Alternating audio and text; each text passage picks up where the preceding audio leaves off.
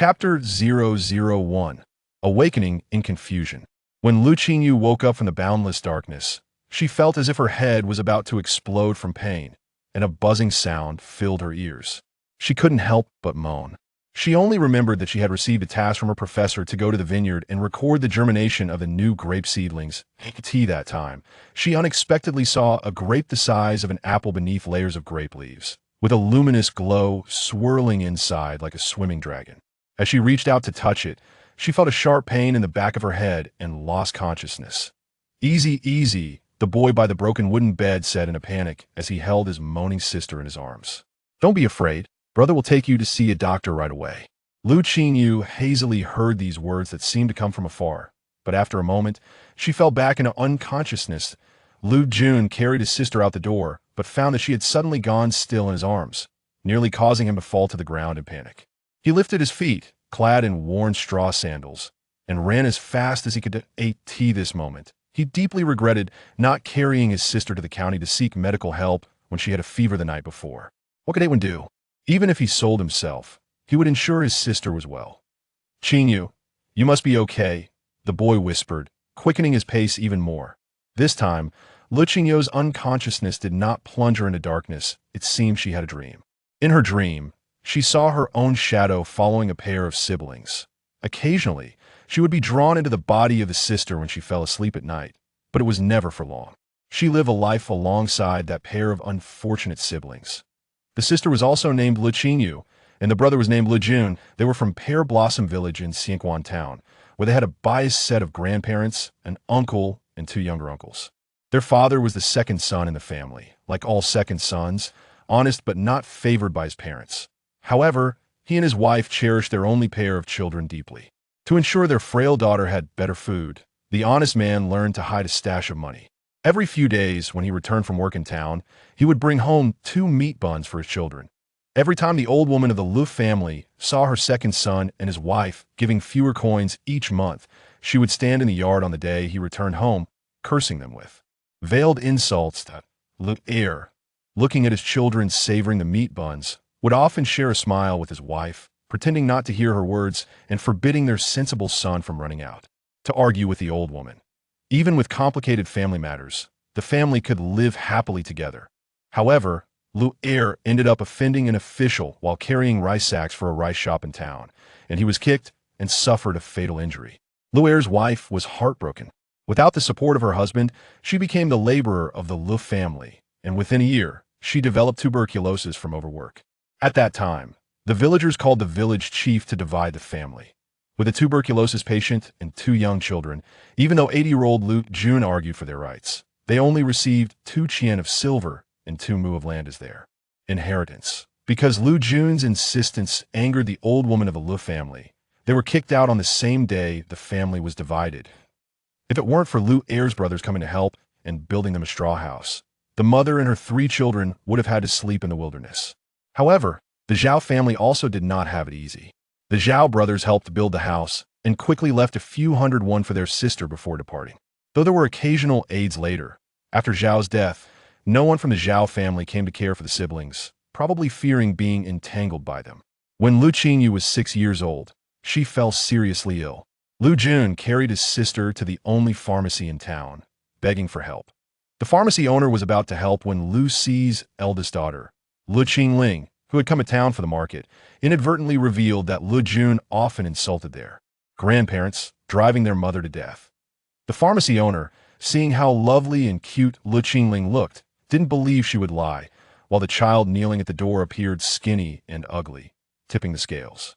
In Lu Qingling's favor, Lu Qingling innocently added, "Does cousin really not have a single coin? I saw you buying meat buns yesterday, but now that Qingyou is sick, you come begging at the pharmacy door to force the owner to help you?" Upon hearing this, the pharmacy owner angrily ordered the assistant to chase them away. The onlookers did not criticize Lu Qingling. Instead, they accused Lu Jun, saying he looked like a crafty trickster. Lu Jun tried to argue several times, but was pushed deeper into a pit by Lu Qingling's naive words. As he saw the crowd jeering without anyone helping, he had no choice but to grit his teeth and carry his sister to the mountain behind Xianquan County to seek help from the monk at The temple there, Lu Qingyou ultimately regained her life, but was left somewhat dazed from the prolonged fever.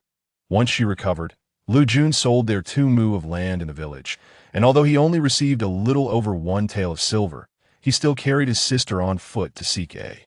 Living hundreds of miles away in the capital, the hardships along the way need not be mentioned. Eventually, Lu Jun was chosen as a guard by the Guangya Marquis house, which was recruiting at the time. 6 months later, using his salary and some borrowed silver, he bought a small courtyard on the street behind the Marquis house and settled his sister there with a little maid. Lu Jun planned to dedicate his life to the Marquis house, as it would at least provide them with some leverage. When his sister married in the future, having an older brother serving as a guard in the Guangya Marquis house would surely deter anyone from bullying her. However, at that moment, Lu Qingling reappeared. She turned out to be the benefactor of the young Marquis of Guangya, and the two were about to get engaged. The entire Lu family would soon move to the capital, and Lu Chong from the old branch of the Lu family and Lu Yu from the 4th branch both passed the imperial examination that year. Truly a glorious affair. Watching these people who once fed on their blood live more and more splendidly, Lu Jun felt an intense sense of injustice rise within him. However, he knew he was still no match for the Lu family members who had climbed up the Guangya Marquis house, just as he had been 10 years ago. Moreover, at this point, he only wished for his sister to have a peaceful and smooth life, so he advised himself in his heart to forget that hatred. But a month later, Lu Jun became the scapegoat for betraying Lu Qingling's route and causing her to encounter a noble lady who hired an assassin to kill her. Although Lu Qingling was rescued without a scratch, Lu Jun was still punished with 30 lashes and expelled from the house. That very night, he succumbed to his injuries. With her only dependable brother gone, Lu Qingyou's future life was unimaginable. Less than a month after Lu Jun's death, she was deceived by the maid Ling Long, whom she had always trusted, and sold to a brothel. Lu Qingyou had been physically weak since childhood. Even after Lu Jun did his utmost to nurture her, she still fell short of normal health on the way to the brothel. She suffered various hardships and perished before reaching the so-called new home. Lu Qingyou had always followed the 2 siblings, and now, watching another girl named Lu Qingyou, who was only 17, being discarded at a mass grave, she suddenly felt it was absurd.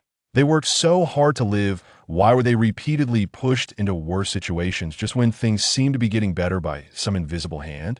She squatted beside the other Lu Qingyou, staring at her ashen face, unable to comprehend.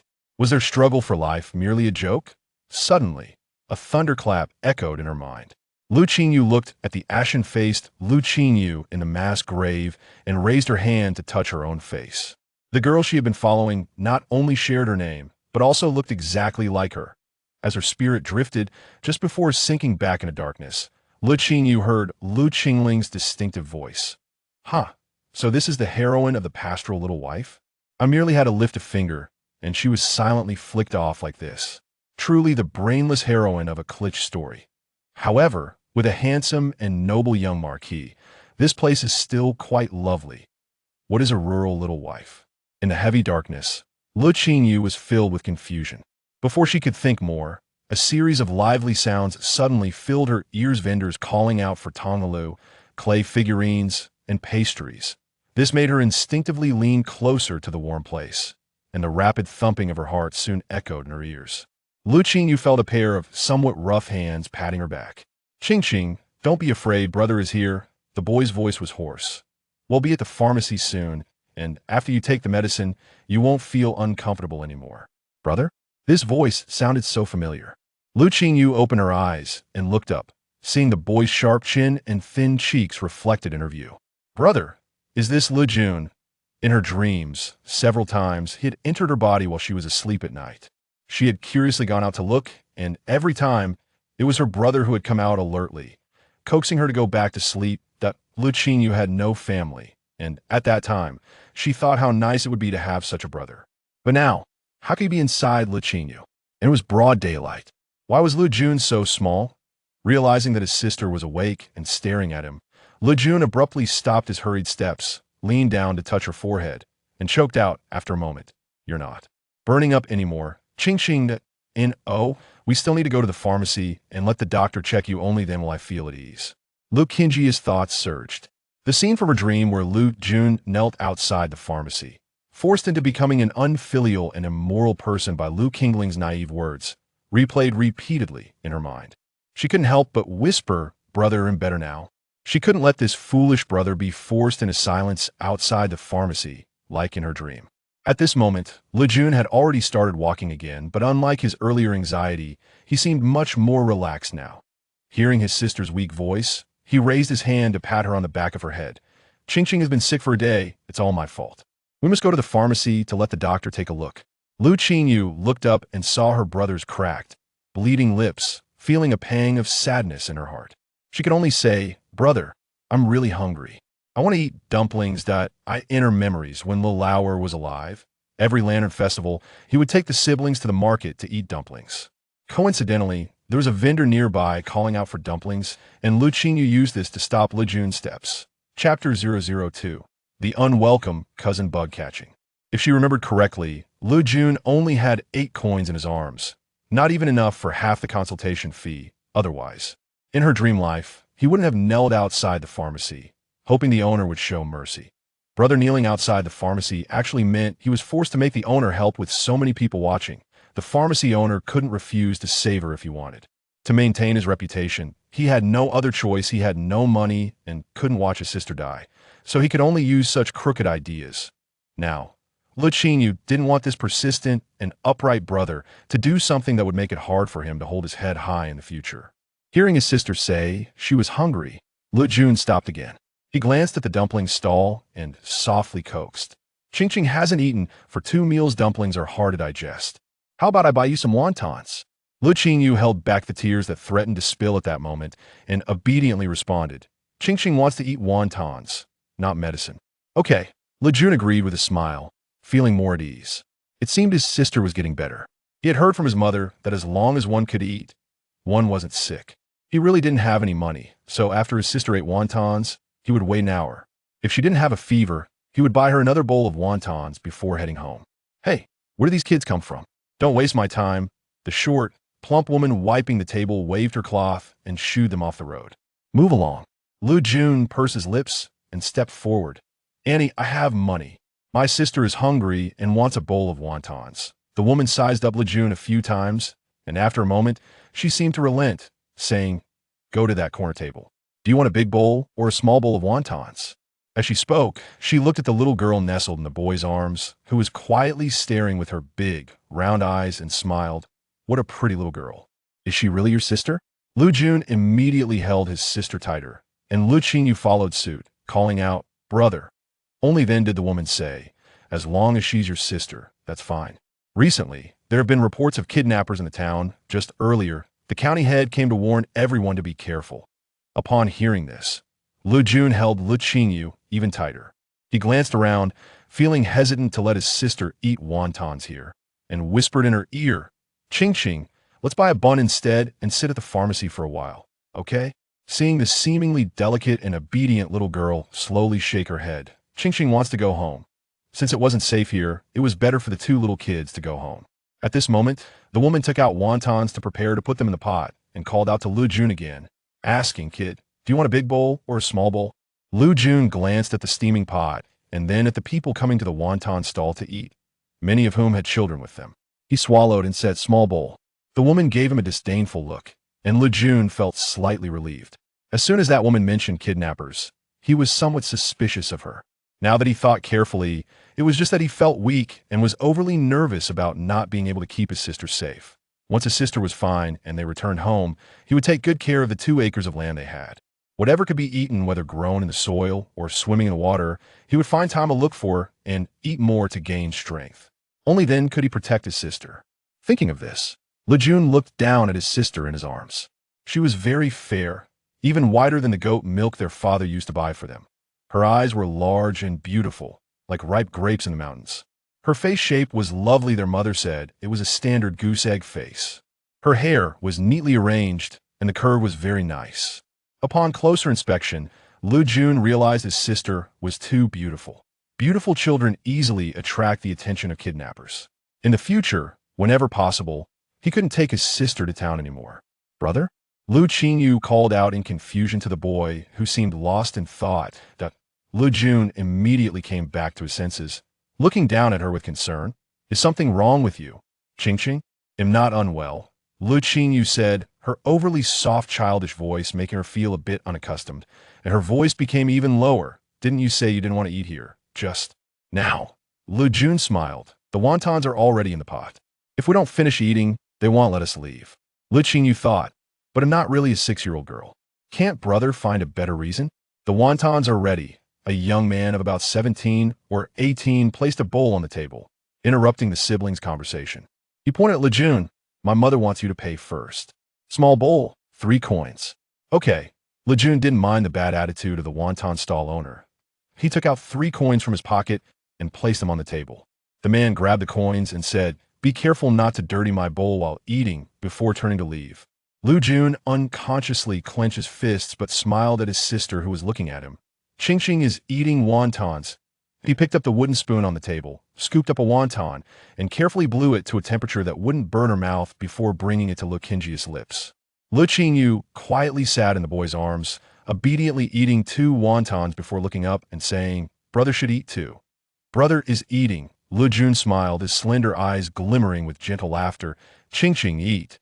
Just as he finished speaking, a clear voice chimed in. Third cousin? What are you and your little cousin doing in town? Le Qingling bounced over from somewhere, her watered floral dress making her look as cute as a pink dumpling. The 2 buns on her head were styled symmetrically and beautifully, making her overall appearance quite charming. She stopped 2 steps away, leaned forward with her hands behind her back to look at Le Qingyou in Le Jun's arms, and playfully poked her face. Little cousin, you're being naughty. Again, clinging to third cousin? Shame on you. You're so big now, but still want your brother to carry you. Qingqing is sick. Le Jun frowned slightly, subtly blocking his sister. Although he disliked what his cousin said, he still expressed concern, lingering, why are you running around the town all by yourself? Did you come with an adult? My dad is buying rouge for my mom at that grocery store over there. Le Qingling smiled and pointed to a shop down the road, her eyes filled with pride as she glanced at the 2 holes in Lu Jun's knee. She couldn't help but wonder how someone so shabby could possibly become a top scholar in both literature and martial arts in the future. And then there was the female lead, Le Qingyou. With a hint of disdain, her gaze fell on the little girl nestled in the shabby arms. Lu Qingling swore she had looked at this little girl with a fair and objective eye, but the girl's looks were nowhere near as appealing as her own namesake from her previous life. How did someone like this manage to capture the heart of the beloved young lord cherished by countless readers? Did she have a built-in Mary Sue halo? Lu Qingling smiled even brighter and asked with concern, Qingqing is sick. Third cousin, why don't you take her to the pharmacy to see a doctor instead of giving her these greasy wontons? Chapter 003. The thoughts of my cousin in that moment. Le Qingyou felt extremely disgusted by the frowning little girl who was full of concern. Why hadn't her brother taken her to the medicine shop? How could they run into Lu Qingling here? It was one thing to encounter her, but why was she still acting like she did in the dream, deliberately making her brother uncomfortable? Why was she targeting Lu Qingyou and Le Jun?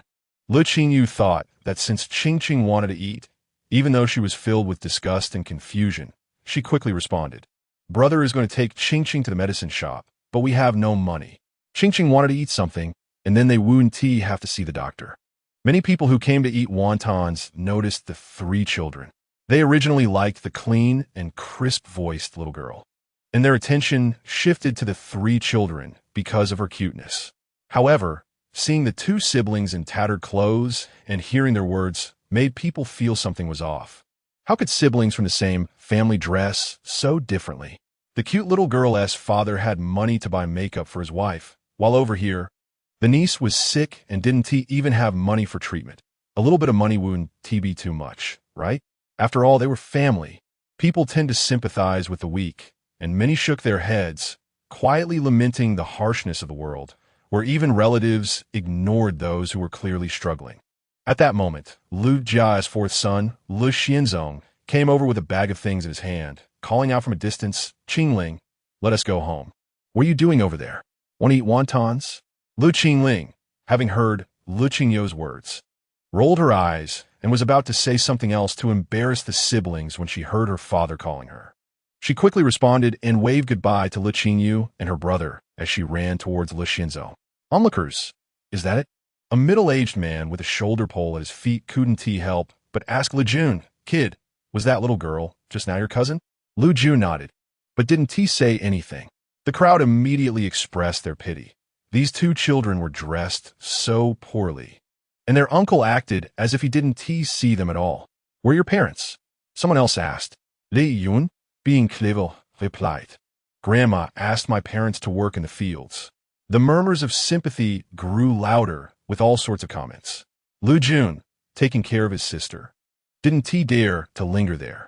After what had just happened, he knew that many people had noticed them, and if there happened to be any kidnappers among them, he and his sister would be in danger. Lu Jun urged Le Qingyou to eat quickly, but Le Qingyou shook her head, refusing. Left with no choice, Lu Jun wrapped the wontons in his sister's handkerchief, and for the last two that couldn't be wrapped, he stuffed them into his mouth. After finishing the bowl of wonton soup, Le Jun put down the bowl, picked up his sister, and tried to leave the wonton stall as calmly as possible. Meanwhile, Lu Xianzong held his daughter's hand and asked her, were those two kids you were talking to just now Le Jun and Qingqing? Le Qingyou nodded. Looking innocent and pure. Daddy, do you have any money? I want to give it to third cousin. Little cousin is sick, and he have money to take her to the doctor. Silly girl, Le Xianzong patted his daughter's head. If she is really sick, would he go eat wontons? Don't talk to him anymore. He'll just sweet-talk you into giving him your things. Those two little brats. I don't know where they got money from. With their parents gone, they don't even think to save up. If they have money, they run to town to enjoy themselves. Let us see how they live in the future. As he spoke, he emphasized to his daughter again. Don't associate with them anymore, got it? Got it, Lu Qingling said, lowering her head, feeling a bit sad, but third cousin and little cousin are so pitiful. Third cousin's pants have so many big holes. All right, Xianzong laughed to comfort his daughter. When we get home, I'll have your mother give them your brother's old pants. However, he had no intention of mentioning it to his wife. But remember, they're in this situation because they brought it upon themselves. If your second uncle had honestly stayed home and farmed instead of sneaking out to carry sack for the rice shop to save some pocket money, how could he have run into trouble with the constable and ended up dead? It's fine to feel a bit sorry for them, but you can't get too close. Lu Qingling nodded vigorously. I remember, Daddy, but in her heart she smiled proudly. At the time, she had merely recalled the plot from the book The Little Wife in the Countryside and had inadvertently revealed that information to her second uncle through her father. The biggest rice shop in the county was hiring, and he had rushed over. Wasn't he it deserved that he encountered the county's most hot-tempered constable and got kicked? Lu Qingling didn't he expect that this cheap second uncle would be so easily kicked to death. When she heard the news, she felt no guilt or unease at all, because aside from her kind grandparents, parents, and two brothers, everyone else was just a fictional character in a book to her. On the contrary, every time she thought about the life that Lu Qingyou and Lu Jun would have after their second uncle's death, Lu Qingling felt very relaxed and happy. With a simple sentence, she had cut off Lu Qingyou's carefree childhood support. What could that mean? It meant that the time-traveling deity had allowed her to be reborn in the body of the character with the same name as hers in The Little Wife in the Countryside after her previous life ended, enabling her to reverse her fate and reach the pinnacle of her life. Although the deaths of her second uncle and aunt would inevitably change the fates of Lu Jun and Lu Qingyou, leading to future developments that might not follow the plot of the book she had read, Lu Qingling was not worried. Lu Jun and Lu Qingyou, who lost their parents at such a young age, were just two lost puppies, without their second uncle, who would have become a small landlord. How could Lu Jun still aim to be a top scholar? How could Lu Qingyou still think of being a lady who doesn't touch the spring water? It would be good enough if they could grow up without starving. In the book, the young lord liked the delicate and ethereal Lu Qingyou, who was well protected by her family and untouched by the mundane world. Now, this earthy girl who couldn't even fill her stomach wouldn't attract his attention. The more Lu Qingling thought about it, the more she felt that leading her second uncle to the rice shop to carry rice bags was the best decision she had ever made. She believed even more that heaven was on her side. Otherwise, things wouldn't have gone so smoothly. Thinking about these matters, Lu Qingling happily hummed a tune. She wanted to be the rich and beautiful girl in the ancient village, then marry the quirky yet doting young lord, and have a transcendent romance across time and space. Those who had deliberately isolated her in her past life, If they knew about her fortunate encounters, wouldn't they be furious? As common folk, today she was truly happy. And with a proud tone, Le Qingyou sang out loud. Holding her hand, Le Qingyou smiled and asked, "Daughter, why are you so happy?" Chapter 004. The stray dog blocking the road. Le Qingyou felt a chill in her heart. Fortunately, Le Lousy did not ask her how she could sing this tune. She quickly put on an innocent expression, looking up at her father. "I like the cloth you bought for me. I want to ask Mother to make me a beautiful long dress when we get home." Ah, before she could finish, Le Qingyou suddenly screamed, her piercing voice carrying over a mile to the travelers ahead. A stray dog crawled out from the reeds in the ditch by the roadside, wagging its tail in a friendly manner towards Le Lousy and his daughter. Le Lousy hurriedly picked up his frightened daughter and kicked at the dog. However, the clever stray dog swiftly dodged Le Lousy's kick, growling softly at him before quickly disappearing back into the reeds. Father drove the dog away. "I'm not afraid," Le Lousy comforted while patting his daughter's back. Le Qingyou covered her eyes with her hands, too scared to look, but in reality, she was just disgusted by the mangy dog that was shedding fur from its head and back. Le Lousy truly believed his daughter was frightened, so he didn't put her down until they had walked over 2 miles. Only when he could no longer carry her did he coax her to walk on her own. Lu Jun watched as a nearly dog-sized stray suddenly appeared in front of him. He quickly set his younger sister down and grabbed a clod of dirt from the roadside, bending down to protect her behind him while glaring fiercely at the large dog. It seemed like he was ready to fight if the dog lunged at them. Le Qingyou, who was only 6 years old and almost half the height of her brother, was shielded by his back and couldn't see anything in front of her. Just a moment ago, when her brother set her down, Le Qingyou caught a glimpse of how big the dog was. She and the small boy in front of her were both thin and small, and she feared that even one meal would not be enough for the dog.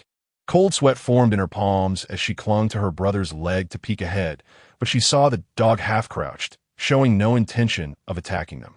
In that moment when she peeked out, the dog even lowered its ears and wagged its tail. "Brother, Le Qingyou talked to Le Yunis coat. This doesn't look like a wild dog. Could it be that it smells the wontons we brought and wants to eat?" Lu Jun suddenly remembered the handkerchief of wontons that he had asked his sister to carry. He quickly grabbed it from her, worried that the starving dog might pounce on his sister for the food, although he felt sorry for the 7 or 8 wontons. Lu Jun swiftly unwrapped the handkerchief and tossed one dried wonton in front of Stray Dog. The dog sniffed the wonton, saliva dripping onto the ground, but did not eat it. Lu Jun, who had intended to take his sister away while the dog was busy eating, was dumbfounded. At that moment, the dog let out a low growl from its throat and raised its front paw towards Le Qingyou before placing it back on the ground, extending its head and resting it on the ground, looking at her with its moist eyes. Does it need something? Le Qingyou was charmed by its large, pitiful appearance. During her graduate studies at Central Agricultural University, she had helped a professor plan a farm for a wealthy man in the capital, where she had interacted with various types of dogs. At that time, it was those dogs that could express emotions that won her over, prompting her to borrow several books on pets from the university's library for research. One of those books discussed the meanings of various body movements of dogs.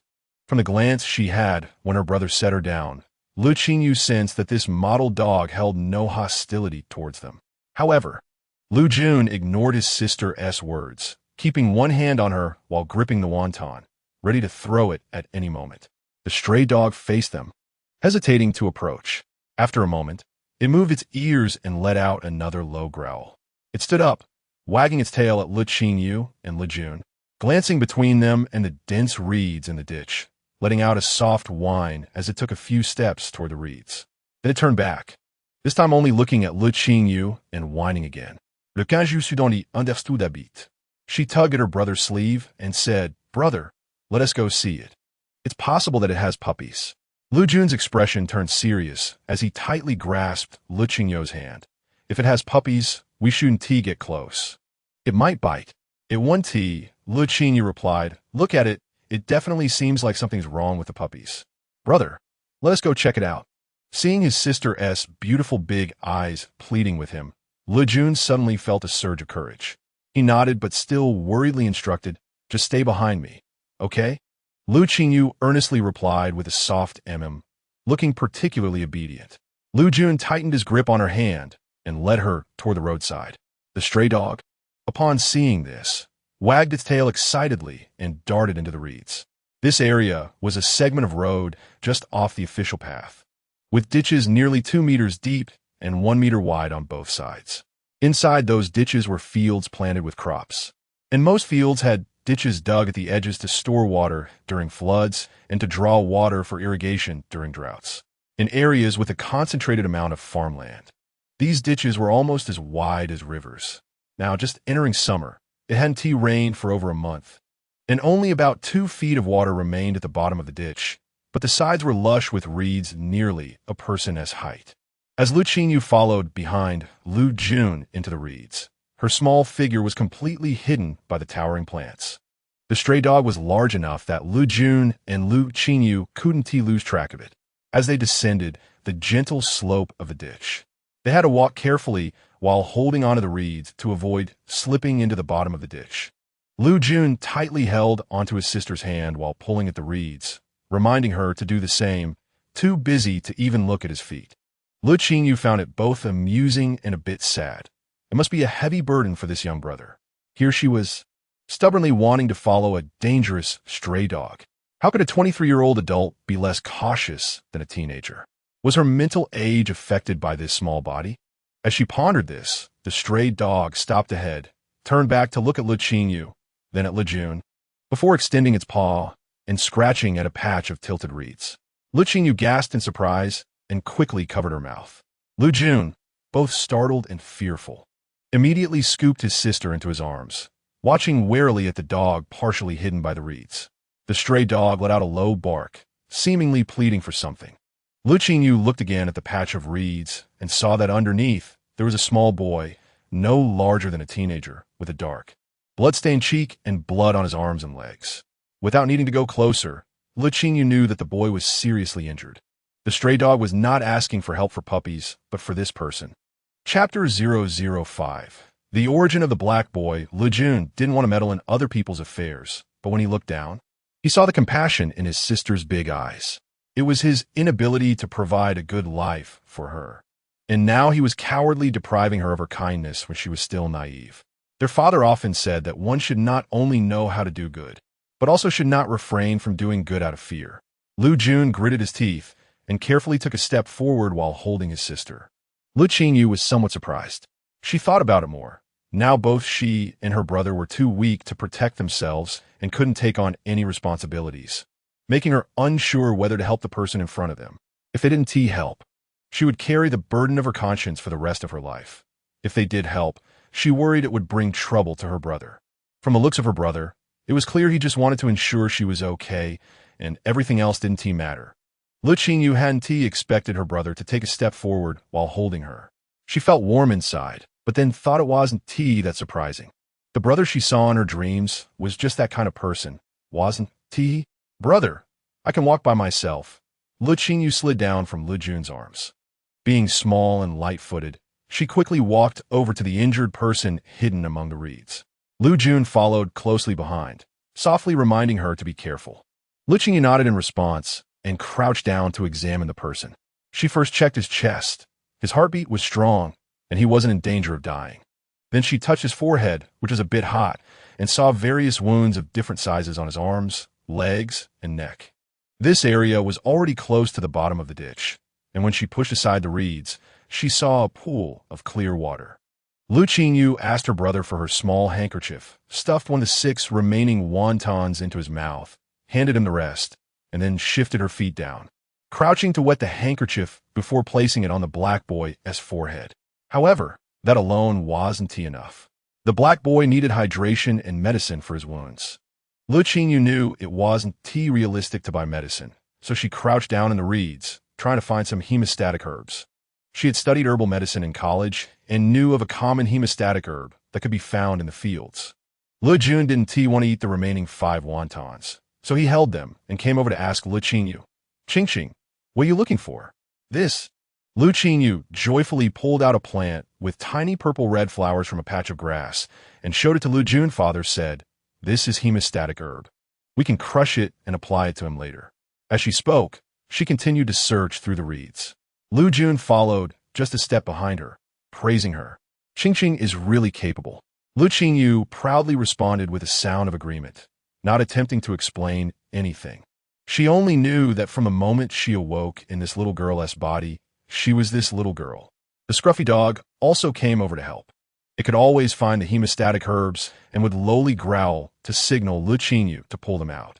Lu Jun couldn't let his sister do all the work while he watched. So he placed the 5 wontons on a clean reed leaf and went to help Lu Qingyou pull the herbs. After watching the scruffy dog run several yards away and then easily jump to the opposite bank of the ditch, he quietly said to Lu Qingyou, "This dog is really smart." Lu Qingyou detected the envy in her brother's voice and laughed. "Let us raise one in the future and train it. When it grows up, it will be smart too." Her voice was soft and sweet, pretending to be mature to comfort him. Lu Jun couldn't help but smile and nodded. Qingqing is right. Lu Qingyou looked at the hemostatic herbs they found and said, "That should be enough. Let us go apply medicine to that person." She turned to call the scruffy dog back and noticed a few goji berry plants growing among the reeds on the sunny slope. Though they looked a bit lackluster due to the reeds competing for nutrients and sunlight, the small goji berries were tightly clustered together, looking very promising. Lu Qingyou hurriedly gestured and spoke to the scruffy dog. "Dig out those goji berries for your owner to eat. They're very good." The scruffy dog moved its ears, glanced at Lu Qingyou, and upon seeing her nod, it pointed at the thorny plant and began to dig up the goji berries with its paws. In less than 5 minutes, the scruffy dog brought the goji berries to Lu Qingyou, wagging its tail as if seeking praise. "You're amazing." Lu Qingyou patted its head and took the goji berries. After picking 2, she crouched down and stuffed them into the black boy's mouth, thinking it was important to hydrate him a bit. After putting the goji berries in, she suddenly remembered he was unconscious and couldn't chew. After thinking for a moment, Lu Qingyou crushed the berries and pressed them into his mouth. Lu Jun crouched beside her, watching with a twitch at the corner of his mouth. But there was no better solution, was there? After feeding him a few goji berries, Lu Qingyou looked at the hemostatic herbs that her brother had cleaned and picked up a piece of broken tile she found while looking for medicine in the reeds. She cleaned it up and asked her brother to help her break 2 reed stalks, and together they began to crush the hemostatic herbs. Seeing his sister struggling to hold the reed stalks, Lu Jun reached out and took them from her, saying, "You can change the wet cloth on the black boy's head, and I'll handle the medicine."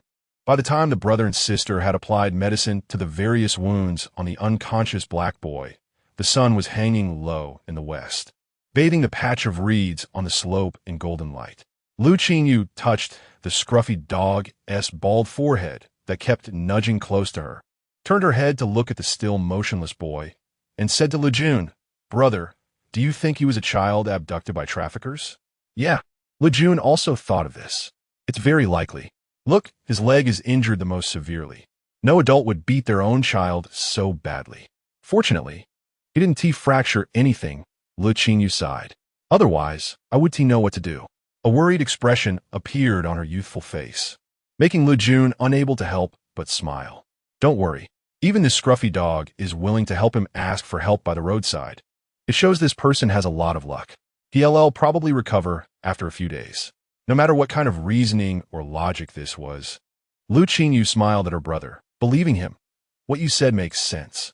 At that moment, the scruffy dog suddenly perked up its ears and lay low in the reeds, watching outside without making a sound. Seeing this, Lu Qingyou quickly fell silent. Lu Jun's face turned serious as he held his breath, looking towards the roadside by the ditch. Several footsteps gradually approached and then stopped not far from their straight-line distance. The scruffy dog was on high alert, ready to spring into action. Lu Qingyou hurriedly pressed down on its head, petting it. We searched everywhere. Where could that kid have run off to? A voice broke the silence, filled with malice. "If I had known he would run away, I should have chopped him up when I caught him. I would send back his ears, hands, and head in separate packages. I wouldn't believe that woman, who doesn't even dare to show her face. Would give me a few more boxes of silver. Now look, I didn't catch the big fish, and this little fish has slipped away." Chapter 006. Returning home at night. "All right, old 8, stop rambling," another voice said. "Go check the 2 nearest villages over there, and then leave. The upper management is strict. Don't get caught. Old 8 grunted in response, and another voice said, "Third brother, is it a noble's child that got kidnapped? It has nothing to do with us, right?" "No," third brother's voice replied firmly. "We've been doing this for over 10 years. Can't we tell the difference between a rich kid and a noble kid? Wealthy families have a lot of shady dealings. We only take the rich ones, but the nobles we must not touch. All right, let us go. Old 8, when you get to the village, put away that fierce look on your face." "I know," Old 8 replied, shaking himself, fastening his belt, and turning to follow. Lu Jun then released the hand covering his sister's ears. He hadn't expected those 3 men to urinate by the roadside, nor had he anticipated hearing such a conversation. He wondered if the person they were looking for was the one hidden in the reeds. Although his brother's warm hands were covering her ears, Le Qingyou still caught the gist of the conversation among the 3 men. She glanced at the reeds beside her and met the gaze of a dark young boy, whose eyes were even darker and cold, devoid of any emotion. He showed no reaction when she looked at him. As soon as the 3 men left, Le Qingyou dared not speak. She supported herself on the ground and cautiously leaned towards the dark young boy, reaching out to check his forehead for a fever. To her surprise, her eyes widened. It was cool, and he did not have a fever at all. The dark young boy lowered his eyelashes and turned his gaze away, appearing to reject any approach. Lu Jun noticed his sister's incredulous expression and reached out to check as well. In an instant, the dark young boy tilted his head to the side. The scruffy dog looked on eagerly but smartly lay still without moving. The dark young boy glanced at the scruffy dog, then at Lu Qingyou and Lu Jun, nodding slightly to express his gratitude before closing his eyes again. About 15 minutes later, Lu Qingyou held a handful of picked goji berries and gently tapped the dark young boy's shoulder, whispering, "You should eat some of these goji berries." Earlier, she and her brother had shared the wontons, each having a big handful of goji berries, which made them quite full for the walk home. Now, Lu Qingyou wanted the dark young boy to eat more so he could walk by himself when they took him home. Otherwise, her brother would have to carry him. Lu Qingyou and her brother had already discussed it. Given what those men had said, they needed to leave quickly if they couldn't find the runaway child. However, they couldn't let the dark young boy leave immediately for fear he would be caught by the men who had gone far. So they had to take him home first. As for when the dark young boy could return home, they would have to wait 3 or 4 days before he dared to go to town to ask around. Seeing that the dark young boy showed no interest in the goji berries, Lu Qingyou added, "Don't be fooled by their green color. They're actually very tasty." Lu Jun nodded.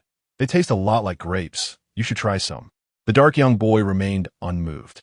Lu Qingyou thought to herself, after being beaten so badly and suffering so much, he couldn't have become withdrawn, could he? With that thought, she pinched a goji berry and tentatively brought it to his lips. The dark young boy didn't even move his lips. Lu Qingyou squeezed the goji berry until the juice seeped through his lips. For a moment, the dark young boy's gaze shifted as he lowered his eyelids again, and Lu Qingyou had no choice but to continue feeding him the goji berries. Lu Jun felt a pang of heartache. His sister was so caring, but why wasn't she taking care of him first? He was annoyed. After feeding the dark young boy that small handful of goji berries, Lu Qingyou finally noticed something was off with her brother. He sat among the reeds looking gloomy as he watched the sun set. She sorted a few goji berries and handed them to Lu Jun. "Brother, do you want to eat some?" Only then did a hint of a smile appear on Lu Jun's face as he took all 5 goji berries from his sister's small hand and tossed them into his mouth, patting her head and saying, "Things picked by Qingqing are the best." And it seemed, whether it was his illusion or not, that his stamina seemed to recover quite quickly after eating. Lu Qingyou thought it was nice that her brother spoiled her so much, and she continued to pick goji berries for him to eat. The 2 of them took turns picking and eating, urging the other to eat as well. Unaware that the dark young boy had cast a glance at them, a fleeting envy flickering in his eyes. As the sun fully disappeared below the horizon, the 3 men from before returned. Lu Qingyou and Lu Jun had been paying attention to passers-by, and when they heard the 3 men walking by cursing, they didn't immediately come out. Lu Jun patted his knees and said in a hushed voice to Lu Qingyou, "Qingqing, take a nap for a bit. We'll head home when the moon comes out." Most of the area was flat, with the highest mountain only a few dozen meters high, extending for only a couple of miles before it cut off, so there were no large animals like wolves. Therefore, Le Jun wasn't afraid of walking at night. He was more afraid of getting caught by those three men. Chapter 007. The wild rabbit. At the beginning of the month, the sky held only a thin crescent moon. Le Jun listened to the chirping of autumn insects around him and gently shook his younger sister, who was still sleeping on his lap. He whispered quietly, "Let us go home and sleep." Le Qingyou opened her eyes to find darkness surrounding her. After a moment of confusion, she remembered her situation. She wiped the drool from the corner of her mouth and realized for the first time that she could be so oblivious. In such a situation, she had actually managed to fall asleep. However, the effect of the sweet nap was quite good. Rubbing her eyes, she immediately felt refreshed. "Brother?" Feeling warmth on her back, Le Qingyou called softly as she looked at Le Jun, who had given her his thin outer coat. "I'm not cold. You only have this one piece of clothing. If you don't wear it, you'll get cold." Le Jun patted his arms and said, "It's fine. Brother.Isn't afraid of the cold. Quickly put on the clothes. You've just recovered from a fever and can't afford to get cold again."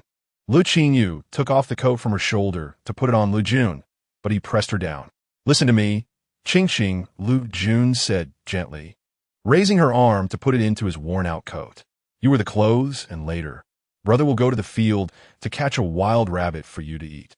Le Qingyou. Nearby, the black-haired boy had quietly sat there since Le Jun woke Le Qingyou.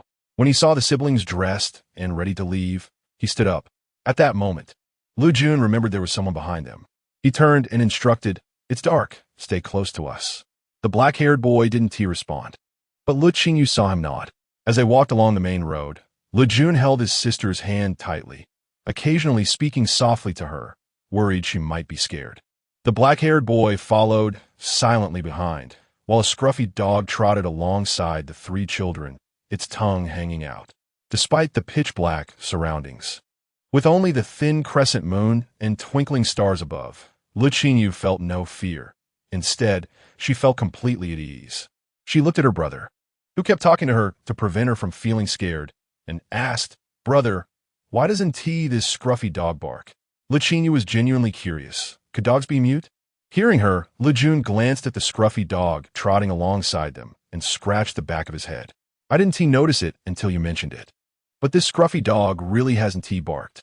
Le Qingyou suppressed a laugh and turned to the black-haired boy, who was a little further behind, asking, "Does your dog not bark?"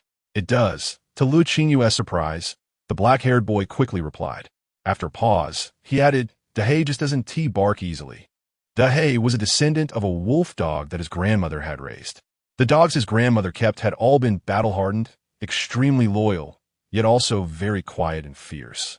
When they detected prey or enemies, they wouldn't bark like ordinary dogs. Instead, they would crouch silently, waiting to pounce, striking swiftly and accurately. And The was the best among those dogs. Since he was 3 years old, The had been by his side. To him, The was no longer just a dog, but a close companion. Now, it had even saved his life. After saying that, the black-haired boy fell silent again. Le Qingyou didn't mind and turned back to continue talking with her brother. She felt her little brother worked too hard, having to take care of her health and worry about whether she would be scared, making small talk to comfort her. She thought she should say a few more words. Le Jun was indeed very happy. His sister was so lively, which meant she must have fully recovered. He needed to take good care of her from now on and not let her get sick again. After passing a village, they came across fields again, where the croaking of frogs occasionally sounded from the ditches. Le Jun stopped and said to the black-haired boy beside him, "Keep an eye on my sister. I'm going to catch that rabbit that just jumped over." They had been walking for 4 or 5 miles, and they had encountered 2 rabbits that suddenly jumped from the fields to the road. The first one startled Le Qingyou, so Le Jun didn't have time to catch it, and he missed the second one as well. This time, Le Jun was determined to catch it. The black-haired boy stepped forward and took Le Qingyou's hand. Before she could say anything, she felt a warm palm enveloping hers. She turned in surprise to look at the black-haired boy. Her eyes had already adapted to the darkness, and although it was blurry, Le Qingyou still noticed a hint of awkwardness on the black-haired boy's face. He cleared his throat stiffly and said, "Your brother will be back soon. Seemingly aware that the little girl was staring at him, the black-haired boy added, "I'll let Dahe help your brother catch the rabbit." Lu Jun had already taken a few steps away. Hearing the boy comforting his sister, he was quite pleased. When he heard this, he turned back and said, "Let Dahe stay by your side. I'll come back once I catch the rabbit."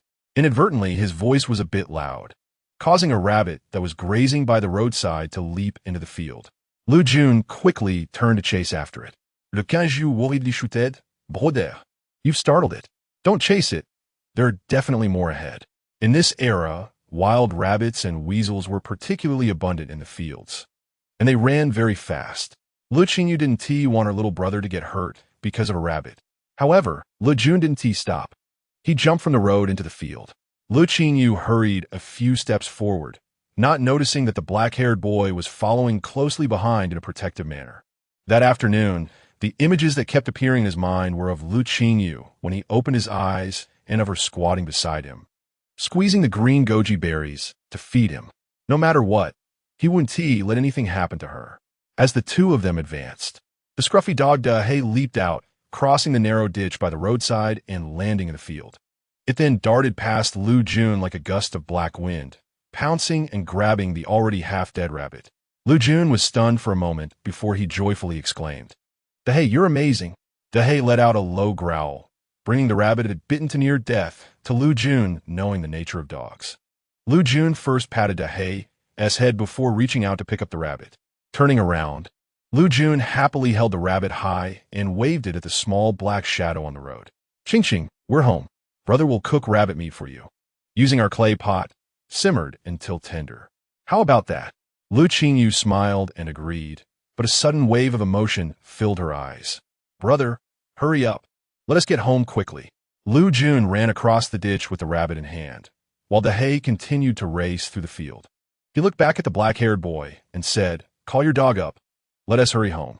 Chapter 008 Shadows in the Night. Catching bugs. It was pitch dark, and if they encountered anyone from the nearby village out to catch weasels, it wouldn't be good for the three children.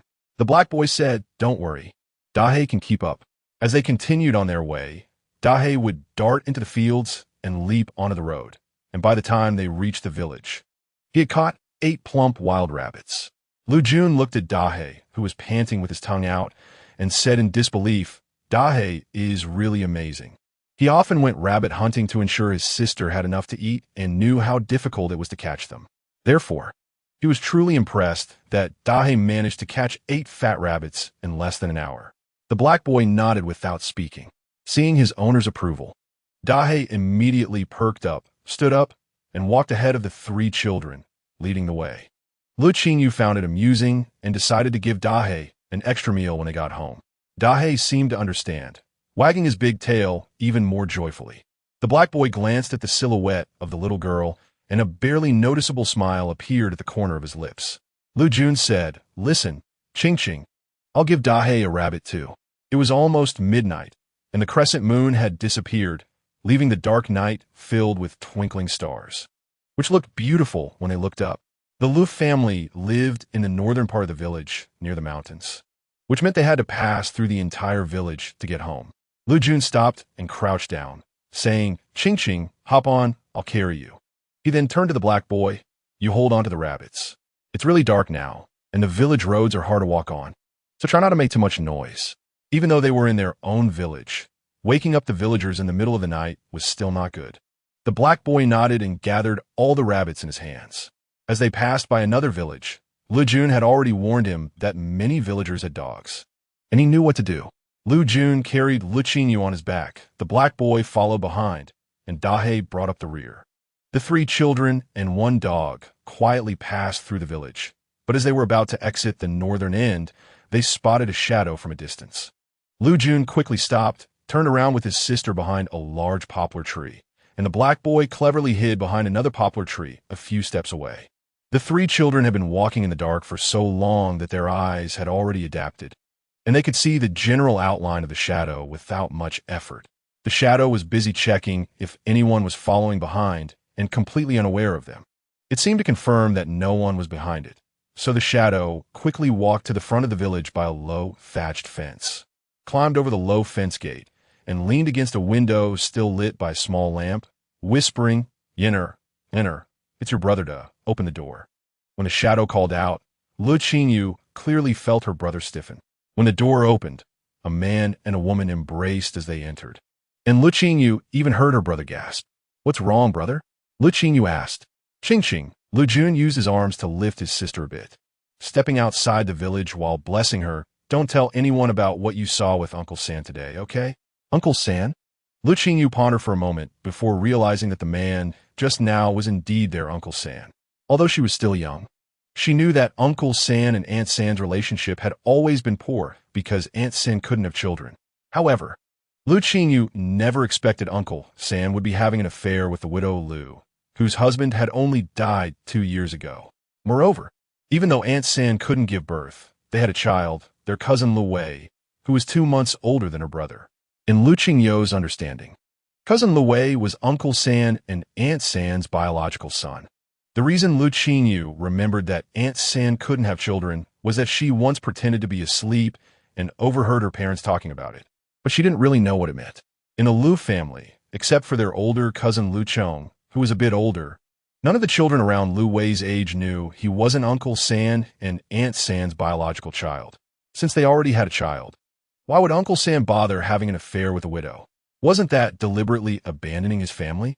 Feeling that his sister was unusually quiet on his back, Lu Jun jostled her gently and whispered, Ching, are you scared?" "No." Lu Qingyou shook her head, pointing to a dark shadow ahead. "Brother, we're home." "Yes. When we get home, we'll have rabbit meat," Lu Jun said, feeling the tension ease as he saw their home in the night. His steps became lighter. It wasn't until they entered the house that the siblings remembered they had forgotten about someone since they left the village. Turning around, they saw that the black boy had also followed them inside, and both Lu Qingyou and Lu Jun sighed in relief. Lu Qingyou got off her brother's back and hurriedly took off the coat her brother had given her, tiptoeing to put it on him. Now that they were home, Lu Jun no longer insisted and squatted down to let his sister dress him. He then stood up to open the door tied with straw rope and took out another coat for his sister. Meanwhile, the black boy was throwing the half-dead rabbits in front of the mangy dog to eat. "Hey," Lu Qingyou called out to him, "what's your name?"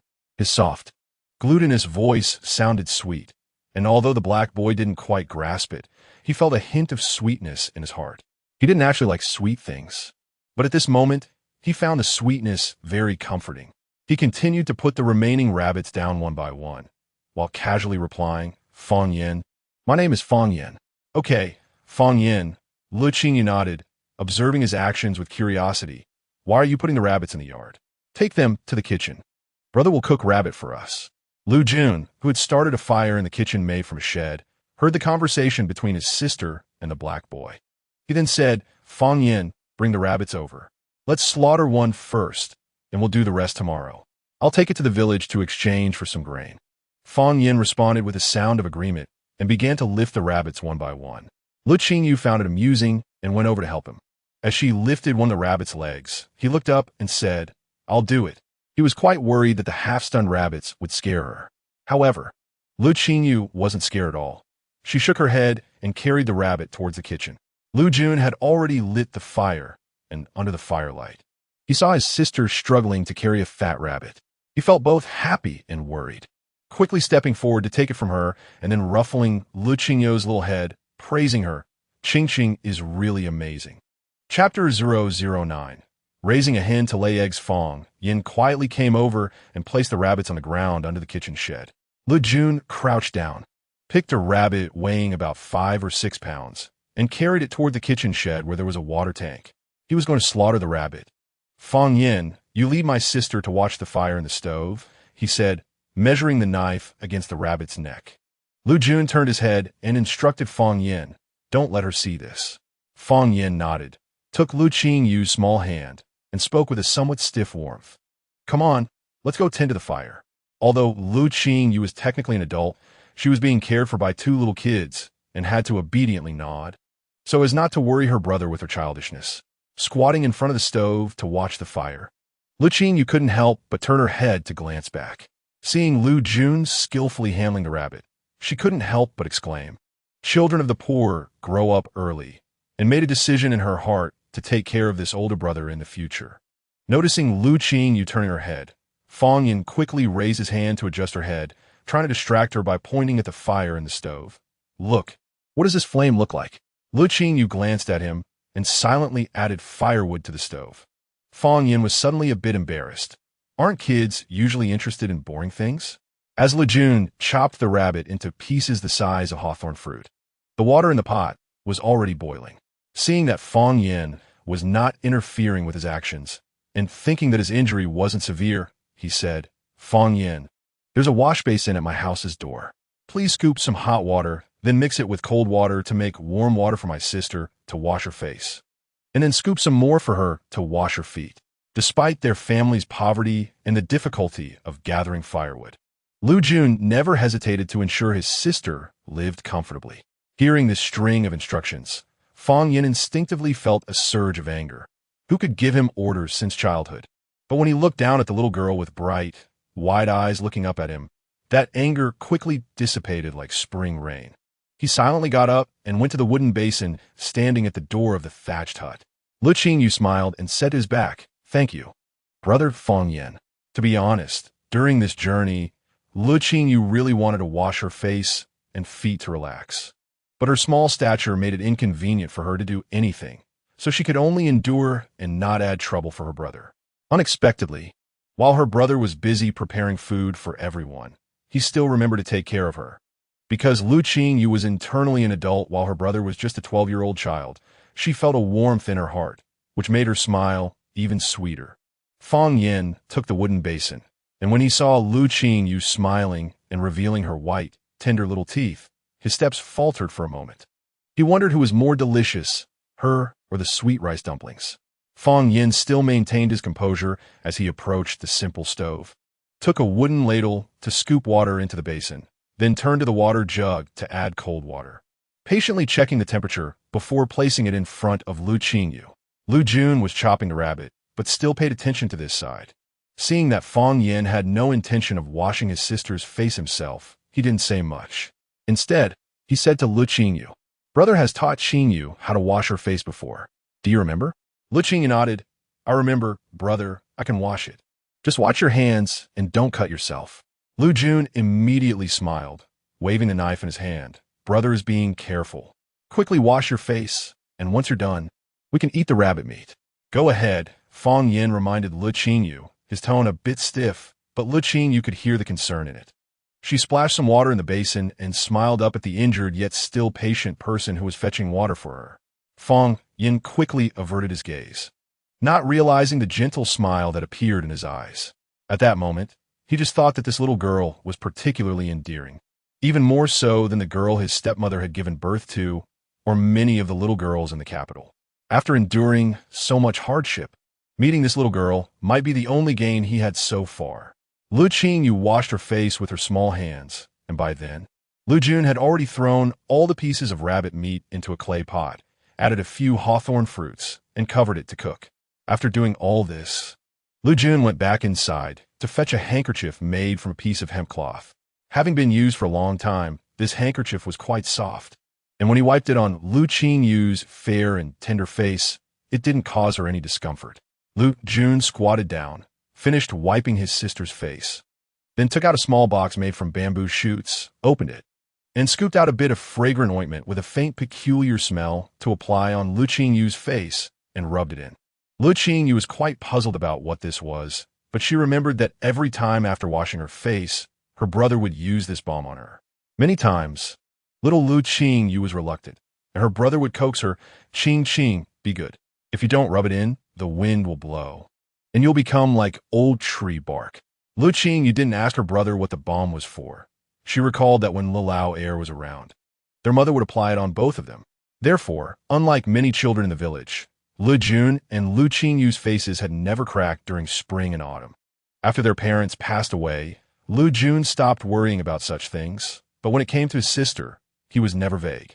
This box of fragrant balm was something he had exchanged at the town shop after gathering firewood all winter, and every morning after washing her face. He would scoop a bit for her to rub in. Lu Qingyou looked down at the bamboo box, noticing that the balm was almost used up. Even though Lu Jun was frugal with it, it had been over half a year and it was bound to run out. Lu Qingyou sighed inwardly. This small box of low-quality balm, with a strange smell, contained her brother's labor from an entire winter. The thought of using her knowledge and skills to make this family no longer so difficult became stronger again. As for becoming wealthy, Le Qingyou didn't dare to think about it now. It wasn't that she lacked the ability, but with just her and her brother being children, the more good things they had, the more difficult life would likely become. For now, as long as they could improve their living conditions, that would be enough. Everything else could wait until her brother grew up. What are you thinking about, Qing? Lu Jun's voice pulled Le Qingyou back from her thoughts. She then realized that her brother had already taken off her little shoes and was soaking her feet in warm water. Looking at the wooden basin that served as both a wash basin and foot bath, Le Qingyou couldn't help but twitch her lips. But she felt no disdain in her heart. Because of her earlier thoughts, she smiled at Le Jun and said, "Brother, let's trade the rabbit for a little hen with grandma.Do in the village tomorrow." Le Jun looked down as he washed her feet and smiled. "Are you craving chicken meat, Qing? Then I'll go find grandma.Do to trade for it early tomorrow." "No." Le Qingyou quickly waved her hand. "Let's raise a little hen, and then we can have eggs every day." Although her thoughts were quite mature, Le Qingyou could only express her ideas in simple, innocent words. She didn't realize that her serious demeanor, while speaking in a mature tone, made Le Jun feel both heartache and amusement. "All right, let's raise chickens and then eat eggs every day," Le Jun laughed. Knowing that raising chickens to collect eggs was a good way to provide his sister with supplementary food and increase the family's income. However, they were too poor to raise them properly. Moreover, he was busy every day gathering food for the two of them and taking care of his sister. So when would he have time to feed the chickens? He thought it would be better to let the chickens run into the mountains. Within 2 days, they would likely be caught and eaten by those village kids who liked to bully them. With all these concerns, Le Jun thought it would be best to keep the chickens at home as long as possible. If they starved to death, it would be just right to stew them for his sister. Just as she was thinking about how to raise more chickens from one, and going up the mountain to find suitable silage grass, she had no idea that the brother washing her feet across from her was actually thinking about how to stew that chicken destined to starve to death for his sister, or to roast it wrapped in mud. Chapter 010. The couple's quarrel bored as he sat aside, watching the big black dog eat the rabbit. Fang Yin listened to the conversation between the two siblings and thought to himself that in a few days, when his injuries healed, he would go into the mountains to catch a few female mountain chickens to raise with the little girl. Having raised many pets, he was quite experienced. A small animal was often difficult to care for. Le Qingyou washed her feet and urged her brother to wash his. Only after watching him finish did she prompt Fang Yin to do the same. Fang Yin felt quite displeased that the little girl had only just noticed him again after a long time. But he also understood that he was just a stranger, and the siblings were naturally closer to each other. However, during the time he sat alone, he developed a thought. He wanted the little girl, whom he wished to see first thing in the afternoon, to regard him as importantly as she did her brother. He came from a wealthy background, and many people valued even a single word from him as if it were a matter of life and death. But this was the first time he yearned to be seen as an important family member by someone. Suddenly, Fang Yin didn't want to leave. He wanted to stay in this poor thatched house. The three of them tidied up in turn, and the pot with the rabbit inside began to emanate a delicious meat aroma. Even Fang Yin, who was never short of exquisite food, couldn't help but swallow. Lu Jun brought out 3 rough, large porcelain bowls, 2 of which had small chips on the rims. After serving the meat into the bowls, he placed the intact bowl in front of Le Qingyou and then said to Fang Yin, "You can take yours yourself." Fang Yin said nothing, got up to serve himself some meat, found some chopsticks, and sat down to eat slowly. Le Qingyou noticed that he maintained good table manners even in a rather awkward state, and guessed that he must be a young master from a wealthy family. She thought that they wouldn't need to look for him. In a few days, his family would surely come to find him. A child of this age, no matter the reason, could not be overlooked by their family if they were taken away by traffickers. At that time, if the Fang family wanted to give a thank you gift, she and her brother would only need to ask for some food supplies, Le Qingyou thought with a smile. But it was just a fleeting thought. When she decided to save Fang Yin that afternoon, she hadn't really thought about any thank you gift. However, if there was one, the siblings had to handle it well. After putting a piece of rabbit meat into her mouth, Le Qingyou felt content. Although the rabbit meat was only salty, it was incredibly tender and had a unique flavor. Is it good? Lu Jun asked with a smile when he saw his sister holding the bowl, her big, black, grape-like eyes squinting after taking a bite of rabbit meat. Le Qingyou nodded, looking at Lu Jun. The rabbit meat is delicious, brother. Fang Yan, who was sitting beside them, quietly eating, glanced over and felt a bit uncomfortable. The rabbit meat he had thought was quite tasty suddenly didn't seem so appealing anymore. We still have 6 rabbits left. Let us take out 4 to trade for grain and some little hens, and keep the remaining 2 for you to cook slowly for Qingqing. How about that? Lu Jun asked, wiping his sister's mouth. Le Qingyou thought for a moment and replied, okay. The 2 siblings exchanged smiles and continued eating. Le Qingyou. But now it was getting late. Although Lu Jun felt sorry for his sister, he didn't dare let her eat too much. He tossed the remaining pieces from her bowl to the big black dog that was squatting beside them watching them eat. A rabbit weighing 5 or 6 pounds was enough for the 3 of them to be full, with more than half left over. Lu Jun tied the pot with a rope and hung it on the wall of the house before carrying Le Qingyou to bed. The Lu family only had a wooden plank bed in the house. Lu Jun placed his sister on the bed, took off his outer clothing and tucked it under the covers, then said to Fang Yan at the door, you can sleep here tonight too. Fang Yan thanked him and came over. Lu Jun gave Fang Yan another quilt that would only be used in winter, then lay down with his sister. And they both fell asleep until the next morning when it was just getting light. Lu Jun opened his eyes, shook off the remaining sleepiness, and looked down to see his sister still sleeping soundly. He carefully withdrew his arm, moved quietly to put on his outer clothing, and got out of bed. On the other side, Fang Yan, who had been sleeping at the other end, also woke up when Lu Jun sat up. At first, he was quite alert, thinking about how he had escaped from the trafficker's den and had been rescued and brought home by a pair of siblings, which made him relax. Lu Jun went out to find some grass rope to tie up the 4 rabbits. Before leaving, he returned to the bed and gently patted Fang Yan, who was sleeping on his side. Fang Yan sat up and whispered, "What's the matter?" Lu Jun kept his voice low. "Look after my sister. When she wakes up, you coax her to go outside to pee." He waved his hand again. "I'll be back soon. Just keep an eye on her. Don't let her cry. If she asks for me, tell her I went to the village to trade for grain." "Got it," Fang Yan replied stiffly.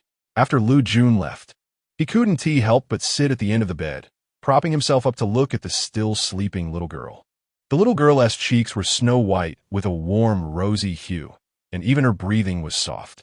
Fang Yan couldn't help but reach out and poke her. But after realizing what he was doing, he quickly withdrew his hand. Seeing her still sleeping soundly, he quietly let out a sigh of relief. But when he remembered her brother asking him to coax her to pee, he felt a bit troubled. How am I supposed to coax her? At this time, Lu Jun had already reached the village entrance. Most families had already finished their autumn harvest, and there weren't many people up yet. Occasionally, he encountered a diligent old person who was out collecting firewood or dung. Lu Jun didn't want the news of their catching rabbits to reach his grandmother's ears and cause any trouble. So he hurriedly greeted everyone he met and moved on, since it was still not very bright. The 2 old men he passed didn't even notice the rabbits he was carrying. Lu Jun planned to trade for grain and some little hens at Grandma Do's house, and to get there, he had to pass through his grandmother's gate. So he quickened his pace a little. As he passed by the gate of the Lu family, Lu Jun turned his head to take a look and found the door was actually ajar.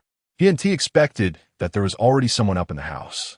Thinking it over, Lu Jun concluded that it must be some aunt who had gotten up to cook, when their family still lived in that big courtyard.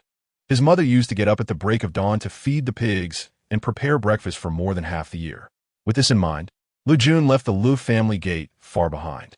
Behind the slightly ajar door of the Lu family, there was no one busy feeding pigs or preparing breakfast. Only Li Shi, the wife of the old 3 Lu Xianda, sat there with a stern face in the courtyard, her hands tucked into the thin sleeves of her autumn clothing, staring at the gate. In fact, Lu Jun's guess wasn't entirely wrong. It was indeed time for Li Shi to prepare breakfast. However, she was sitting there without any intention of moving. The pigs in the pen, who hadn't eaten yet, had already begun to grunt, but it seemed she didn't hear them at all. The slightly ajar door moved, and the old 3, puzzled, gently pushed the door and stepped in. He looked up to see Li Shi sitting there staring at him, and a hint of panic flashed across his face before quickly disappearing. He asked normally, "Why aren't you cooking? What are you sitting there for?" "Cooking?" Li Shi said, her face stiff. "Cooking just so you can eat and run out looking for that shameless woman who can't live a day without a man?" Lu-Old-3's expression immediately darkened, and he scolded, "Li Wunyang, have you lost your mind? Just go cook." Li Shi, however, wasn't intimidated at all. She suddenly stood up and rushed in front of Lu-Old-3, grabbing his collar and asking him point blank, "You tell me, where did you go last night?" "I, Li Wunyang, have married you for over 10 years, serving you food and drink. What have I done to deserve this from you? Have you forgotten what you said when we got married?" A hint of guilt flashed in Lu-Old-3's eyes. He sighed, grabbed Li Shi's hand to pry it off, and whispered, "Don't shout. You're good in every way, but what I want the most is a child who carries my Lu Qingyou's blood. Can you give me that?" Chapter 011. Each with their own thoughts, all right. Lu Laosan patted the exhausted Li Shi. "Stop making a fuss. Once she is pregnant and enters our home, she won't pass over you." Lu Qingyou was interrupted by Li Shi's sudden outburst, tears streaming down her face. "How can you say that without a guilty conscience? Isn't away your son? I can't give birth. Why don't you ask me why I can't give birth?" Yelling so loudly, "Aren't you afraid the child will hear?" Lu Laosan anxiously pulled Li Shi. "Is it really necessary to make such a fuss over this?" Li Shi completely ignored him and continued, "When I first married into your family, you were so poor you couldn't even afford to eat. In the middle of winter, your mother urged me to go out and catch fish with you to sell in town. If it weren't for that cold I caught back then, would I still be unable to have children? In a way, if I hadn't brought him here, would you have such a big and caring son? Now that your family is doing better, your thoughts have become lively. Ba, what child of yours has Away ever regarded you as a real father? Or do you have a throne waiting for your biological son?" Li Shi was completely reckless. She had long sensed something was off with the man, but didn't he expect him to be involved with that little vixen at the village entrance and wanting to marry her? What had she endured all these years working like a horse in the Lu family for? Looking around at the two closed doors, the bitterness in Li Shi's heart overflowed. Look at others. Which family doesn't have successful children and a husband who cares? Why did she have to end up with such a worthless man? Even Zhao Shi, who died of tuberculosis, lived a heavenly life while her husband was alive, always cared for. Why was it her who had to suffer what no woman would want to endure? Thinking back, when Lu Qingyou hadn't hooked up with that little vixen, he would come back after a few drinks and always argue and cause trouble. There was never a moment of peace. Li Shi suddenly felt overwhelmed with sadness and collapsed onto the ground, crying loudly. She never considered that what she had just shouted might confuse the still sleeping Lu Wei in the room. When the quarrel in the yard began, Lu Wei woke up. He knew it was his parents arguing again.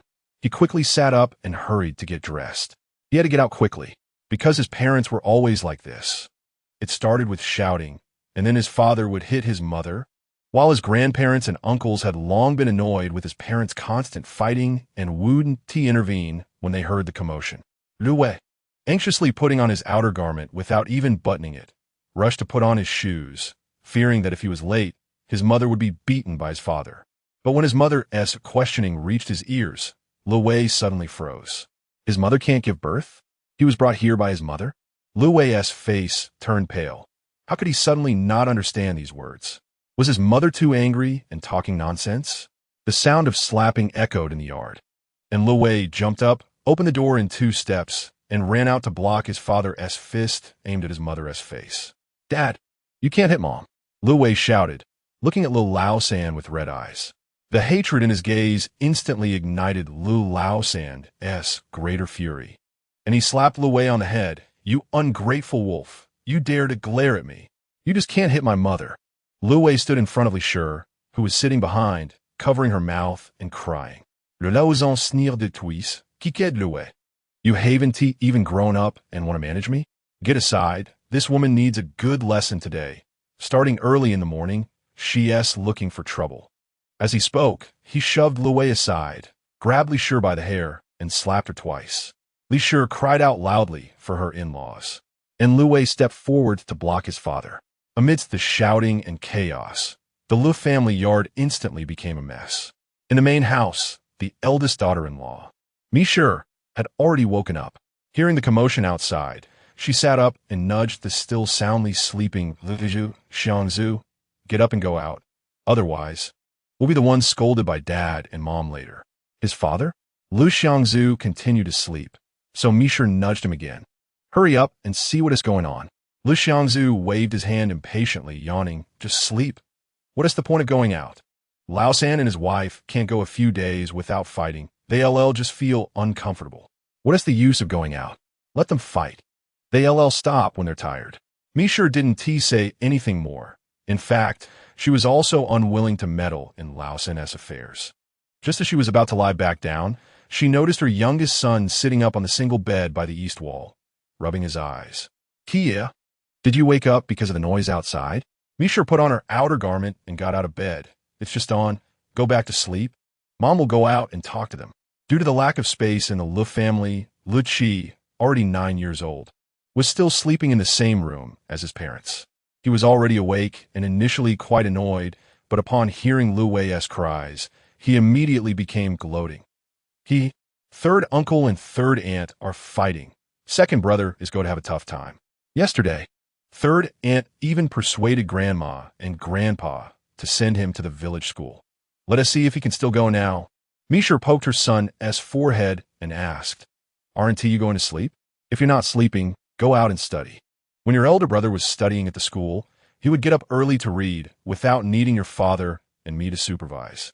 "I'm not going to compare with my elder brother," Lu Qi replied, stretching out his hand for his mother to help him dress. Lu Dazhu was awakened by the conversation between mother and son. Thinking of his youngest son's studies, he lost his sleepiness, sat up to get dressed, and saw that his youngest son, at 9 years old, was still letting his mother dress him. He frowned and scolded, "How old are you? Still letting your mother dress you? Mishi, you go and persuade Lao-san and his wife to let him dress himself." Lu Qi had always been afraid of his father, so he shrank his neck and put on his clothes by himself. "Qi is still so young. Stop making noise early in the morning." Mishi wasn't afraid of her husband. Her father was the only scholar in the area. If it weren't for liking Lu Dazhu, she wouldn't have married into the Le family. Therefore, Mishi had a certain status in the Le family. Not only did her husband indulge her, but even the elderly couple in the Le family didn't dare to scold her much. Now, Mishi's eldest son, Lu Chong, was a student in the county. Although being a student didn't equate to an official title, her son was only 14 and his father was already in his 30s, still just an old student. With a husband and son as a backing, Mishi's status in the Lu family became even more exalted. She murmured a couple of words to Lu Dazhu and then went out. In the yard, Lu Lao-san and his wife, along with Lu Lao-si and his wife, had already come out, and they pulled Lu Lao-san away, who was still hitting Mishi. Seeing Mishi come out, old lady Lu said, "Eldest son's family. You and the fourth family take the second family back to tidy up." Mishi agreed, and looking at Mishi, she found her mouth full of blood, not knowing how many slaps Lu Lao-san had given her. Even though she often saw Mishi with bruises from being hit by Lu Lao-san, she couldn't help but feel some sympathy and exchanged a glance with the fourth daughter-in-law, Xiao Mishi, and went over to help Mishi up. Xiao Mishi was Mishi's cousin. Her family lived a modest life, but after marrying into the Lu family, she enjoyed a few years of good fortune with her husband, who was favored by the elderly couple in the Lu family. Thus, her personality was quite different from Mishi's. She spoke her mind, especially towards Mishi, always poking at her sore spots. As she helped Mishi back into the house, she earnestly said, "Third sister-in-law, you really can't only blame third brother for this beating. You talk too harshly. If third brother likes that Lu Shi and wants to marry her, let him marry. Why you have to scold so harshly? Not to mention how embarrassing it is if the neighbors hear. It's still your own pain when the punches land on you." Xiao Mishi spoke persuasively, but Mishi appeared dazed, as if she hadn't heard a word. Mishi shot her cousin a glare and said to Mishi, "You should relax. This will all pass." Seeing that Li was unresponsive, she stopped speaking and asked Xiaomi to bring water, handing a wet cloth to Li. "Sister-in-law, wipe this. The third one hit you so hard this time. Your elder brother and parents won't let him off lightly. Don't be sad after all. We have to think about the children. Only then did Lee's gaze flicker. She took the cloth and wiped the blood from her mouth little by little, mumbling, eldest sister-in-law. I'm not feeling well today. I can't cook. Mi hurriedly said she would do it and told Lee to just rest. Li nudda. And once Mi and Xiaomi left her room, she got up and went to the door calling to Lu Wei, who was squatting against the wall in a daze. Ah Wei, come in. I have a few words to say to you. Hearing this, Lu Wei's body stiffened involuntarily. He looked up at his mother's gloomy eyes and stood up silently. Was it because he was brought by his mother that she would pour all her anger on him every time she was beaten by his father? Chapter 012. Solutions. The Lu family all witnessed this scene and knew that Li was venting her anger on Lu Wei, yet no one spoke up. After all, he wasn't a biological member of the Lu family, so Li could hit him however she wanted. What bothered the Lu family more was the trouble caused by the third son. Lu oldest looked at Lu third. You discipline your wife, but don't know to talk to her in the house. Now, I'm afraid the whole village knows what your wife just said. How will you and fourth brother have the face to walk around the village in the future? I didn't expect Li to be so loud, Lu third said, lowering his head. Once the anger flared up, he didn't care whether it was in the house or not. Now that it had escalated, he thought, perhaps it would be better to marry Yinner sooner rather than later. Lu oldest didn't respond, but his expression showed his disagreement. Was there even any money at home for the third brother to get married? Lu fourth hit the nail on the head when he said this. He nodded and continued. The family's a bit tight these days, as you know, third brother. If that Lu woman is willing to compromise a little, we can scrape together something. It's not impossible. In the countryside, people rarely spoke quietly. Lu old man then agreed, and, at that moment, Li, who was in the house beating Lu Wei with a broom, perked up her ears and intensified her strikes, causing Lu Wei to kneel unsteadily. Lu Wei clenched his fists and gritted his teeth, remaining silent. Usually, when his mother hit him like this, his eyes would well up with tears. But now they were dry, only filled with blood-red fury. Li's hands grew sore from hitting him, so she tossed the broom aside, hugged Lu Wei, and began to cry, lamenting her miserable fate and questioning why Lu Wei wasn't her biological son. Lu Wei, feeling numb in her embrace, could only repeat one thought in his mind. So I really am not my mother's biological child. Did she just bring me here? Outside, the several men of the Lu family had just discussed how much money to give Lu third and Lu for the wedding when the door was pushed open, and Lu Jun entered, holding Le Qingyou's hand. Grandpa, uncle, third uncle, fourth uncle, he greeted with a smile as soon as he entered. Haven't you eaten yet? Lu Jun had just traded a small hen and 20 pounds of beans for 30 pounds of corn with Grandma Do, passing by the Lu family on his way back. He heard the sounds of fighting and knew that third uncle was at it again with third aunt. He couldn't help but sigh quietly. After returning home with the items, he thought that his cousin Lu Wei would definitely face third aunt's wrath next. And since his second brother often sent half a cake for Qingyou to eat every couple of days, Lu Jun couldn't bear it. He put the food and hen away and told his sister that they should go find second brother to play outside, which would also help them avoid a beating from third aunt. Lu Qingyou had already washed her face with Feng Yan's help and insisted on going with her brother. She wanted to meet the Lu family, and if third aunt wouldn't let Lu Wei out to play, she could use her advantage as a child to plead. Lu Jun couldn't refuse his sister, so he picked her up and went with her. He tried to quicken his pace, but when they arrived at the Lu family, only Grandpa and the others were there. It seemed that third uncle and third aunt had already been persuaded by uncle to leave, and second brother was definitely called inside by third aunt for scolding. Li Yun sighed inwardly, unable to understand why third aunt could transfer the beatings she gave to third uncle on his second brother, when their mother was alive, even if he made mistakes. She wouldn't hit him with a single finger. Ah Jun is here, Lu old man said with a smile on his face. After all, Lu Jun was the only remaining descendant of the second son, and Lu old man's attitude towards him was generally acceptable. We haven't eaten yet. You and Qingyou can have your meal here today. At that moment, Lu old lady came out of the kitchen and smiled upon seeing the siblings. But she said to Lu Jun, haven't you eaten? Why did you bring your sister to the village to play so early? Ah Yun, you're not a child anymore, and your parents are gone. You need to take good care of your sister. Lu Qingyou studied the neatly dressed, kind-looking old woman for a while, and after she finished speaking, she said, "We came to find brother way to play. Not to eat your food, Grandma. Don't worry." Lu Jun was momentarily taken aback by his sister's sudden words and almost burst out laughing. He looked up and saw his grandmother's face drop, hurriedly saying, "Ching Ching is still small, doesn't he know how to talk, Grandma? We've already eaten. We came to find second brother to go pick hazelnuts in the mountains. By the way, where is second brother? Everyone is eating at home, and there are fewer people in the mountains, so we can pick more." Lu old lady's expression softened at this, as she took off her apron. "Go ahead.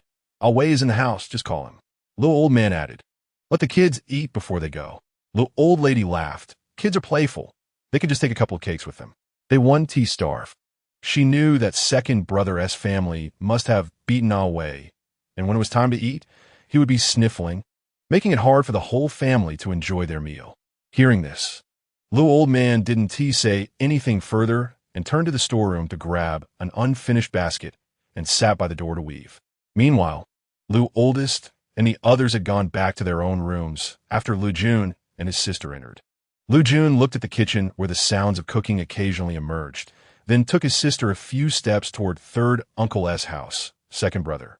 "Let's go pick hazelnuts in the mountains." "Second brother?" "Second brother," Lu Qingyou called after him, her soft voice making one feel tender-hearted. The door creaked open, and Lu Wei came out with an expression as usual, smiling. "Why did you come so early? Let us go." As he spoke, he took down a basket from the windowsill and held Lu Qingyou's other hand, striding toward the door. Lu Qingyou felt her hand being gripped tightly, causing her pain. She looked up at Lu Wei, who still wore a smile, and bit her lip, saying nothing. Chapter 013, the sisters Lu Qingling got up and lowered the window, no longer looking at the few people who had walked out. She began to focus on braiding her hair in front of the bronze mirror. However, the blurred reflection in the mirror made her feel a wave of irritation. In fact, hearing the voices of Lu Qingyou and her brother earlier had already dampened her mood. Just yesterday, Lu Qingyou looked sickly, so how could she seem so spirited today? Moreover, that soft and sticky voice was unbearable to Lu Qingling's ears. She was indeed a Mary Sue protagonist. Even her voice was nauseating. Lu Qingling raised her hand and rubbed her shoulders, looking at the mirror, but couldn't help clearing her throat. Next to her sat a young man, her elder brother Lucien.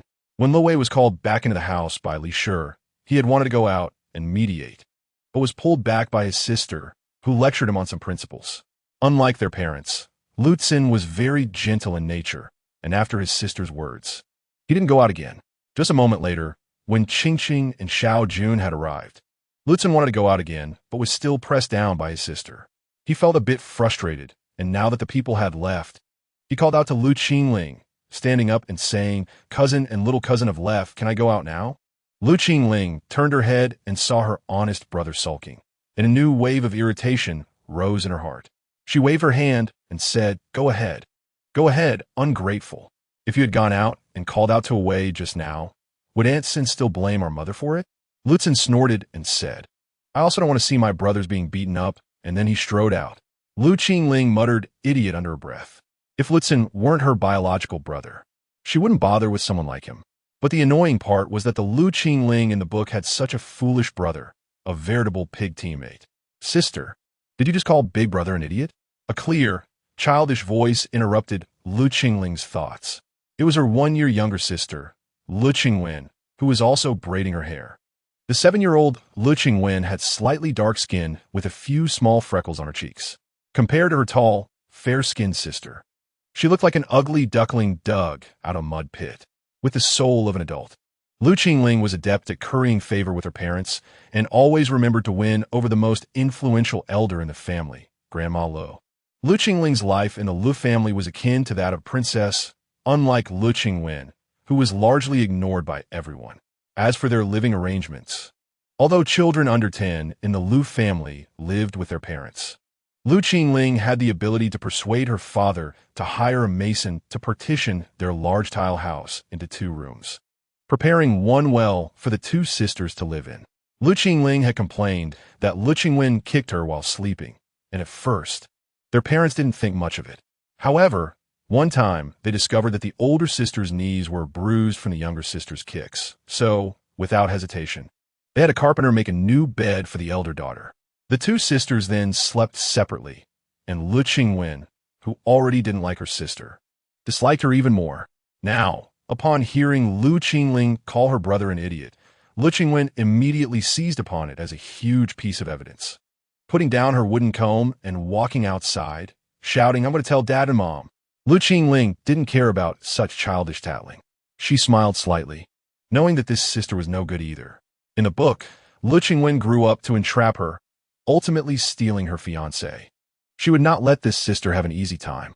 In the story, Lu Qingyou, meaning herself, would be betrothed to the son of a pig butcher at the age of 14. Looking at her own beautiful face in the blurred mirror, she reminded herself not to fall into the same fate as in the book.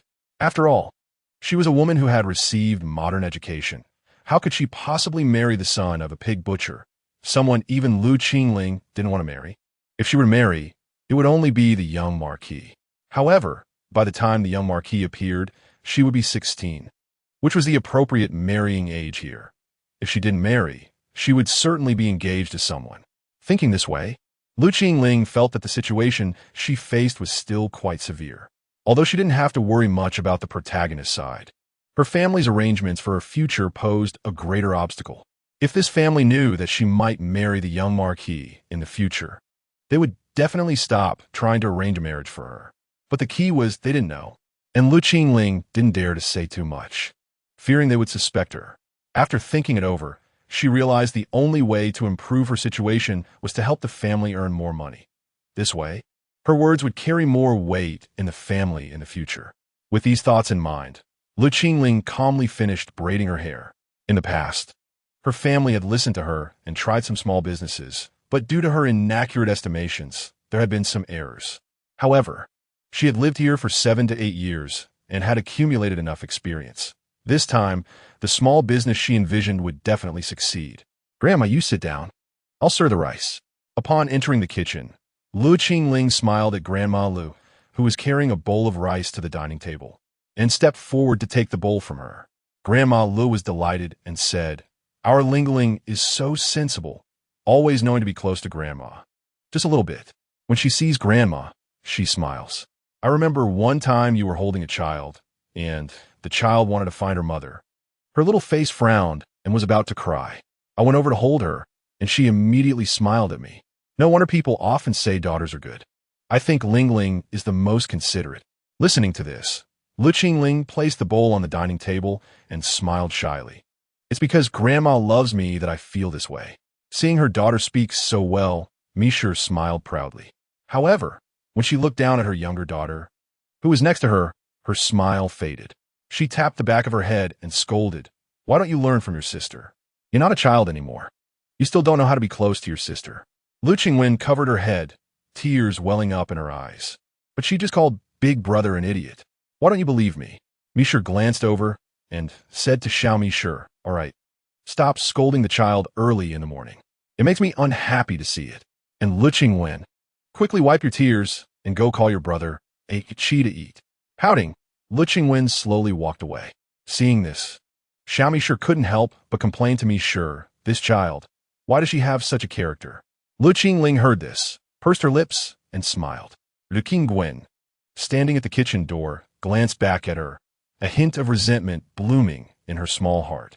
Soon, the entire Lu family gathered around the dining table, including Mishur, whose lips were swollen and red. Lu Qi couldn't help but glance at his third aunt's shining, swollen lips, then lowered his head and chuckled. Mishi, sitting next to him, hit him on the head with her chopsticks several times, but he still didn't restrain himself. Even a usually sensible Lu Qingyou occasionally lowered her head to stifle her laughter. Chapter 014 New Business. Le glanced at the few children, her expression still somewhat wooden, neither angry nor ashamed, only sipping the clear rice soup in her bowl little by little. At the dining table, it was inevitable that the family would once again talk about Laosan and that Lu widow, previously silent. Grandma Lu spoke up when Laosan mentioned that he wanted to go to town tomorrow to buy things for the wedding. Laosan, that Lu widow, is a second marriage. Marrying her isn't a proper marriage.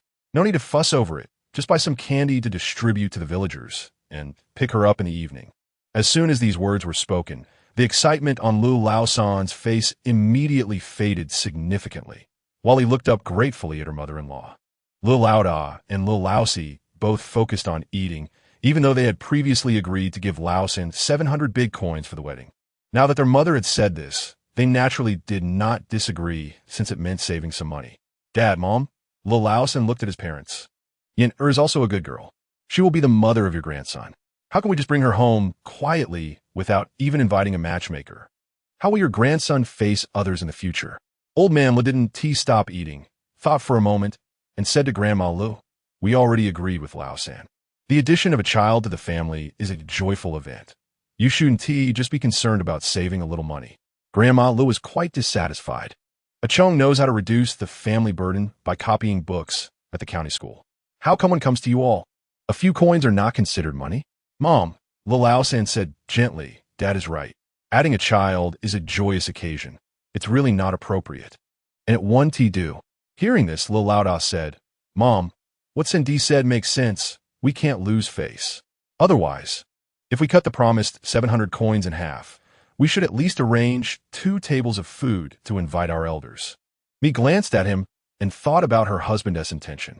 He was probably worried that if they didn't spend a single coin, that Lu widow wouldn't come in, and continuing to associate with her would only bring shame to the family. After the eldest son hinted at this, Grandma Lu clearly thought of it as well and reluctantly nodded. Let us do it, as the eldest said. But Laosan, you must make it clear to that Lu widow that if she dares to cause trouble after coming to our home, I will still kick her out. Though Lu Laosan felt that 300 big coins were too little, he still smiled and agreed with his mother's words. Grandma. Lu Qingling saw that the adults had finished discussing this matter and timely spoke up. I went to town yesterday and saw that those food stalls were doing a booming business. I think I've thought of a business idea. As soon as she said this, before anyone could respond, Lu Qingwen had already covered her mouth and laughed out loud. Lu Laosi looked at his younger daughter. Your sister thought of a business idea for the family, and you're so happy? He had always been proud of his elder daughter's understanding and cleverness, and hearing that she was worrying about the family's livelihood made him feel particularly proud in front of his parents and brothers. Little did he know, his younger daughter then said, Dad, I'm not happy. I find it ridiculous. Since I can remember, my elder sister has been causing a fuss. Let me count the things she has tried. Pig intestines, pickled vegetables, dried tofu. Oh, there was a time she even encouraged Mom and Aunt to make Chinese knots. In the end, the pig intestines, no matter how much salt was used, still had a bad smell, the pickled vegetables grew mold, and the dried tofu ended up crushed. Mom and Aunt made 40 or 50 Chinese knots, and my sister tried to sell them to wealthy young men at the temple fair, almost getting Dad in trouble with the county. With so many business ideas, which one didn't end up costing the family money? I'm just afraid that my sister will waste our family's money again. How could I be happy? Dad, I still want a little jacket. Yesterday you only bought for my sister and forgot to buy for me. I want one too. Lu Qingwen's long string of complaints made the whole family feel somewhat awkward. Lu Laosi finally managed to squeeze out a smile. You're quite eloquent now. Seeing her father's expression was off, Lu Qingwen shrank back a bit. Actually, these words weren't something a little girl could come up with on her own.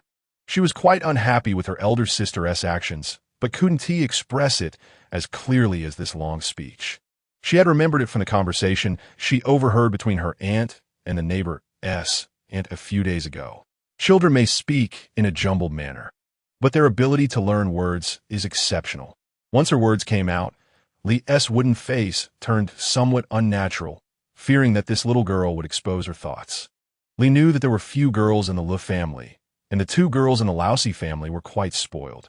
If the little girl were to reveal these words as something she said, she would probably end up getting a beating. Li then said, Little one's words make sense. Lingling has thought of quite a few business ideas before, and the neighbors are watching. I've heard her aunts gossiping behind our backs. Looking at the old couple, she continued, Dad, Mom, I think we should be cautious about Lingling's ideas. Everyone at the table was surprised by Li's sudden interjection. Seeing her struggle to speak, Grandma Lu nodded, signaling her to stop. What the third daughter-in-law said makes sense, Grandma Lu said, noticing that her eldest granddaughter's eyes were red. She sighed and comforted her, lingling, "Grandma knows you care about the family, and it's not that Grandma is stingy with money. We must not only avoid spending money, but also think about your reputation." Exactly. If her daughter keeps trying to start businesses that don't earn money, what will people outside say? It will be hard for her to find a good husband in the future. Xiaomi thought of this and wore a somewhat solemn expression, hurriedly saying, "It's good that you see far ahead. We should discuss this carefully." Le Qingyou didn't have a chance to speak at all, listening to these words. Her expression changed continuously. At this moment, she saw Le Qingyou grinning at her, and her heart was filled with hatred for this little brat. A 7-year-old girl could tarnish her reputation in front of the elders like this. How would she behave when she grew up? Would she seize every opportunity to mock her sister? Why couldn't Le Qingyou have the same fate as the second uncle, dying unexpectedly? This thought flashed through Le Qingyou's mind, and she secretly resented the author's pen for having to arrange for her to have a younger sister. If she were the only girl, it would seem precious. Lutzen saw that his little sister looked very wronged and picked up a piece of fried egg, delivering it to her bowl through several adults, while also comforting her. Lingling, "Don't be upset. Whatever business you want to start, I'll follow you. Grandpa, Grandma, I'll take Lingling along. Let us just consider a game for us kids. Even if we don't make money, it's fine." Lutzen said it well. "If there's nothing to do, take your sister out to play.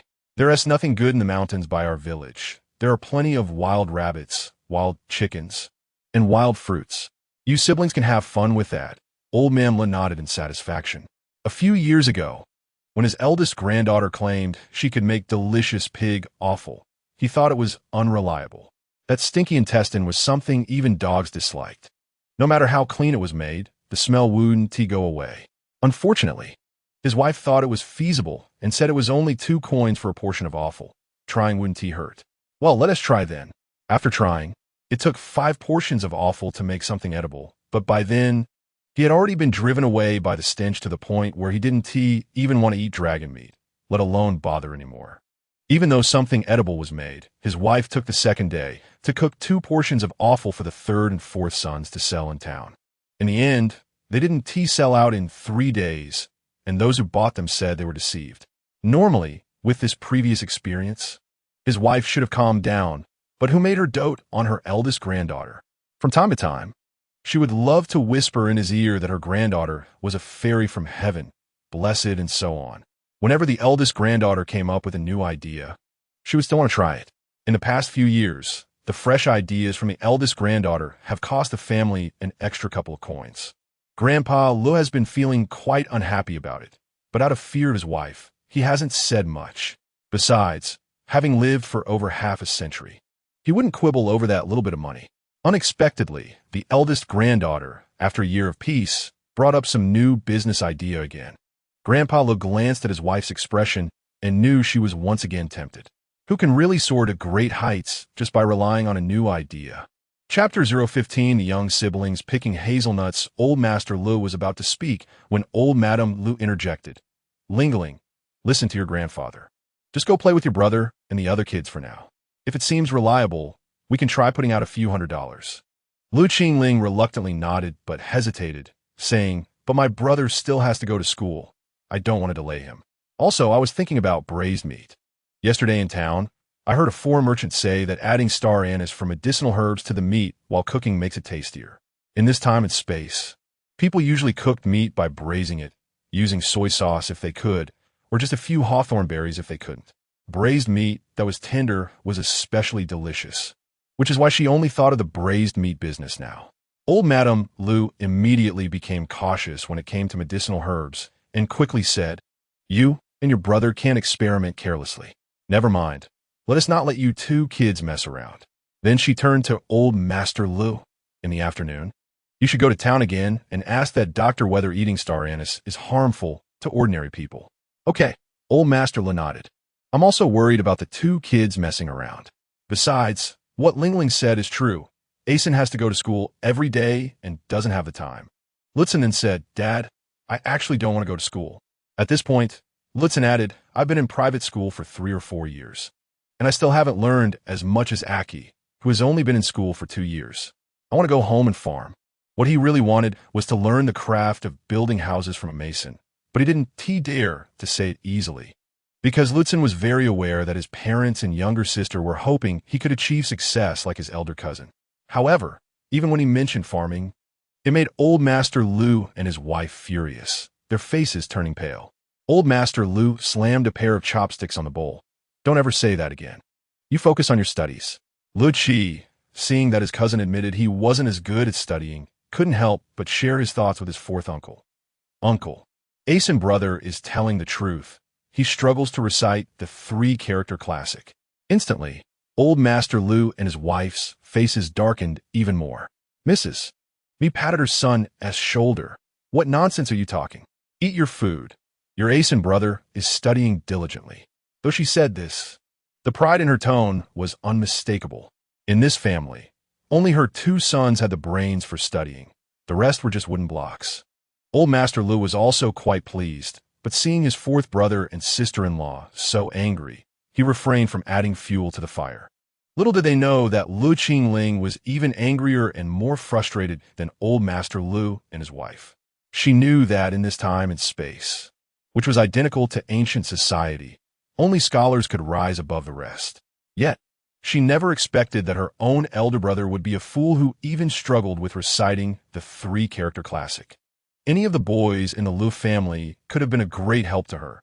Even Lu Wei, who was brought back from the market by third aunt, was better than Lu Tsen, who only had farming skills. The more Lu Qingyou thought about it, the worse her mood became. She hardly ate anything for breakfast and put down her bowl, saying she was full. The Lu family still had 2 acres of wheat that hadn't been planted yet. After eating, they all headed to the fields one after another. Lu Qingyou was clever and usually stayed at home to help old Madame Lu with housework, never having pulled a single weed in the fields or mountains. After the family left, she accompanied old Madame Lu to feed the chickens and then sweetly said she wanted to go to the mountains to pick hazelnuts with her second brother. Old Madame Lu had no reason to refuse. She gave Lu Qingyou a small basket and called Lu Qi, who stayed home to study, to go with her, saying to Lu Qi, "Go to the mountains and clear your mind. When you come back, study again. Also, persuade your second brother not to listen to your third uncle and aunt's nonsense." Lu Qi had just become tired of reading and was eager to go out to play, so he happily agreed. After patiently listening to his grandmother's ramblings, he called out to Lu Qingyou, and they set off. Lu Qingyou wanted to go out to see that second cousin. In the book, this second cousin, Lu Wei, would eventually become a wealthy merchant, with his businesses spread throughout the Shuo River region to the south. Naturally, Lu Qingyou wanted to be close to such a golden opportunity early on. She knew from the start that Lu Wei had suffered a lot while living with the third couple when he was young, and as he grew up, he became distrustful of all emotions. The only one who could gain his affection was the Mary Sue protagonist, Le Qingyou, who received many good things from Lu Wei. The reason Lu Wei treated Le Qingyou so specially was simply that she had cried out for her father when he was being beaten by third aunt. Lu Qingyou scoffed at such a reason. Therefore, as soon as she was old enough to have some agency, she always cared for Lu Wei, helping him call for people when he was being beaten and tending to his wounds. Little did she know that this Lu Wei was nothing like the one described in the book. He was an ungrateful wolf. She had been so good to him. Yet once, when they were playing in the mountains, Lu Wei took a nest of bird eggs and was the first to hand them to Lu Qingyou, giving her 2 right away before it was her turn. From that point on, Lu Qingyou stopped paying attention to Lu Wei. Whenever she heard he was being beaten by third aunt, she no longer felt the need to intervene. Caring for such an ungrateful person was a waste. Moreover, with her presence, the fate line of the story had already changed. Whether Lu Wei could become a great merchant was still uncertain. Despite thinking this way, Lu Qingyou was still unwilling to give up on winning Lu Wei's favor. Besides, now that Lu Wei had suddenly learned he was not the biological child of the third couple, he must be feeling quite vulnerable. At this moment, Lu Qingyou and her brother were accompanying Lu Wei, so even if he were a stone, he would likely develop some fondness for them. And this, Lu Qingyou would never allow. Meanwhile, in the mountains, Lu Qingyou was squatting in the lush grass, picking hazelnuts one by one, wearing the straw hat her brother had put on her before they left. as she placed the plump and well-shaped hazelnuts into her small bamboo basket. Le Qingyou felt a sense of harvest joy in her heart. Lu Jun was not far from Le Qingyou, picking hazelnuts, while Lu Wei was on her left and Fang Yin was behind her. The 4 children, 2 of whom were injured, were not slow in picking up things. Lu Wei's mood had calmed down a lot. He pushed aside all those mixed thoughts and focused on picking the hazelnuts that had fallen among the grass. Be careful not to wander too far. Le Jun looked up and saw his sister had already moved 10 steps away, quickly reminding her as he picked up the nearby basket and went to her side. Le Qingyou turned around and smiled at her brother, handing him a hazelnut she had just picked up, which was as big as 3 usual hazelnuts. "Brother, look at this hazelnut. It's almost as big as an apple." Lu Jun patted his sister's little head, his smile tinged with a bit of heartache. "Does Qingqing want to eat an apple? After we exchange these hazelnuts for money with the vendors in the village, I'll go to town and buy you some apples." Over the years, the Shuo River region had seen favorable weather, and currently, there was a wise ruler, so the taxes were not high. As a result, the people did not lack for food and clothing, and not many cared about the hazelnuts in the mountains. However, some would still pick them to fry with peanuts, which is why the vendors who sold small items in the village collected them at a very cheap price. One went for £2. The 4th uncle, who cared the most about the siblings, was a street vendor, but he didn't sell things in the village. He operated in the county. Lu Jun had heard his 4th uncle say that in the county, these fried hazelnuts could sell for 6 a pound. Not long ago, when the 4th uncle returned from the county to visit the siblings, he mentioned this. Lu Jun had wanted to go to the county with his 4th uncle to be a vendor, but he hesitated because he was worried about not being able to take care of his sister. However, he had already planned that in 2 years, he would go to the county specifically to buy these fried hazelnuts. With the abundant resources available in their mountains, he could sell them for 6 won, making a fantastic business opportunity. Right now, though, he couldn't even let his sister have a taste of fresh fruit, which made Lu Jun feel quite uncomfortable. Lu Qingyou was actually quite speechless that this little brother could translate her words into "what do you want to eat?" But seeing his dejected expression, she smiled and nodded. "I want to eat the apples that brother buys." The 2 thin braids on either side of her head swayed as she nodded, and her milky white skin glowed under the sunlight, tender and smooth like a freshly peeled egg. Lu Jun looked at his sister's eager desire for apples and felt a mix of pain and love in his heart. He hurriedly pulled his sister to sit under the shade of a tree. Qingqing had already picked half a basket, and Lu Jun picked up his sister's small basket to take a look, exaggeratingly praising her. "You're amazing. You can do so much work for your brother. Let brother pick the rest while you play, okay?" Le Qingyou looks at Li Yung. Chapter 016, Little Monkey. Lu Jun really couldn't bear to let his younger sister tire herself out. She had just recovered from an illness. Seeing his sister so obedient and clever, he reminded her once more and then turned to pick hazelnuts. Le Qingyou, feeding Yelp, had no choice but to sit on a wooden stump in the shade of the tree and play for a while. At this moment, Lu Wei called out to her, approaching with something cupped in his hands. "Look what this is." Lu Qingyou leaned down to look into his lowered hands, and it turned out to be black berries the size of soybeans. She heard Lu Wei say, "These are the 5 needle fruits that you like the most. Second brother picked them for you." "Thank you, second brother." Lu Qingyou was already speechless in her heart, but still sincerely expressed her gratitude and reached out for Lu Wei to place the 5 needle fruits in her hands.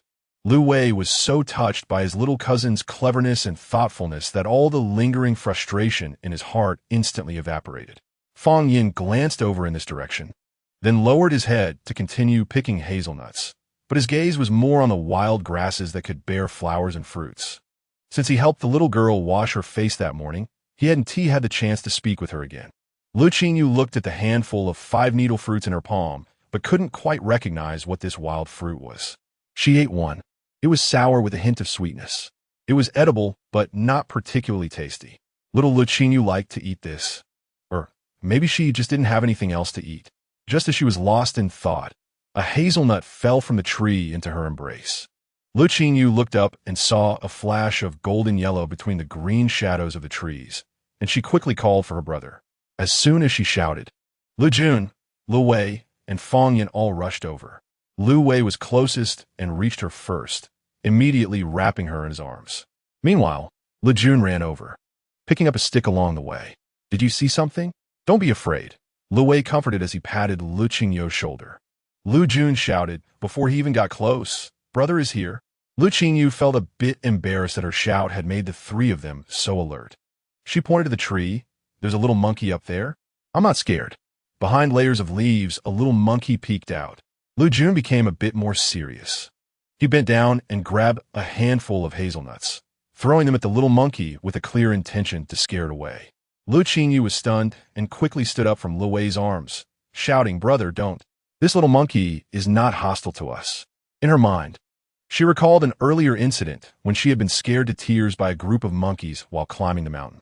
That had happened when both of Lu Lauer's parents were still around. Lu Qingyou was under 4 years old at the time and had come to the mountain to play with her brother and some village kids, including Lu Qingling. Later, when they had wandered deeper into the mountain, they were bombarded by wild fruits thrown by a dozen monkeys. The monkeys were chattering incessantly, and the group of little children instantly panicked. Lu Qingyou and 2 other little girls, aged 4 or 5, were so frightened that they cried loudly. It was only when 2 villagers who were cutting wood on the mountain passed by that the monkeys were driven away, leading the group of children down the mountain. Lu Qingyou was so startled that she developed a fever that day. Ironically, when Grandma Lu heard about this, she insisted that Lu Qingyou's father take her back to the mountain to have a look.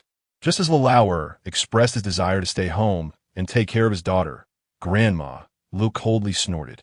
I heard from Lingling that those monkeys were throwing rare mountain fruits. Maybe they were just delivering food for our Lingling. Your daughter is fine, but scared herself into a fever. What kind of logic is that? Her words implied that Lu Qingyou was a calamity. Lu Lauer felt a surge of anger, but worried that Grandma Lu would say something worse. So he followed her up the mountain. When they returned, Lu Lauer carried half a sack of mountain fruits. From that point on, Grandma Lu told everyone that her granddaughter was a blessing, having received mountain fruit from the monkeys after just 1 trip to the mountain. Lu Qingyou, terrified and feverish, took 2 days to recover, but in Grandma Li's words, it turned into the regretful phrase of no blessings. Since then, Lu Jun rarely took Lu Qingyou to the mountains. Even if she begged to go, he wouldn't venture far inside, especially upon seeing monkeys, as if he had encountered an enemy. Those images flashed quickly in her mind and then faded away. Lu Qingyou quickly said to Lu Jun, who was trying to scare the monkey away, Brother, don't chase it away. I'm not scared of monkeys at all now. Lu Jun paused in his action of picking hazelnuts. He stood up and looked at Lu Qingyou. You're really not scared anymore? Yet. His hands kept throwing hazelnuts at the monkey. Lu Jun was indeed scared. He feared that his sister would get a fever again and that he wouldn't be able to take care of her. So even small matters concerning his sister were of great importance to him. When she shouted for her brother, she simply thought the little monkey was very cute. Lu Qingyou stepped forward, grabbed her brother's hand, and pointed at the tree, but she noticed that the monkey, which had been hit by the hazelnuts, was still peeking out from the leaves, clearly wanting to come down. At this moment, Fong Yin said, It looks like it really wants to approach you, little. Lu Wei also looked at the monkey curiously and nodded, It really does. He turned to Lu Jun and said, Jun, since Qingqing isn't afraid of it, don't throw anymore. Let's see what it wants to do. Lu Jun looked at his sister and then at the little monkey. He threw the hazelnuts he was holding onto the ground. After a moment, the little monkey tentatively leaped down from a branch, checking their reactions. Seeing no threat, it quickly jumped down a few more times. Once on the ground, the little monkey avoided Lu Jun and, using its 4 limbs, jumped in front of Lu Qingyou. Chapter 017. Wild Grapes, Catching Bugs. The little monkey was clever and, holding a hazelnut, tried to hand it to Lu Qingyou. Lu Jun, who was quite wary, was unexpectedly surprised and didn't stop him in time. Lu Qingyou reached out to take the hazelnut and, in turn, patted the little monkey's fluffy head. The little monkey squinted in enjoyment, which made Lu Jun and the others even more astonished. Fong Yin said to Lu Qingyou, It seems like it really likes you. Lu Qingyou nodded. She had loved fluffy little animals since she was young and was very happy with their closeness. She turned to Lu Jun and said, Brother, you don't have to worry now. It has no hostility towards me. Seeing his sister so happy, Lu Jun chuckled and said, Big brother is no longer worried. The children gathered around the little monkey for a while. The little monkey, after dropping its initial shyness, became lively, picking up hazelnuts and jumping over to present them to Le Qingyou. She was so amused by its antics that she laughed frequently. Lu Jun completely relaxed and continued to pick hazelnuts nearby with the basket, while Fang Yin and Lu Wei busied themselves as well. After a while, the little monkey brought Le Qingyou some more hazelnuts, then tugged at her shirt with one little paw while pointing in a direction with another, chattering excitedly. Le Qingyou took a couple of steps following the little monkey and asked, "Are you going to take me somewhere?" The little monkey seemed to understand her words, squeaked excitedly in response, and pulled on her hand with a bit more strength. Having seen the cleverness of the big black monkey before, Le Qingyou was not overly surprised by the little monkey's behavior. She turned to call her brothers, pointing at the little monkey, and said, "This little guy seems to want to take me somewhere. Brothers, let's go together." She named all three brothers, and although they did not show it on their faces, they were all delighted inside and replied in unison, "Okay." After placing their little baskets next to a tree, Lu Jun went over to take his sister's hand. Lu Wei thought for a moment, dumped the hazelnuts from his backpack into a pile next to the basket, and then slung the backpack over his shoulder, thinking it would be better to go further, since he believed the place the little monkey was pointing to required more walking. Having a backpack would allow them to collect anything good they might find along the way. Seeing Lu Wei's actions, Lu Jun also turned back to carry his empty basket. Without needing to say more, Fang Yin also emptied his backpack of a few herbs and other items he had collected. Although he was only 11, he had read many books, and, having previously suffered from medicinal mishap, he was quite familiar with herbs. When picking hazelnuts earlier, he had seen those ordinary herbs and initially thought little of them. But considering the current situation, he turned back and pulled them up to place in his backpack. The Lu family's siblings lived in poverty, and he had nothing of value on him. Those ordinary herbs could be of great use. With this thought in mind, Fang Yin bent down to place the herbs in a more secure spot. After preparing, the four children followed the little monkey deeper into the mountain. They had been gone for quite a while, about the time it takes to brew a cup of tea, when Lu Qingling and Lu Qi finally found their way here.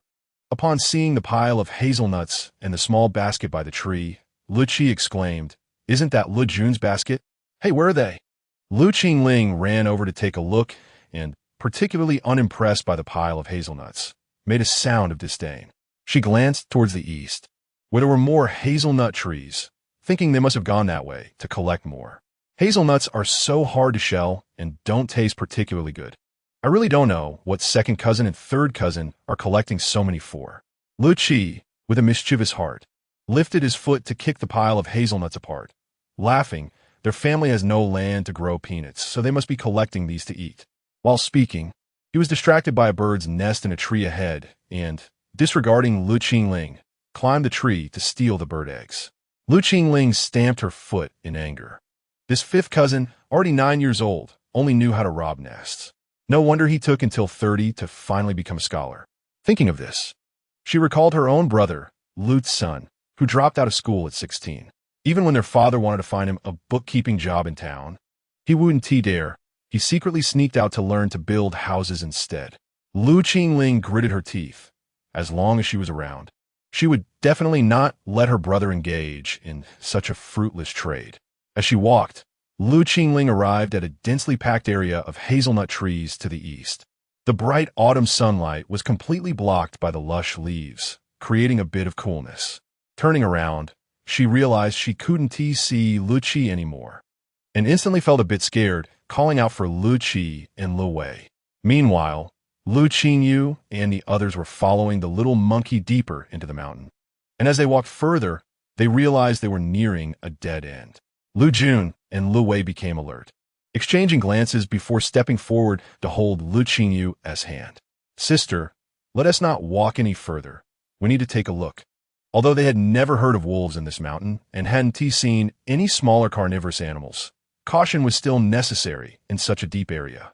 Le Qingyou stopped, and the little monkey, which had jumped about 10 meters ahead, noticed that the girl's footsteps had stopped. It hurriedly turned back and, seeing them standing still, came back to urge them onward. Lu Jun and Lu Wei looked around. They had kept track of their path and knew they were already 2 miles from the mountain's entrance. so they intended to coax their sister back. Along the way, they had picked some thick-skinned wild pears and mushrooms, so they wouldn't be returning empty-handed. Seeing the little monkey urging them with an anxious expression, Le Qingyou turned to her brothers and said, "The place the little monkey wants to go must be safe." She still wanted to go. She was certain the little monkey wouldn't take them to a dangerous place, and she guessed it had something good to share with her. Moreover, she knew that monkeys usually knew about the fresh fruits in the mountains and wouldn't care for anything that wasn't plentiful. Therefore, Le Qingyou insisted on following the little monkey, hoping to find some fresh fruits. Fang Yin glanced at her, took a couple of steps forward, and said, "Let us go. My hearing is good, and I can tell there's no danger nearby." Upon hearing this and seeing her sister's expectant eyes, Lu Jun couldn't bear to refuse and nodded. "All right, let us go see." Lu Wei felt cautious, but couldn't resist the hopeful look in Le Qingyou's big, shiny eyes. He also agreed, adding, "But we'll only go another mile forward. If we haven't reached the place the little monkey is pointing to, we'll turn back." Le Qingyou saw that her second brother was a very cautious and thorough person, so she naturally agreed, thinking that if they were still not there after a mile, she could persuade him further. After all, with the little monkey leading the way, they wouldn't encounter any danger. As for whether the little monkey was leading them to where the monkey group was, Le Qingyou wasn't worried. It was clear the little monkey was very fond of her, and even if they reached the monkey group, with it as an intermediary, the monkeys wouldn't harbor any hostility towards them. However, Le Qingyou had a strong intuition that the little monkey was not leading them to introduce them to the monkey group. Sure enough, after walking less than a mile, the little monkey stopped, dived into a thicket of goji berries for a moment, and then came out pulling Le Qingyou toward a patch of lush green leaves. The thick green leaves formed almost a canopy, which didn't seem special from afar, but as they got closer, Le Qingyou, despite having some suspicions, was utterly astonished. Following the little monkey around the canopy, she saw a natural wall formed by a circle of branches and leaves. Pushing through the layers of branches, they walked in for about 10 feet when a rich, sweet fragrance wafted towards them with the wind. Behind the wall of leaves was a small, sunken basin fully covered by a dense layer of green grape leaves. Following Le Qingyou, Lu Jun, Lu Wei, and Fang Yin were stunned by the sight before them. Speechless with surprise, the mountain breeze blew, leaving only the joyful chattering of the little monkey. Grapes! Le Jun swallowed hard. So many grapes. If they picked all of these, it would be enough for Qingqing to eat for 2 years. He calculated silently in his heart, momentarily forgetting that these grapes couldn't possibly last that long. Chapter 018 The Power of Life. Lu Wei slid down the edge of the small basin, and, seeing the deep purple grapes hanging under the lush green grape leaves, couldn't help but squint and smile. He set down his backpack and reminded his younger cousins, Fang Yin and Fang Yi, to come down and pick grapes. Le Qingyou, supported by her brother, was helped down to the basin by her second cousin, while the little monkey nimbly jumped down after her. Soon, Lu Jun and Fang Yin also came down one after the other, looking at the heavy grape clusters framed by the leaves. Lu Qingyou felt a wave of joy from the harvest and started to pick grapes behind her second cousin. These mountain grapes were not very large, but each was deep red and purple, plump and delightful. Lu Qingyou popped one in her mouth and found the juice to be sweet and delicious, even better than the sweet variety of grapes she had cultivated with her mentor in her past life. She looked up and saw her 2 brothers focused on picking grapes, so she hurriedly reminded them to eat while they picked.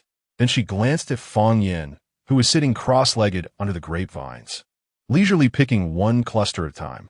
He seemed more relaxed than the rest of them as he occasionally tossed a grape into his mouth. Lu Qingyou smiled and continued to pick her own, listening to her brothers chatting back and forth, feeling happier than if she had discovered a gold mine.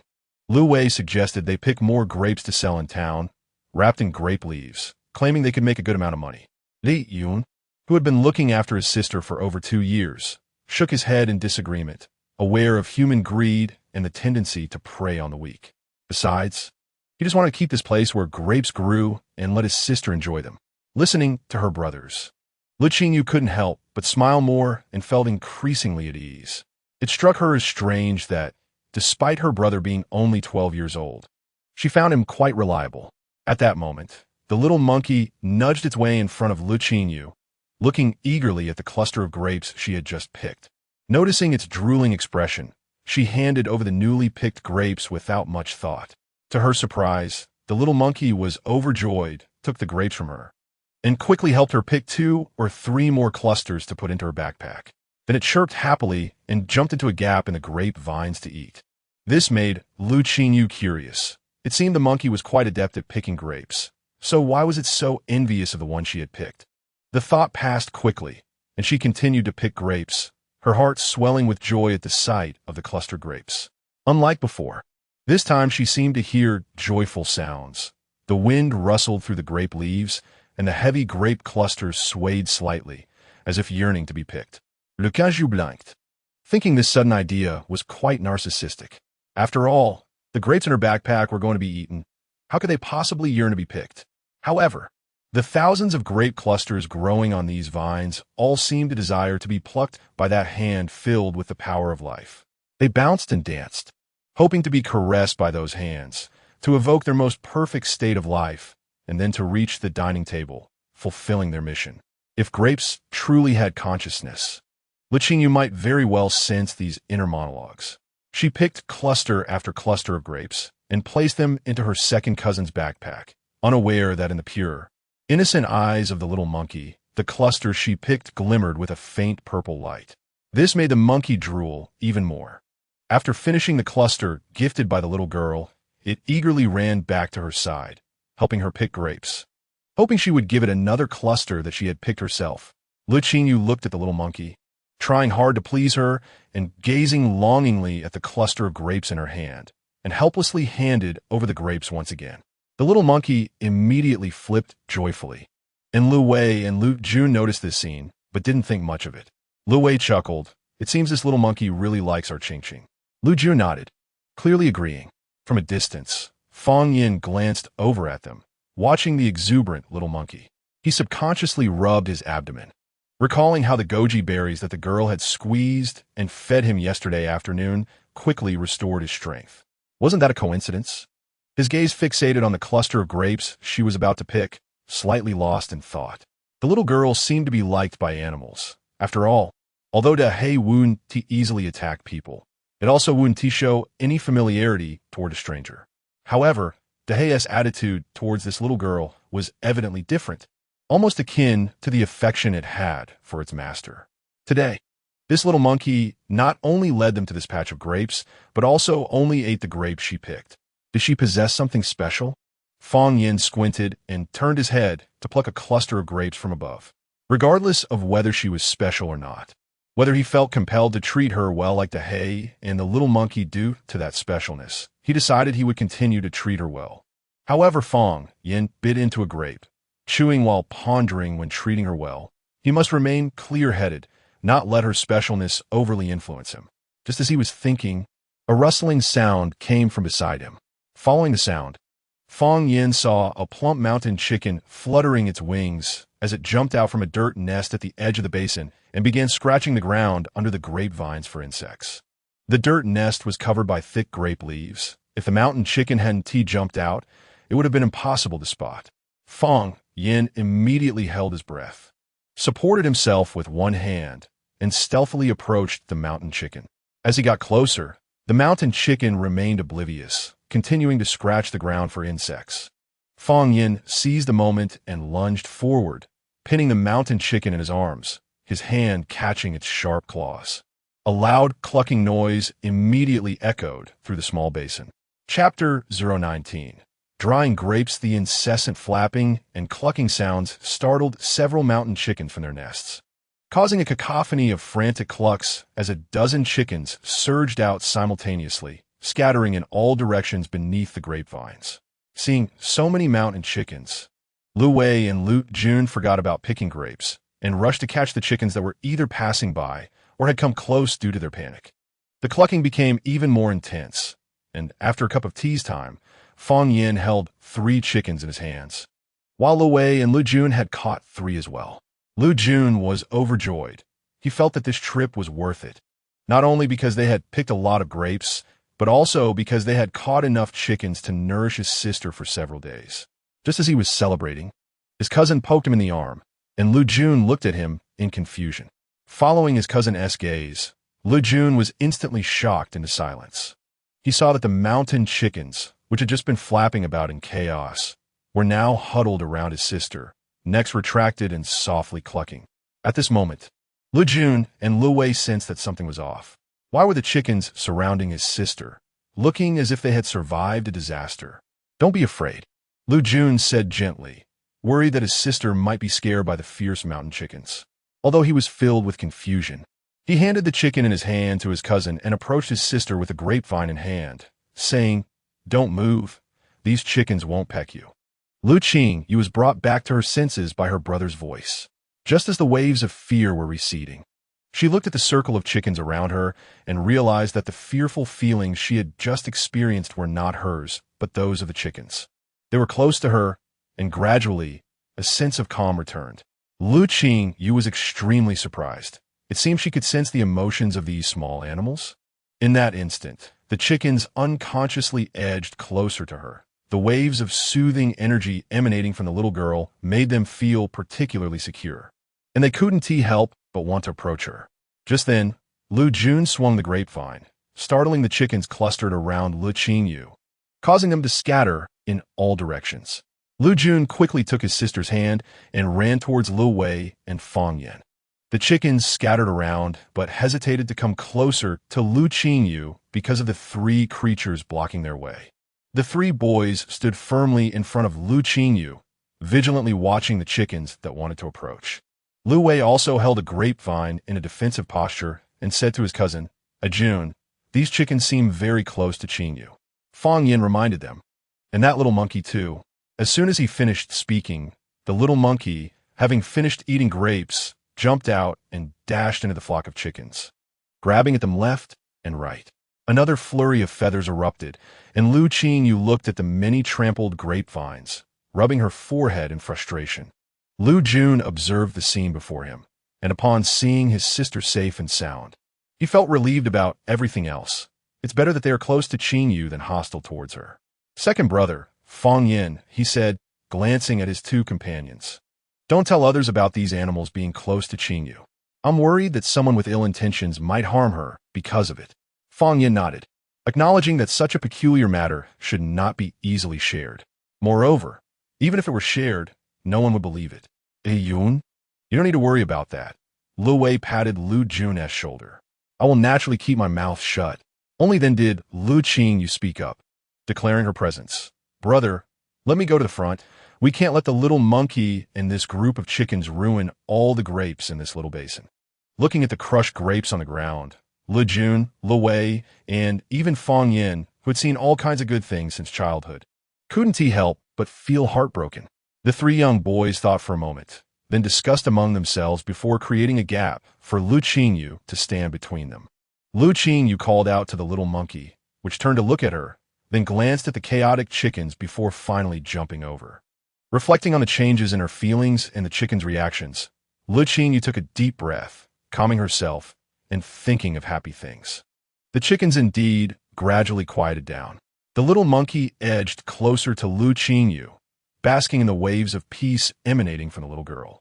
It watched as the pale light enveloped the surrounding grapes, chickens, and the three boys, and couldn't help but reach out its paw to grab at the air, chattering joyfully.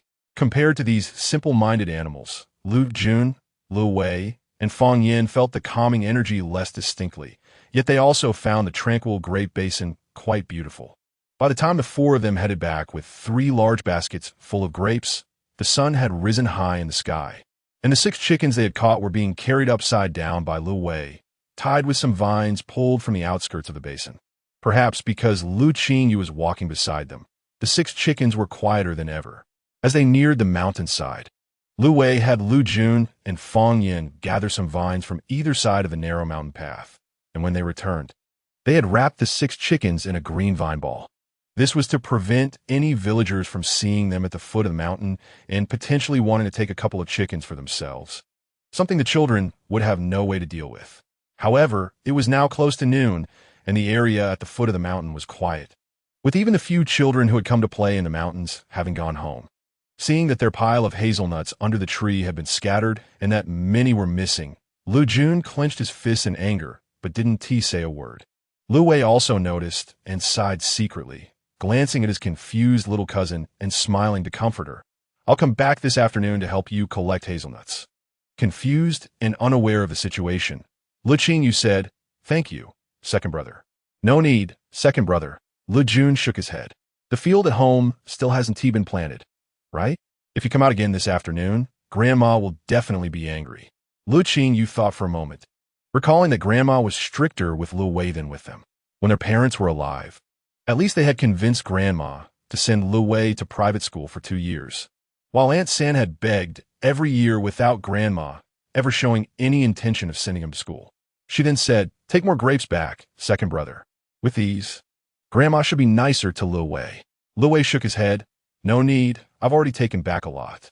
This afternoon, Grandma will definitely send me back to the mountain to pick more. Just a few bunches are enough, and we can say we found them while collecting hazelnuts.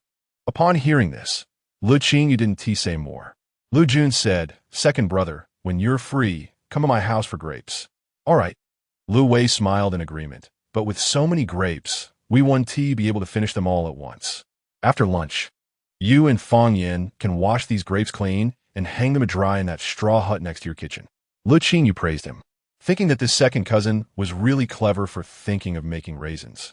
She didn't know if it was because there were no raisins here or if it was just that little Lu Qingyou had seen too little, but in her memory, she had never seen raisins. This second cousin, if given the chance, would definitely achieve great things in the future. Hearing the second brother's idea, Lu Jun thought about it and agreed, finding it feasible as well. Lu Qingyou smiled, thinking to herself that her brother was also a very clever child. Fong Yin, who had been listening to their family matters, turned his head unexpectedly to look at Lu Qingyou, wondering what had suddenly made her so happy. Seeing Fong Yin looking at her, Lu Qingyou smiled and asked, Brother Fong Yin, what do you want to eat for lunch? Fong Yin, in his usual terse manner, replied, Anything is fine. Lu Jun quickly said to his sister, Our family still has some dried mushrooms. Brother will make you chicken and mushroom soup, and we can have some corn cakes. How's that sound? Lu Qingyou looked at the green vine balls and said, Didn't second brother say these are all hens? Let's raise them to lay eggs. Lu Wei couldn't help but chuckle upon hearing this, then praised, Our family's really good at living. Lu Jun touched his nose, thinking that his sister was becoming more sensible. Since she didn't want to part with them, they could still eat the rabbit meat. Once the rabbit meat was finished, they could slaughter a chicken to nourish his sister's body. Chapter 020. Internal conflict for lunch. Lu Wei invited his cousin to eat with them. Lu Jun reheated the leftover rabbit from yesterday, added some hazelnuts, and made 8 corn pancakes. The 3 boys, along with Lu Qingyou, finished everything. While eating, Lu Wei praised his cousin for his improved cooking skills. Ultimately, it was just meat. For children like them who rarely had meat, even a bit of oiliness in the dish felt like a feast. Fong Yin was very hungry last night and found the stewed rabbit meat quite good. However, after recovering a bit today, he found it quite ordinary. But he said nothing, finishing his bowl and 2 pancakes before moving aside to wash grapes, eating some as he washed. Lu Qingyou had a small appetite, only finishing half a pancake and a few pieces of rabbit meat before feeling full. The leftover food was eagerly eaten by her older brother. After lunch, Lu Wei helped wash grapes for a while and then assisted his cousins in setting up the drying rack for the grapes before heading to the mountains to gather half a basket of hazelnuts, taking 5 or 6 bunches of grapes on top before returning home. Lu Jun walked Lu Wei out of the fence gate and back into the yard. Looking at the slightly slanted sun, he worried, Second brother is only returning now. I wonder if Grandma will scold him. Originally, after lunch, Lu Jun and Lu Qingyou planned to send Lu Wei home, but Lu Wei insisted on staying to demonstrate how to dry grapes, worried that the 2 younger ones wouldn't manage it alone. Speaking of which, the method of drying grapes was copied from Grandma's way of drying persimmons. It wasn't something he invented, but he was concerned that his cousins wouldn't know how. While washing grapes, Lu Qingyou heard her brother's words and thought to herself that with Grandma's harshness and Lu Wei's status, it wouldn't be surprising if he got scolded when he returned home. In the evening, Lu Qingyou looked up at her brother and said, Should we invite second brother for dinner? Upon hearing this, Lu Jun couldn't help but take a couple steps forward to ruffle his sister's hair, smiling, sure. Let us hurry and wash the grapes. Once we finish, we can make dinner and then go invite him. Même, Le Qingyou nodded vigorously. Little did they know, when Lu Wei returned home, what awaited him was far more than just a scolding. Around noon, the sun was still blazing, and the leaves on the elm tree in front of the house drooped down. As Lu Wei pushed open the big door, he was hit by a strong smell of medicine. He saw Grandma sitting in the shade of the tree, boiling medicine, and couldn't help but ask Grandma, who is sick? Who could make Grandma work so hard to boil medicine? In this family, aside from Grandpa, it was either his older cousin Lu Chong or his younger cousin Lu Qingling. Lu Chong was studying in the county, so it certainly wasn't him. The tools in the yard were all put away, so it couldn't be Grandpa either. In a moment, Lu Wei had a guess. Perhaps it was Lingling who was sick, but just this morning, he had seen her lying by the window, watching his parents argue. How could she have gotten sick in just a few hours? Lu Wei was puzzled, but didn't show it. He took off his basket and said, I found some grapes while gathering hazelnuts. I picked several bunches. Let us give them to Lingling. Grandma only lifted her eyelids, her expression growing darker as she fanned the earthen stove for boiling medicine, saying, Where did you wander off to and come back now? Are you still blaming your mother's nonsense from this morning? No, Grandma, Le Wei hurriedly naive, knowing full well that what his mother said was the truth. However, in front of Grandma and his parents, he could only pretend to treat those words as angry remarks, thinking his mother was just upset with his father. I know. Good that you know, Grandma said sternly. It seems you're quite aware. Where did you hide while gathering hazelnuts this morning? Lingling couldn't find you and was bitten by a snake, scaring her half to death. If anything happens to Lingling, you want to be able to bear the consequences. As she spoke, the medicine was ready.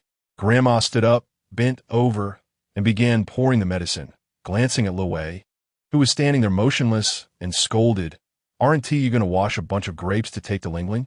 Lu Wei responded and turned to the kitchen to fetch water to wash the grapes. However, even though he already knew he was the child brought back by his mother, and even though he had often been scolded by Grandma before, he still felt a bit upset at this moment. When he took the washed grapes to Lu Qingling, he saw Grandma coaxing Lu Qingling to take her medicine in a gentle tone, and he couldn't help but wonder why Grandma was so certain that Lu Qingling was a lucky star. In fact, Lu Wei didn't like Lu Qingling much. He could sense that this cousin, who claimed to help him, always carried a superior attitude, implying that he must be grateful for her help. Lingling, these are the mountain grapes I found. Lu Wei stepped forward and placed the large porcelain bowl of grapes on the bedside table. You can eat this after taking your medicine. Lu Qingling, who was acting spoiled with Grandma, tilted her head, looking like a little girl who was annoyed and didn't want to pay attention to Lu Wei. Grandma turned around and said, Put it down and go work in the fields. There is still a lot to do at home. Your mother said she doesn't want to go out because she has injuries on her face, and you only just came back now. Who is going to do the work? Lu Wei turned to leave, which led to another round of scolding from Grandma behind him, followed by Lu Qingling's voice defending him. Hearing her say that second brother was doing it on purpose, and that he must have seen third cousin was pitiful and helped them gather, Lu Wei's expression darkened. He felt that Lu Qingling's words were not well-intentioned. Combining this with previous experiences, Lu Wei realized that Lu Qingling seemed to have a lot of hostility towards Lu Jun and Lu Qingyou. It seemed that he needed to remind Lu Jun tomorrow to avoid interacting with Lu Qingling as much as possible. Lu Wei thought about this as he walked out, found his own field, worked for most of the afternoon, and just as he was about to wash his hands and eat when he got home, he was called by Grandma. Away, don't rush to eat. Go clean the chicken coop and sheep pen in the backyard first. At this time, Lil Ao-san had already sat down and picked up a steamed bun made of 2 portions of flour. Hearing this, he looked at his mother and then at his son, waving his hand and saying, Didn't you hear what your grandma said? Hurry up and clean. Got it. Lu Wei lowered his eyes and turned to grab a broom, heading towards the backyard. Lu Qingling, who had just been helped to sit at the dining table by her older brother, smirked at this scene. Getting bitten by a snake was already a light punishment for Lu Wei. Even Lu Qi, who was favored by Grandma, was punished to work in the fields, let alone Lu Wei, who was a source of annoyance for Grandma. Mishur patted her younger son's head, seeing him so tired that his hands were trembling, and subtly glanced at Lu Qingling. Her determination to follow her husband to the county after the harvest grew stronger. Liu worked as a bookkeeper for a wealthy family in the county and only returned during busy farming seasons. Mishur had long wanted to follow her husband there, especially since their son was there, but every time she brought it up, Grandma would use various reasons to stop her. This time, however, Mishur was determined to go with her husband. But since she hadn't taken care of that girl, Grandma punished her son like this, thinking she was easy to bully. Mishur's expression was grim, and Liu didn't dare say much. While Liu was only focused on eating. Mishur hadn't worked, and with only a bowl of thin soup for dinner today, she was even less in the mood to talk. Around the dining table, only the laughter of Liu's family and Grandma could be heard. Lu Jun and Lu Qingyu entered at this moment. As soon as Lu Jun walked in, he greeted Grandpa, Grandma, we're having dinner. Chapter 021. Diet. Why are they here again? Grandma Lu felt displeased and only nodded with a sour expression. Grandpa Lu, however, smiled and said to the siblings, come over and eat together. Grandma Lu then added, the food is made in limited quantities.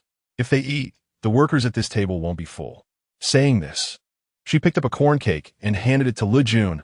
Ah Jun, take this and share it with your sister. Grandpa Lu felt angry upon seeing this. How could he not provide a bowl of rice for his own grandchildren? But he dared not voice his anger and just heavily slammed down the bowls and chopsticks. Grandma Lu still smiled. Ah Jun, take it. Are you still being shy at Grandma's house? If someone didn't know better, they would think Grandma is very harsh on you. Grandpa Lu was infuriated by this remark. Lu Jun quickly said, Grandma, Qing and I have already eaten. We came to find second brother. The family is busy. Grandma Lu responded with an "oh" and put the corn cake into the bamboo basket, saying that she would call him to play with them after finishing her work. Lu Qingyu pulled on her brother, wanting to say something, and then spoke up. Our bedboard is broken, and we want second brother to help fix it. It's not for playing. Looking at Grandma's expression, it seemed she didn't want second brother to have an easy time. Lutzin, hearing this, said, I'll go take a look too. I could do general woodworking. Saying this, he stood up. Don't delay your sleep tonight. Lu Qingyu looked at her cousin, somewhat stunned, and turned to glance at her brother. Lu Jun couldn't help but laugh. He understood his sister's intention of inviting second brother to their house for dinner, but he didn't expect this fourth cousin to step in. It seemed his sister didn't know how to say it. Otsun, there's no need to trouble you, Lu Jun said. With second brother helping, we'll finish it soon. At this time, Lu Qingling also pulled Lutzin to sit down, acting cute. Big brother, you still need to teach me characters tonight. Alhait, Gompa de Ducided. Let away go. With that, he shouted loudly for Lu Wei from the backyard. Seeing this, Grandma Lu had nothing more to say. Although she had her favorites among the granddaughters, she never left a handle for others to grasp. Moreover, Grandpa was clearly angry, and she couldn't afford to lose face now. Lu Wei came out from the backyard, covered in dust and smelling of a mix of chicken droppings and pig food. The Lu family at the table frowned at the sight. Lu Qingyu glanced at them and stepped forward to hold Lu Wei's hand. Second brother, go help us fix the bedboard. Lu Wei was taken aback for a moment, then smiled at the little girl and nodded. Once outside the Lu family's gate, while holding Lu Qingyou's hand, he turned to Lu Jun and asked with a smile, Ah Jun, is the bedboard really broken? Lu Jun scratched his forehead awkwardly and laughed. No, Qing said to invite second brother over for dinner, and we were worried Grandma wouldn't allow it. Lu Qingyu nodded in agreement. Lu Wei patted her head and sighed discreetly, then started talking about what happened after they returned home in the afternoon. While talking, they reached the two thatched houses outside the village. At that moment, the sky was dim, and they saw a shadow standing by the fence. Before they got closer, the shadow leaped over, and it was De. De had been obediently guarding the house all day and was waiting for the little girl and the little master to return. However, no one paid attention to it, and it was time to return home, but the little girl and the boy had disappeared again. This made De anxious, and it had been squatting at the door waiting. Fang Yin, who was bored drawing on the ground in the yard, heard De's movements and knew the little siblings had returned. However, he didn't expect De to greet them so enthusiastically. He peeked outside and stood up to go to the thatched kitchen to serve food. Second brother, The bean porridge and the pancakes made by my brother are so fragrant. After greeting He, Le Qingyou rushed to share with Le Wei when she saw the food Fang Yin brought out. While studying traditional agriculture, she knew that before the Han Dynasty, people's food was mainly based on beans, but she didn't know that bean dishes could be so delicious. When her brother was cooking, she couldn't help but sneak a few pieces of the small bean pancakes. The bean porridge was similar to the tofu pudding of later generations, but was more fragrant and soft. While the bean pancakes were made from the bean milk ground from the half-size stone mill at their doorstep, then fried in a skillet.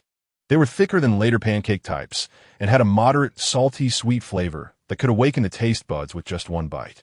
Le Qingyou was captivated by her brother's cooking for the first time.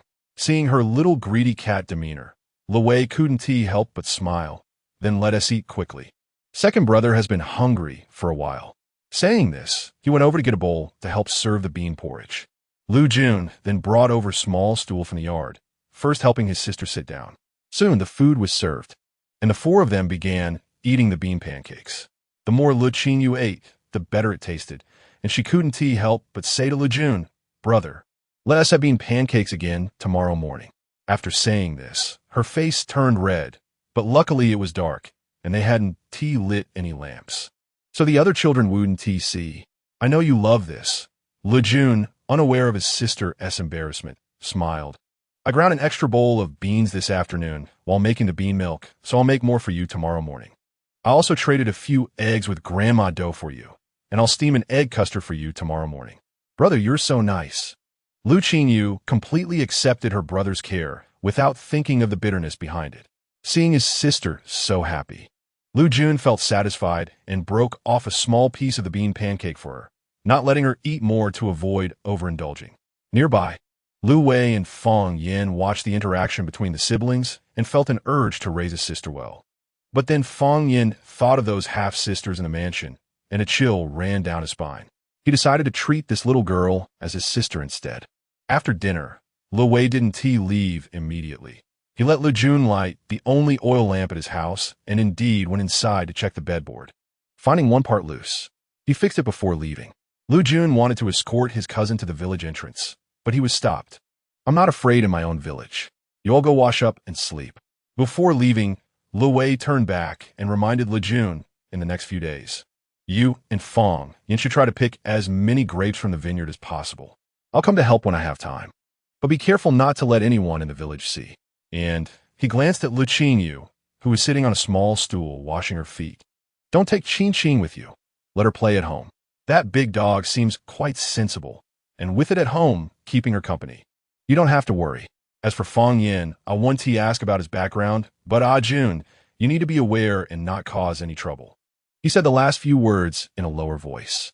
Lu Jun nodded, also speaking softly. "Don't worry, second brother, I know the importance of balance." He didn't mention that Fang Yin might be a child abducted by traffickers, nor did he say that in a couple of days he would let Fang Yin go to town to see how he could return home. After tidying everything up, Lu Jun took his sister back to their room to sleep, while Fang Yin patted He's head, letting it sleep at the door. Lu Qingyou had been thinking about the types of grains here since dinner and had no sleepiness at all. Once her brother and Fang Yin came to bed, she began to ask about things that were not in her memories. Lu Jun was 6 years older than Le Qingyou. He had been to the town market many times with his father and had studied for 2 years, so he could answer many of the questions about grain prices, production, and various snacks that his sister asked. Lu Qingyou listened with great interest, continuously asking questions, while Lu Jun wrapped his arm around her shoulder, answering each one seriously. But inside he felt a pang of bitterness. He felt powerless to let his sister go hungry one meal and full another, feeding her one meal of common bean porridge and another of wild vegetables. How could a simple meal of bean porridge make his sister so lively? She was asking about various grains, many of which she had never even seen before. If Le Qingyou knew that the young man felt guilty while talking to her, she would definitely be amused and exasperated. The reason she had so many questions was simply to gain a clearer understanding of the food in this time and space, to see how she should develop in the future. Fang Yin listened carefully to the siblings, hearing the little girl ask about grains and then vegetables. And since her brother only knew a few, he couldn't help but speak up. Fong Yin was the young lord of the Guanya Marquisate, so his dining table naturally featured a wider variety of dishes and vegetables, which greatly enriched Le Qingyou's knowledge about food. In fact, there were 3 or 4 types of vegetables that Le Qingyou had never heard of before. However, from the conversation between her brother and Fong Yin, Le Qingyou concluded that the variety of grains and vegetables in this time and space was indeed abundant. Many common vegetables and grains from later times were also grown here. Therefore, the dietary culture of this time and space was very rich. Chapter 022. The Guanya order. Le Qingyou had learned about the processing of agricultural and sideline products and knew quite a few methods for making delicious foods. However, after hearing Fong Yan's words, she silently dismissed the idea of becoming wealthy by opening a restaurant in the future. As it stood, the only thing she could do was to improve the varieties of grains to promote high yields. However, grains were the foundation of a country, and if she acted recklessly, it might bring considerable trouble to her family. It should be noted that corn and sweet potatoes already existed in this time and space, but these 2 crops, which were famous for their high yields in later generations, only produced about 6 or 7 stones per mu, which translated to roughly over 800 jin in modern units. In comparison to wheat, which only yielded 3 stones, or about 3 to 400 jin per mu, corn and sweet potatoes were definitely high-yield crops. However, since corn and sweet potatoes were priced nearly half lower than wheat, the planting volume of these 3 crops was comparable. Here, soybeans also had a stable yield and various methods of consumption, so their planting volume was not low either. The difference was that corn, sweet potatoes, and soybeans were the staple food of ordinary people, while families with better living conditions primarily relied on wheat and corn as their staple foods. As for the nobility, their staple food consisted of various types of rice. People in this time and space could generally manage to fill their stomachs unless they encountered a major natural disaster. Although the court did not face pressure regarding grain, if she could cultivate wheat that produced 1,000 jin per mu, it would likely cause a stir. After thinking it over, Le Qingyou felt that the idea of becoming wealthy through cultivating new grain varieties might not work either. She became somewhat worried because she wanted to send her brother back to school as soon as possible, but without a path to wealth. How could she support his education and let him study without worries? Originally, she had felt drowsy listening to Fong Yan's pleasant voice, but now she was wide awake. Le Qingyou realized that despite possessing so much advanced knowledge under various limitations, it was actually quite useless. Suddenly recalling the scene in the morning when the mountain chickens approached her, Le Qingyou's eyes lit up. While she couldn't cultivate new grain varieties for now, she could engage in animal husbandry. Although her major was agronomy, she had some knowledge of animal husbandry as well, and with a small hill behind her, there was simply no better option for her to pursue at the moment. Having determined her future direction, Le Qingyou felt happy and soon fell asleep with a smile. In her dreams, she was almost buried by various animals. Lu Jun had been gently patting his sister's back, and once she fell asleep, he finally felt at ease enough to sleep himself. The next morning, he woke up early again. To his surprise, Fong Yin was no longer at the other end of the bed. Lu Jun quietly dressed and went outside to find Fong Yin slowly practicing his martial arts. Curious about what kind of martial arts he was practicing, Lu Jun thought for a moment but didn't ask too much. After washing his face, he reminded Fong Yin to listen for when his sister woke up and then took a basket to the mountains.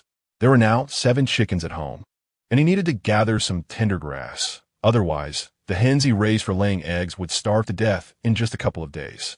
Since it was still early, Lu Jun thought about picking a basket of grapes as well. However, once he reached the mountains, he remembered that it was unsafe to leave his sister alone with someone he wasn't very familiar with. So he only collected half a basket of tender grass and hurried back home. What if he took too long, and Fong Yin secretly took his sister away? Where'd he go to cry? With that thought in mind, Lu Jun almost ran home. When he arrived, he saw his sister had already woken up, dressed, and was standing obediently beside Fong Yin, who was washing her face with water from a basin. Lu Jun let out a subtle sigh of relief, set down the basket, and walked over to ask, "Is it warm water?" "Yes," Fong Yin answered simply. Lu Jun stepped closer and saw that the water in the basin was indeed steaming. So he turned and went to the stove to start cooking. When Fong Yin finished washing Le Qingyou's face, He stood up to go inside and get some scented balm for her. At this point, Fang Yin had already taken Le Qingyou's hand and was leading her back inside. When he saw Lu Jun approaching, he frowned slightly but spoke politely. "Are you going to apply scented balm for Qingyou?" "I can do it." "You?" Lu Jun looked at Fang Yin with some distrust. This person couldn't even chop firewood. How could he be expected to apply balm for Qingyou? Seeing her brother sweating heavily from working so hard so early in the morning, Le Qingyou said, "Brother, Fang Yin can do it." Only then did Lu Jun reluctantly nod in agreement, but he still reminded Fang Yin, "Qingyou's skin is delicate, so be gentle." Fang Yin nodded in response, leading Lu Qingyou into the room. He had her stand by the paper-covered window, reached out to take the scented balm box from the windowsill, and opened the lid, only to find it nearly empty. Even though Fang Yin had previously been a carefree young lord, he knew to conserve it now. He used his index finger to scoop a little and squatted down in front of Lu Qingyou, applying it to her face little by little with just his fingertip. Lu Qingyou felt her cheeks itch from the balm, and since her brother always made her feel comfortable when applying balm, she instinctively pulled away, saying, "I'll do it myself." Her tender voice was still soft and cute, but Fang Yan's expression darkened. He followed her retreating face with his finger, coldly and stiffly saying, "You're still small. You can't do it." This little girl was obedient in front of her brother, but disobedient in front of him. Fang Yin decided he would need to take care of her more often in the future to help her feel closer to him. After all, what he, Fang Yin, intended to do, even if only in his heart, was a must. He wanted to be good to this little girl. Lu Qingyou glared at Fang Yin with a bitter face, and as soon as he said it was okay, she immediately ran out with her short legs. Fang Yin. Why did it feel like he had just bullied her? Fang Yin shook his head and put the bomb box back on the windowsill. Even though he was being careful with it, there was only a little bit left. Taking out a jade pendant that he had kept hidden in his sleeve, Fang Yin rubbed the words Guanya order on it, deep in thought. Since he wasn't planning to go back, what should he do with this jade pendant that his grandmother had entrusted to him before her death? Could it be pawned? This family was poor and only had 4 walls. If he could exchange it for some money, it would be quite useful. However, this was not an ordinary jade pendant. Possessing it meant being the master of the Guanya order, and as the master, he could not distance himself from his previous circle. Looking at the jade pendant, nostalgia rose in Fang Yan's eyes. The Guanya order was founded by his grandmother, whose main tasks included protecting the master, gathering intelligence, and carrying out assassinations. Handing it over to him was also a way for his grandmother to provide him with an extra layer of protection. However, his grandmother probably never imagined how bold his father and his stepmother would be. Initially, they had the intention of ruining him so that the position of the Guanya Marquis would fall to their son. When that plan failed, they came up with even more sinister ideas. The reason he was captured by human traffickers was that he and his family were on their way to Xiangzhou for the summer. And while resting at a villa in Xianquan County, he went out to play with 2 attendants and was then taken. Those 2 attendants were trusted confidants left to him by his mother, both highly skilled in martial arts. And his grandmother had met them and told him he could trust them, saying they were very loyal. But what happened? Fang Yin sneered. Those 2 skilled martial artists were actually beaten to the ground by 3 human traffickers. His grandmother, who had said they were very loyal, had only passed away 3 years ago. He lost his mother and then his grandmother, and soon after, all sorts of sinister characters emerged. Therefore, Fang Yin was distrustful of those under the Guanya order. Otherwise, he wouldn't have thought about disposing of the jade pendant. However, if he did pawn it, he feared it would lead to people finding him faster. If he didn't dispose of it, he had already activated the Guanya order, and those people would likely find him soon. Holding the Guanya order when they found him, they would probably insist that he return to the capital to inherit the Guanya Marquis. The reason why Lord Guanya was granted the title of Lord Guanya back then was that he married the only daughter of the Grand Princess. Both the late emperor and the current emperor, as well as the Grand Princess, had an unspoken agreement that the future Guanya Marquis must be inherited by him and his descendants. However, now Fang Yin completely rejects returning to that place filled with all sorts of strange beings. He only wants to accompany the young girl and grow up slowly. Unknowingly, Fang Yin had been standing in the room for half an hour, contemplating how to deal with the Guanya order. At that moment, a soft voice called from outside, "Brother Fang Yin, it's time to eat." He hurriedly concealed the jade pendant deep in his sleeve, responded with a sound, and stepped outside. Chapter 023. Third, and in the early morning light, a small dining table was already set up. Lu Jun was feeding Le Qingyou with a smooth egg custard. Although she had been taken care of a lot by her older brother these past couple of days, she still felt embarrassed being fed. "Brother, I can eat by myself," she said, reaching for the bowl of egg custard. Lu Jun let her, saying, "The bowl is too hot. You can eat it yourself gently later." At this time, Fang Yin sat down on the opposite stool and began eating a piece of soybean milk cake. Seeing Fang Yin come over, Le Qingyou had no choice but to quietly accept her brother's feeding. Fang Yin glanced up and silently broke off a piece of soybean milk cake, handing it to Le Qingyou. She caught it and smiled, realizing that she would have to get used to being fed at the dining table from time to time in the future. After breakfast, Lu Jun repeatedly reminded his sister to stay at home and not go out, saying he would be back soon. After repeating a few sentences to ensure she remembered, he finally left with his backpack. Fang Yin had already left for a while. Once Lu Jun was gone, the house instantly fell silent, with only the pleasant sound of birds chirping nearby. Le Qingyou waved to the big black dog that was wagging its tail and circling around her, then turned to the kitchen shed to grab the remaining soybean milk cake. The rabbit meat from yesterday had been completely eaten, and there was still half a pot of soup left. She poured some out and soaked the soybean milk cake in it before carefully bringing it to the big black dog. The big black dog immediately squatted down, and as soon as Le Qingyou placed the bowl down and stood up, it wagged its tail and happily dug in. When it was satisfied, it couldn't help but let out a howl. After the howl, the big black dog's long body suspiciously froze for a moment. Le Qingyou couldn't help but laugh at the sight of it burying its head in the bowl, too shy to lift it. She turned to look at the few mountain chickens behind the house. The big black dog's ears twitched. After hearing the little girl's footsteps gradually fade away, it buried its head back into the bowl, letting out intermittent howls. As a dignified dog, the big black had never been so embarrassing while eating, and, thankfully, the little girl and her owner were not around. Le Qingyou had now arrived at the back of the house. When the few chickens enclosed in the fence saw her, they all stood up and began to cluck around the fence. This small fenced chicken coop was hastily built by Lu Jun and the others yesterday. It wasn't very high or sturdy, but surprisingly, the 6 mountain chickens and 1 domesticated hen were all staying inside calmly without flapping around. Before breakfast, her brother had already stomped on the chicken feed to give it to them. However, seeing them clucking incessantly at her, Le Qingyou thought for a moment, turned around, and picked a handful of large wild vegetables that her brother had set not far from the chicken coop, then squatted down at the fence to feed the chickens. She threw the leaves in one by one, and the hens immediately scattered to snatch the leaves.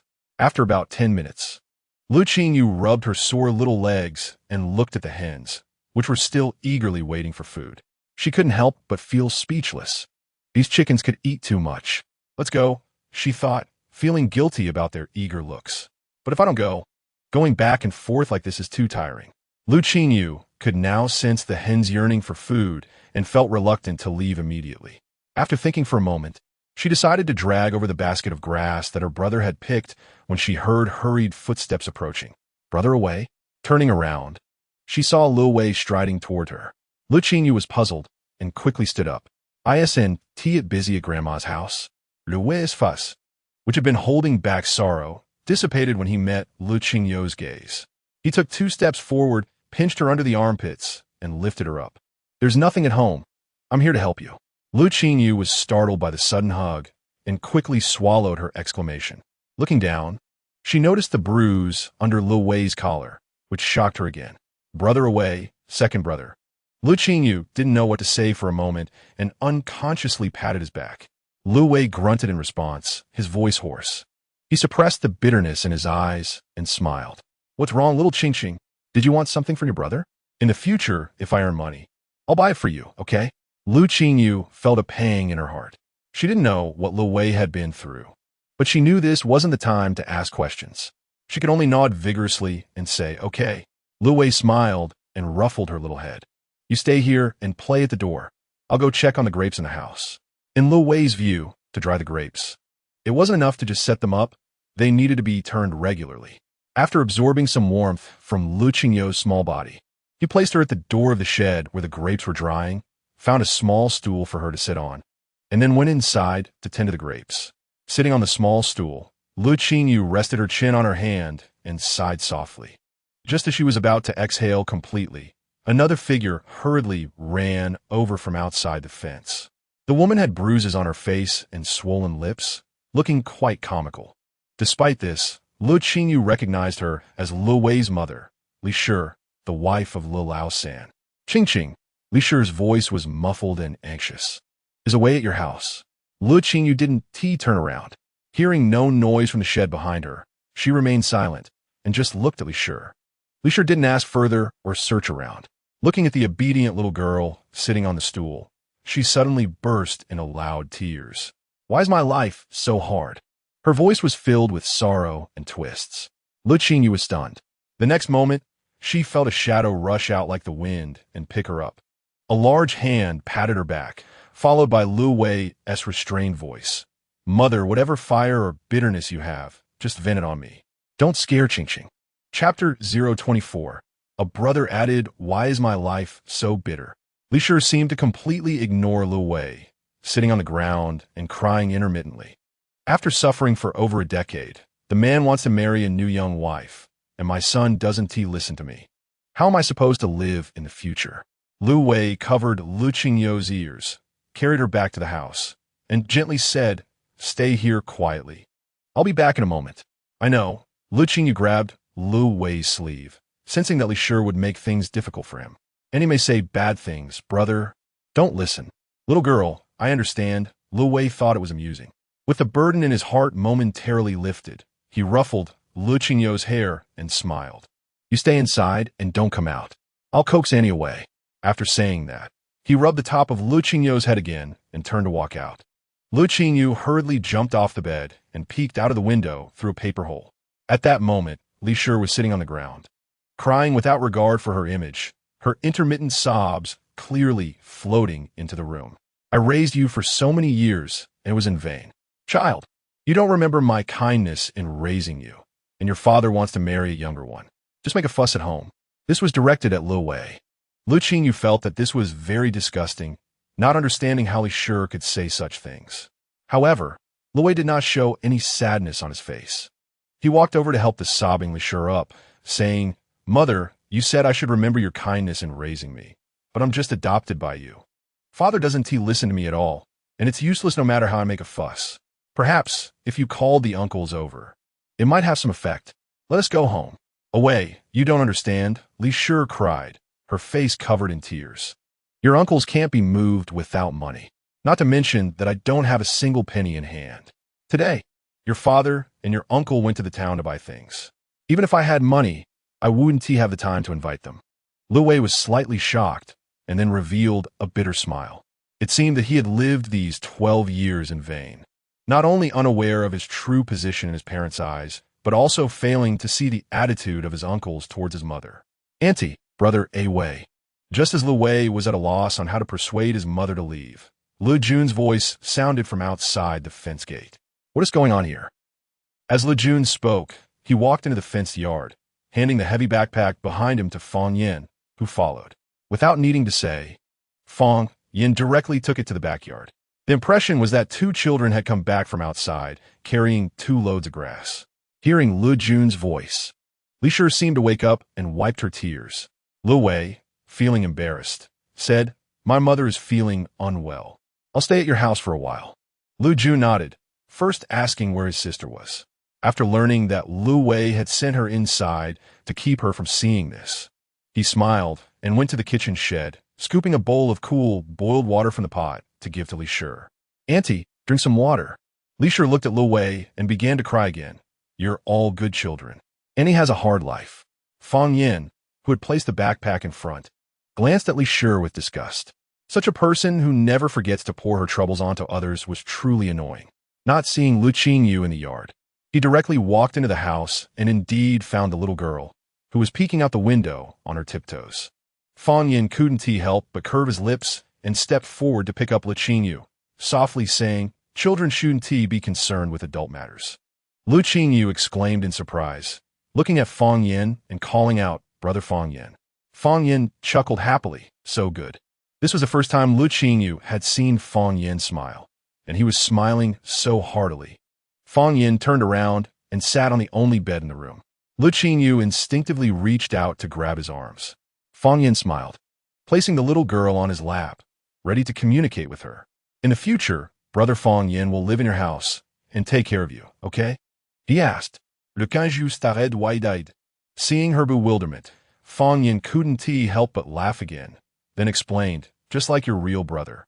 Taking care of you as you grow up. Do you like it, Ching Ching?" Le Qingyou responded, "So you're not planning to leave?" Looking at the smile spreading from Fang Yan's eyes, Le Qingyou felt that this boy was truly changeable, sometimes cold and distant, and other times like a friendly and pleasant big brother next door. "You mean you'll take care of me like a real brother?" Le Qingyou was so curious that she wanted to reach out and touch his forehead to see if he had a fever. Fang Yin wiped the smile off his face, stroked the little girl's head, and returned to his silent demeanor. "In the future, brother will take good care of you." Le Qingyou was stunned for a moment before responding, "Thank you, Brother Fang Yin." Upon hearing this, Fang Yan's eyes sparkled with a bright smile like sunshine. At this moment, Li Shi's sobbing was interrupted by a voice. "Ajun, hurry up and change your clothes. The Zhang family has sent festival gifts over. Your grandmother wants you to meet them." Lu Jun, who was being pulled by Li Shi to listen to her sob story, let out a sigh of relief. However, facing his aunt standing outside the fence, he couldn't help but clench his hands at his sides. "Annie, please go back first," he said with a smile. "I'll be right over." No matter what, every time the Zhang family sent gifts over in the past 2 years, his grandmother would always share some with him, even if she was reluctant. The Zhang family's gifts were all good things, so he would have something to help Le Qingyou's health. Though he tried to comfort himself, Lu Jun couldn't help but think of his deceased parents. If his parents were still alive, his grandmother would never treat him like this. Taking all the gratitude gifts from the Jiang family, which his parents had helped in the past, just because she was their elder. Chapter 025 Jiang Yishan. The Jiang family is the wealthiest household in Xianquan County, and their current status is largely due to the presence of the third branch's patriarch, who serves as the governor in Luzhou. Luzhou and Huzhou, where Xianquan County is located, are neighboring states, and the friendship between Governor Jiang and the merchant governor of Huzhou is quite strong. Because of this connection, even without specific instructions from Governor Jiang, the Jiang family's younger generation has more opportunities for development compared to others. Governor Jiang has held his position for 4 years, and the Jiang family has long been regarded as a prestigious family in Xianquan County. In order to help Governor Jiang advance further, the head of the Jiang family imposes strict regulations on the younger generation, ensuring they never hinder the third branch in any way. Thus, despite their high status in Xianquan County, the members of the Jiang family are very reasonable when they step outside, and the county's residents often praise the Jiang family as a benevolent household. More than 3 years ago, to be precise, 1 month before the death of Lu Lauer, while accompanying Zhao back to her family home, Jiang Leofuren had saved Lu Lauer and his wife when they were caught in a snowstorm on the mountain path. At that time, Jiang Leofuren's carriage was damaged by a pile of snow that slid down from the mountain, injuring several of her attendants. Jiang Leofuren herself sprained her ankle and was in shock. It was Lu Lauer and his wife, passing by, who used their donkey cart to take her to the county town several miles away. That day, Jiang Leofuren was injured and sent home, causing a bit of chaos in the Jiang family. When they wanted to thank their benefactors, Lu Lauer and his wife had already returned home with their donkey cart. Jiang Leofuren felt deeply grateful for the couple's help, but due to her ankle injury, was unable to express her thanks in time. A month later, after her injury had healed, she specifically brought a group of servants to express her gratitude before returning to Luzhou. Upon learning that Lu Lauer had been killed by a kick from a constable while carrying a sack of rice in the county, Jiang Leofuren was immediately enraged and sent an elderly maid with her eldest son's name card to deal with that constable. After avenging her benefactor, Jiang Leofuren offered incense at Lu Lauer's memorial tablet and comforted Zhao with a few words before leaving with her servants.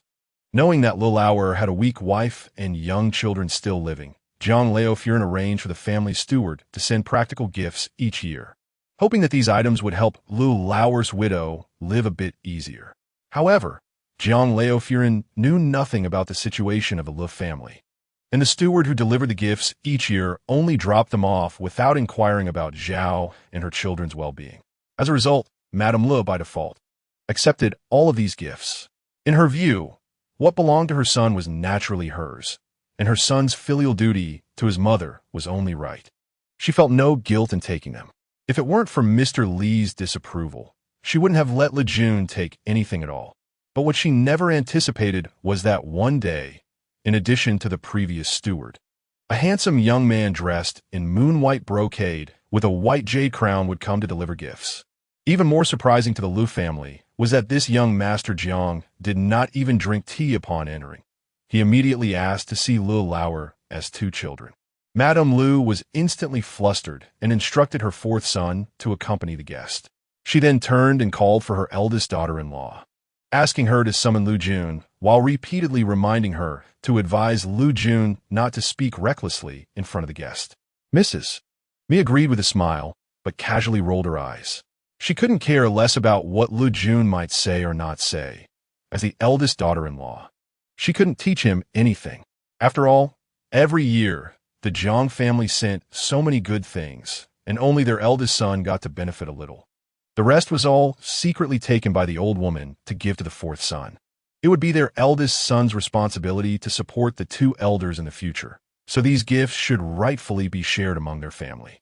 However, the old woman was so biased that if Lu Jun accidentally revealed something, no one would get anything good.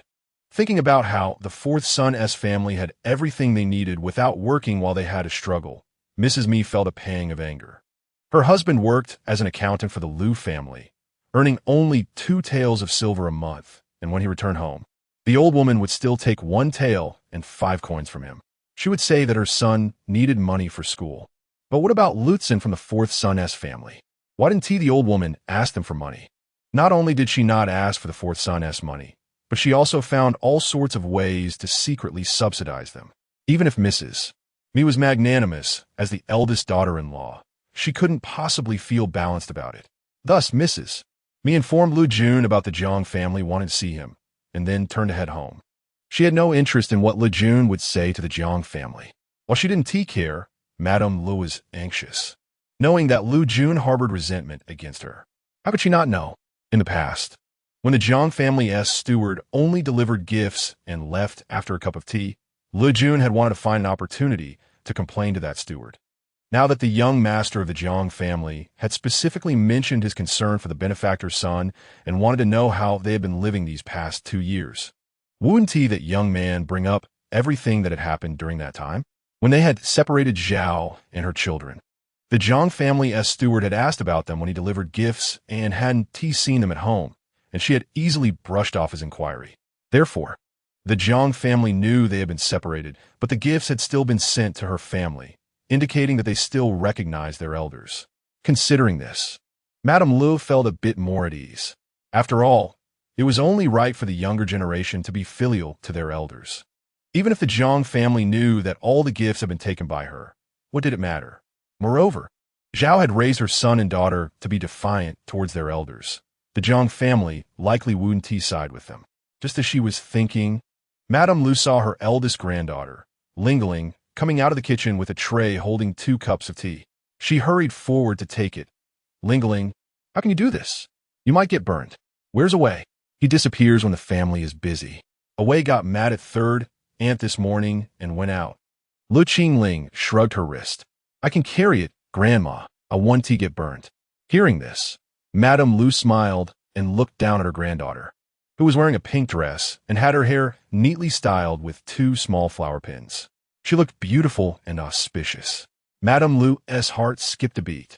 The young master from the Jiang family seemed to be only around 13 or 14 years old. If her granddaughter could get along well with him, then in the future. Thinking that her granddaughter might marry the young master of the governor's family made Madame Lu beam with joy. She handed the tray back to Lu Qingling. Grandma will go to the kitchen to see if we can prepare a couple of clean dishes for the young master. You take this tea over. Her eldest granddaughter had always been clever and adorable, a fortunate celestial being reincarnated. The young master of the Jiang family would surely take a liking to her at first sight. Okay, Grandma. Lu Qingling took the tray and instantly understood her grandmother's intentions.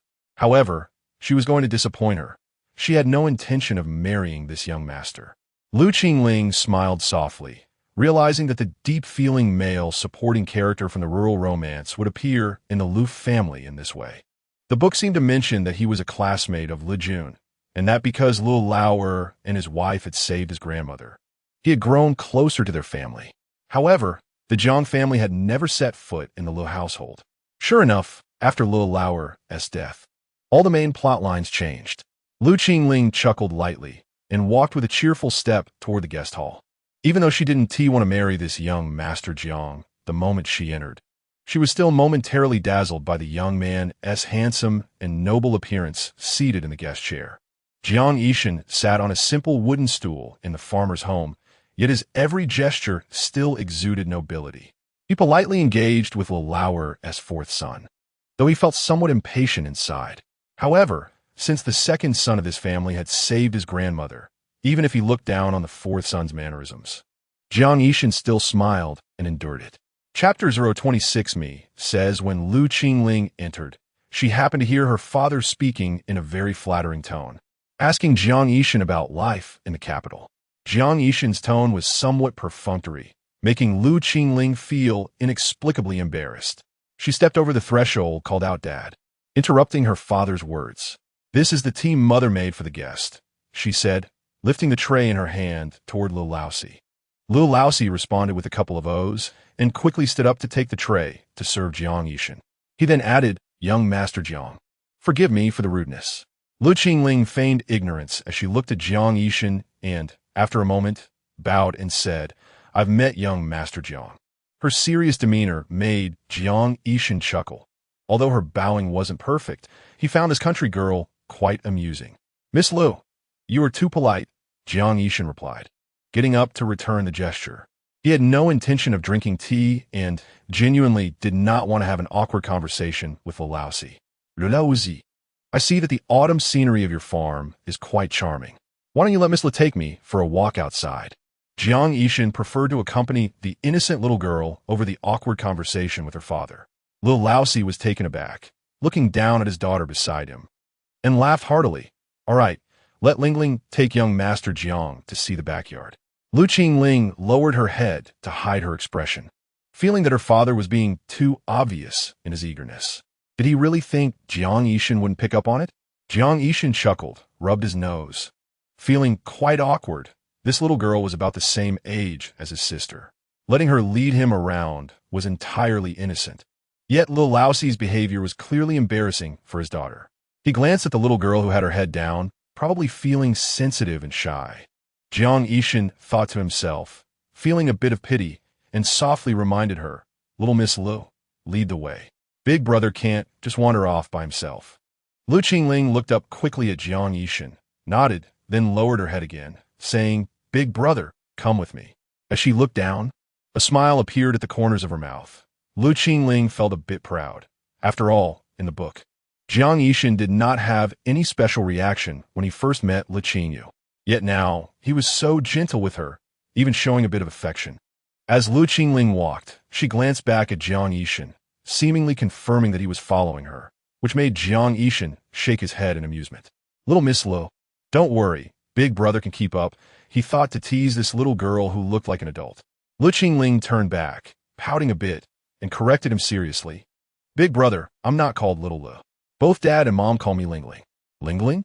Jiang Yishan raised his eyebrows with a smile. "Big brother understands now, Lingling." Lu Qingling's face turned slightly red, and she turned back to lead the way. By the time they reached the backyard, the adults in the front yard exchanged smiles. Old Madame Lin nodded with a smile, thinking, it seems that young Master Jiang coming here personally is indeed a great opportunity for their family. I just wonder if Lingling will help clear up the previous issues. However, Lingling has always been clever and will surely explain the matter of receiving those gifts clearly. In the backyard, Lu Qingling was much more lively. She showed Jiang Yishan her fat chickens and then took him to see the small cucumbers still growing. "Big brother, look, are my family's cucumbers growing well?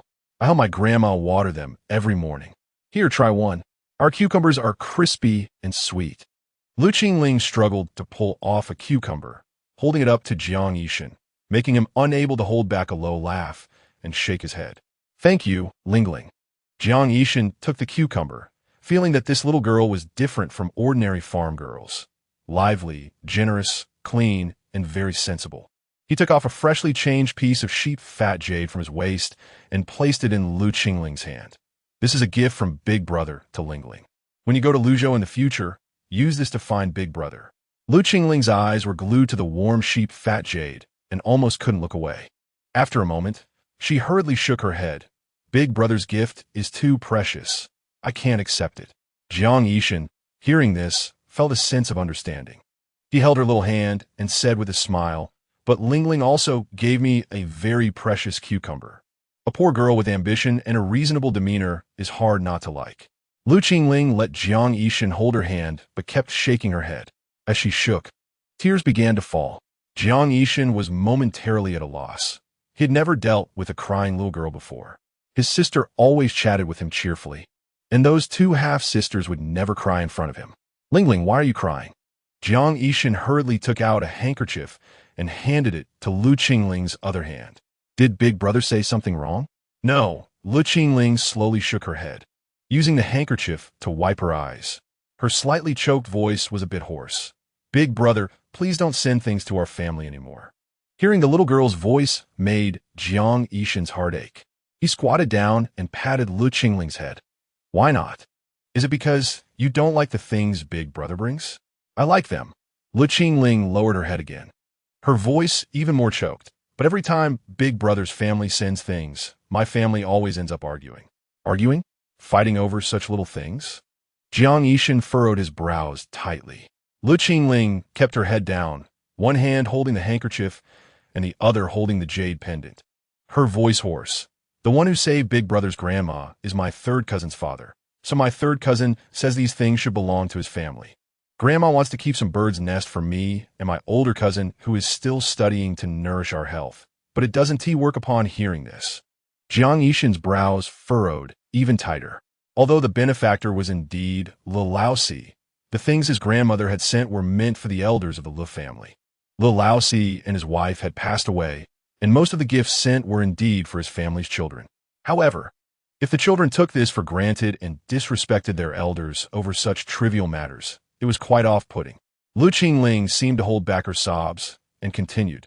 Moreover, Grandma takes care of us a lot, but my third cousin often hints to outsiders that Grandma treats them poorly. I'm worried that if this continues, outsiders will think my grandma is an unkind elder. Before she finished speaking, tears began to fall on the ground. What a silly girl. Jiang Yishan patted Lu Qingling's shoulder and comforted her softly.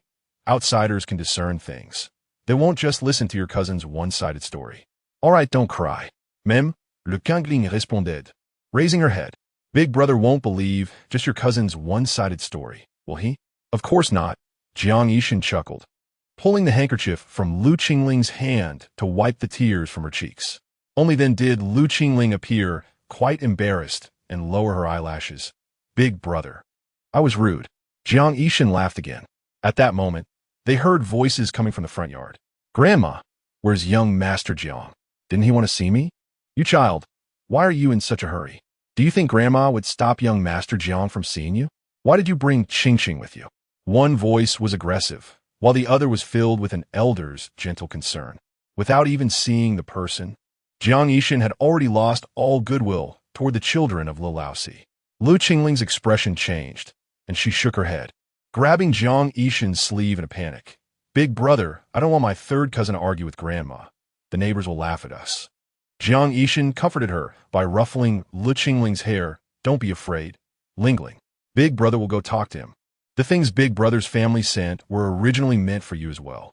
Thank you, Big Brother, Lu Qingling said, immediately breaking into a smile, her voice full of vitality. Chapter 27. Slapping oneself in the face. Lu Qingling followed Jiang Yishan into the front yard and saw Lu Qingyou standing beside Le Jun. A smug expression crossed her face. A down-and-out little girl. She must be feeling pretty low now. At that moment, she heard Le Jun say, Grandma, I wonder what Mr. Jiang brought. Can I take some bird's nest? You know, Qingqing was sick a few days ago. This kid really mentioned bird's nest. Le Qingyou almost teeth for Le Qingyou. She had specifically told Jiang Yishan about the bird's nest because last time the Jiang family sent gifts.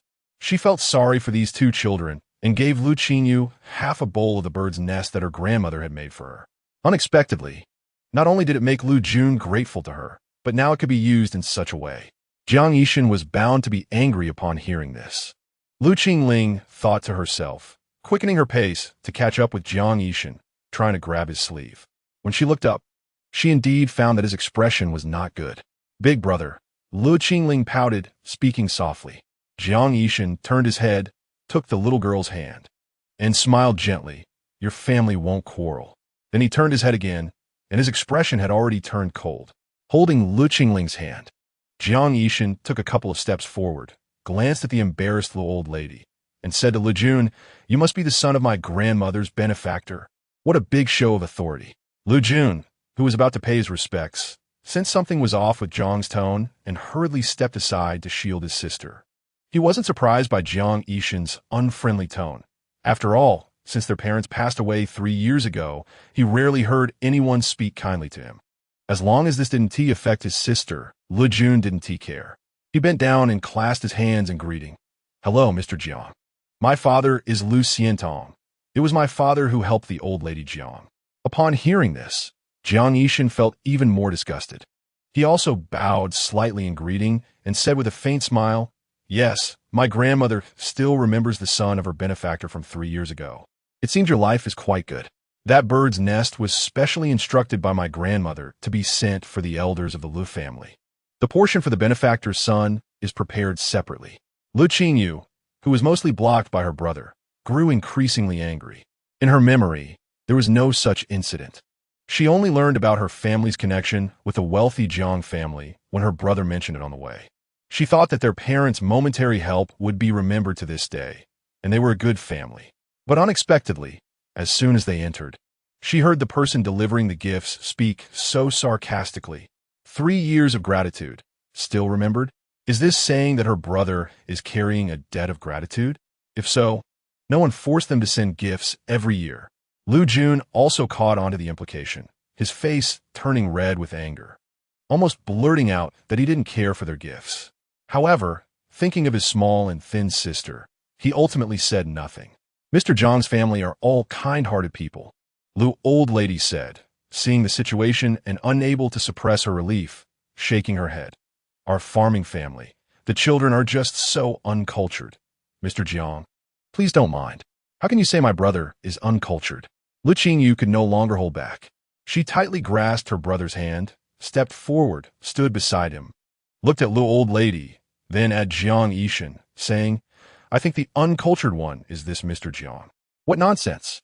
Lu old lady immediately scolded. If it weren't for Jiang Yishan being present, she would have scolded her for being a little brat without proper upbringing. Grandma. Lu Jun reflexively raised his hand to wrap around Lu Qingyou's shoulder. She's still young. Don't yell at her like that. It will scare her. You. Lu old lady was a person who valued her reputation, but that didn't mean she wouldn't scold her grandson.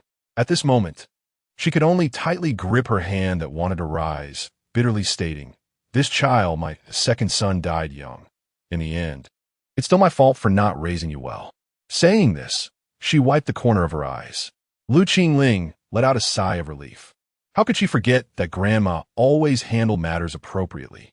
After today, this brother and sister would lose a significant support for their future. Jiang Yishan smiled and looked at Lu Qingyou, but his eyes were cold. Little girl, tell me, how am I uncultured?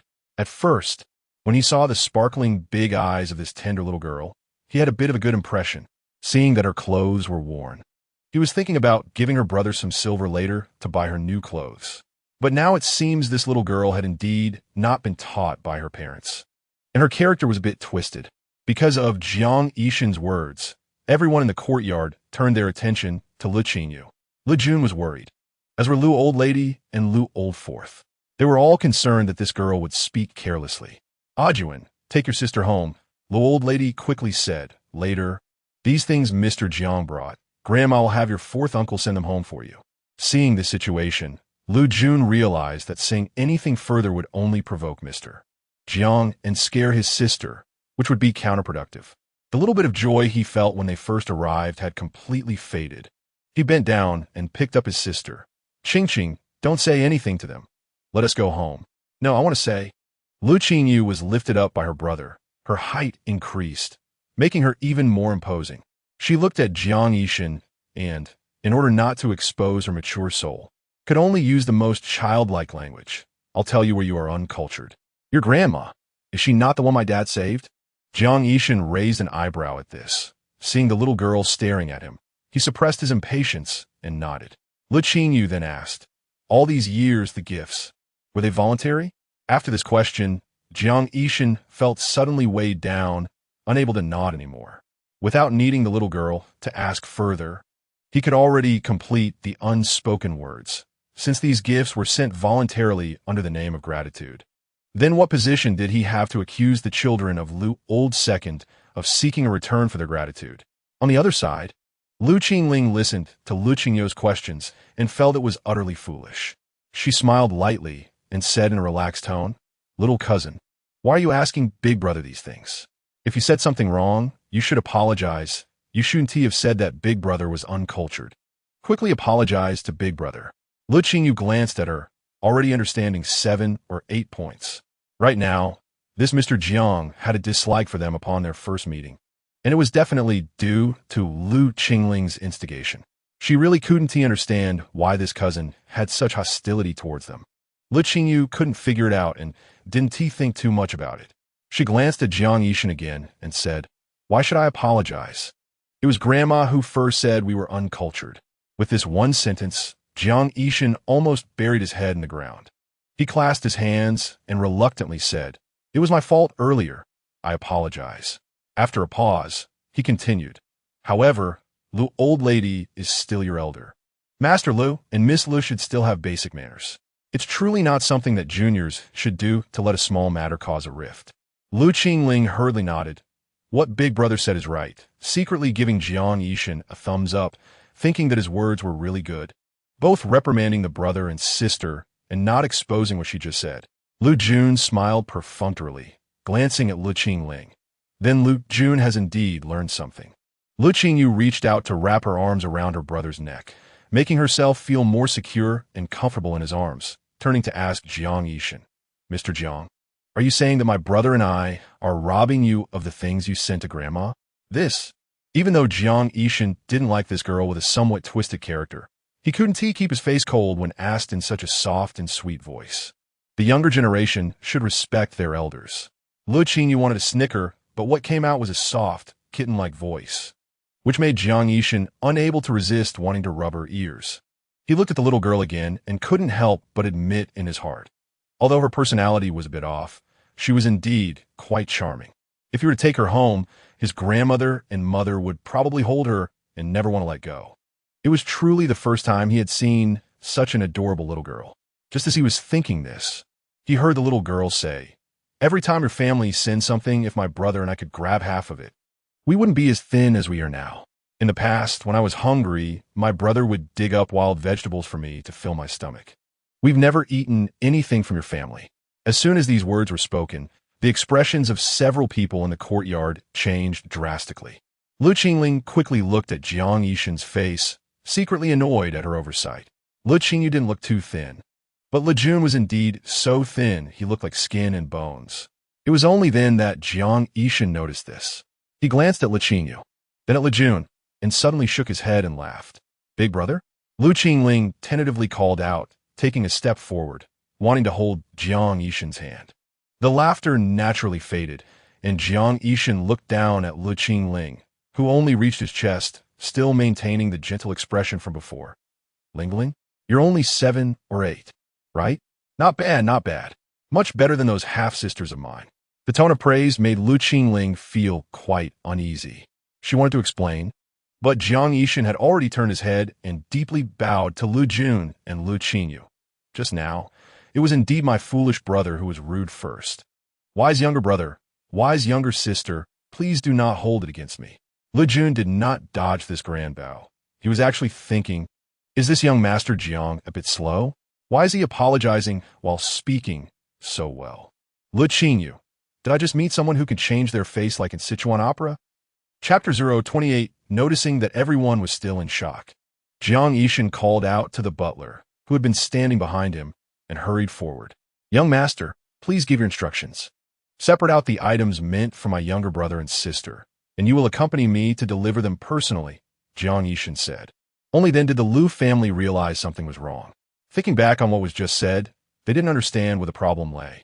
Wasn't that little girl, Le Qingyou, just talking about eating wild vegetables? What farmer doesn't eat wild vegetables? Why did the young master of the Jiang family suddenly want to personally deliver things to them? Lu Qingling, who had been talking to Jiang Yishan, understood why. Lu Qingyou mentioned they were eating wild vegetables, and with Lu Jun looking so thin, wasn't that a clear indication that their grandmother was unkind? Wasn't most of what she said just now a lie? Lu Qingling felt her cheeks burning, but seeing that Jiang Yishan didn't look angry, her racing heart calmed down a bit. Upon reflecting carefully, what she had said to Jiang Yishan couldn't really be classified as a lie. Every time the Jiang family sent things over, the usually obedient Lu Jun indeed would clash with their grandmother. Moreover, she was just a little girl. Jiang Yishan probably wouldn't hold her to the same standards. But why did he say he was better than his half-sister? Was he belittling himself or mocking her? Looking at his gentle smile, it didn't seem like mockery at all. While Lu Qingling was busy guessing Jiang Yishan's attitude towards her, Old Lady Lu and Fourth Old Lu were desperately trying to stop Jiang Yishan from going to Lu Jun's home. They knew that if Jiang Yishan saw where Old Second's son and daughter lived, and went back to tell the elders of the Jiang family, they would never receive the gifts prepared by the Jiang family again. The Jiang family's benevolence was well known throughout Xianquan County, and they definitely wouldn't tolerate the mistreatment of Old Second's children while still accepting gifts in the name of Old Second's family. Fourth Old Lu thought even further.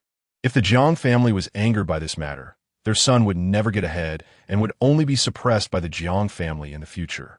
So he tried even harder to block Jiang Yishan and frequently glanced at his dazed eldest daughter standing to the side. Noticing this, Jiang Yishan's gentle smile gradually turned cold, and he directly called out to the guard stationed outside the Lu family's courtyard, Songshan, Kanjing. As soon as Jiang Yishan's words fell, two burly men in gray attire quickly stepped in and blocked Old Lady Lu and Fourth Old Lu in the blink of an eye. Young Master Jiangyu. Fourth Old Lu hurriedly took 2 steps back, rubbing his hands together. Please don't misunderstand. We mean no harm. Seeing this situation, Old Lady Lu was also startled, retreating repeatedly and hurriedly explaining, Yes, my grandson is rather unkempt. I'm afraid you might find it displeasing. Jiang Yishan adjusted his sleeves and said, I came here to thank my benefactor. How could I not even enter the door of my benefactor? You 2 elders needn't insist, lest my little nephew be rude. I take my leave.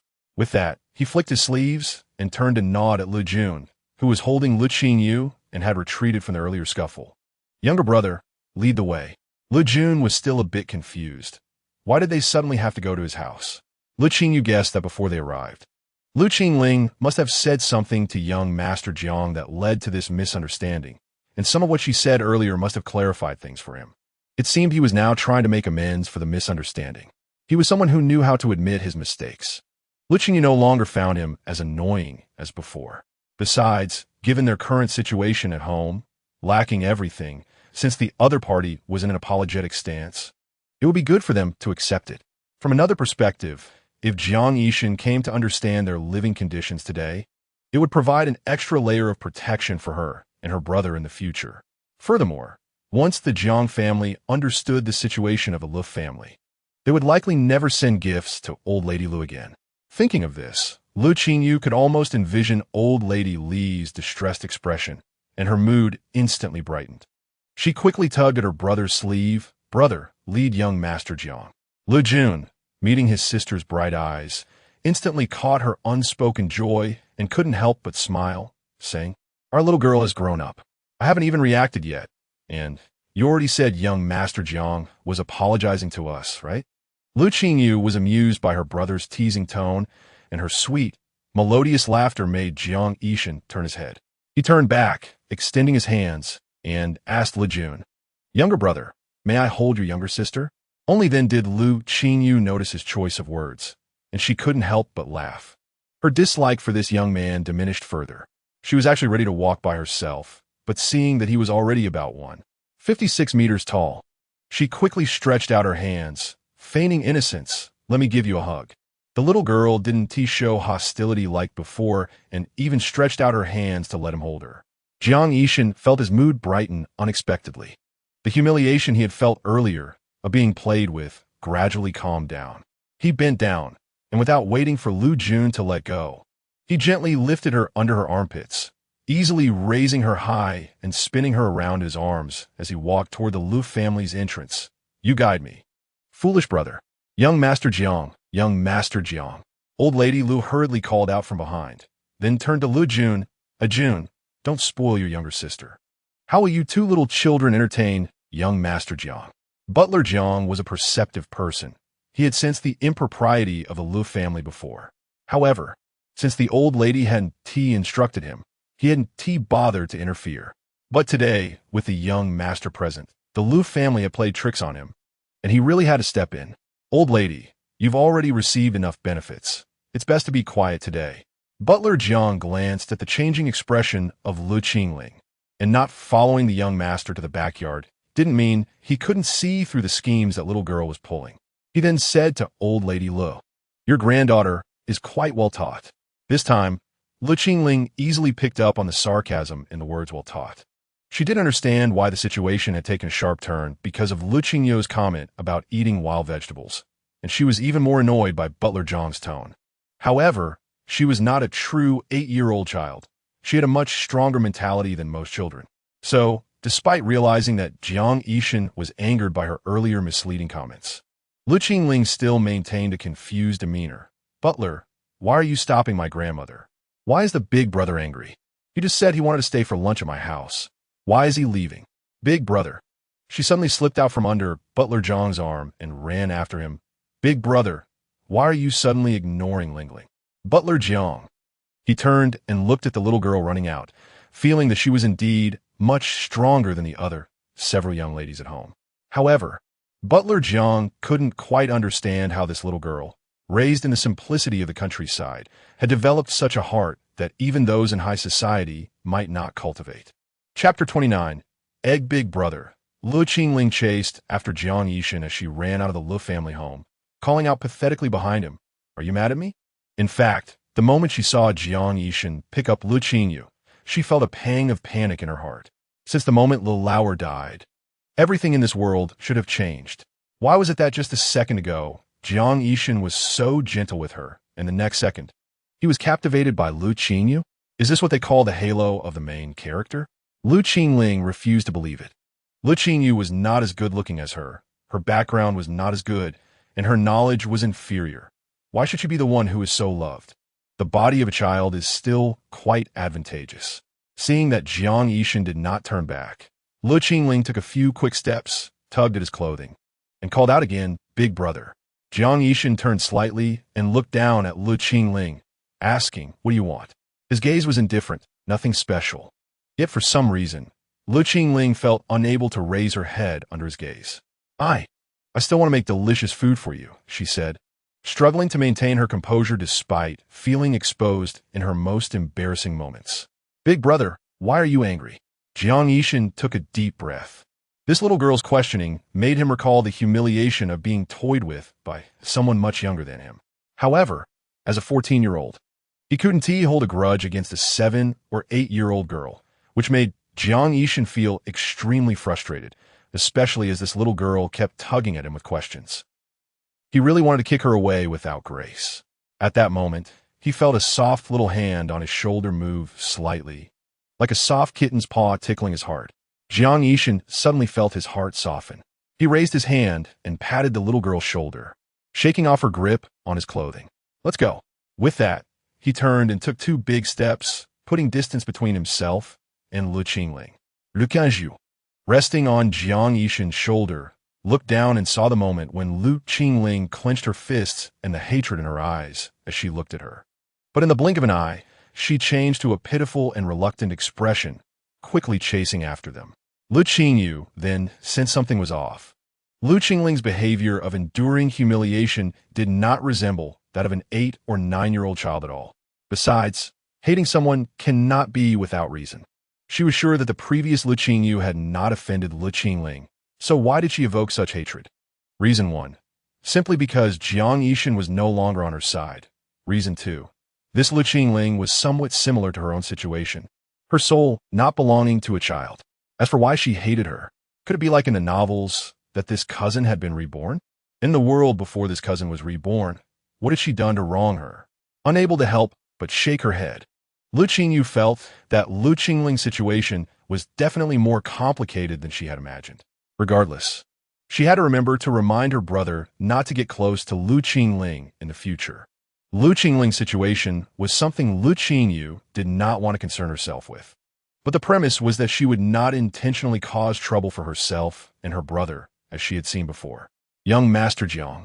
Lu Jun reminded Jiang Yixin at that moment. You hold my sister as if she's uncomfortable. How about I take over? Jiang Yixin looked down and realized that the little girl seemed to need to cling to his shoulder to avoid slipping down. He smiled awkwardly, adjusted his position, and turned to Lu Jun, saying, This is fine. Are we almost at your house? Le Qingyou also said, Brother, I'm fine. In fact, she wanted to say that she could walk, but due to her short legs, walking was indeed tiring. Hearing his sister say this, Lu Jun no longer insisted, leading the way ahead without glancing back at Lu Qingling, who was struggling to keep up. Lu Jun was not a fool. He would not believe that Jiang Yixin had suddenly disliked them for no reason upon their first meeting. After all, Jiang Yixin came out of the backyard with Lu Qingling, so he understood that Lu Qingling had said something to him. However, Lu Jun did not understand why Lu Qingling would speak ill of them. After all, every time the Jiang family sent things over, their grandmother took them, and their fourth uncle's family certainly got the most benefits. What was there for Lu Qingling to be dissatisfied about? Last time, she even brought birds' nests to share with them. Lu Jun could see her high and mighty attitude, but being poor, he just hoped his sister could eat something good without complaining. He did not expect that today Jiang Yixin would come, and Lu Qingling would stir up trouble first. Was she worried that he would complain to the Jiang family? Lu Jun analyzed secretly, raising his guard against his grandmother, Lu Qingling, and his fourth uncle to the highest level. The group was still far from the courtyard gate when De ran over wagging his tail. Lu Qingyou was about to slip down from Jiang Yixin's arms to pet the joyful De when a startled scream came from Lu Qingling's mouth. Big brother, I'm scared. Lu Qingling cried out, stepping forward to grab Jiang Yixin's sleeve and looking at Lu Jun with fright. Third brother, why did you bring a wild dog home?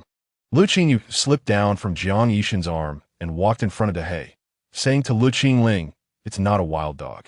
How is it not? Lu Qingling gritted her teeth. My father and I saw it when we returned from the town. This is a wild dog. Don't you know that wild dogs are very dirty and can spread diseases? Lu Qingyou turned around and patted Dehe's nearly bald head. We have already bathed Dehe. He's not dirty. Guessing that Lu Qingling was likely not just an ordinary child, Lu Qingyou did not back down on this trivial matter. Qingyou, how can you be like this? Lu Qingling frowned at Lu Qingyou, as if there was something dirty on her that made people avoid her. Then she looked up at Jiang Yixin, saying, Big brother, let's go back to my house. Third brother won't clean up, and their house has no place to step. Was she intentionally covering up the fact that Lu Jun and his sister's home was poor by using dirt and mess? Jiang Yixin looked at Lu Qingling with a half-smile, shaking off her hand that had wrapped around his sleeve, not wanting to say much, but after thinking about it, he still said politely, Miss Lu, when you're young, some bad habits are easier to change. Lu Qingling was instantly speechless. Just then, Jiang Butler arrived with 2 servants pushing 2 carriages, and Jiang Yixin called out to him, Jiang Butler, go to town and buy a book on women's virtue to give to Miss Lu. He turned to Lu Qingling and added, Little girl, remember to make sure you can play tricks on people in the future. Today's matter is 1, for the sake of Uncle Lu, and 2, because you're young, that's why I'm not holding it against you. But if you continue to be ungrateful and think that I, as the son of a governor, can be toyed with, don't blame me for not giving you face. These words were spoken lightly, yet they made Lu Qingling's face turn red and her heart tremble. She involuntarily took a step back and stammered, I don't understand what Big Brother is saying. Jiang Yixin immediately turned cold, one hand behind his back, looking down at Lu Qingling. I have no habit of recognizing dry relatives, Miss Lu. Don't take others' politeness for granted. Seeing this, Jiang Butler knew that the young master was very angry.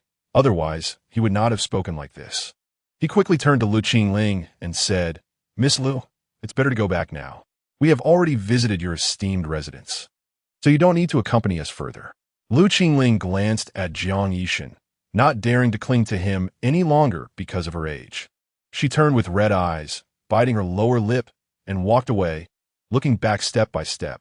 Jiang Yishan watched her, feeling no pity whatsoever, only a deep disdain for this pretentious girl.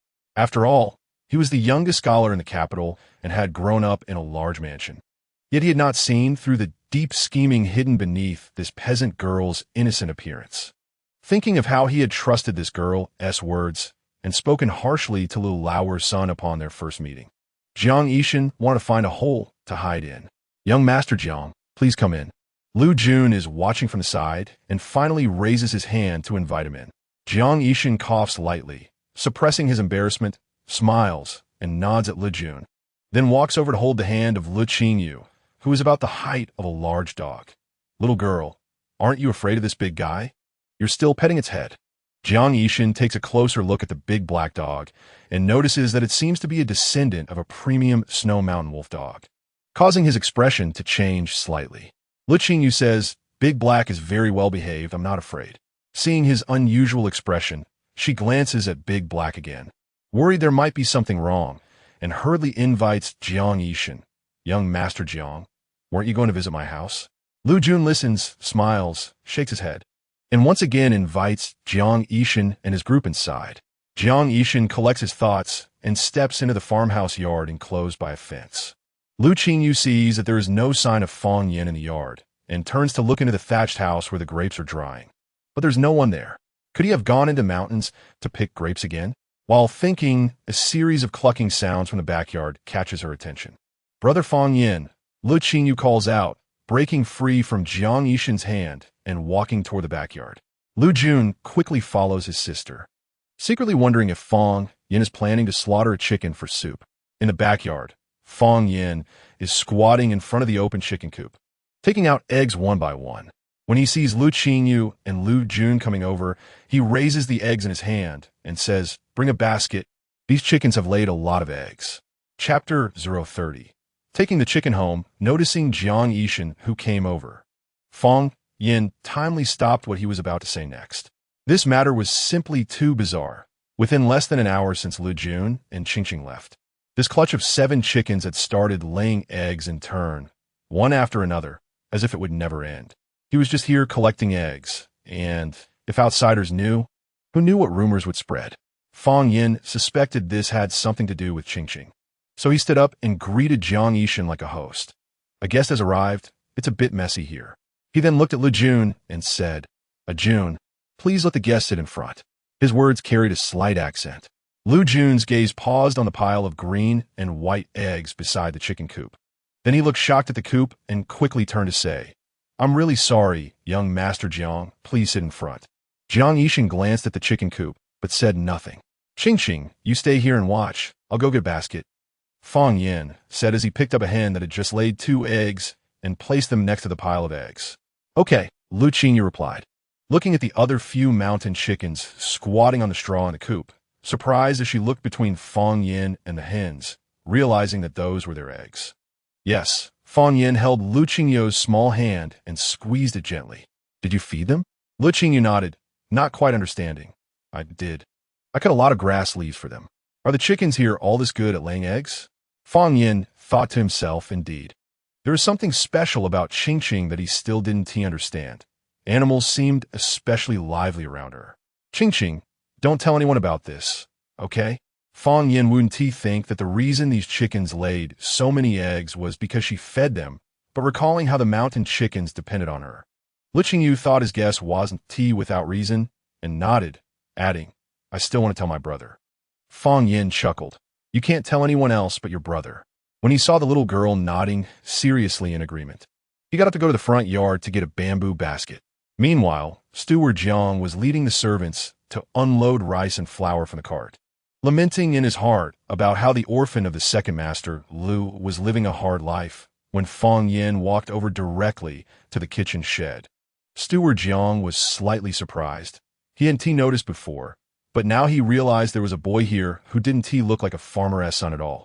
Although Fong Yin was still wearing his tattered clothes, the noble demeanor that came from long exposure couldn't be concealed. Steward Jiang couldn't help but be curious about how a boy like this could be in a farming family. He immediately thought of the news that had spread in Luzhou and Huzhou cities a few days ago. Duke Guangye had taken his wife to Langzhou Mountain Villa for the summer, and during their return trip, their son, the heir of Duke Guangye, went missing while resting in Xianquan County. It was found that he had been abducted by human traffickers.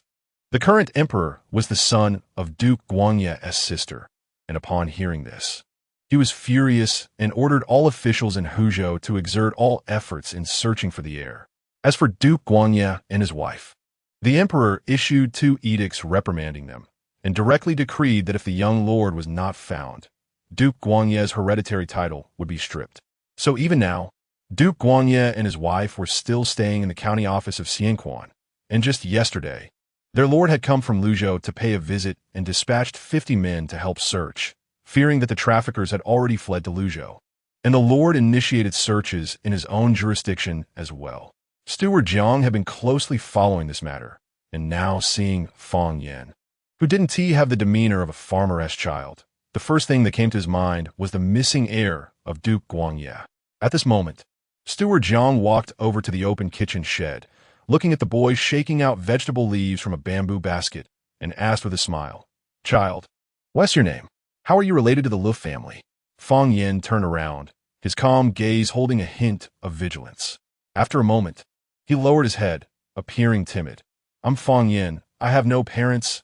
I came here begging, and a June and Qingqing took me in." "Oh, I see." Steward Jiang thought he had misjudged earlier. This was just a rural boy who had grown up in the dirt, and moreover, the child had a very strong local accent. How could the heir of Duke Guangye speak with such a rural dialect? Steward Jiang smiled, thinking he had overthought it, and waved his hand to let the boy, who was too shy to leave because of his question, go. Speaking of which, this child shared the same surname as the heir of Duke Guangye, which was a coincidence.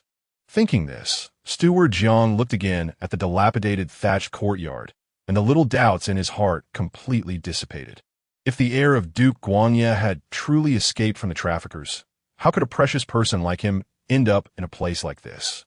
"Fong Yin, does the steward have something to call you for?"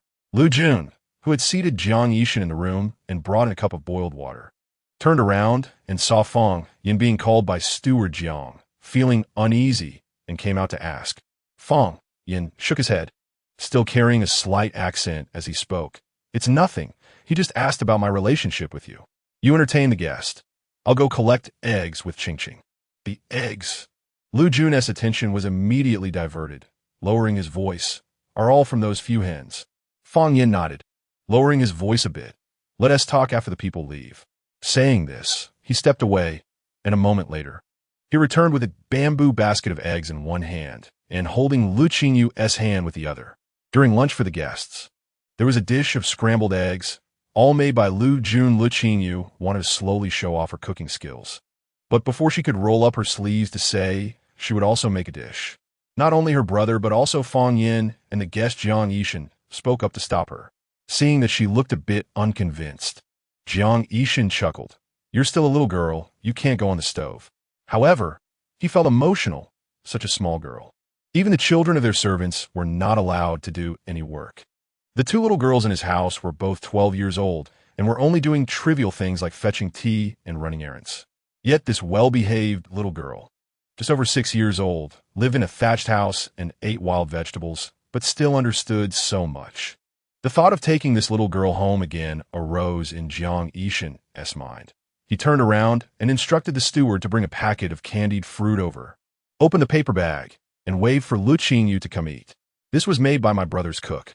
He watched as the little girl took out 3 crystal-clear pieces of candied fruit, gave 2 to her brothers before eating one herself.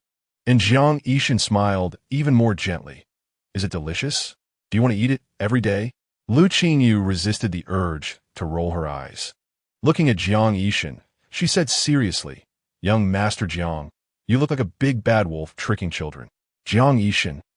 His smile froze for a moment, and he touched the corner of his lips, saying to Le Qingyou, I didn't trick you. My brother's family has many people, and they all know how to make delicious candied fruits. Would you like to go to your brother's house? Li Yun, who was standing at the stove, stirring the cured meat, immediately turned around alertly, while Fang Yin, who was washing vegetables, also turned his head.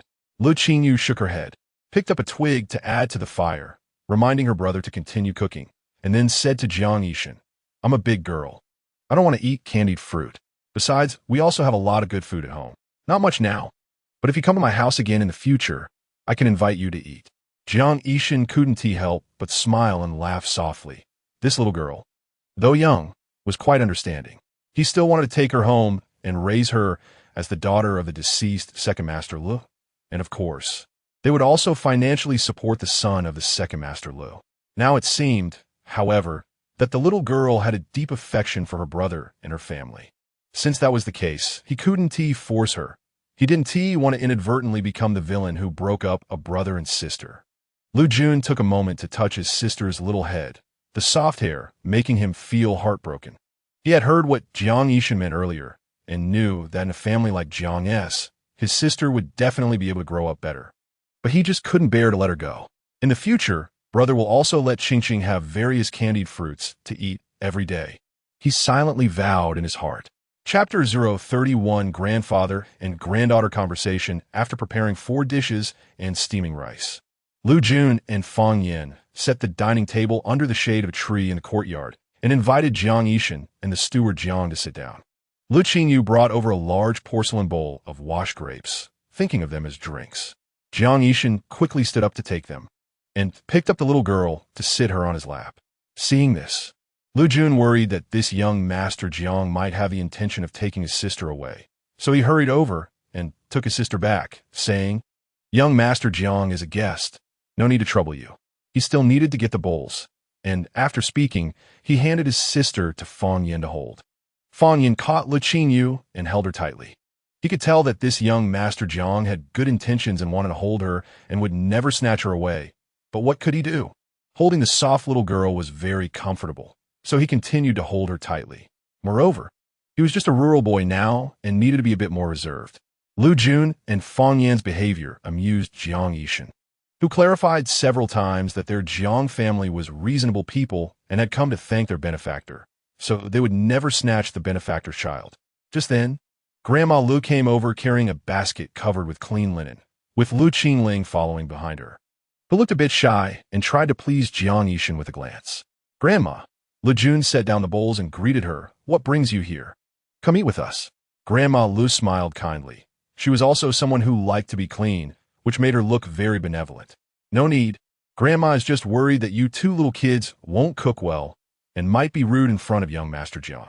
So, I made 2 dishes early with your aunt. As she spoke, she brought out 4 bowls of dishes from the basket. 1 bowl of fish, 1 bowl of stewed chicken, 1 bowl of braised tofu, and 1 bowl of stir-fried green beans with shredded meat. The dishes looked quite good and were much more sumptuous than the 4 dishes Le Jun had prepared. I told you, you kids don't know how to host. Grandma Lu said while placing the bowls on the table. Look, who serves fried eggs to guests? With what Grandma brought. Take away this fried egg and this stir-fried bean cake. Lu Jun didn't want to argue with his grandmother, and just responded with an "oh" as he was about to take them away. Jiang Yishan stood up and smiled. No need. Old madam is overthinking. I think these 2 dishes are quite nice. Grandma Lu felt a bit embarrassed, realizing that young Master Jiang had already known that they hadn't shared much of what was sent over with the 2 little ones, which was upsetting. She quickly changed the subject and pointed to Fang Yin, who was holding Le Qingyou at the table, and asked Lu Jun, Lil Jun, whose child is this? I heard Lingling say you brought a wild dog home. This is a friend I met in town. Lu Jun replied calmly. That dog is not a wild dog. I got it to guard the house. Third brother, a big dog picked up on the way isn't safe. Lu Qingling peeked out from behind Grandma Lu, cautiously reminding him. At this moment, Fang Yin glanced at her, his expression ambiguous. Grandma Lu said, Lingling is right. If you want to raise a dog, find a small puppy to raise slowly. This one should be sent away. Noticing that Grandma Lu didn't like him, the usually quiet Dahe let out a low whine. Grandma Li's expression changed, Look, you never know when this dog might bite a family member. Le Qingyou is still small. It's not okay to keep such a big dog at home. Hearing this, Le Qingyou waved for Da-He to come over and patted its chin. Da-He immediately closed its eyes in enjoyment and calmed down. Grandma Lu glared and scolded, "You child, why must you do what the adults don't allow?" Le Qingling also said, "Qing, let go of it quickly. If it bites you, it will be bad." Da-He was very well behaved. It didn't bite. And Le Qingyu patted Da-He's head again. Grandma Lu wanted to say something more, but Jiang Yishan smiled and said, "Thank you, old madam, for bringing the dishes. My little nephew has been hungry all morning. Can we eat now?" This was to urge Grandma Lu to leave. Although Jiang Yishan was just a guest, it was appropriate for him to say this. Grandma Lu forced a smile, instructed Lu Jun to take good care of young Master Jiang, and turned to leave. Then she seemed to remember something and stopped, pushing Lu Qingling forward. Lingling is very close to young Master Jiang. Let her stay here and eat with you. Besides, we farmers don't care about such things between boys and girls, and Lingling is still small, so young Master Jiang, please don't mind. Jiang Yishan replied, "Old madam is right. Since it's come to this, as a guest, how could I chase away half the host?" Because Lu Qingling had been intentionally or unintentionally trying to get close to Jiang Yishan, he felt quite impatient. After lunch, he didn't stay long and took his leave. Lu Jun picked a few bunches of grapes and some dried mushrooms as a thank you gift for the Jiang family for coming to see them. Jiang Yishan didn't refuse and had the steward take them, then said to Lu Qingyu, "Qing, the eggs you collected were quite good. May I take some back with me?" Jiang Yishan truly thought that the Lu family's fried eggs were delicious. But Lu Qingling felt that he was saying this out of concern for how Lu Jun and his sister would look. After all, who would give such a small amount of rustic gifts in return? Lu Qingyu nodded. It seemed that the eggs from her family were not only good for her to eat, but judging by Jiang Yishan's reaction, they should sell well in the future. Thinking this, Lu Qingyu felt good and divided the remaining 28 eggs in half for Jiang Yishan. Jiang Yishan personally received the basket of eggs, rubbed the little girl's head, and smiled, "In the future, when I have time, I will come to see you and your brothers again." After saying that, he cupped his fists toward Lu Jun and Fang Yin and turned to leave, seemingly completely forgetting about Lu Qingling.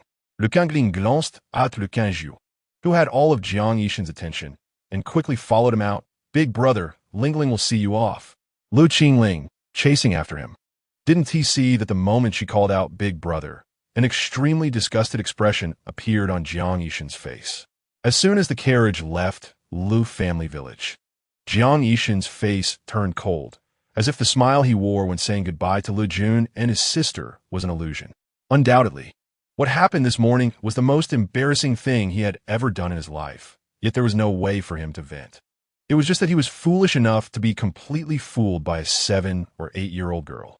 Originally, Jiang Yishan planned to stay a night at the family estate in Xianquan County and return to Luzhou Prefecture the next day, but now, he just wanted to go back early.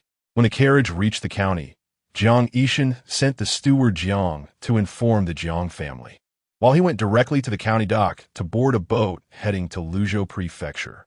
Xianquan County has an inland river that goes straight to Luzhou Prefecture, and the shipping is extremely developed. In just one night, Jiang Yishan arrived at Luzhou Prefecture. At this time, the Jiang family members in the back courtyard of the government office had not yet gotten up, with only some low-ranking servants sweeping the courtyard. Seeing young Master Sun enter, the servants hurriedly crouched to pay their respects. Jiang Yishan waved his hand and instructed Songshan and Kanjing to go back and rest, then returned to his courtyard, changed his clothes, and washed up. Just outside, a maid came to announce that the old lady was asking for him. Old Madame Jiang was old and needed little sleep. She was already awake when Jiang Yishan returned. When she heard from the maid that her grandson had come back, she had the head maid help him wash up. When Jiang Yishan entered, he saw his grandmother sitting in the main seat, full of spirit. He quickly stepped forward and half-kneeled to greet her, smiling. "Grandma, why are you up so early? Isn't it because I miss my eldest grandson?" Old Madame Jiang joked, looking at her grandson's good spirits before reaching out to help him up. "Come sit by Grandma. Tell me, did you meet old Master Chui on your trip to Xianquan? Were you able to accomplish what Grandma asked you to do?" "I did meet him." Jiang Yishan nodded. "Old Master Chui has already written a letter of recommendation for me, and I plan to go to Baihe Academy to apprentice tomorrow. As for what Grandma asked me to do, I have not failed you." Madame Jiang couldn't help but laugh heartily after hearing this. Reaching out to poke Jiang Yishan, "You child, what do you mean by not disgrace the mission? How are the two orphans of Uncle Le doing? If they have any difficulties, grandmother will send someone to help solve them." The main reason for the eldest grandson's trip to Xianquan this time is to seek a letter of recommendation from the retired sage, Master Chui, at the prestigious Baihe Academy, which has very strict admission requirements. Every student wishing to study at Baihe must hold recommendation letters from 3 contemporary sages. Although Jiang Yishan's father is the governor of Luzhou, Baihe Academy doesn't even regard royal nobility, let alone them. The eldest grandson has already passed the examination for a Xiuzai, a degree holder, but his father does not intend to let him continue taking exams. Instead, he wants him to study for another 3 years at Baihe. There are only 2 sages in Luzhou, and that's why the grandson is making this trip to Xianquan. Comparatively, the weight of these 2 sages in Luzhou probably doesn't match that of Master Chui, who has been a teacher to 3 emperors. None of his students has ever failed. Madame Jiang wondered if her grandson would face any difficulties on this trip and asked, "Is Master Chui easy to talk to?" Jiang Yishan smiled and said, "Grandmother, you can ask your questions one by one. Let me first talk about the Le family. Uncle Le's 2 orphans are living okay, but I saw that their grandmother seems completely indifferent to them. I fear that everything sent in the past has been monopolized by those elders. This time, I personally brought some things to their home.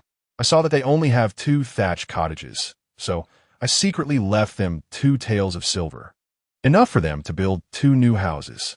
I didn't give them more, fearing it would attract jealousy."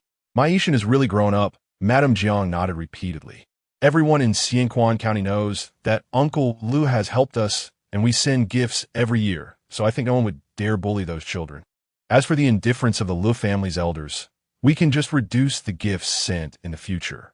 Jiang Yishan originally intended not to send gifts to the Lu family's elders anymore, but he thought about the fact that they are still elders, and his family doesn't lack those few items, so he decided to give them. As for Uncle Le's concern that the Jiang family would trip up his son, that was just overthinking. Jiang Yishan didn't mention much about the indifference of the Lu family's elders to his grandmother, but he felt a deep regret when he thought of that little girl from the Lu family. "Grandmother, I almost brought you a little girl as cute as a snowball." "What?" Madame Jiang's eyes widened in surprise. "Which country girl have you taken a fancy to? What are you thinking?" Jiang Yishan coughed in embarrassment. "I'm talking about Uncle Le's daughter. You haven't seen her, but she's even more endearing than my sisters combined." "Is she really that good?" Madame Jiang didn't believe it. "During the new year, I'll send someone to bring those 2 children over to the Jiang family to have a look." Speaking of which, she had long wanted to have those 2 children come stay at Jiang's house, but she hadn't mentioned it because their elders were still around. Madame Jiang suddenly sighed. Uncle Lu and his wife were both kind-hearted and simple people. I didn't expect they'd be gone just like that. Perhaps that's fate. With her grandmother's sigh, Jiang Yishan once again recalled that shabby little cottage and the lovely little girl, and he couldn't help but let out a soft sigh. This made Madame Jiang, who was feeling sentimental, chuckle. "You're still young. Why are you sighing?" Jiang Yishan replied, "Grandmother, you want to let me express my feelings?" He shook his head unconsciously as he spoke. Madame Jiang laughed. "All right, stop joking with your grandmother. At this time, your father should be getting up to handle official business. You said you want to go to Baihe to study tomorrow?" Jiang Yishan nodded. Madame Jiang waved her hand. Go, tell your father." After sending her grandson away, Madame Jiang looked at the door and said to the maid beside her, "Fang Zhou, do you think the young master seems a bit unhappy?" "Not at all," Fang Zhou replied, draping a velvet blanket over Madame Jiang's lap. "I see the young master is quite happy, especially when talking about the little girl from the Lu family." He smiled even more. "Really?" Madame Jiang looked at the maid with a smile. "If I remember correctly, that little girl is only 6 or 7 years old, right?" Fang Zhou immediately lowered her head nervously and replied, "Yes." Madame Jiang patted her hand. "Fang Zhou, keep your place. If you want to gossip in front of me, what would happen if you went elsewhere?" She then stood up, leaving a final remark. "Go back to your room and copy the family rules 30 times. Fang Zhou quickly knelt down, but didn't dare to plead for mercy. Her heart trembled realizing she had only mentioned it subtly. But didn't he expect Madame Jiang to be so angry? Chapter 032, Zhao Laosi before breakfast time. The news about Feng Zhou being punished spread among the servants, and the maids who usually did not get along with her secretly laughed. Feng Zhou's parents were making porridge in the small kitchen of the old lady's courtyard. Upon hearing the news, they hurriedly took off their aprons to find their daughter. After listening to Feng Zhou explain the reason for her punishment in detail, her mother sighed and patted her hand. "Fenger, you're mistaken.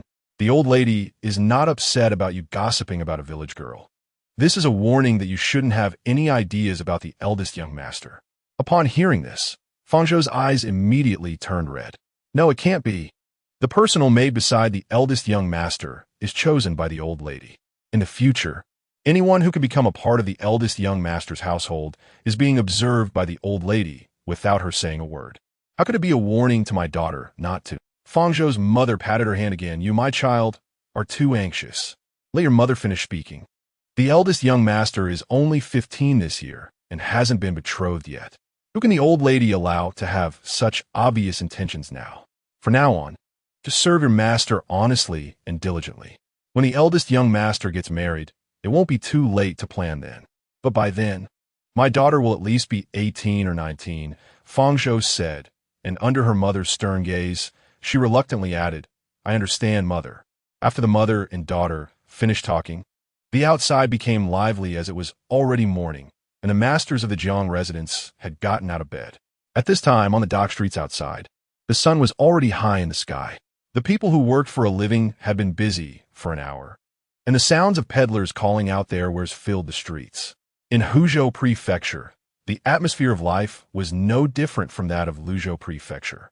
At this moment, in the Zisher alley of the city, Zhao Laosi had completed his 12th business deal of the day. He had come out with his donkey cart at the hour of the rabbit to sell needles, threads, and also buy second-hand goods.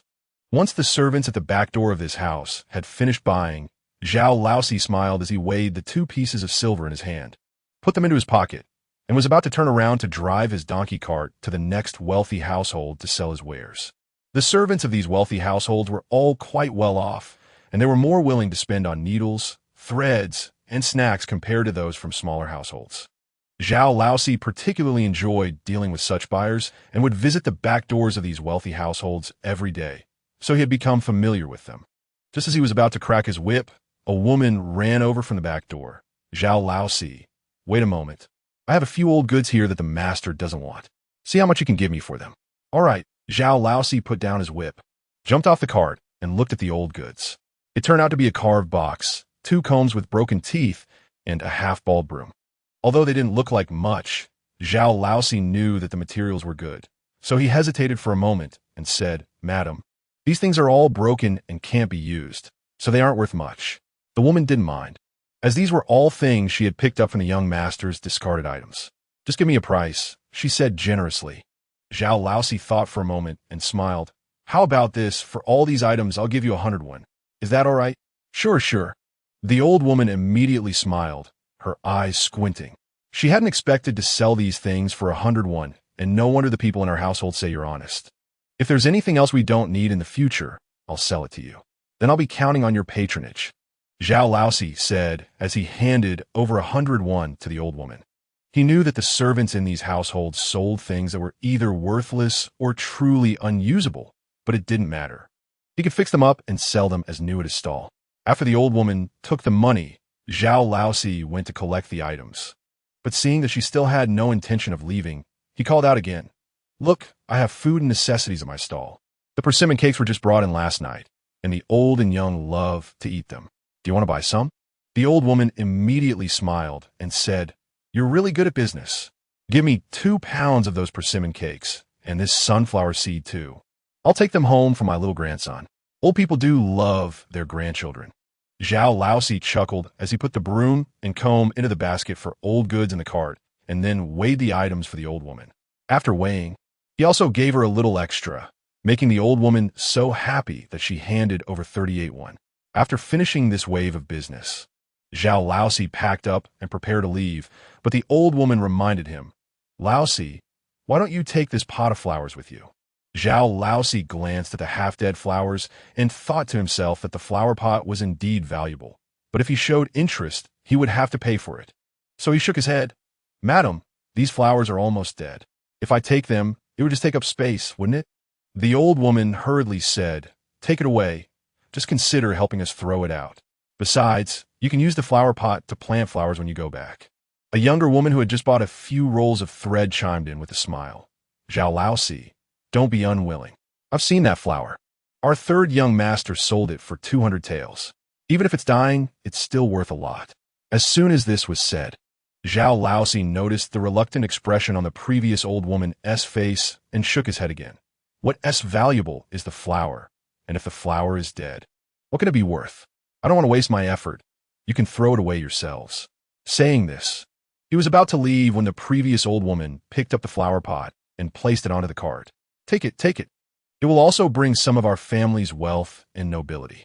Zhao Laosi looked quite helpless, thinking to himself that he would just consider it doing a good deed and help the old lady throw it away outside. He raised his whip and drove the donkey cart away.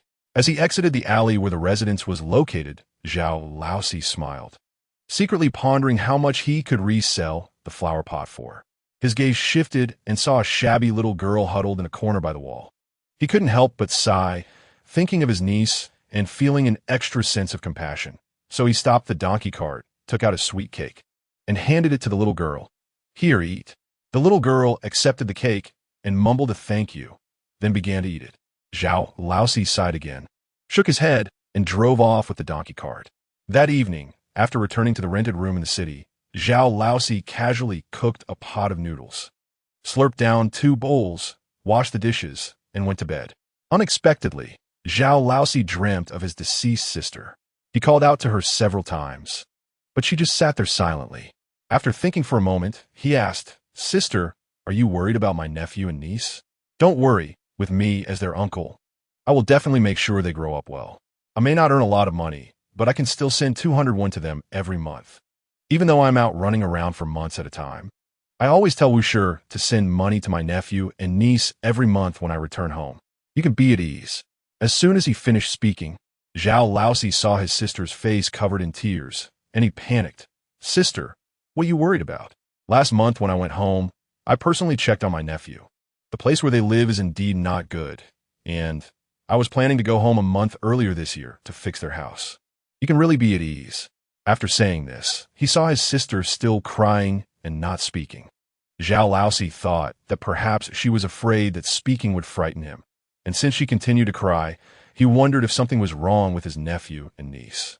He realized that he hadn't been home for several months, and sometimes when he did go home, he hadn't visited his nephew and niece.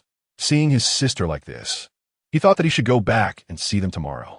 With this thought, Zhao Laosi said so, and upon looking again, he saw that his sister indeed stopped crying. Zhao Laosi felt a wave of guilt wash over him. How had his sister treated him when they were young? Now that his sister and brother-in-law were gone, he hadn't even thought to visit his nephew and niece regularly. Until the next day, when he woke up, Zhao Laosi's heart was filled with a faint sense of guilt. After thinking it over, he indeed packed up his donkey cart, locked the house, and left the city. Chapter 033. Snowy Purple in the Shi residence. Shi Jinglin was getting dressed and groomed under the service of a maid. Watching the head maid He skillfully arrange his hair in the bronze mirror, Shi Jinglin nodded with satisfaction. Being surrounded by beautiful women and pampered like a delicate flower. This is what life is all about.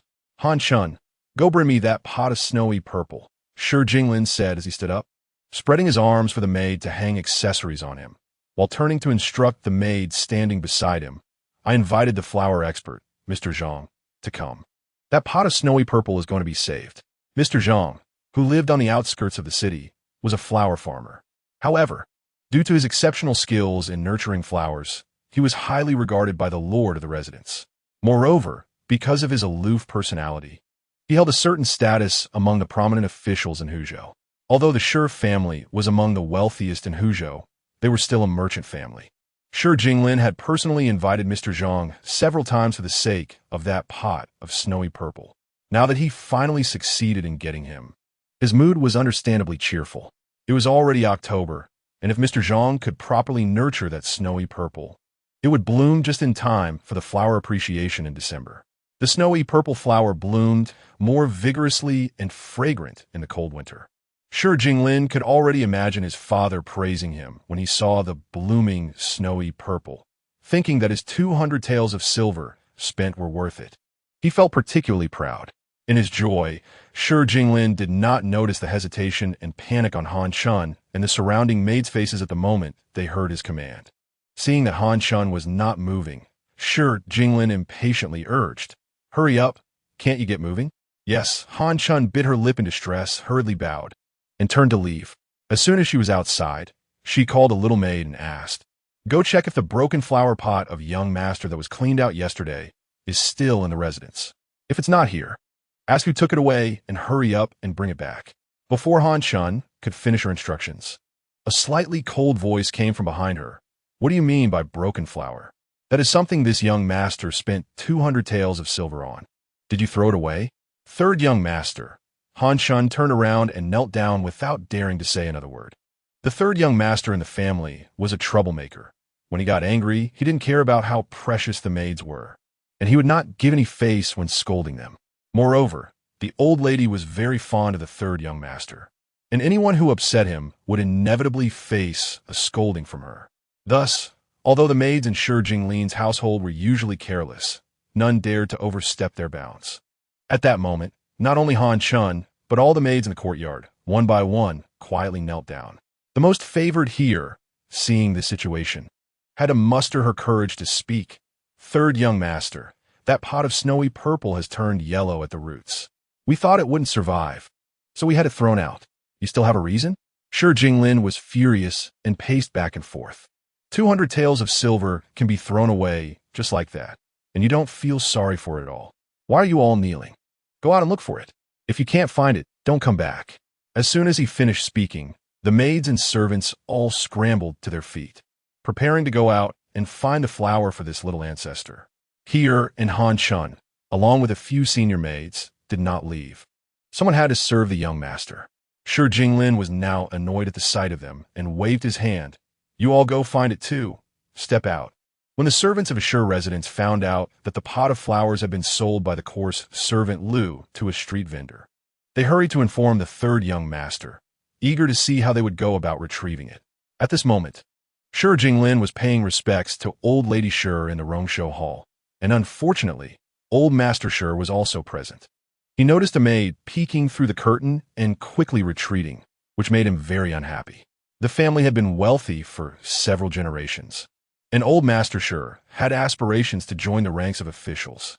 He not only hired tutors for several of his sons, but also helped his eldest and second sons obtain titles, hoping they could change the Shi family status through the imperial examination.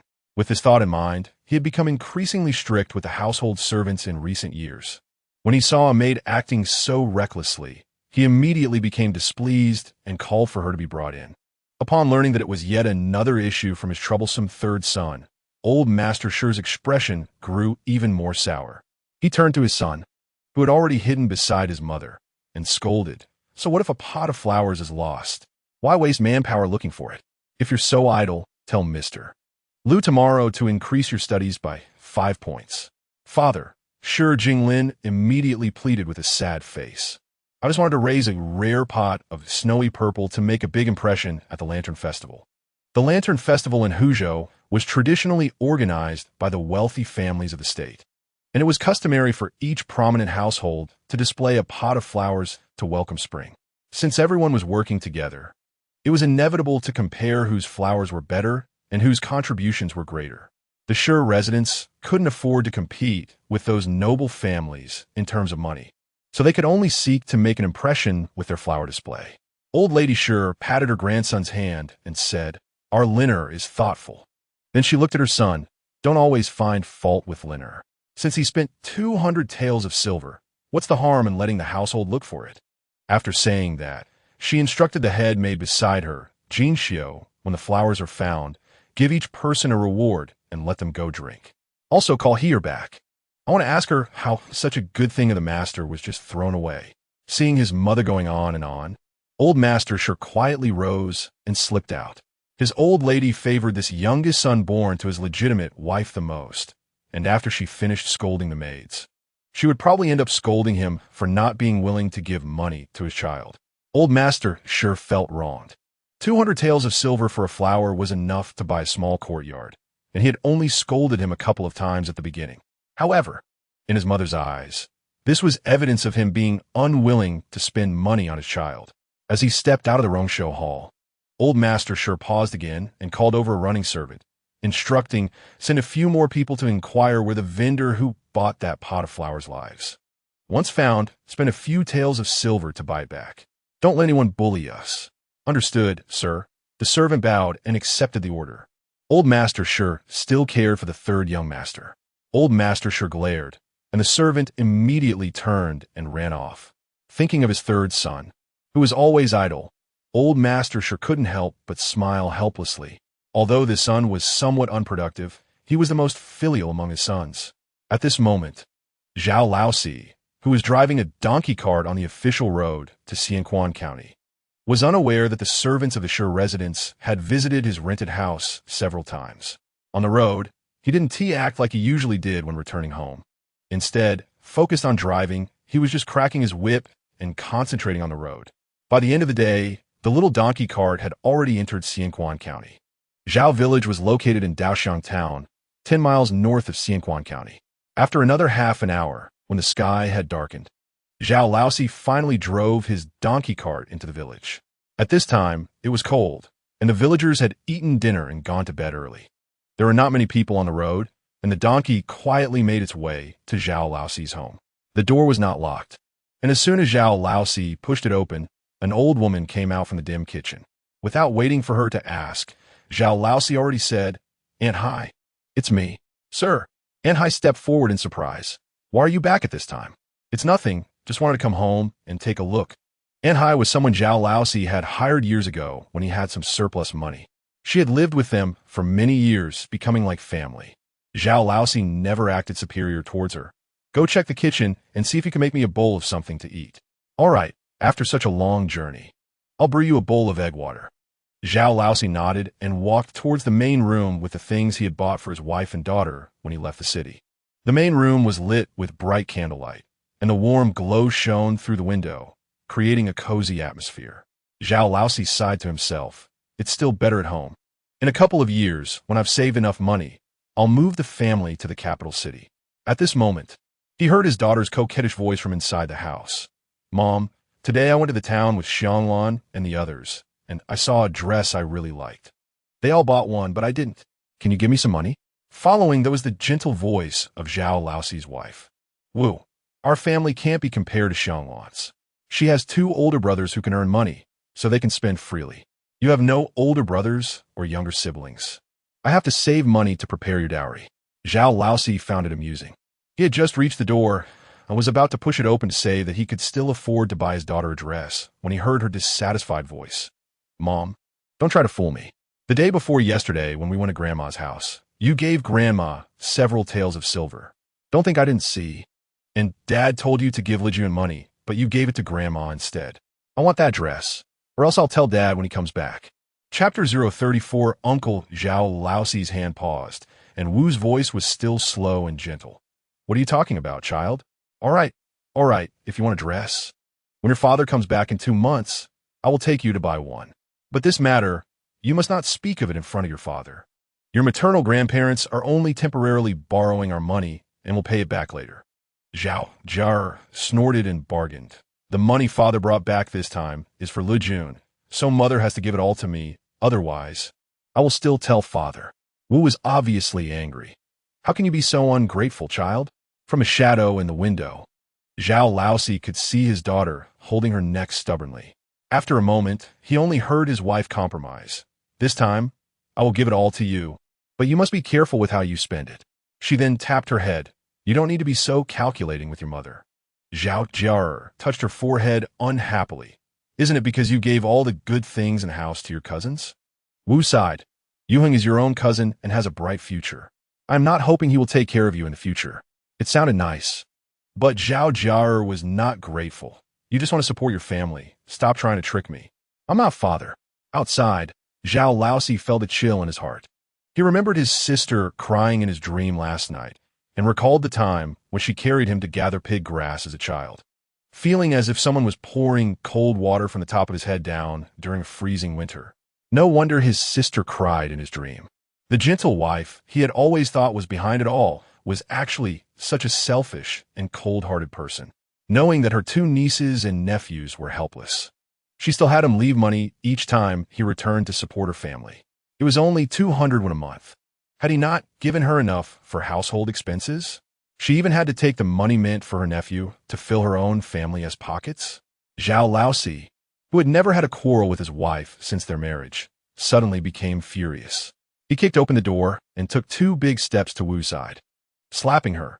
"Spendthrift woman, I haven't laid a finger on you, but that doesn't mean I won't hit a woman." In the past, every time he accompanied Lu back to her family, Zhao Laosi had heard her proudly show off how her man was reluctant to hit her, which was rare in the countryside. He would just smile at her words, but now, waves of anger and regret surged in his heart. He should have hit her early on to prevent her from becoming such a big-hearted woman. Wu was stunned by the slap. It took her a while to react, covering her face and crying. "Zhao Laosi, what madness are you on?" Yeah. Who was talking to her mother about how foolish her father was for leaving money for the Lu siblings every time he returned, was also taken aback. Seeing her father raise his hand again, she hurriedly rushed forward to block him.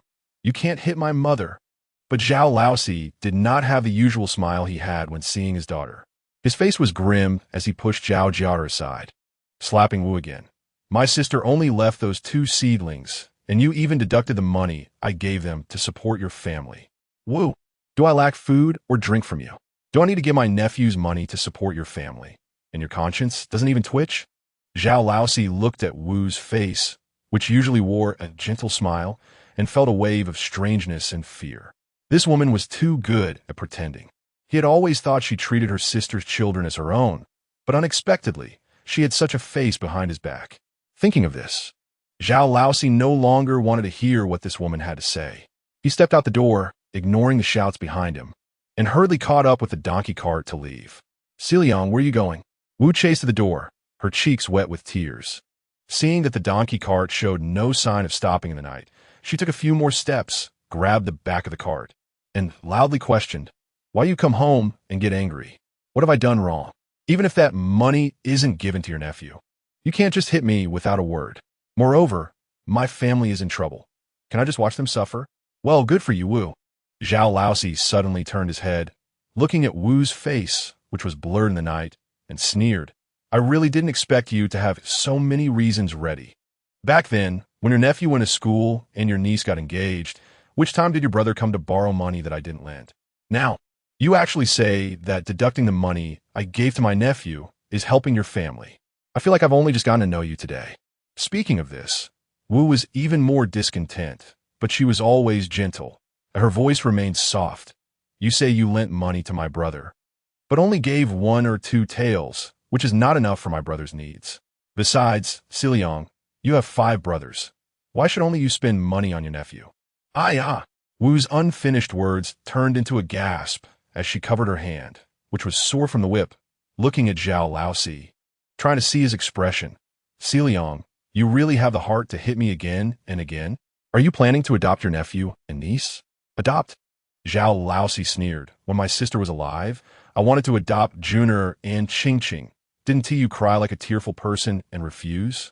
Why would I adopt them now?" But before Wu could breathe a sigh of relief, he continued, "In order to keep you from crying, I might as well marry a younger one to have a biological son to raise. Drive." After saying this, Zhao Laosi waved the whip and urged the donkey cart to leave. The cold wind of the night blew out, and Wu shivered. Not having a son had always been her heartache, but Zhao Laosi had always said he had many brothers and didn't care about having a son. Today, he actually said he wanted to marry someone younger. Laosi, who no longer cared whether the neighbors heard her, crying as she chased after him, "Come back and explain it to me." In the distance, Zhao Laosi heard her cries, but didn't he look back. He thought about how his nephew and niece had been holding on for the past 2 years and felt a wave of regret and heartache. More than that, he felt guilty. He had only been focused on making money and hadn't thought of going to see his nephew and niece after returning home. The last time he went home to see them, he hadn't even gone into the children's room to check what they were lacking. Remembering his sister crying in his dream, Zhao Laosi slapped his face twice in regret. The clear sound of the slaps accompanying the rhythmic sound of the donkey's hooves echoing in the night sky, making one feel inexplicably bitter. Half an hour later, the donkey cart entered Pear Blossom Village, and Zhao Laosi walked north through the village until he stopped in front of a thatched cottage at the foot of the mountain. However, before he could jump down from the cart, a muffled woof sounded in the night. Zhao Laosi was surprised and pleased. When did his nephew get a dog? It wasn't he there the last time he came, but knowing they had a dog showed the kids had some cleverness. Just as he was thinking this, the door of the main, thatched house creaked open from the inside. Chapter 035. Revival. Zhao Laosi's gaze fell on his niece, who hadn't said a word since he entered.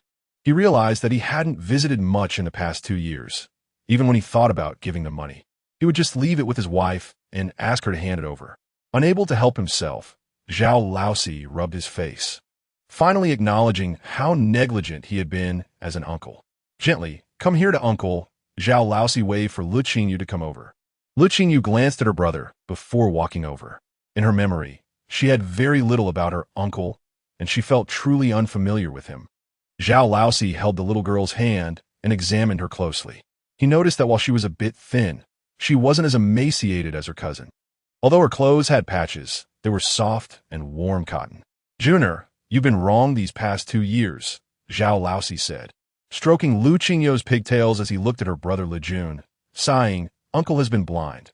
Last time I came, I didn't even notice how you and Qingqing were doing. No more talking. From now on, Uncle will be here." Le Jun shook his head with a smile. "Uncle, both me and my sister are doing fine. What is there to feel wronged about?" "Uncle," Le Qingyou echoed with her brother. The middle-aged man immediately became excited, which made her feel a bit emotional. The strangeness between them faded a little. "You haven't eaten yet, right, brother, and I will make something for you." Zhao Laosi laughed heartily. "Our Qingqing has grown up, and she knows how to care for Uncle now. No need to make anything. There is food in the car." Lu Jun insisted. "That one tea do. I'll make something for Uncle." He stood up and walked towards the door, instructing Lu Qingyou, "Qingqing, you stay and talk with Uncle." Seeing this, Zhao Laosi didn't say anything more. He looked at the 2 children and nodded, sighing. They've grown up. However, if their aunt and uncle were still alive and well, the children wouldn't have to be so understanding, which made his heart ache. Zhao Laosi took out some snacks he had casually brought and opened them for his niece to eat. He then called out to Fang Yin, "Child, come over and eat too." Fang Yin thanked him but waved his hand to decline. Zhao Laosi didn't back down and asked, "You don't have parents anymore?" "No," Fang Yin replied naturally. Zhao Laosi continued to ask, "Is there anyone else in your family? By the way, where are you from?" By the time Lu Jun brought in a large bowl of noodles, Zhao Laosi had already asked everything he could. Learning that this child had no one at home and had come here begging for food, he felt relieved. The 2 kids were young, and if they attracted any trouble, it would be a problem. Confirming that there was no issue, Zhao Laosi relaxed, ate, washed the dishes, and boiled a pot of hot water, calling the 3 children to wash their feet. He then took a large cotton coat from the car, spread it on the table, and went to sleep in his clothes. Lu Jun watched silently because their home didn't have any extra bedding, and he could only let Uncle make do for one night. He thought that Uncle's talk about repairing the house was just future plans, and that Uncle would definitely leave the next day. However, unexpectedly, early the next morning, Uncle got up and made them breakfast before unloading the cart and heading to town to find a bricklayer. Why did Uncle suddenly think of repairing our house? Lu Jun couldn't help but mutter to himself while washing Le Qingyou's face. Le Qingyou glanced at the plate of pancakes on the table and replied, "Maybe Uncle struck it rich and then thought of us." Le Qingyou genuinely guessed this, but Lu Jun couldn't help but laugh at her innocent words. "That Uncle must be taking your good wishes to heart," he said, playfully pinching his sister's cheek and applying the last bit of fragrant ointment from the bamboo box on her. "Let us go eat." Meanwhile, Fang Yin wore a pensive expression. He looked at the fair-skinned little girl and suddenly felt a sense of crisis. Life in the manor taught him a lesson. There are no free lunches. This little girl's uncle suddenly appeared, bringing them good food and planning to repair the house. What exactly did he want? In other words, what was there in this family that outsiders might covet? The most valuable thing was probably this extraordinarily beautiful little girl. Thinking of this possibility, Fang Yin felt an uncontrollable surge of hostility. He quickly walked over to the table and picked up the little girl. "Brother will feed you." Le Qingyou was confused. Her little arms couldn't pull away from Fang Yin's strong arms, so she could only watch him take a bite of pancake and drink some porridge before waiting a while to finally get a piece handed to her. What's wrong with this little boy? Le Qingyou thought as she ate the pancake. To be honest, it was the first time she had eaten pancakes made from whole wheat flour here, and the taste was quite good. No, she thought that was off track. What was going on with Fang Yin? At the table, Fang Yin said nothing, and after finishing his meal, he asked the little girl to go check how the grapes were drying in the room. He then turned to Le Jun and said, "You should be cautious with your uncle. We absolutely cannot let Qingqing out of our sight these days." Le Jun frowned. "What do you mean?" Fang Yin pointed to the pile of items Zhao Laosi had unloaded in the yard, which included snacks he had bought in bulk and some old goods. "Don't you think your uncle's arrival is too sudden and strange?" Lu Jun fell silent for a moment before nodding. "All right, we won't go to the mountains to pick grapes these days."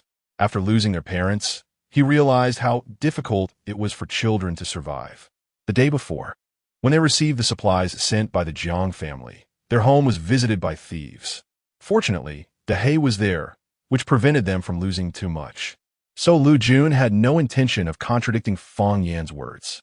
On the other hand, he was also quite curious about why his fourth uncle had come so suddenly. When Zhao Laosi returned to the fenced yard with 4 bricklayers, he happened to see his niece squatting in front of the broken flower pot he had collected the day before, watering it with a wooden ladle. He smiled and said, "Qingqing wants to raise flowers? This afternoon, Uncle will buy you 2 pots from town. This one has all died. Or should we let your brother take you to the mountains to dig up a wildflower to plant in this pot?" Le Qingyou, holding the ladle in one hand, turned to Zhao Laosi, her big, dark eyes full of joy. She pointed at the roots of the flower and said, "Uncle, this flower is still alive. Look, its roots are still green. This pot is so beautiful. The flower must be pretty too. I want to keep it alive." "Huh? It really is alive." Zhao Laosi stepped closer to look and found that the roots of the flower were indeed green and seemed like they could still be nurtured back to health. He hadn't looked closely before, but since Qingqing wanted to take care of it, they would do so. Turning around, he mumbled to himself, "Kids really have sharp eyes." When he moved the flower to the cart, he had looked closely but hadn't noticed. He then thought that this flower had been bought for 200 taels by the young master back then, and he wondered how precious it really was. With this thought, Zhao Laosi shook his head and chuckled, wondering if he could really count on his niece to keep the flower alive. Although the roots were still a bit green, it was probably 80% dead. Just then, as Zhao Laosi turned around, Fang Yin gently tapped Le Qingyou's head. She smiled shyly and continued to water the flower. After breakfast, she was quite curious about the flower that had been casually placed on the ground. Coupled with her experience of feeding the chickens over the past 2 days, which had consistently laid at least 4 eggs, Lu Qingyou wanted to test if she had really been endowed with some special ability by the purple light from before. She scooped a ladle of water and poured it onto the flower. While watering the flower, she didn't deliberately avoid her brother and Fang Yin. They might have noticed these anomalies earlier than she did, and avoiding it wouldn't make much sense. Moreover, her brother and Fang Yin were both family members she accepted. When the first scoop of water was poured, there was no reaction, but when the second scoop was poured, the roots gradually regained a bit of green. However, when she poured again, there was no further movement. Fang Yin and Lu Jun had been watching the flower's reaction all along. Seeing this, they both gathered around, and the first question they asked was still, "Qingqing, you're not feeling uncomfortable, are you?" Lu Qingyou shook her head with a smile. When the chickens she personally fed laid eggs well, her brothers, Gij and Fang Yin, would always ask her several times a day if she felt unwell. Faced with these 2 caring brothers, Le Qingyou never thought of hiding anything from them. "When I was watering the plants, I was just thinking that if this could come to life, that would be great." Fang Yin stroked his chin and asked her, "When you feed the chickens, are you also hoping they lay more eggs?" Le Qingyou nodded, her clear eyes reflecting Fang Yin's shadow.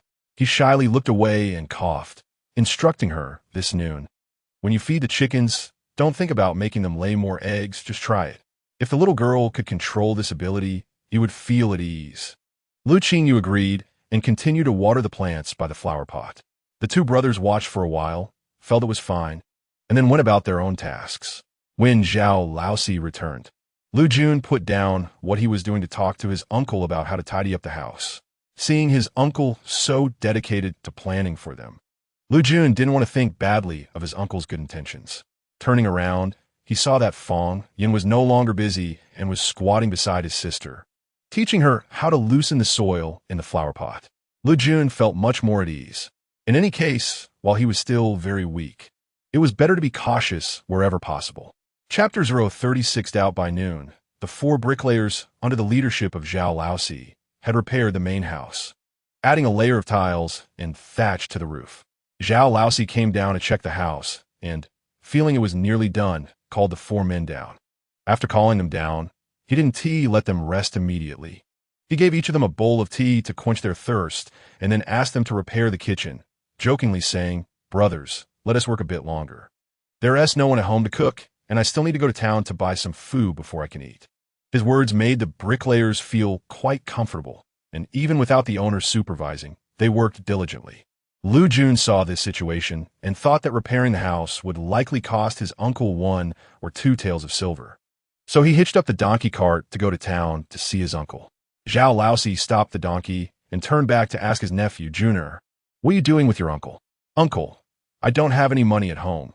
I only need to repair the main house," Lu Jun awkwardly said. "I'll pay you back for the main house repairs later." Zhao Laosi felt a bit uncomfortable hearing this, waved his hand and said, "Silly boy. What are you talking about? Your mother is my sister. It's only right for me to take care of you. There is no need to mention paying it back. Just fixing the roof won't cost much. Go back. There are many people at home. Keep an eye on them." Lu Jun nodded, but thought to himself that he must repay his uncle in the future and appreciate his uncle's kindness.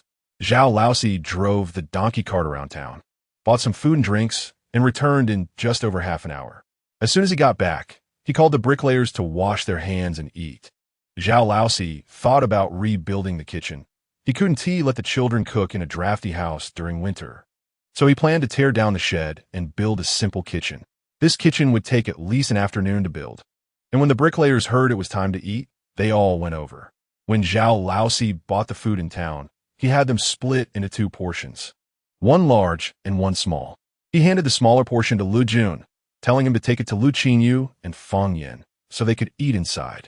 Looking at the 3 packages of steaming dishes wrapped in oil paper, Lu Jun sighed and reflected on his own stinginess and immaturity. He should have told his uncle in the morning that they had a bag of rice and a bag of flour at home, which could save money on buns. Fong Yin, however, still hadn't completely lowered his guard. After all, Zhao Laosi wasn't his relative. He could look at it from a more objective perspective, and indeed, the appearance of this 4th uncle from the Zhao family was quite abrupt. "Quickly, eat," he said softly, trying to shake off his thoughts. Lu Jun pinched his sister's little face, which was all scrunched up, and broke off half a bun to put in her hand. The stir-fried dishes here seemed quite simple, either oily vegetables or stir-fried meat with vegetables, and there weren't many spices. When asked, the flavors felt quite bland. Le Qingyou picked up a chopstick of wood ear mushrooms and chewed, finding it not as delicious as the wontons her brother had brought her to eat in town a few days ago. However, seeing her brother eat so heartily, Le Qingyou began to eat earnestly as well. Generally, farm meals were like this. She couldn't start being picky just because she had eaten a few good meals. "Brother, why aren't you eating the vegetables?" Le Qingyou turned to look at Fong Yin, who was only eating the bun. "It's too greasy." "I'm just fine eating the bun," Fong Yin replied. He used to have many demands when it came to food, but now he only wanted clean and light meals. However, the food from the small restaurant in town was too oily and salty for him to eat comfortably. Le Qingyou smiled and picked up a chopstick of celery for him, saying, "This is refreshing. Eat it." Only after eating a full meal could they have the energy to work. They needed to finish picking the grapes in the mountains before the beginning of winter. Otherwise, they would either rot on the ground or spoil. "Brother, let us ask 4th uncle to go pick grapes with us tomorrow," Le Qingyou said to the not-so-cheerful Le Jun. "There are so many grapes, we can sell half to 4th uncle." "That is a good idea." Le Jun immediately perked up. "Let us finish eating." I'll discuss it with fourth uncle tonight. Le Qingyou nodded with a smile, finding her brother quite independent.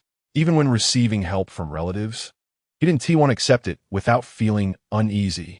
In the afternoon, Lutzen was going to the mountains to find wood to make stools. Seeing people busy over here, he turned and came over. He greeted fourth uncle warmly and learned that fourth uncle was repairing the house for his cousin. He decided not to go to the mountains anymore and stayed to help. Lutzen liked building houses and had studied it before. With his help, the repair work on the kitchen and the small thatched house next to it progressed much faster. Since the morning a few days ago, when Lu Wei left with third aunt, Le Qingyou hadn't seen him again. Now, seeing her cousin Lutzen, she thought for a moment and asked, "Fourth brother, where's second brother?"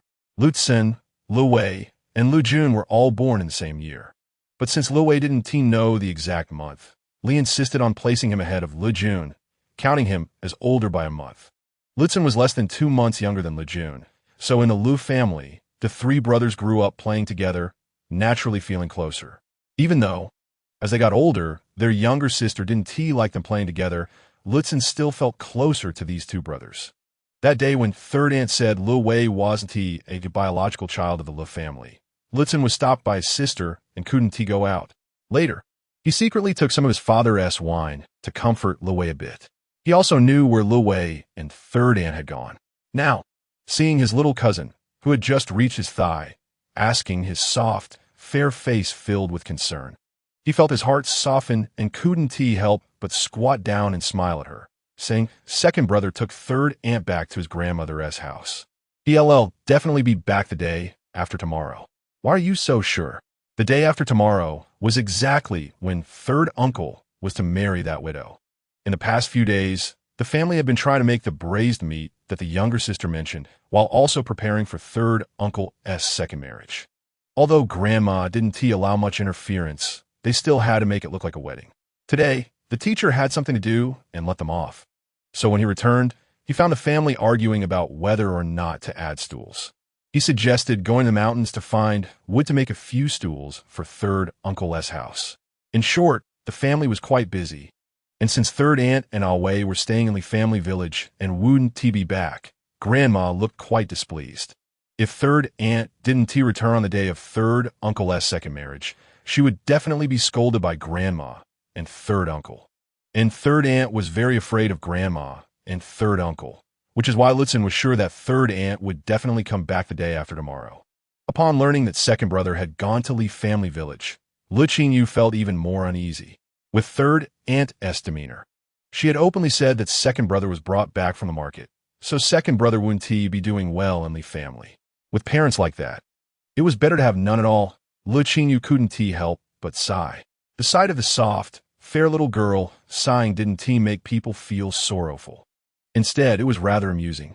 Seeing this, Lutzen rubbed his little cousin's head and asked, "Why are you sighing, Qingqing?" Le Qingyou thought for a moment and said, "I miss second brother." Lutzen laughed and said, "Little girl, when second brother comes, let him come see you." Le Qingyou was almost used to being treated like a little child, nodded, and turned to find something to do. What to do? Following Fong Yin's advice, she silently recited, hen, don't lay too many eggs," as she picked a handful of broadleaf grass to feed the chickens. In the backyard chicken coop, 6 mountain chickens and 1 domesticated chicken flapped their wings and clucked when they saw Le Qingyou coming, warmly welcoming her. When Le Qingyou waddled over to the coop, the chickens quieted down, lining up to eat the crisp, tender grass leaves in front of her. After each chicken ate, Le Qingyou reached out to pat their heads. Their understanding behavior made her treat them like pets. Before the chickens finished eating, the hay suddenly rushed over from somewhere, stretching its big head to cut in line. And the chickens clearly feared it, flapping their wings and retreating one by one. Le Qingyou helplessly scratched a hay's chin and lifted a handful of grass, shaking it. "Do you eat vegetarian food?" The hay, who usually never barked, let out a woof, staring eagerly at Le Qingyou. She couldn't help but chuckle as she offered the grass to him. The hay paused for a moment, then opened his mouth and bit down, chewing happily. Le Qingyou took the opportunity to toss some grass to the chicken hiding in the corner before feeding the hay again, laughing and playing when she heard Le Qingling's voice behind her. "Qingqing, what are you doing?" Lu Qingyu turned around and met Lu Qingling's slightly scrutinizing gaze. She smiled and tugged at the Hei's ear. I'm playing with the Hei, cousin. What brings you to my house? Le Qingling glanced at the Hei, who obediently let Lu Qingyu tug at his ear, but she didn't step closer. I'm here to find my brother. Little cousin, you become quite talkative since I last saw you. That day, you even made Zhang's big brother angry. Afterwards, Lu Qingling recalled that she felt Lu Qingyou's words that day didn't sound like something a child would say. Due to her own experiences, she couldn't help but suspect that Lu Qingyu was similar to her. Lu Qingyu questioned, did I say something wrong? She didn't deliberately conceal anything, just casually retorted, Qingxing, come over. At that moment, Fang Yin approached, took Lu Qingyou's hand, and turned to Lu Qingling. Miss Lu, your brother is leaving. Thank you, big brother, for notifying me. Lu Qingling smiled, her eyes crinkling sweetly, but Fang Yin remained unmoved, becoming even more guarded against her. Lu Qingling completely failed to notice Fang Yan's wariness and continued to ask, Big brother, what is your name, and why are you at Qingxing's house? Her seemingly innocent curiosity was actually a deliberate inquiry. When she saw this young man while bringing vegetables for Jiang Yishan with her grandmother, she had already wanted to find out more. The young man was tall and dark, wearing tattered clothes, and had scars on his face. Lu Qingling originally didn't care, but then she thought about how Lu Qingyu was the protagonist of a pastoral romance. Although that fortune had shifted to her, Lu Qingyu must still carry some of the protagonist's aura. What if this young man, who wasn't mentioned in the book, was someone extraordinary? Fang Yin glanced at Lu Qingling and replied coolly, My name is Fang Yin, and I came from Jingzhou to beg for food. Does Miss Le have any other questions? Lu Qingling smiled awkwardly, not expecting her probing to be noticed by this young man. However, Fang Yin, why does he have such a name that resembles the male protagonist? The young lord? Chapter 037 Reading in the Country Wife. The male protagonist's name is Fang Ruiyan. When he first appears in the book, he is already 17 years old and has inherited the title of Marquis Guangya. Lu Qingling observed Fang Yin for a moment and was sure that this beggar had no relation to the male protagonist. She glanced at Lu Qingyu, who seemed to be quite close to this beggar, and couldn't help but chuckle to herself. The current female lead was only fit to associate with some bottom-tier, dirty people. Lu Qingling completely relaxed, waved her hand, and ran to the front yard. She should be thinking about how to save the young Marquis in the best possible state, rather than concerning herself with the plight of the fallen female lead. In the book, the young Marquis is known for being ruthless and heartless due to family reasons. But whoever he holds dear can receive the most precious affection in the world. Moreover, the young Marquis is handsome and noble in every gesture, and she once adored the image of the young Marquis from a fan comic based on The Country Wife. She wondered how charming the real young Marquis would be in this derived space. According to the plot, when a young Marquis is 15 years old, 3 years later, he will return to his hometown to pay respects to his ancestors. While passing through Luzhou, he will be attacked by 2 waves of assassins. At that time, the original female lead, who is her little cousin, will accompany her second uncle to the city for the imperial examination. Because of a small act of assistance, she will be deeply remembered by the young Marquis. However, none of this would happen in the future. Only she would save the young Marquis. And given Lu Qingyou's current appearance, she feared that even if she saved him, he wouldn't spare her a glance. Lu Qingling looked disdainfully at the little thatched cottage of the female lead's family and called out to Lutzen, Brother, aren't you leaving? Our family is still busy. Okay, I'll leave soon, Lutzen said, smiling shyly at Lejun. He put down the mud basin and walked toward Lu Qingling. I haven't gone to mountains to look for wood yet. Are you coming with me? Or are you going home first? I'll go with you, Lu Qingling said, sounding annoyed. Without me, who knows where you might wander off to? Let us go, Lutzen urged, worried that his sister's words would make their cousin uncomfortable. Lu Qingling huffed and took Lu Jun's hand. Brother, will you have class at the school tomorrow? No. Le sang replié helplessly. Lu Qingling cheered. That's great. Tomorrow, our father is going to the town to sell the new braised meat we made. I'll go too, brother. Come with us. Although she wasn't satisfied with her brother's dullness, Lu Qingling still wanted to take care of him. After all, in such an era, having a reliable older brother was very important. Le sang complètement ignoré de Le Qingyou's goût d'intention. Tomorrow, I'll help third uncle clean the house. You, really? Le Qingyou lamented, feeling frustrated. The two siblings chatted as they walked away. In the small courtyard of the Le family, Zhao Laosi then said to his nephew, "Your cousin is just like her father, very slick. You should avoid her in the future. I heard your mother say that your grandmother is very fond of this girl, but it turns out she can be quite manipulative like her father. Her brother is honest, though, and while it's fine to interact with such a sister, you should also avoid talking too much to him. Otherwise, she might think you are taking advantage of them, and if she complains to your grandmother, the elders will side with her, leaving you with no ground to argue." Lu Jun nodded, taking the advice. "I understand, uncle." Following that, Zhao Laosi went on to teach Lu Jun several principles of conduct, and before they knew it, the sun was setting and a brand new kitchen stood in the courtyard.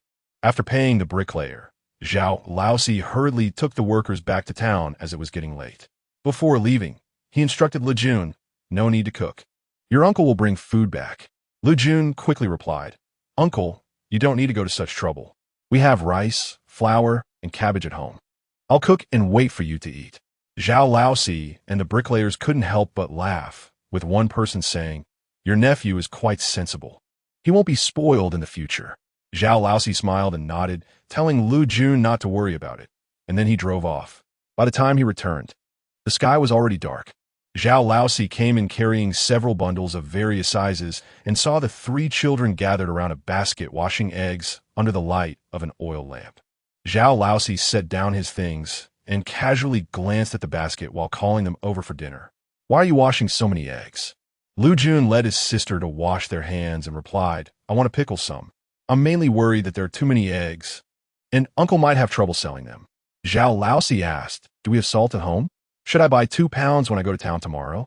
Lu Jun thought for a moment and said, "That would be troublesome for you, Uncle. By the way, please keep the money from selling these eggs.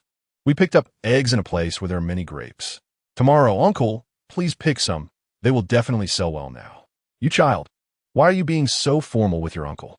Zhao Laosi set the meal on the table and smiled. "Come over for dinner, and after eating, your uncle will help you wash the eggs." The next morning, the four of them got up early and went to the grape valley to pick grapes. Zhao Laosi had only heard his nephew mention grapes and eggs in the mountain valley, but did not take it seriously. However, when he saw the lush greenery, he was momentarily speechless and asked, "How did you find such a place?" At that moment, a little monkey leaped from a distant tree branch. Le Qingyou pointed and said, "Uncle, it was the little monkey that brought us here." "Huh?" Zhao Laosi immediately doubted it. His little niece looked too innocent, and her words lacked credibility. He then looked at his nephew. Lu Jun nodded seriously, and only then did Zhao Laosi believe it, exclaiming, "Your parents must be watching over you." Le Qingyou. Lu Jun wholeheartedly agreed with his uncle's statement. Otherwise, his sister wouldn't have gotten away with a fire incident and still been favored by animals. Even yesterday, when his sister thought about not letting the hens lay too many eggs, each hen still laid 2 eggs. It seemed that those animals truly liked his sister. Le Qingyou, completely unaware of her brother's thoughts, was busy greeting the little monkey that had jumped close to her. Seeing the little monkey behaving very gently in front of his sister, Lu Jun became even more convinced of his previous thoughts. While picking grapes, neither Fang Yin nor Lu Jun wandered far. They stayed near the edge of the small basin to keep an eye on Le Qingyou. Zhao Laosi, being an adult, moved through the deeper parts of the grapevines, and in no time, he returned with a basket full of grapes. Lu Qingyou was small and was assigned the task of watching the grapes. Looking at the deep purple grapes in the bamboo baskets, she suddenly thought that with such good ingredients, it would be a pity not to make some wine. Making wine was simple, as grapes naturally contain fermentation enzymes. With a little sugar, wine could be produced. However, such wine lacked the rich and deep flavor. To make good wine, good grapes were necessary, but good wine yeast was also needed. Fortunately, Le Qingyou had done numerous experiments with wine yeast, and one type of yeast, mixed with medicinal herbs, was specifically developed for making grape wine. She hadn't used it in large quantities for making grape wine yet, only in experiments. Moreover, the method for making that herbal wine yeast was also very simple. Thinking about it, Le Qingyou decided to make it and immediately turned around to look for herbs in the surrounding area. After a busy morning, they filled all the bamboo baskets they had brought. Zhao Laosi then took the children home. He didn't immediately prepare the grapes for sale, but went to the kitchen to make a hearty lunch for the children. At the dining table, Zhao Laosi said to Le Jun, after lunch, "Uncle will take these grapes to the prefecture. There are many wealthy families there, and these fresh grapes can sell for at least 4 or 5 taels. You keep the money from the first 2 carts, and I'll take the rest." Seeing Lu Jun wanting to decline, Zhao Laosi waved his hand and said, "It's still thanks to your uncle that you're able to enjoy this. Yuna, don't say those outside words." His gaze fell on Le Qingyou, who was sitting next to Le Jun, obediently eating a pancake. "You've grown up too, and you shouldn't have no money in your hands. It's fine if we men don't have good clothes to wear. But how can a young lady go out without proper clothing?" As soon as these words were spoken, Le Jun indeed fell silent and nodded slightly. "Le Qingyou interjected, Unc, I think it's most important for my brother to study and take the imperial examination." Upon hearing this, the other 3 couldn't help but chuckle, especially Zhao Laosi, whose laughter was the loudest. "The little girl thinks ahead. How about we send your brother to study when we have more money?" Although the 4th uncle's tone was clearly teasing the child, Le Qingyou still happily nodded. Zhao Laosi picked up a piece of scrambled egg for his niece, urging her to eat quickly, and then turned back to Le Jun. "Studying is an expensive endeavor. Although you've attended school for 2 years, you shouldn't fixate on this. Our families have examples right there. Your uncle is 40 and still a student. In the past 2 years, he has only made some money working as a bookkeeper for the Liu family. For more than 30 years before that, it was all your father and your 3rd uncle's hard-earned money that supported him. Moreover, in our family, your 5th uncle is known for his intelligence since childhood, but he hasn't even passed the student examination yet. Now he lives with your grandparents at the eldest uncle's place, having to listen to your eldest aunt's sour words all day. He has accomplished nothing, and outsiders shake their heads when talking about governance. He is already 23 and is even struggling to find a wife. Every family has its own difficulties." Speaking of this 5th brother, Zhao Laosi also felt troubled. The 5th brother was earnest in his studies and had a loyal character, and he often helped out, but as the old saying goes, one can't always help in emergencies. After all, he was just a brother who had been separated. Last time he went home, he brought 2 rolls of paper for the 5th brother, only to find him even more sullen and quiet than usual. Zhao Laosi felt sorry for this brother and advised him that he could live without studying, but it was hard for the 5th brother, who had studied for over 20 years and hadn't even passed the student examination, to give up. The eldest sister-in-law constantly complained about the money spent on the 5th brother's education. If it weren't for the old couple holding things down, they might have kicked him out long ago. However, even now, even if they don't kick him out, the peace at home won't last long. Remembering the chaos at home, Zhao Laosi couldn't help but sigh repeatedly and urged his nephew not to entertain thoughts of studying. It's not that studying is bad, nor is it that children shouldn't study. It's just that the family conditions don't allow it. Chapter 038, another Uncle Lu Jun naturally nodded in agreement. He only wanted to raise his sister well. Ever since their father died, he had completely given up on the idea of studying. Lu Qingyou looked at her brother's silent profile, feeling a bit disinterested in her food. After lunch, she sent off their uncle and immediately mixed some vegetable leaves with the water used for washing pots, struggling to carry a small wooden bucket to the backyard to feed the chickens. On her way, she tucked a piece of bread into her bosom. Lu Jun was still washing the dishes when he saw his sister's small figure busying around.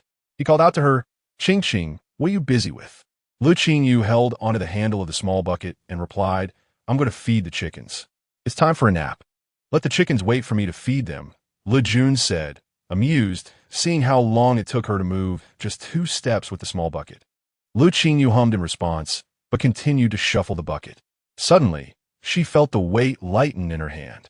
Looking up, she saw Fang Yan, who had rolled up his sleeves. With one hand, he effortlessly lifted the small bucket. His forearm was muscular and well-defined, looking quite strong. Lu Qingyou silently admired him and followed him to the chicken coop in the backyard. Fang Yan set down the small bucket and looked down at her with a smile. "All right, feed them." During lunch, she noticed that the little girl's expression was not quite right. After eating, she went to feed the chickens, which made Fang Yin suspect. She had made up her mind to send her brother back to school. He envied Le Jun even more, wondering when a little girl would be that nice to him. The sky was filled with layers of clouds, making the sunlight seem quite feeble. Zhao Zhigua, holding 2 books, had just turned into an alley when he saw a figure enter his home. Recognizing the silhouette as his 4th sister-in-law, he felt puzzled. It was unusual for her to come over without a holiday, since she only had Jia and had not been cheerful since. She tightly held onto the money earned by his 4th brother to support her own family. His parents didn't like her much, especially his mother, who would often scold her upon seeing her. Because of this, the 4th sister-in-law seldom came over. The offerings to his parents were usually delivered personally by his 4th brother when he returned from the capital. Unless it was a necessary holiday, she would not even come this way. Today, she came alone. Could it be that something happened to his 4th brother? Zhao Zhigua hurried toward the entrance. Before he entered, he heard his 4th sister-in-law's choked voice. We had a fight before he left, and I don't know if he went back to the capital or to Lihua village. Mother, you know me. I'm just a bit particular about money. But It for the family? Jia's father always gives you and father money for offerings, and I advise him to give more, especially since he is often not at home. But this money, earned with great difficulty, is tight for our own use. How can we support outsiders?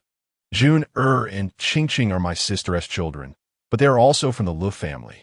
No matter how much we Zhao family gives, when the kids grow up, they will still be closer to their own family. Old Mrs. Zhao listened to her daughter-in-law's words with a stern face. After scolding her for a few moments, she nodded and said, "What you said makes sense. Besides, we help in emergencies, not in poverty. The Le family isn't lacking in people. Do they really need my 4th brother to send money to those 2 kids every month?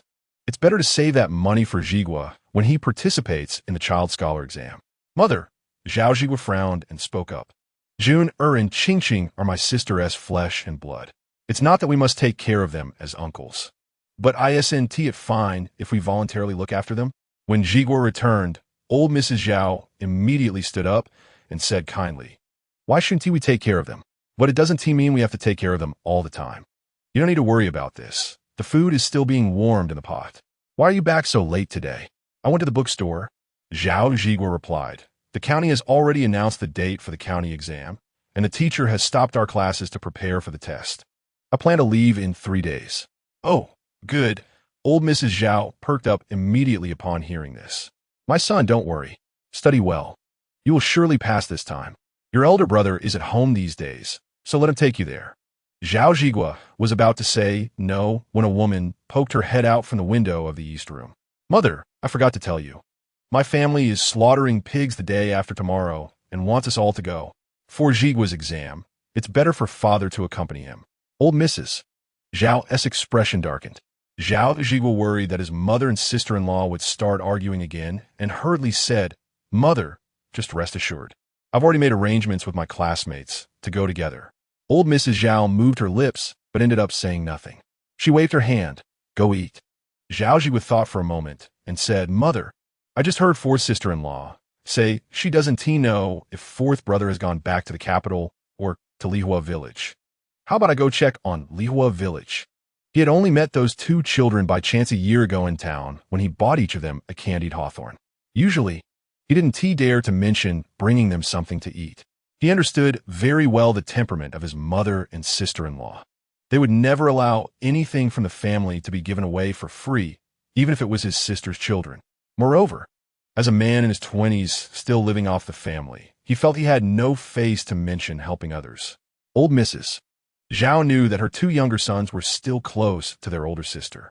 The younger son seemed to want to take the opportunity to see his nephews. She wasn't entirely devoid of maternal feelings for her daughter, but worried that helping too much would lead the Lu family to cling to them for raising children. At this moment, she glanced at her younger son and nodded. "After you eat, go take a look. If your 4th brother is there, let him come back immediately. The family still has to live." Mrs. Wu hurriedly wiped her eyes and knelt to thank her. "Thank you, Mother. Thank you, Uncle." Old Mrs. Zhao impatiently glared at her. "It's not for you. It's for my son to live well. Enough, go home. My son works hard all day outside. Don't be too lazy at home. If you have nothing to do, make a few pairs of shoes to sell. That can help with household expenses. Mrs. Wu felt resentful, but still obediently agreed, leaving behind 20 coins for Zhao Zhigua to use for the exam. Old Mrs. Zhao took it without delay and then chided her daughter-in-law. You bring big bags and small bags back from your home, but here you're so stingy. Do you think I raised my son just to support your Wu family? Mrs. Wu's face turned red, and she didn't dare to say a word, lowering her head as she left. As soon as she exited, her gentle expression revealed a hint of gloom. Over here, after fourth sister-in-law left, Zhao Zhigua said to his mother, "You should say less about fourth sister-in-law in the future. Otherwise, it would be difficult for fourth brother. I raised 5 sons, and they're all ungrateful." Old Mrs. Zhao huffed, her voice rising a bit. They've all forgotten their mother after marrying. Zhigua, I'm counting on you. Zhao Zhigua sighed secretly, but had to comfort his mother to prevent further family quarrels. In the East Room, Zhao Dazhao, who was making shoes, scoffed, "You've studied for 20 years and still haven't passed a child scholar exam. How can your mother still have the nerve to count on the 5th one?" Zhao Laoda, who was nearby, immediately frowned and said, "Stop gloating here. Are you hoping Zhigua doesn't pass? If he does well, won't our Qingwei have a better chance? That depends on whether your 5th one has that fate." Zhao Dazhao muttered awkwardly. After lunch, Zhao Zhigua went out. As he left the village, 2 villagers teased him. Zhao Laowu, "Are you participating in this year's child scholar exam? Don't forget to share your experiences with your nephew when the time comes." Uncle Erzhan and Uncle Fu reassured him, "Don't worry, I'll take care of Shueli and the others." Although Zhao Zhigua felt embarrassed by the questions, he still responded with a smile. The person who spoke earlier laughed. "Don't worry. You've taken the exam more than 10 times. I heard you know the gatekeeper at the county school. How can we not be at ease?" Zhao Zhigua awkwardly smiled and walked away. From Zhejiakan to Lihua village, one has to pass through Xia town. Zhao Zhigua specifically turned onto the snack street in the town, bought 2 jin of persimmon cakes and 2 jin of dough twists. And thinking of his little niece whom he hadn't seen for over a year, he also bought a large sugar-coated hawthorn stick for 2 won. This trip to Lihua village was secondary to seeing his 4th brother. He just wanted to take a look at his nephew and niece. Walking all the way, by the time Zhao Zhigua reached the small courtyard of the Lu family at the foot of the mountain, it was already late afternoon. From a distance, he saw the newly built kitchen in the yard and knew his 4th brother must be here. Initially, the brothers had built a simple kitchen for their eldest sister, and this must have been remodeled by his 4th brother out of concern for the children getting cold in winter. Just as he was thinking this, he saw a little girl in light blue clothes carrying a gourd ladle coming out of the kitchen. Zhao Zhigua couldn't help but smile, took a couple of steps forward, and called out, "Little Qingqing, guess who's here?" Le Qingyou was just about to water a pot of flowers when she suddenly heard someone calling her. She looked up and saw a young man in a faded blue long shirt, a bit puzzled. This was also their family relative. Why were all the relatives coming to these 2 families? The little niece tilted her head slightly to look over, remaining silent. Zhao Zhigua walked over and laughed. "What's wrong? Don't even recognize your Uncle Wu?" Uncle Wu, Le Jun, was rummaging through grapes in the nearby thatched house and hurriedly came out. "Why are you here?" "Just came to see you all," Zhao Zhigua said as he reached Le Qingyou. He put down what he was carrying, picked up his little niece, and stuffed the large sugar-coated hawthorn stick in her hands. "What's wrong? Really don't recognize your uncle anymore?" Le Qingyou held the sugar-coated hawthorn stick in her hands, recalling a year ago on a similarly sunny afternoon when a young man had given her a stick of sugar-coated hawthorn, and she sweetly called him Uncle Wu. Le Qingyou smiled at the young man and called out Uncle Wu. Zhao Zhigua felt warmth in his heart from being called by his niece and held her for quite a while before reluctantly putting her down. Fong Yin was expanding the chicken coop in the backyard, preparing to raise a few more mountain chickens. Hearing the commotion in the front yard, he washed his hands and came over, pulling Le Qingyou, who hadn't even taken a bite of the sugar-coated hawthorn, to his side. "Don't like it?" he asked quietly while looking at the little girl. Le Qingyou replied, "I like it. Uncle Fong Yin should eat too." And she handed the untouched sugar-coated hawthorn to Fong Yin. Although Fong Yin usually didn't like these things at this moment, he found the sweet and sour taste particularly appealing and bit into it without hesitation. Pushing the rest back to Le Qingyou, I've had enough. The rest is for you. Ching. From a distance, a person blending in with the tree bark witnessed this scene and felt a pang in his heart. The owner of Guanya was so poor that he couldn't even bear to eat a bit more of the sugar-coated hawthorn. How young was the master? Yet he had already learned the ways of a poor family, teasing the children with just a bite. How much hardship had the master endured before in the Guanya Hofu that none of them knew about? The master was unwilling to return with them, although they could protect him from the shadows. It was ultimately not as good as finding a suitable identity to stay by the master's side. Thinking of this, Guan Yi's gaze fell on a little girl who was slowly eating the sugar-coated hawthorn.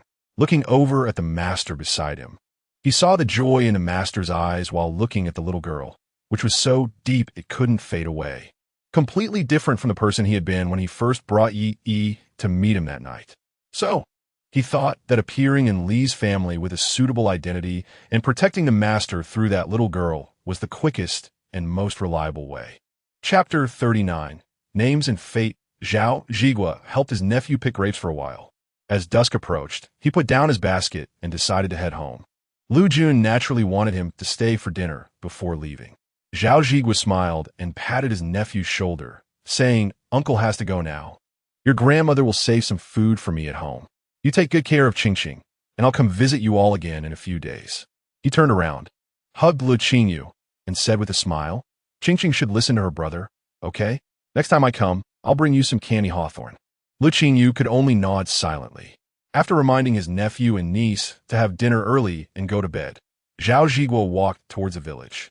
When he reached the center of the village, he noticed many villagers heading east, and he could faintly hear shouting coming from that direction. It must be another family quarrel, Zhao Zhigua thought, shaking his head but not stopping his steps. At that moment, a middle-aged woman passing by stopped and exclaimed, "You must be Qing's younger brother." Qing was Zhao Zhigua's sister's name. He was taken aback for a moment, then cupped his fists in salute, saying, "Sister-in-law, that's me. May I ask who you are?"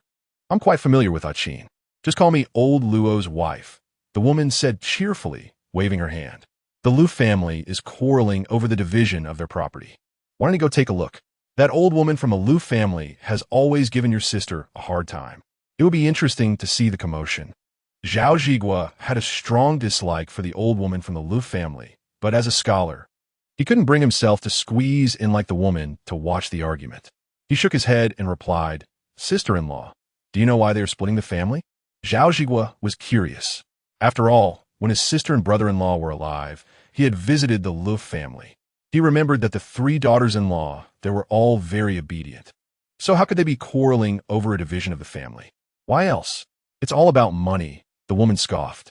That old lady from the Lu family is usually tight-lipped and stingy. Who knows how much money she has? This time, she probably made a lot of money and got carried away. This afternoon, she just came back to the village and boasted that her precious granddaughter figured out how to make braised meat and actually sold it for 800 today. I estimate that they earned more than what that old lady claimed. Look, they haven't even had dinner yet, and the Lu family is already quarreling. Zhao Zhigua nodded. Understanding now. Thank you for the information, sister-in-law. The woman waved her hand, saying, "You young people are too polite. All right, I won't talk to you anymore. I'm going to see the excitement." With that, she hurried away. Zhao Zhigua glanced in the direction she left and turned to walk away, not taking the Lu family's quarrel to heart at all. They had already separated his sister and her 2 children shortly after his brother-in-law passed away. So whether the family was doing well or poorly was none of his business. Once outside the village, he found himself in a flat and quiet field. Zhao Zhigua wasn't afraid. He took out a few bunches of grapes that his niece had given him and ate them while walking, feeling quite content. He didn't notice the faint purple light that flickered over the grapes in the dimming sky. Even if he had noticed, he would have thought it was just his eyes playing tricks on him, as the light was very weak. When he passed through the town, he had already eaten 3 bunches of grapes and felt quite full, thinking it was late and that his mother must have gone to bed. He knew his sister-in-law wouldn't leave anything in the pot, so he decided to buy 2 baked pancakes from the food stall that was still open. Just as he turned a corner, a scruffy-looking person suddenly sprang out in front of him. Zhao Zhigua took a step back and shouted, "Who are you?" The person, with strands of hair sticking to his face, bent down to greet him and said, "Sir, please give this poor Taoist a bite to eat. Zhao Zhiguo was somewhat bewildered by being called sir, but he still replied politely, Taoist, you must be joking. I'm just a poor scholar and have nothing to fill my stomach. The man slowly shook his head and said, Sir, what you have in that cloth bag is not a bad thing, is it? To tell you the truth, the things in your bag are full of spiritual energy. For ordinary people, eating them strengthens the body, and for cultivators, it helps with their training. I want to take advantage of you. If you give these to me, I'll help you remove your bad luck. How about it? Zhao Zhiguo chuckled at the mention of bad luck and thought of it as a story. He took out the remaining 2 bunches of grapes from his cloth bag and handed them to the man, saying, Since you say these are good things, take them. The Taoist held the 2 bunches of purple grapes in both hands, looking at Zhao Zhiguo in disbelief, then at the grapes, and finally bowed deeply in thanks. Zhao Zhiguo smiled and said, No need to be polite, and was about to leave when the Taoist called out to him, Benefactor, you should already be living as a sir, but your name is not good. Listen to this, Taoist. Zhiguo is not as good as Angua. Change your name, and good fortune will come. Zhao Zhiguo paused, cupped his hands, and said, Thank you for the reminder, Taoist. However, I believe that one's fortune is in one's own hands and not dependent on external factors. Don't underestimate it. A name accompanies a person for a lifetime and can greatly influence one's fortune. The Taoist patiently tried to persuade him again. Zhao Zhiguo waved his hand and turned to leave. Hey, young man, the Taoist called out, one hand protecting the grapes and the other waving to catch up with him. Can you tell me where you picked such beautiful grapes? Zhao Zhiguo stopped, looked at the Taoist with scrutiny, and casually replied, I bought them from a roadside stall. They should be sold out by now. After saying that, he took big strides away, quickly covering a distance. The Taoist shook his head, secretly scolding himself for being greedy, and then called out to the distant figure, Young man, remember to change your name, otherwise you'll never become a sir in your lifetime. Hearing this from afar, Zhao Zhiguo was even more convinced that he had encountered a mad Taoist. After giving a loud reminder, the Taoist finally held the grapes, found a sheltered spot, and carefully began to eat the grapes one by one. Each bite is full of spiritual energy. The Taoist sighed while eating. I didn't expect that besides my Fenglong mountain, there are places in the world with even richer spiritual energy. I wonder what kind of immortal beings live there.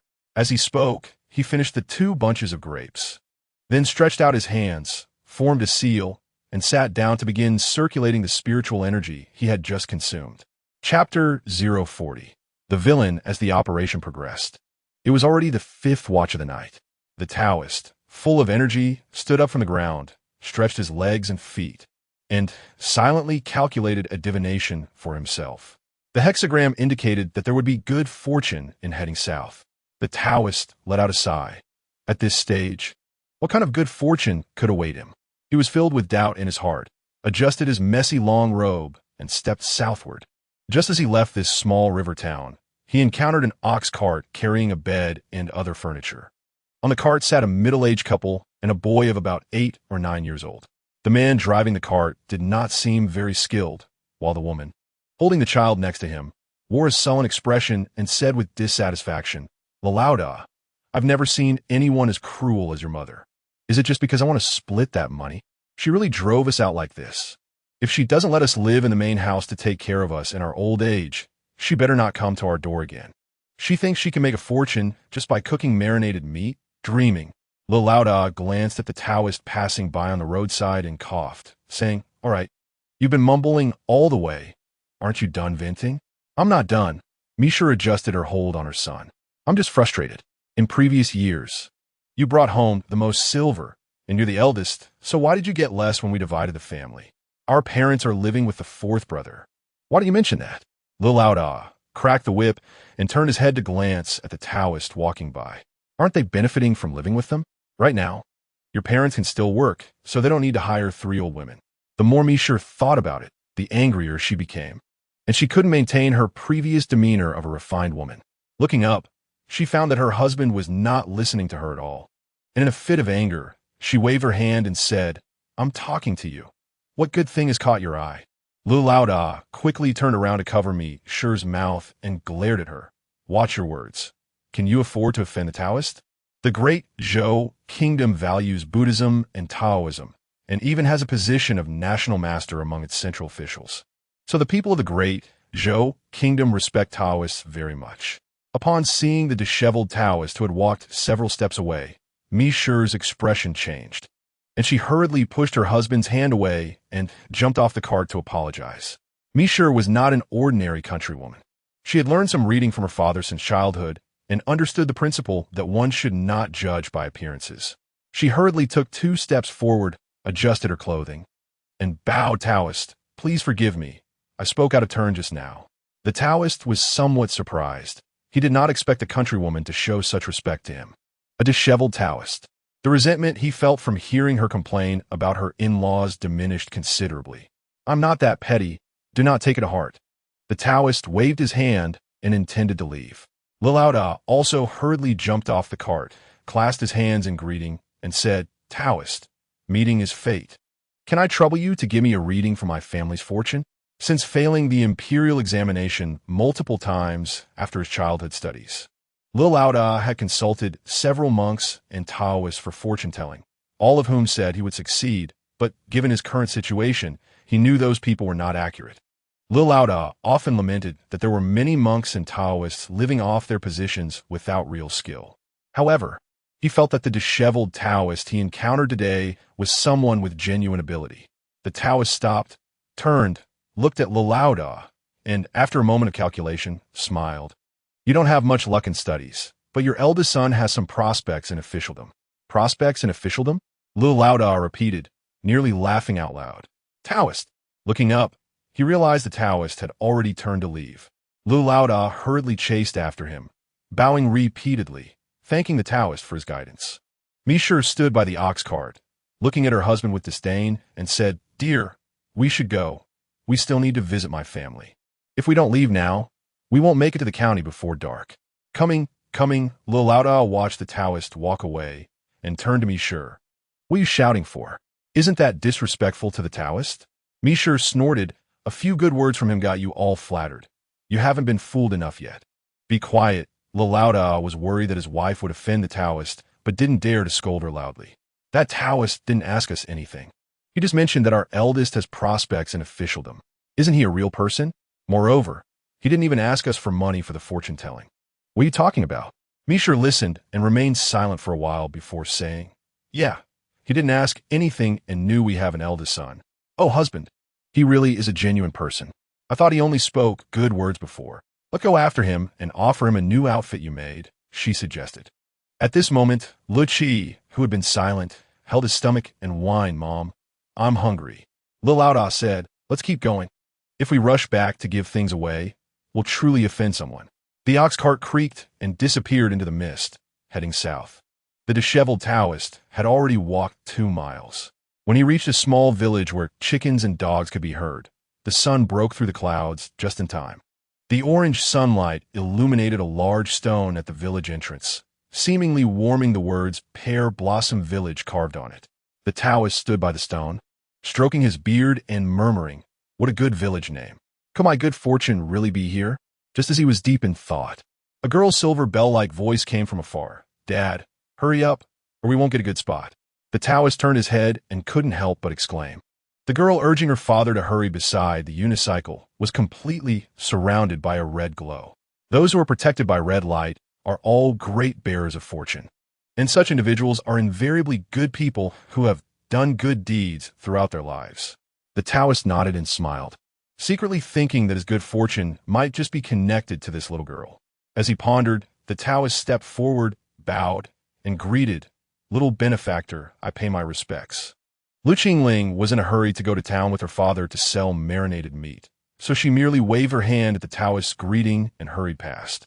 Le wanted to exchange a few pleasantries with the Taoist, but upon seeing his disheveled appearance and sour smell, he completely dismissed the idea and quickly pushed the unicycle forward. Today, his mother wasn't with him, and since the marinated meat had become their family business, it would be easy to save some money to buy a pot of wine after selling it. The Taoist raised his hand, just about to call out to the little girl surrounded by red light, but he stopped when he saw the aura behind her. A person's fortune is indicated by the light surrounding them, whether it be shallow or deep, abundant or scarce. Good fortune is represented by red light, while misfortune is shown by black energy. However, this is only evident when good or bad fortune reaches its peak. Typically, the aura around ordinary people is a faint white. If one's luck is poor, it is a dark gray, and very few possess a full body of red light or black energy. Although such cases are rare, the Taoist had seen them before. However, today, the situation of this little girl was unprecedented. She was enveloped in red light from the front, while gray light emanated from her back. The Taoist was shocked and hurried a few steps to catch up with the father and daughter, establishing again. I observe that this little benefactor has a peculiar appearance. May I be allowed to read her fortune? Step aside. Lil Lousy waved his hand impatiently. Don't ruin my marinated meat that has been cooking all night. Le Qingyou was even more impatient, but didn't he want to seem overly fierce, so she frowned and nodded. Then please hurry. We have things to do. Though she said this, she felt a sense of pride, thinking that her life must be very good. Otherwise, how could a Taoist stop her to read her fortune? The Taoist did not ask Le Qingyou for her birth date. He merely glanced at her face and immediately furrowed his brows tightly. Lil Lousy saw this and quickly asked, "Why is this Taoist only looking and not saying anything? My daughter's fate has already been predicted by wandering monks. She has an extremely noble fate." The Taoist looked at Lil Lousy, then at Le Qingyou, chuckled dryly a couple of times, and nodded, saying, "It should be so, it should be so." The Taoist glanced at Le Qingyou, who felt a sudden jolt in her heart. Although she didn't believe anyone could see that she was a soul from another world, the Taoist's reaction still made her uneasy. Was there something wrong with her? She had been born as this child and was not someone who had crossed over midway. No one should be able to see any problems. The Taoist looked deeply at Le Qingyou and said, "Little benefactor, you must understand the importance of cherishing blessings. Know that things obtained through theft will never last long." Le Qingyou's face changed dramatically, while Lil Lousy grew anxious, grabbing a spoon next to the unicycle and swinging it at the Taoist. "My daughter is blessed by nature. What are you trying to steal? No wonder you're such a shabby old Taoist. Turns out you know nothing. Get lost, or I'll hit you. Go." The Taoist shook his head and walked away, tossing a phrase back to Le Qingyou. "Do not commit small evils. Remember this well." Le Qingyou then understood that the Taoist was not seeing through her origins, but rather hinting that she had done something wrong. She was so angry that her nose wrinkled, shouting at the Taoist back, "Grandpa Taoist, are you seeing things? I haven't done anything bad, so why tell me not to commit small evils? Ling, let's go." Ignore this beggar. Lil Lousy pulled his daughter and continued pushing the unicycle, looking around and secretly relieved that no one was at the village entrance at that moment. Otherwise, his young daughter's reputation would be ruined. Meanwhile, the Taoist wandered aimlessly into Pear Blossom Village, and the girl's voice behind him made him sigh and shake his head. In the bright Dazhou era, how could such a wicked person be born? The Taoist had already seen clearly that the little girl had a dark gray fate, one that would never be too smooth throughout her life. However, she seemed to have done something that took away someone else's fortunate aura. Fortunately, it was not too much, just a thin layer faintly surrounding her. Otherwise, the person whose fortune was taken would lead a life full of hardships. The Taoist calculated again, seriously, but he could not figure out what kind of morally wrong thing the girl had done. However, he noticed that amidst the dark gray behind her, there was a hint of black, suggesting that someone might have died because of her. With this realization, the Taoist felt a chill in his heart. How could such a young child be involved in a life? It was truly terrifying to think about. As he walked, the Taoist noticed that he had already arrived at the northernmost part of the village. Chapter 41. Taking in as the Taoist was about to turn and head south, he caught an unintended glimpse and saw a dazzling red and purple light at the foot of the mountain, shooting straight up like a bullfight. Within the red and purple glow, there was also a thick and bright golden light.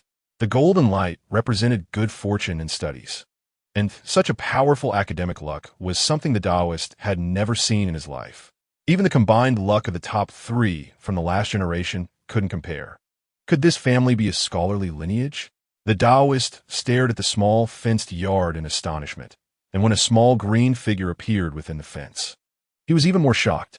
The little figure was enveloped in a red and purple glow, and even with his heavenly eye open, The Taoist could hardly see the child's face. Such an extraordinary fate. Wasn't it the good fortune he had calculated? The Taoist hurried his steps toward the fenced yard. Feeling the rich spiritual energy of the place, which was 10 times stronger than his own Fenghuan mountain. The purple light surrounding the little girl was not dragon energy, but rather a type of spiritual energy supported by heaven and earth. This naturally occurring spiritual energy was not a good seed for cultivating Tao. The Taoist slapped his thigh, almost moved to tears. He wanted to take this little girl as his disciple. Perhaps she could help them. The current generation that had fallen from the path of immortality to glimpse the way back to the immortal path. As he approached, mesmerized by the red, purple, and golden light, the Taoist had to blink away his heavenly eye. He stopped, suppressing his excitement, took a deep breath, and prepared to lure the little girl into becoming his disciple. However, before the Taoist could make a move, a figure rushed past him. Upon closer inspection, it was a beggar, even more disheveled and destitute than he was. The beggar leaned on a tree branch, staggering but not slowing down as he rushed to the fence.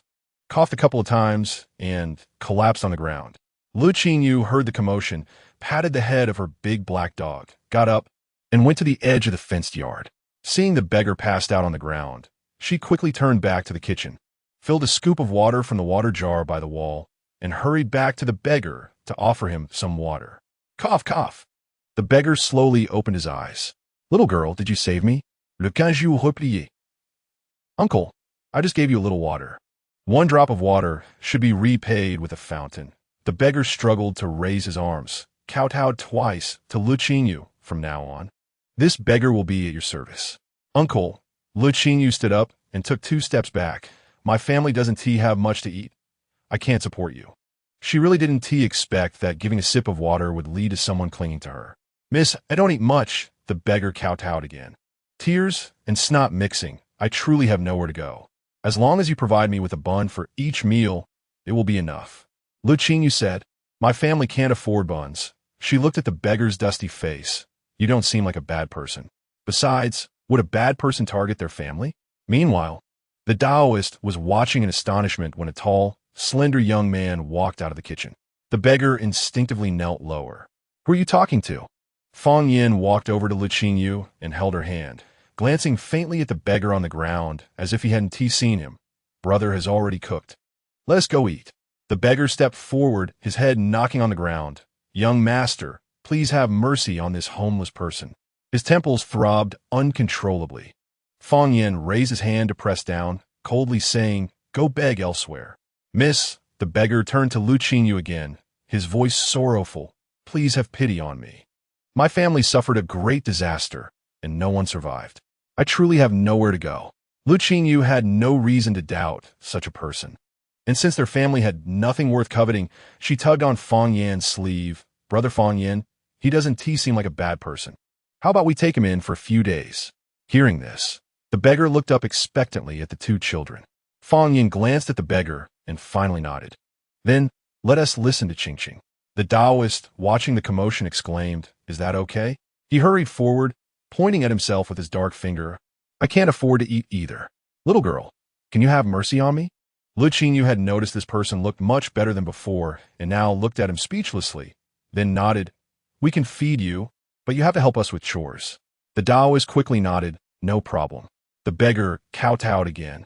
I'm willing to work hard for the young master and young lady. If you're not at ease, I can sign a contract to sell myself right now. Le Qingyou waved her hand. No need for that. You just need to help us with chores, but my family has limited space. You'll have to find your own place to stay. Although she knew there were many beggars in ancient times, Le Qingyou still maintained a basic level of caution. She could give them some food, but she wouldn't easily let them stay in her home. It's fine, the beggar and Taoist said in unison, then exchanged wary glances. When Le Jun was having breakfast while going up the mountain to cut grass, he saw the 2 laborers his sister had taken in. He looked at his sister, who was seriously eating with her head buried in her bowl, and smiled warmly. As long as Qingqing is happy. Le Qingyou still felt a bit guilty. Their family didn't have much food to begin with. If it weren't for the Jiang family sending over 2 bags of rice and flour a few days ago, they would be eating wild vegetables now. Yet she had taken in 2 beggars. However, She had other plans for keeping these two people. Brother, they can help us with a lot of work. Le Qingyou nodded. After breakfast, he took the two people with him to the mountain to pick grapes. Since his sister had already taken them in, they couldn't just be fed without working. If they found out they weren't up to the task, they could always send them away later. Though just a 12-year-old child, Le Qingyou wasn't afraid of being bullied by outsiders in his village. After breakfast, the Taoist, who had been taken in, was delighted to hear the children say they wanted them to pick grapes and obediently shouldered 2 baskets to go. The beggar, Guanghai, seeing this, directly picked up 2 baskets and followed suit, before turning to Le Qingyou and saying, "Young master, you just need to lead us to the place. Let the second young master and young lady stay at home." Fang Yin glanced at Guanghai, and Guanghai immediately lowered his head. Le Qingyou was rinsing his mouth and almost choked on the water upon hearing this. He waved his hand, Guangbo. "Who told you I'm the eldest young master and Fang Yin is the second young master? We're just giving you a meal. You don't need to call us young master or young lady. Just call us by our names." Guanghai responded, nodding, "But young master, I'm homeless and truly want to sell myself to your family." Upon hearing this, the Taoist also stopped in his tracks, almost spitting out a mouthful of saliva. How could a strong laborer need to sell himself for being homeless? Could he be like him? A cultivator who saw that the little girl from his family had an extraordinary background and was trying to gain merit? Let us go, let us go. We can't let him keep playing the pity card. The Taoist turned back and pulled Guanghai. The children have assigned us work. You can't just eat without doing anything. Who just eats and does nothing? Guanghai Vito, struggling to restrain himself from using his powers to fling away this coincidentally appearing Taoist. He had to keep a close watch on this person to ensure he wasn't a bad guy. Le Qingyou first followed the two to the grape ravine, instructing Fang Yin to keep his sister company at home. After a few days, Le Qingyou had already trusted Fang Yin as a companion, considering he still had bruises on him and generally didn't let him do heavy work. Fang Yin nodded. "You go watch those 2 pick grapes. I'll take care of Qingqing here." After sending her brother off, Le Qingyou went to feed the chickens, while the tasks of carrying slop and cutting wild vegetables were all done by Fang Yin. She just needed to scoop the vegetables into the chicken trough. The chicken trough was just made by Fang Yin yesterday, and it's quite useful to encourage the chickens to lay more eggs. Le Qingyou added a lot of soybean dregs to the slop bucket, although these are waste products that aren't eaten in the farm family. The chickens enjoy them quite a bit. After eating, they lay eggs happily, just as Le Qingyou and Fang Yin finished feeding the chickens. A mountain chicken laid a green-shelled egg. Le Qingyou immediately opened the chicken coop to pick it up. It was warm in her hand, and the chickens gathered around her, clucking nonstop. Unable to suppress a smile, Le Qingyou felt warm inside. With these chickens, she was sure she could save enough money for her brother's schooling before spring. While she was thinking, she suddenly found herself lifted into the air. It was Fang Yin who had come in to pick her up. Le Qingyou quickly wrapped one arm around his neck and showed him the green-shelled egg. "This egg is really big. Could it be a double yolk? I'll cook it for you at noon," Fang Yin said with a smile, effortlessly holding the little girl in one arm while bending down to pick up the 2 eggs that had just been laid.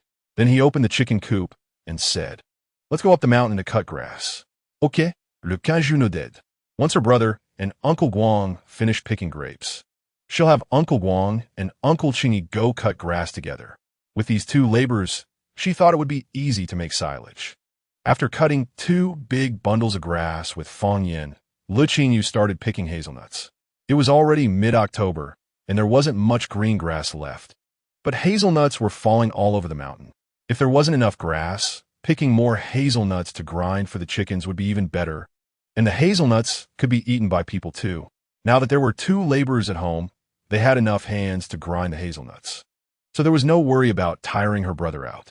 Without any concerns, Le Qingyou picked hazelnuts very happily. Chapter 042. Losing face when Zhao Laosi arrived at Huzhou Prefecture City. It was just after midnight on the 2nd day. The city gate had not yet opened, and he, along with a group of common folk waiting to enter the city, waited for over an hour before the gate slowly opened amidst the white mist. Once inside the city, Zhao Laosi noted that it was still early, so he didn't rush to sell grapes. Instead, he first went to a porridge shop for breakfast. After finishing his meal, The sun broke through the clouds and illuminated the earth. Zhao Laosi didn't head to the marketplace. To be honest, a cart full of grapes wouldn't be enough to sell at the prefectural market, and he would have to pay a market entry fee. Plus, he couldn't raise the prices too high. It was better to do as he usually did and sell near the back door of a wealthy household. Cracking his whip, Zhao Laosi drove his donkey cart toward the center of the city, specifically to Fugui Alley. However, he hadn't gone far when he was stopped by several attendants in fine clothing who rushed out from all directions. Feeling a bit flustered, Zhao Laosi managed to maintain a calm demeanor. He halted the donkey cart and cupped his fists in salute to the people surrounding him. Brothers, may I ask why you are stopping my humble donkey cart? It's nothing serious, said the tall and strong leader of the attendants, waving his hand. The others stood behind him. Are you Zhao Laosi, the vendor who often sells at the back door of the Shi residence? 3 days ago, did you not move a pot of flowers from our residence? Yes, Zhao Laosi replied somewhat uncertainly. What is the matter? A youth with a handsome face shook the folding fan in his hand and laughed heartily. Sure, San. We just wanted to ask if that pot of precious flowers you bought for 200 taels has bloomed yet. With the snow about to fall, wouldn't the flowers bloom even more beautifully in the snow?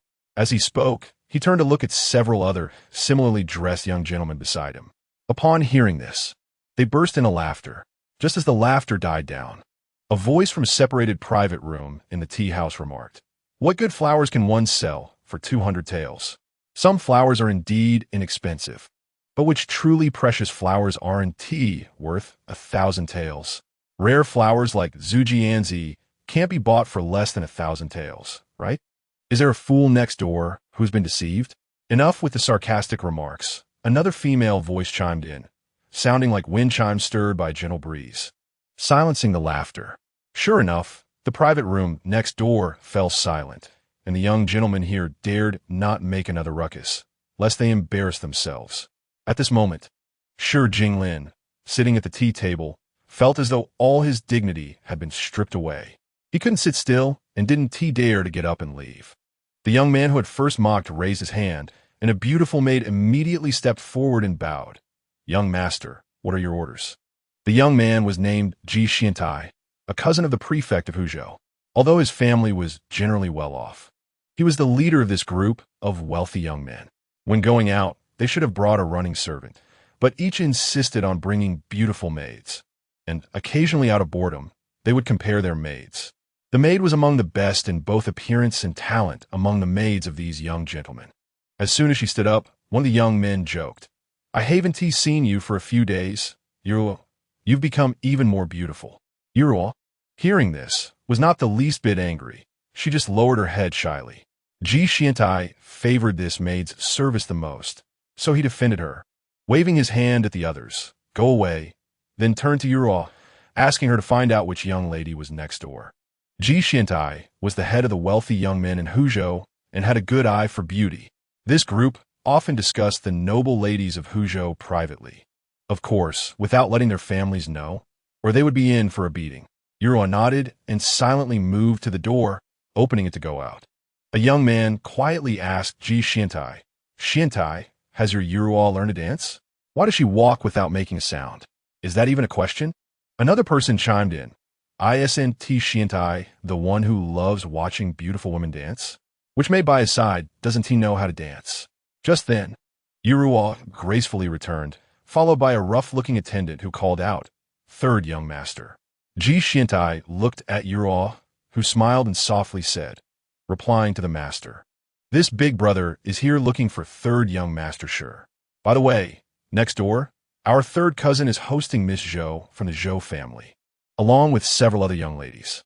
Miss Zhou was accompanying her father, who had been ordered to inspect the counties of Huzhou, Luzhou, and Jiangzhou, and she was currently the most talked-about figure in Huzhou. Upon hearing this, Ji Xiantai's expression turned serious. He, who usually looked down on ordinary flowers, had fallen for Miss Zhou at first sight. He cleared his throat, worried that his earlier loud jokes might have been overheard by her, and spoke in a serious tone. "Everyone, let us not talk. Let us listen to see if third young master Shi has any urgent matters." Everyone looked at Shi Jinglin, who could only smile awkwardly. feeling embarrassed as he faced the rough servant. Was T there a beautiful maid to deliver the message? What is it? Everyone was looking at him, and Shi Jinglin had no choice but to ask. The attendant quickly lowered his head and replying to third young master. The vendor you told us to keep an eye on has been found. It is said that he took your pot of Zhujianzi back to his hometown. As soon as he finished speaking, everyone burst into laughter. Someone wiped the tears of laughter from their eyes and asked, Shi-san, what is going on? Why isn't your Zhujianzi being properly cared for at home? How could it be bought by a vendor? You're not selling it as scrap, are you? Laughter erupted in the private room once again. Shi Jinglin stood up, but he said in a serious tone, How could that be, Su brother? I just heard that the vendor is also a flower-growing expert and asked him to take care of it. Ji Xiantai, wanting to leave a good impression on Miss Zhou, who might hear them, intervened. Su Zhun, you've gone too far. Does third young master sure not know how to take care of a pot of flowers? However, his words sounded sarcastic. Shi Jinglin felt he had lost face, and after cupping his fists to his wealthy companions, he hurriedly left, but unexpectedly, he ran into the young ladies leaving next door. Upon seeing the stunning woman in a pink and white outfit in the middle, Shi Jinglin was momentarily stunned and quickly cupped his fists in greeting. Miss Zhou, Miss Zhang, miss you. Greetings to all the young ladies. The girl in yellow beside the pink and white dressed woman covered her mouth to suppress a laugh. Third young master. I thought you were going to greet all of us sisters. Shi Jinglin smiled awkwardly, but his gaze couldn't help but fall on the pink and white dressed woman. Miss Zhang, you're joking. By the way, how long will Miss Zhou be staying in Huzhou? I have a Zhujianzi, and I wonder if I have the honor to let you see it bloom. Third young master. Miss Zhou then curtsied to him, her voice as clear as wind chimes, carrying a delicate charm that made one feel affectionate. My father still has to go to the small county town under the prefecture for inspection and will leave after the new year. I will be staying in Huzhou for a while. Zhujianzi is my favorite flower, and it would be my honor to see it bloom. Hearing this, Shi Jinglin was overjoyed and once again cupped his fists in greeting. Then when the Zhujianzi blooms, I will have my younger sister send you an invitation. Ms. Zhang glanced at Miss Zhou and smiled. Then we will all benefit from Sister Zhou's good fortune. Third young master, thank you in advance. Miss Zhang is too polite. Shi Jinglin hurriedly waved his hand, unaware that the group of young men behind him could hardly contain their amusement at his expense. Young men are typically not concerned about others' feelings, especially in front of beautiful women. However, today, with Ji Xiantai wanting to impress Miss Zhou, no one dared to jump in and embarrass Shi Jinglin. After they finished exchanging pleasantries, Ji Xiantai slowly stepped out with a folded fan in hand. The young man had a tall and slender figure, already showing signs of elegance, and coupled with his strikingly handsome appearance, he successfully made several young ladies across from a blush. However, Ji Xiantai's gaze only occasionally lingered on Miss Zhou. After greeting the young ladies, he said, We were just discussing the Zhujianzi with Shi-san. Shi-san mentioned that the Zhujianzi has some minor issues, and I also recommended a few good flower farmers. We were just about to go together. Not expecting to run into several young ladies, he continued, We all heard what Shi-san said just now. Once the Zhujianzi blooms, I will definitely invite everyone to join. Miss Zhang shot a glance at her cousin, who was only a few days older than her, and discreetly looked at Miss Zhou before smiling. Let's go, cousin. We'll be waiting for your invitation. Ji Xiantai nodded with a smile, exuding the elegance of a noble young man, and did not forget to remind her, Cousin, Miss Zhou, take care on your way. Miss Zhou, who knows who really grew up together? As the fragrant breeze passed, the young ladies descended the stairs. Just as they were about to exit the tea house, Shi Jinglin turned to Ji Xiantai, who was still smiling and watching them leave, and said, Young Master Ji, you really have thick skin. He then looked at his friend behind him and added, The Zhujianzi is something I've put a lot of effort into raising, and none of you should think about benefiting from it. Ji Xiantai slowly opened his folding fan, gazing at the scenery and inscriptions on it, and said leisurely, Shi-san, don't speak too confidently. Your Zhujianzi has already been bought by a vendor. It's most likely dead and treated as waste by your family. Otherwise, who would dare to sell your flowers from the Shi residence? Ji Xiantai shook his fan, smiling confidently, but I really know a flower cultivation expert. Once you get your Zhujianzi back, how about moving it to my place for cultivation? I'll also take care of the trivial matters of inviting Miss Zhou and the others. Although he was not as well off, Shi Jinglin did not back down in front of Ji Xiantai and waved his sleeve, saying, "Just being able to invite you to appreciate the flowers is enough to give face," before heading downstairs. Chapter 043, Arriving the House Servant. After listening for quite a while, dare not say much and followed along. After leaving the tea house, he mustered the courage to lead the young master. However, Shi Jinglin had just spoken with Miss Zhou and was in a good mood, so he did not reprimand the reckless servant who had embarrassed him earlier. Zhao Laosi was held by a group of servants at the back door of the Shi residence in Zishur Alley. Upon learning the reason, he remained calm and pointed at the 3 baskets of grapes and a basket of eggs on the cart, saying, "Brothers, I came to sell grapes. These things can't be left behind. Why not send 2 people to follow me to sell them first? I just accidentally took your young master's flower. I'm not trying to escape. No need to watch me like this." "No way," a house servant immediately replied. "We've been looking for you for several days. Just stay here until our young master returns to ask." When Shi Jinglin arrived, Zhao Laosi was dozing off on the donkey cart, awoken by a slap from the house servant. As he opened his eyes, he saw a wealthy young man clad in brocade with jade pendants and fragrant pouches hanging from his waist. Zhao Laosi, no matter how calm he was, hurriedly jumped down from the cart and bowed. "I've met young Master Shi. You're the one who bought my Zhujianzi?" Shi Jinglin asked. "Yes, it's me," Zhao Laosi replied humbly, lowering his head. At that time, I didn't know it was something the young master still wanted. Shi Jinglin was impatient to listen to his nonsense and immediately asked, "You didn't throw the flower out, did you?" He asked this for a reason. That flower pot was definitely worth more than the half-dead flower in the eyes of these unknowledgeable people. Zhao Laosi waved his hand. "No, I didn't tea, to be honest. I went home that day and visited my relatives.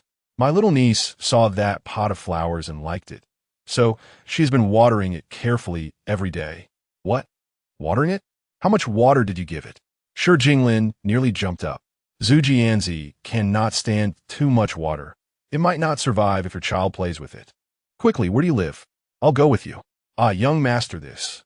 Zhao Laosi turned around, awkwardly pointing at the baskets on the cart. "I came to the city to sell these grapes and eggs." Shi Jinglin opened his purse and threw out a banknote. "Is this enough?"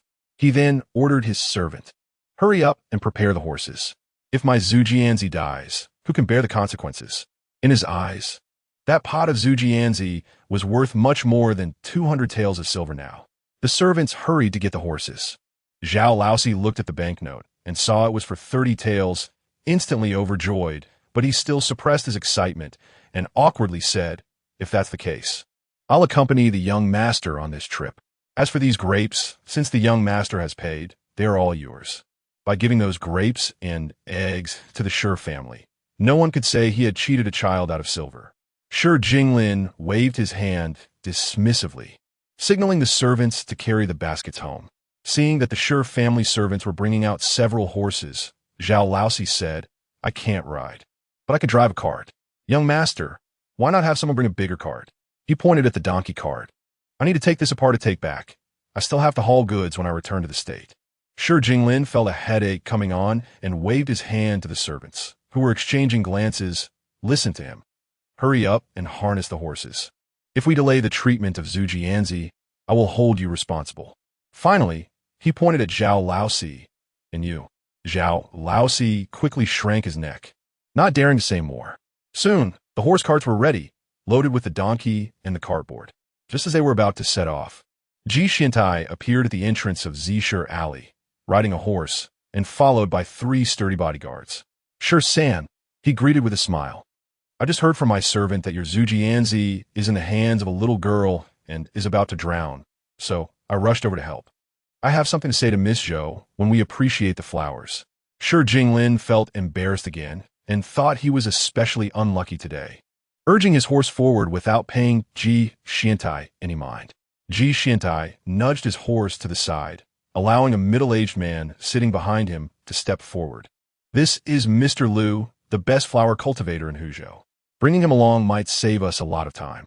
Shi Jinglin thought to himself, that he couldn't afford to invite this person. It was said that Mr. Lu was better at growing flowers than Mr. Zhang and was the best at nurturing Zhujianzi. Having him along would be for the best. He nodded and cupped his fists. Mr. Lu, thank you for your trouble.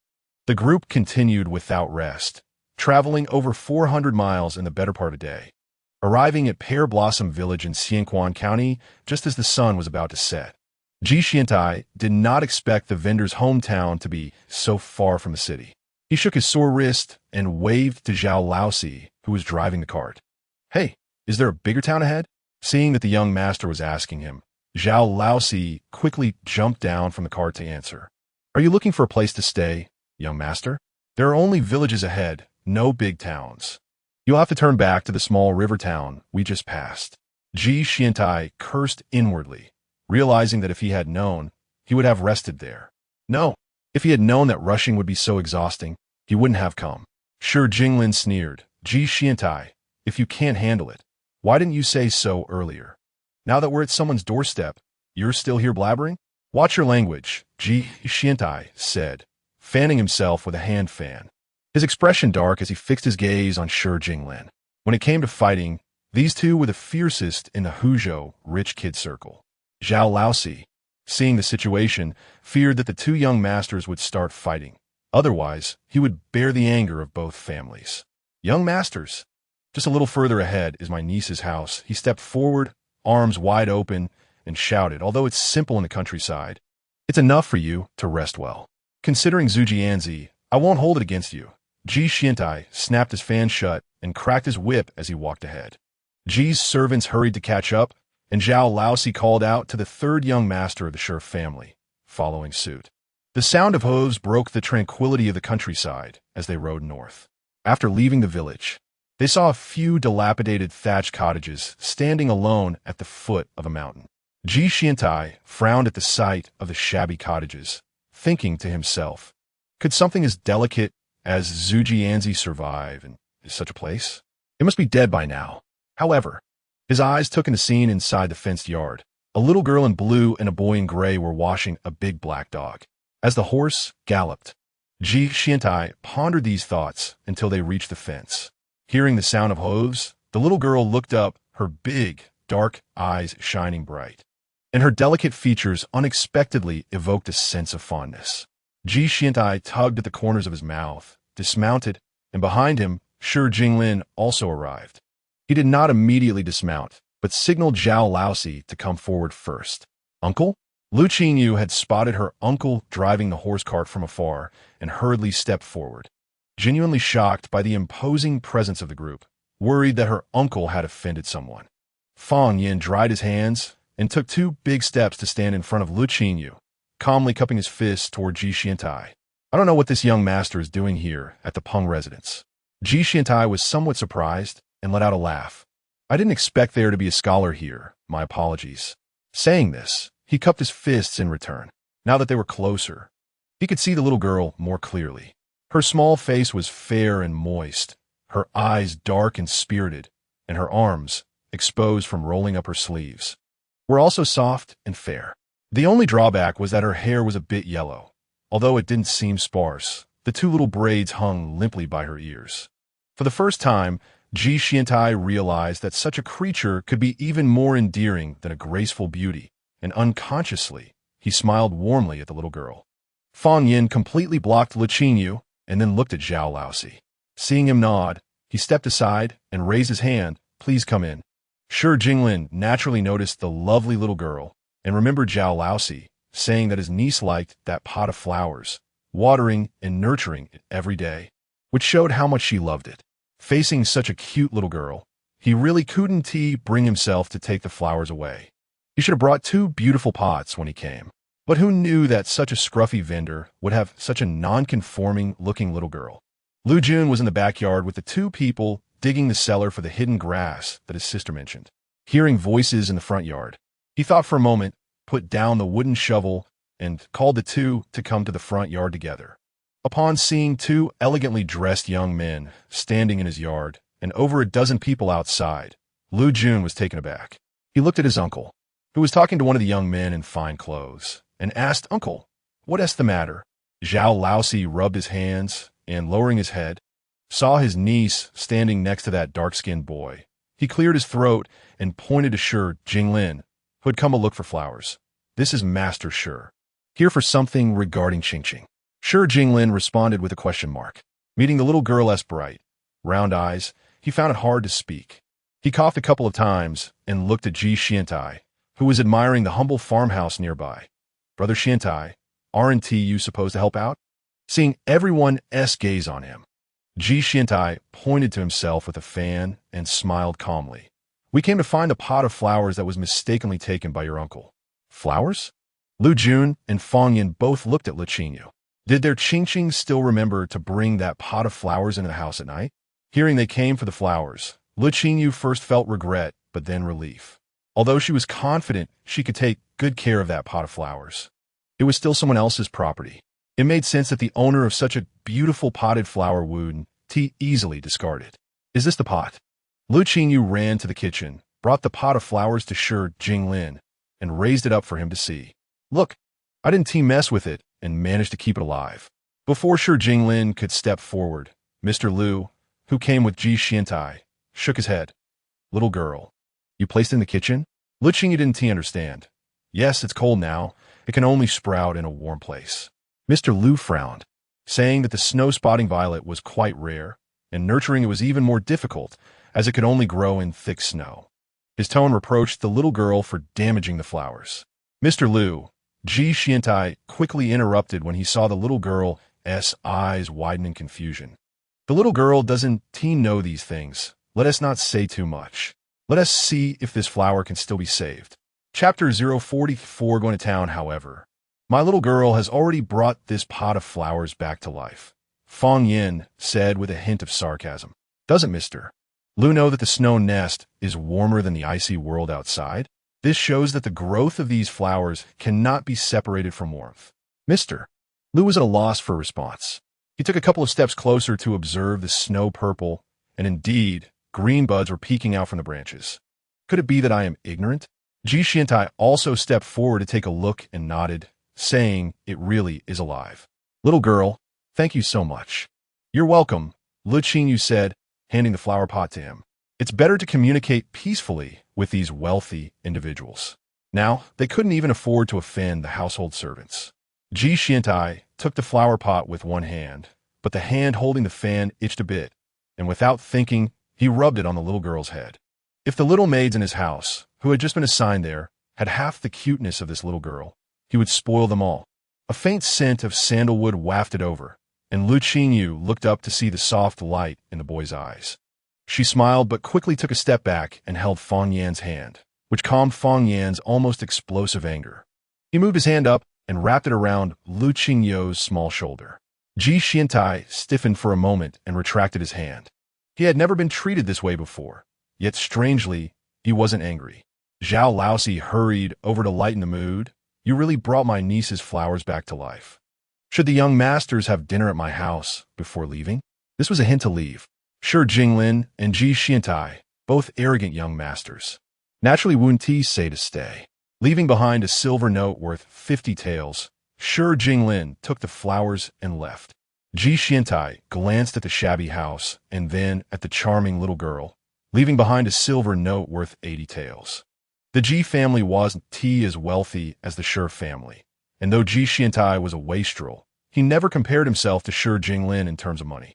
Leaving behind more silver was just a gesture of pity for the little girl. Ji Xiantai had never seen such a weak creature that made him feel pity. In a moment of compassion, he gave the little girl the 20 taels he had spent on his monthly allowance. For him, it was just the loss of a month's allowance, but for the little girl, it could fundamentally improve her life. Qing nodded slightly at this moment. Both of these young masters had good character, and today, befriending Xiao Qingqing would ensure that even if they did not achieve great success in the future, they could still live comfortably. Meanwhile, Zhao Laosi unloaded his donkey and cart, smiling as he saw the two young masters off at the village entrance before returning. On the way, when he encountered villagers asking about him, he calmly dismissed them with irrelevant excuses. Upon returning to his niece's house, Zhao Laosi pulled Lu Jun aside and asked, "Why are there suddenly 2 more people in the house?" I think they are quite pitiful, and they are not bad people. Besides, there are many chores at home that I can't finish, Le Jun replied with a smile. So I kept them. Uncle, both Guangbo and Qing work very hard. In just under 2 days, we finished picking all the grapes in the Grape Valley. Guangbo knew we wanted to raise more chickens, so he went to the Grape Valley early this morning and caught a dozen or so. Zhao Laosi looked over at the middle-aged man who was chatting with his little niece, his face kind and benevolent. He thought that the two children still yearned for adult companionship, and sighed, that's fine. We should always be cautious. You come with me to the town to the magistrate and get them a contract. Lu Jun felt this was a bit unfair. Uncle, we should just give them some food. Isn't that too much? Moreover, Qing, he was a Taoist priest. How could he sell himself to a farmer's household? Of course, Qing, he was unwilling, but he really wanted the little girl to be his disciple. He knew that with his scruffy appearance. He couldn't accept the little girl based on status, but if he could spend some time with her and show her his true abilities, it would be fine to mention taking her as a disciple later. Qing, he then proposed a condition to Zhao Laosi, Master. You see that I have been cultivating for 50 years. Selling myself as a slave is rather lamentable. You are merely worried that your little one will suffer. Why not let me go with you to the town tomorrow and have my portrait taken with you? With a portrait, if anything happens, we can send it directly to the county office. Having been a vendor for many years, Zhao Laosi had a good sense of people. Seeing the Taoists' open demeanor, he nodded in agreement. After all, he insisted on a contract just to guard against bad people. With only a few children at home, he had to be careful. As for Guang Hai, he had no hesitation about signing the contract. First, he regarded himself as a beggar who couldn't afford to eat, and second, he was already a servant to his master, so signing the contract didn't matter much. Once the agreement was settled, Zhao Laosi went to the kitchen to cook. Le Qingyou took advantage of the moment when no one was paying attention to her, and with her short legs, she walked to the outside of the fence and sat on a wooden stool, resting her chin on her hands as she gazed at the nearby low hills. Having been Le Qingyou for so many days, she finally realized that as a little girl, just over 6 years old, there were many things she couldn't do. Although she had so much advanced agricultural knowledge in her mind, she would have to wait patiently to grow up for at least 3 or 4 years. Moreover, a little girl who should be innocent and naive behaving too maturely could bring her trouble instead of fortune. Just like today, with a group of adults. Oh no, older children present. She didn't even dare to speak easily because she was not only a child but also a poor child. In this era where class distinctions and wealth gaps were stark, she had to be a clever coward. Sigh, the little coward sighed, feeling so many emotions because she really liked that snow-purple flower. Last night, she had planned to wait for it to grow well before propagating it. Although she had been decisive when giving it to that young man, the flower originally belonged to him. Le Qingyou still felt a bit of heartache. That uniquely beautiful flower was the first she had seen in this life, in her past life. Another sigh escaped from her cherry blossom-like lips. Fang Yan, who had been standing nearby for a while, chuckled, squatting down to be level with the little girl, and patted her small shoulder. Qing, what are you moping about here alone? Le Qingyou put away her thoughts, turned her head, and met the gaze of the tall boy with a straight back and a smile. Her dark, clear eyes reflected her current appearance. After a moment, Fang Yan awkwardly averted his gaze, secretly thinking that the little girl's habit of staring at people wasn't too good. When she grows up, if she continues like this, it might attract some flirtatious suitors, which wouldn't be good. Suddenly, the little girl poked his face with her warm, soft fingers. Fang Yan froze for a moment and immediately grasped her hand, asking, "What's wrong?" Le Qingyou smiled and pointed to his cheek. "Brother Fang Yan, is that soot on your face intentionally smeared there?" She had only just realized today that this young boy had quite a heavy sense of caution. However, that wasn't the main point. The point was that despite his sooty appearance, he was still handsome, and she couldn't help but wonder how charming he would be without that black makeup. He must be just as good-looking as her brother, becoming a handsome young man who could captivate countless girls when he grows up. Fang Yan held Le Qingyou's small hand and awkwardly said, "Brother is just this dark, but if I cover it for a while, I should become fairer." He couldn't possibly stay looking this dark forever. Saying this, he thought it wouldn't matter if he became fair later on. The next morning, Zhao Laosi harnessed the donkey cart. bringing 3 children along with Guanghai and Qing-yi to the town. They had breakfast in town, and while driving the cart, Zhao Laosi explained the task for the day, first taking Guanghai and Qing-yi to the magistrate. And then he would lead the 3 of them to buy some clothes. The weather was getting cold, and they needed to add cotton clothes and quilts. Le Qingyou thought about how she could cover herself with a soft cotton quilt tonight, and she couldn't help but smile with her eyes squinted. The night before yesterday, she had been frozen awake and had to snuggle closer to the young man to fall asleep again. The weather had been getting colder, and without any clothes to change into, Fong Yan's wrists and ankles turned blue from the cold every morning and evening. They should have bought more clothes long ago. Yesterday, they received 2 silver notes, and Le Qingyou decided to indulge herself today, thinking about warm cotton clothing and quilts. Lu Jun was equally cheerful as he looked down and tightened the open collar of his clothes around his sister, smiling as he said, "Let's buy 2 pots of flowers for Qingqing. If it weren't for Qingqing keeping that young master's flowers alive, we wouldn't have received so much money." He noticed that his sister wasn't happy when the flowers were taken away and thought he should buy more flowers in town for her to take care of. Zhao Laosi turned around and smiled. "Yes, we should buy 2 pots for Qingqing. After all, this money was earned by her." Guanghai and Qingyi watched the little girl with smiles. Fong Yin took a corn cake that he had tucked into his clothes before leaving and handed it to Le Qingyou, asking, "What flowers do you want?" His tone was gentle and warm. Being the center of attention from so many people made Le Qingyou feel both cozy and a bit shy. She instinctively squeezed the corn cake in her hand, and to her surprise, it was warm. She looked at Fong Yin in astonishment and meeting his lightly smiling eyes. She didn't ask anything and started naming the flowers she wanted: peonies, carnations, chrysanthemums, roses, and she raised a finger for each as she spoke. Noticing that everyone in the carriage was quietly watching her, she realized she had named too many and waved her hand, saying, "Let's start with these." Zhao Laosi said, "You little girl know quite a bit. We could buy 2 roots of peonies for you, but those carnations and roses need to be bought in the county. The chrysanthemums are blooming now, so we can buy those to enjoy the flowers. But what is this rose?" Zhao Laosi actually doubted that his niece was just making things up. He often went to the city, but had never heard of such a flower. Seeing that everyone else was also looking at her, waiting for an explanation, Le Qingyou knew that roses might not exist in this time and space. And she had slipped up, so she had to say, "I dreamed about it last night."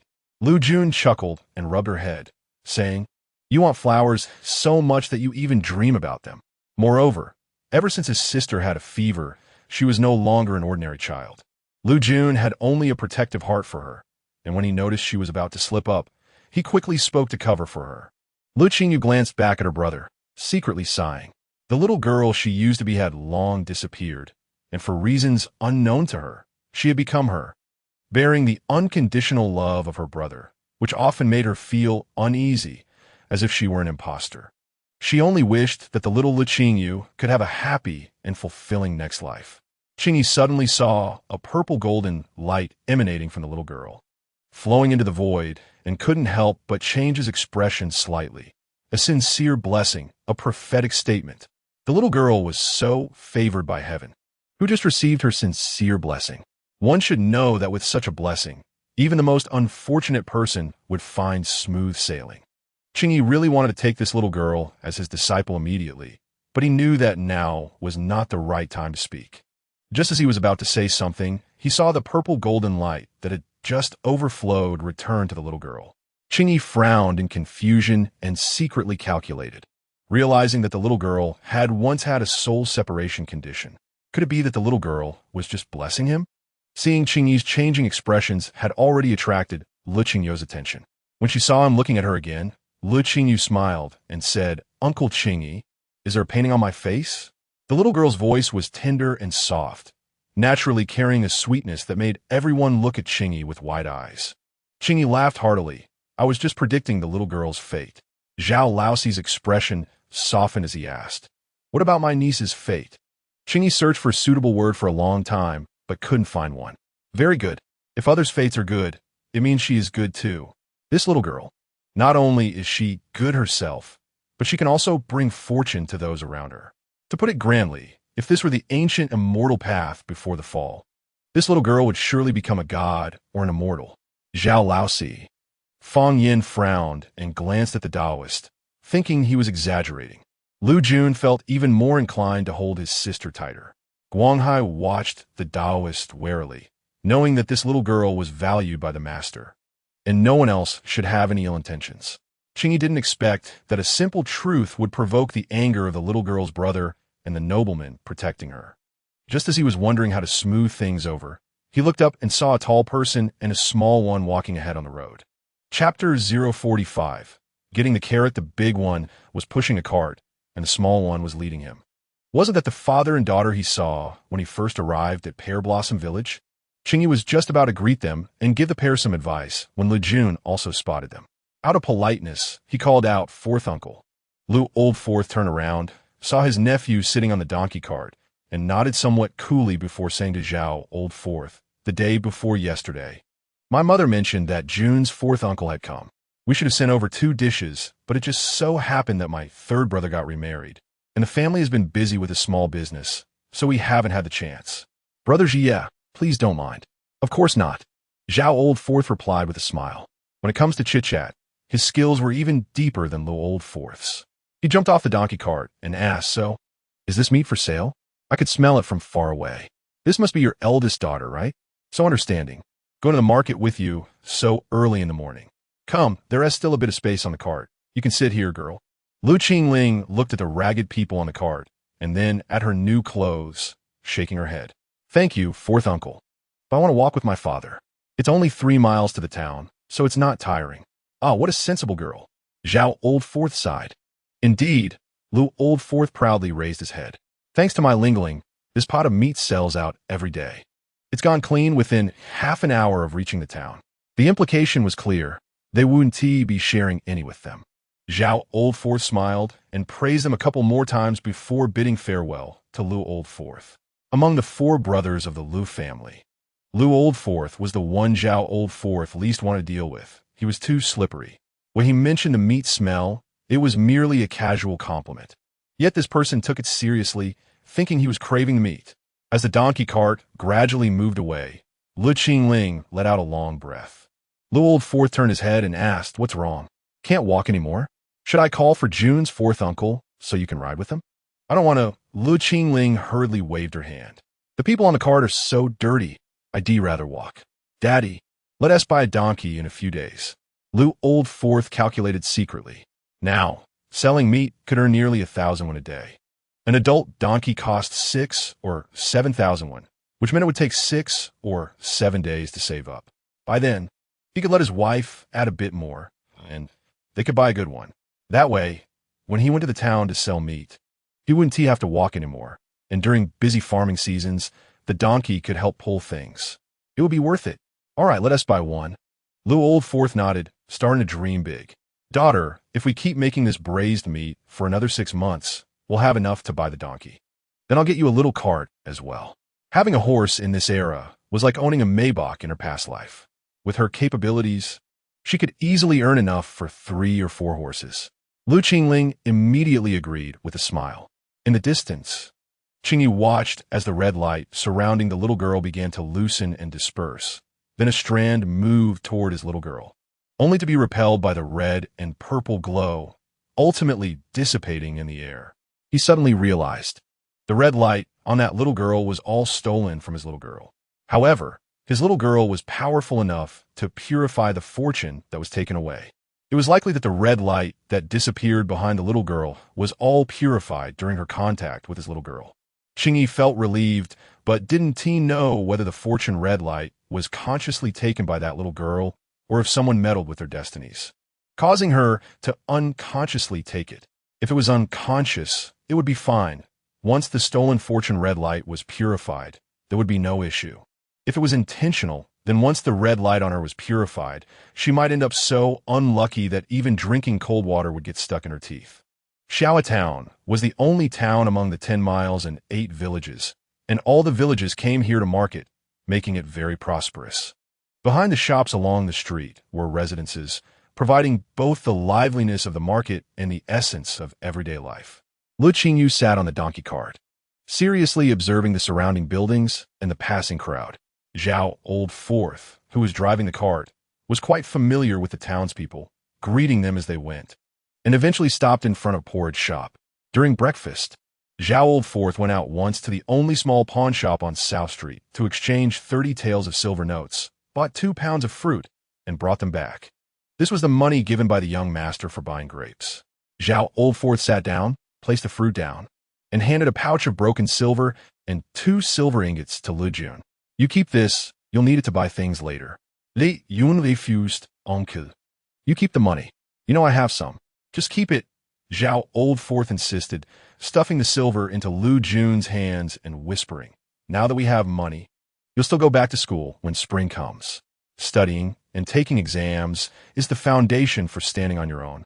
Enough talk, let us eat. Hearing this, Lu Jun silently accepted the silver, only saying, all those 10 or so baskets of grapes at home, just give them to uncle. You've helped us so much. You shouldn't suffer any loss. All right, I'll accept it, Zhao Old Fourth smiled, then lowered his head to eat. Lu Jun seized the opportunity to settle the accounts at the counter. Guanghai and Qingyu watched and nodded secretly. After breakfast, Zhao Old Fourth took the fruit and led everyone to the Zheng family in Qingyu Alley behind. Because he had been selling goods for many years and didn't want to be classified as a merchant. Zhao Old Fourth was quite familiar with the village chief and had not been stingy with his gifts over the years. This matter of the official document was quickly handled while chatting. After a few more pleasantries with the village chief, Zhao Old Fourth took his nephew and the others to bid farewell, then laughed as they left the village chief's house. Now that the official business is done, let's go buy things. Lowering his head, he asked his niece, who was hanging by his side, softly, what should we buy first? Le Qingyou thought for a moment and said, Uncle, I want to buy some vegetable seeds first. Can we go buy flowers first? Okay, let us go buy flowers. Zhao Old Fourth waved his hand grandly and then picked up his little niece, heading towards the vegetable market on East Street. Xiao Town wasn't a large-scale town, and many shoppers were mixed together. Flower sellers and fruit vendors were generally concentrated in the vegetable market. The group turned around the market, and they bought all the flowers and vegetables Le Qingyou had named. Seeing the fresh pork, Le Jun gritted his teeth and bought 10 pounds at once, planning to keep 5 pounds for themselves and have Fourth Uncle take the other 5 pounds home. Fourth Uncle had been running around for their family these past few days. If Fourth Aunt knew, she would definitely be displeased. Having this pork would make her face look better and prevent her from complaining about Fourth Uncle. Zhao Old Fourth didn't know that his nephew had planned so thoughtfully. He just thought he wanted to make some cured meat to eat. After all, both children were so thin, and now that they had money, it was right to eat something good. He then pulled out more money to buy 2 fish. When leaving the vegetable market, everyone except Lu Qingyou was carrying quite a bit. Lu Jun didn't have the time to hold his sister's hand, so he let her walk in front, keeping a close eye on her. Lu Qingyou didn't notice this, and upon seeing a tall-nosed, deep-eyed person driving a horse cart entering the market, thought about what new things this foreign merchant might bring, and quickly ran over. Seeing a fair-skinned little girl run up to him, calling out uncle, the foreign merchant looked up at the cart, reminded of his own children at home. A fatherly warmth surged within him. He stopped, bent down, and asked little girl what is the matter. At that moment, Lu Jun and Fong Yin also hurried over. Lu Qingyou turned her head to glance at them, and couldn't help but stick out her tongue, then said to the foreign merchant, Uncle, do you have seeds from your hometown on your cart? Any seeds will do. The foreign merchant was surprised. Little girl, how did you know I'm not from here? Lu Qingyou blinked her big eyes, because you look different from us. Oh, the foreign merchant nodded, but after years of trading in Dazhou, this was the first time he encountered a child who could tell he was a local just by his appearance. You're truly a clever little girl. I mainly come here to sell your local products to my hometown. This is the first time I've stopped in this small town to buy, and I met you. This must be fate. There is nothing in my car, but I do have a bag of radish seeds with me, which I brought for a friend. Now I'll give you half. How about that? Thank you, Lu Qingyou replied with a smile, holding the 3 copper coins her brother had just given her and added, Brother, can you give me some more money? Hu Ershine waved his hand. No need for money, then took out a paper bag from his wide belt, opened it, and asked Lu Qingyou, where do you want to put these seeds? Lu Qingyou quickly took out her small handkerchief and spread it for Hu Ershine.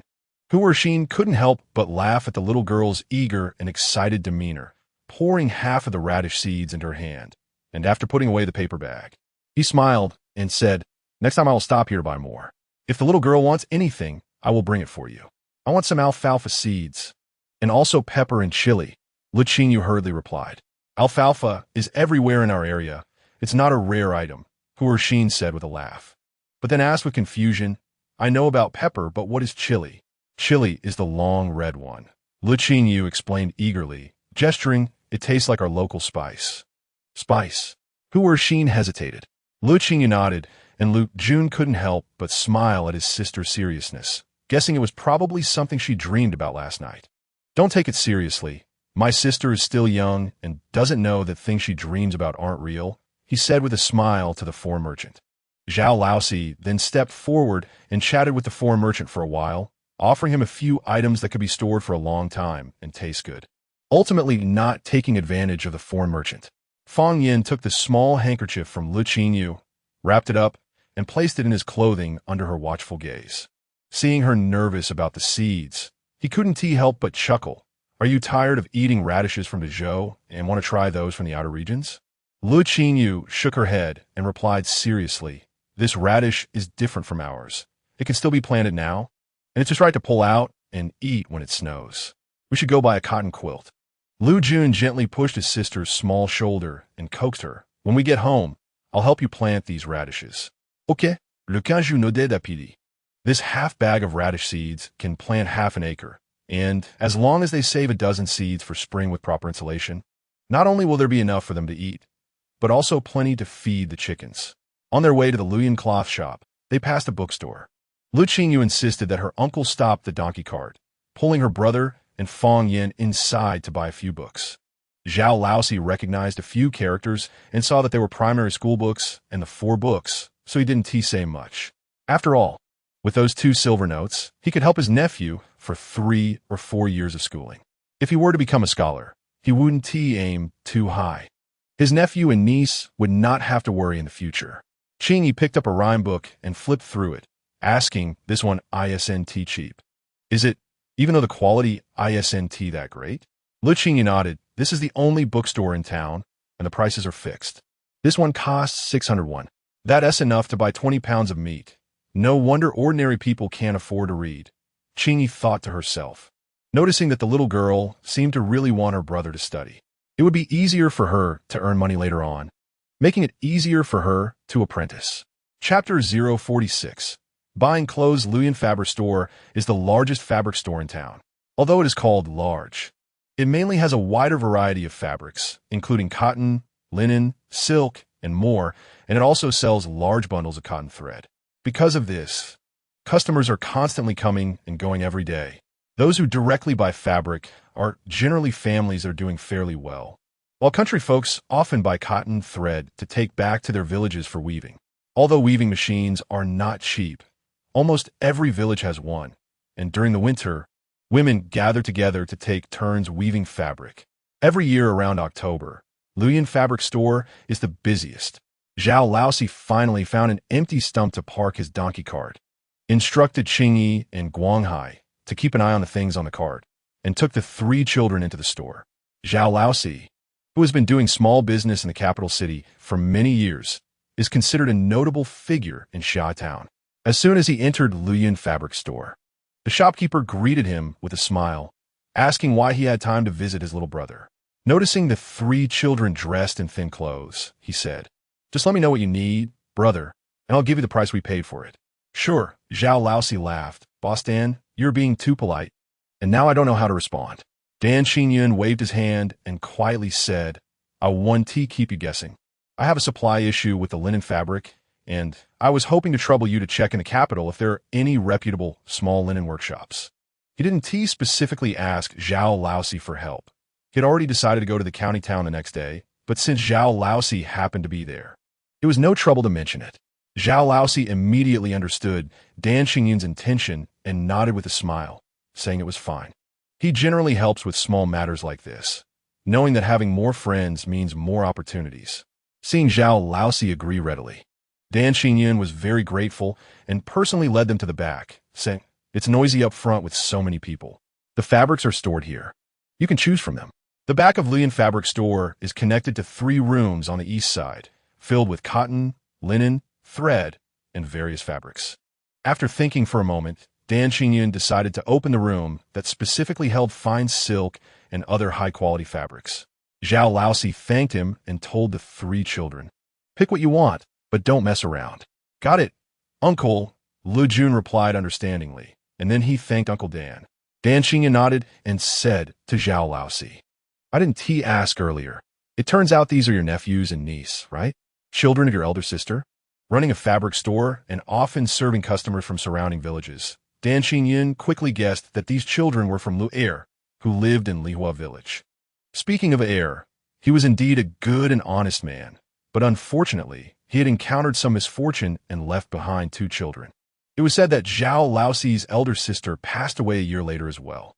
Zhao Laosi smiled and said, "Yes, since I have some free time, I brought the kids to the town to make some winter clothes. If you have any fabric suitable for making quilts, please give me 2 sets. We won't need to pick those." "Okay," Dan Qingyun pointed to a stack of cotton fabric nearby. "These just came in. They're fine and soft, perfect for quilts." He then pointed to 2 pieces of deep blue fabric. "We use this for the quilt covers at home. It looks good and is durable." Zhao Laosi felt the fabric in his hands, twisted it a bit, and then called Lu Jun over to ask before letting Dan Qingyun start cutting. Dan Qingyun went to the north side of the house to get the scissors for cutting fabric. When he returned, a woman dressed in a red top and a red skirt followed him in and greeted Zhao Laosi, saying, "Hello, Brother Laosi. I heard from my husband that you brought the children to pick out fabric for clothes, and I thought the little ones might not know much.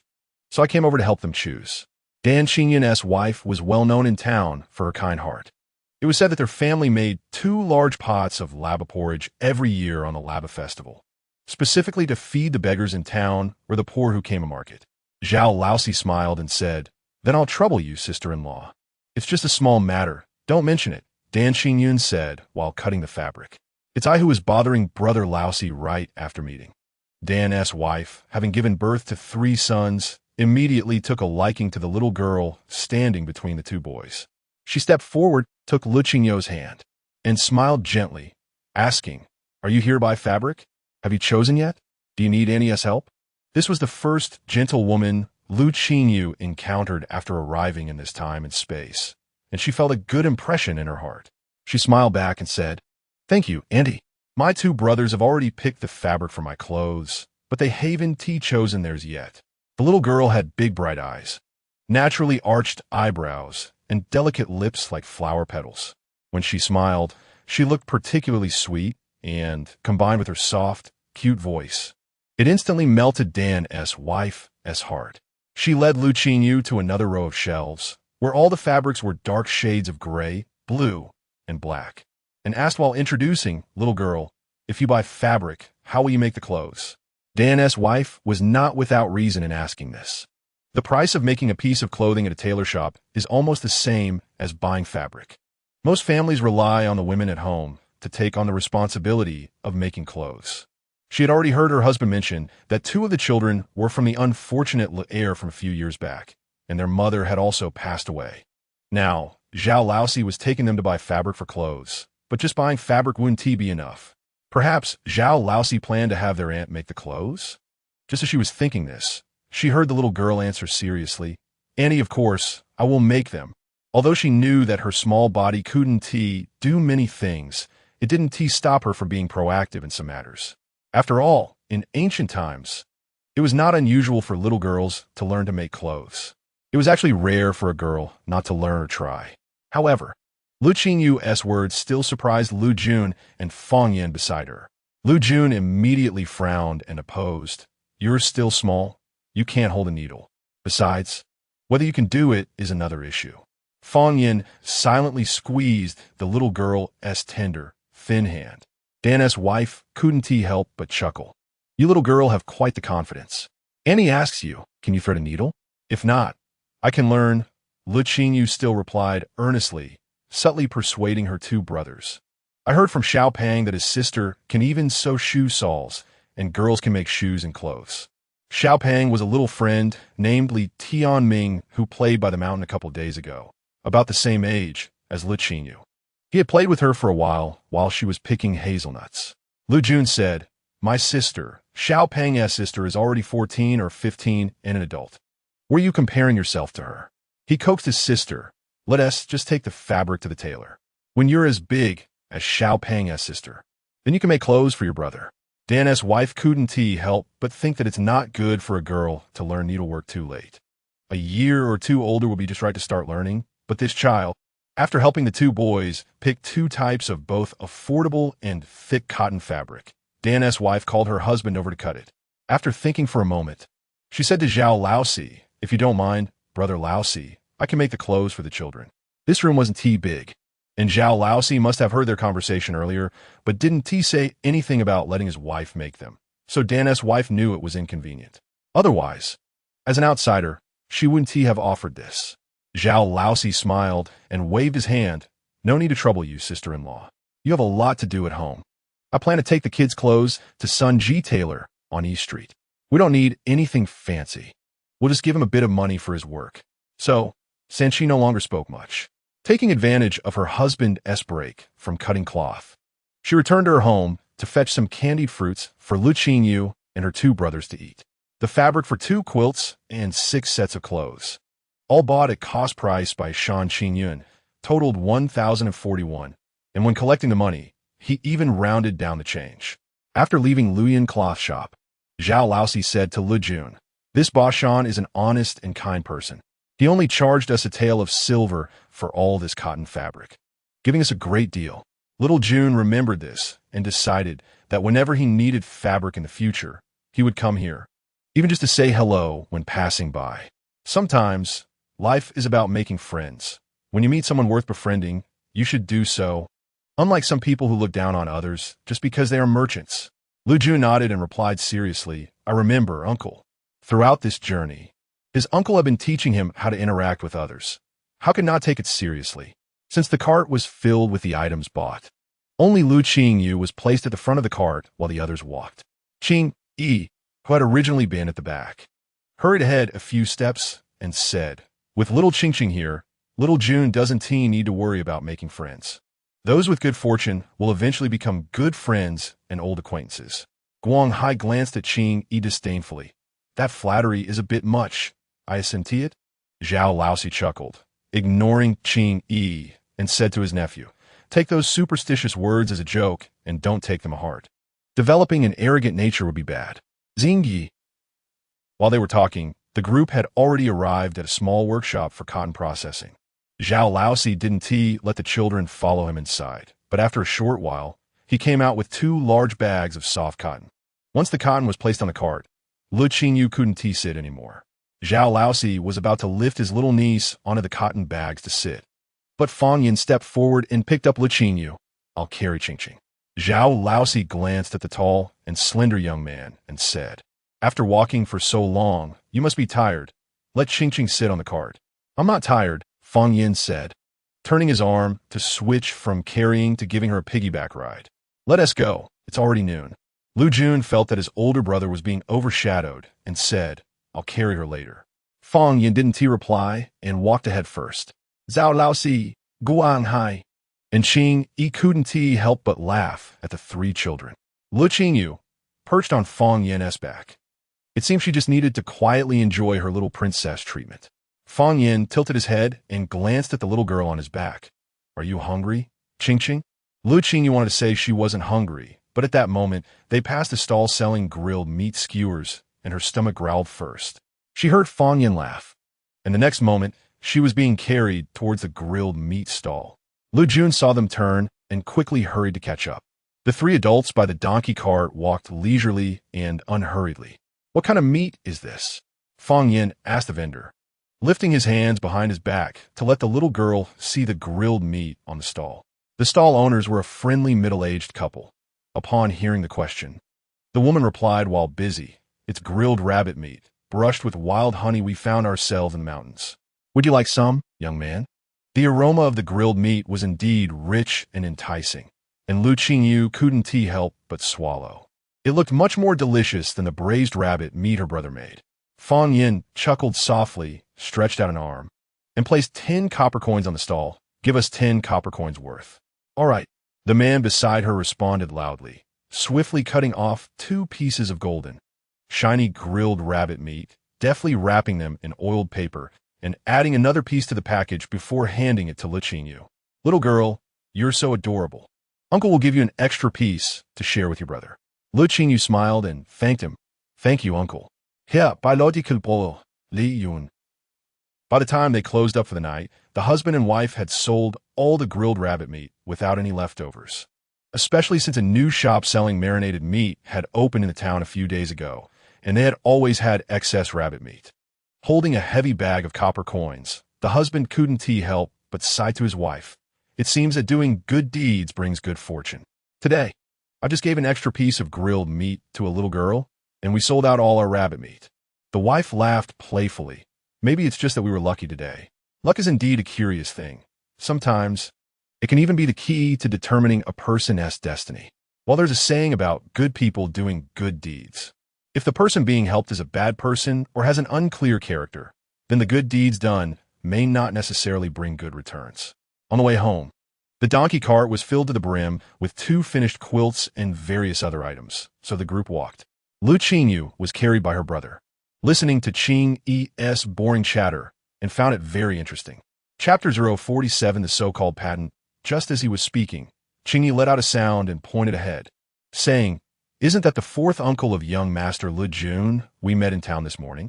The way this person referred to the 3 children had always been casually changing, and Le Jun didn't mind.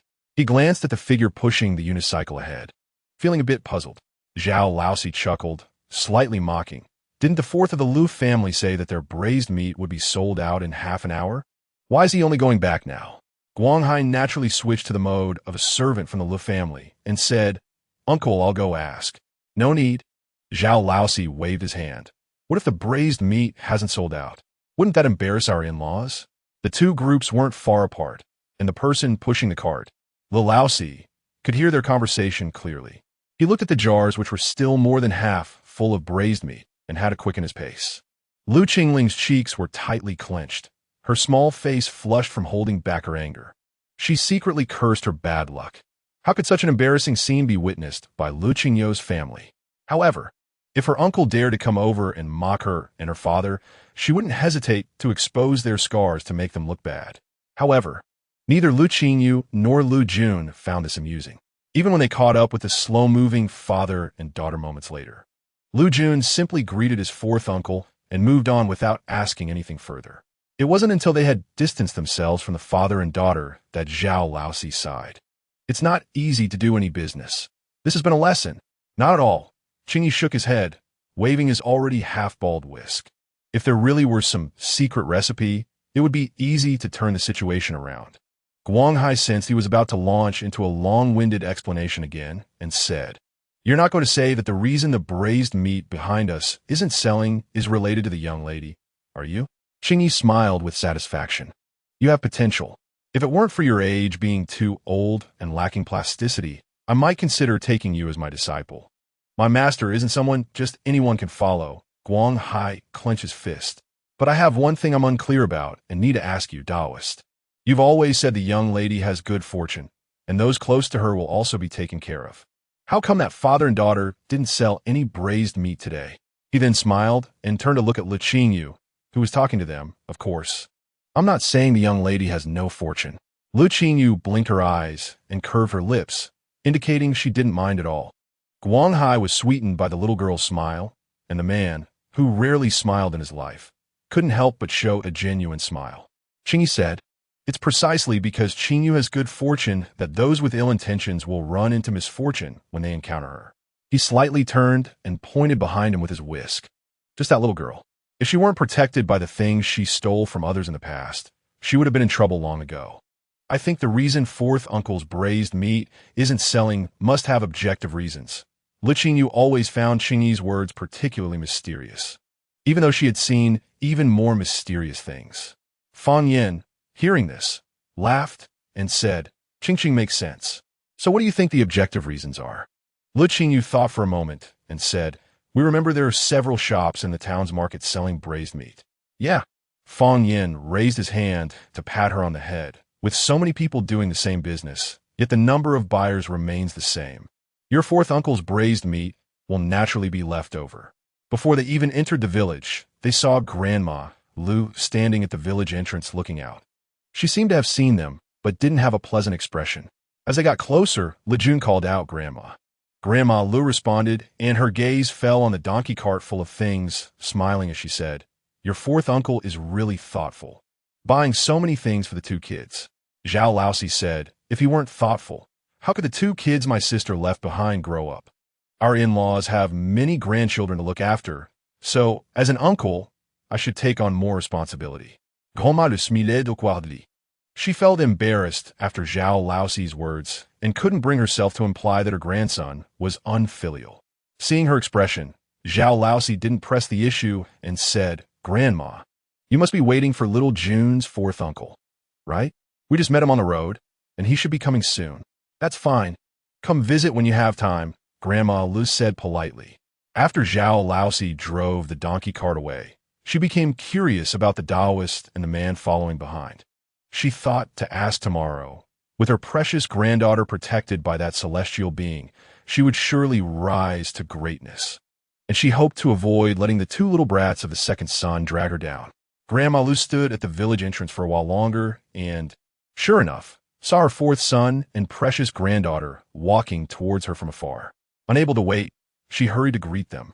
Noticing that both her son and granddaughter looked a bit downcast, Grandma Lu took her granddaughter's hand and asked, "Why are you so late coming home today? Did the ruffians in town cause trouble?" "You can report your big brother's name," she said, looking at her son. No, Le Laosi seemed unwilling to say much. "Let's talk about it at home." As soon as they got home, Le Qingyou burst into tears, causing Grandma Lu to hurriedly ask what was wrong. Le Laosi was busy fixing the cart and looking for water to drink and didn't pay attention to his anxious mother. After sobbing for a while, Lu Qingyou saw her grandmother's expression turn serious and managed to say between sobs, "The people in town are too much. There are several shops selling our braised meat, and after tasting it, they started cooking themselves. What's worse is that two shops' flavors are even better than ours, and their prices are lower. So today they didn't buy our braised meat at all." The business she had worked so hard to establish had fallen through, and Lu Qingyou was almost beside herself with rage.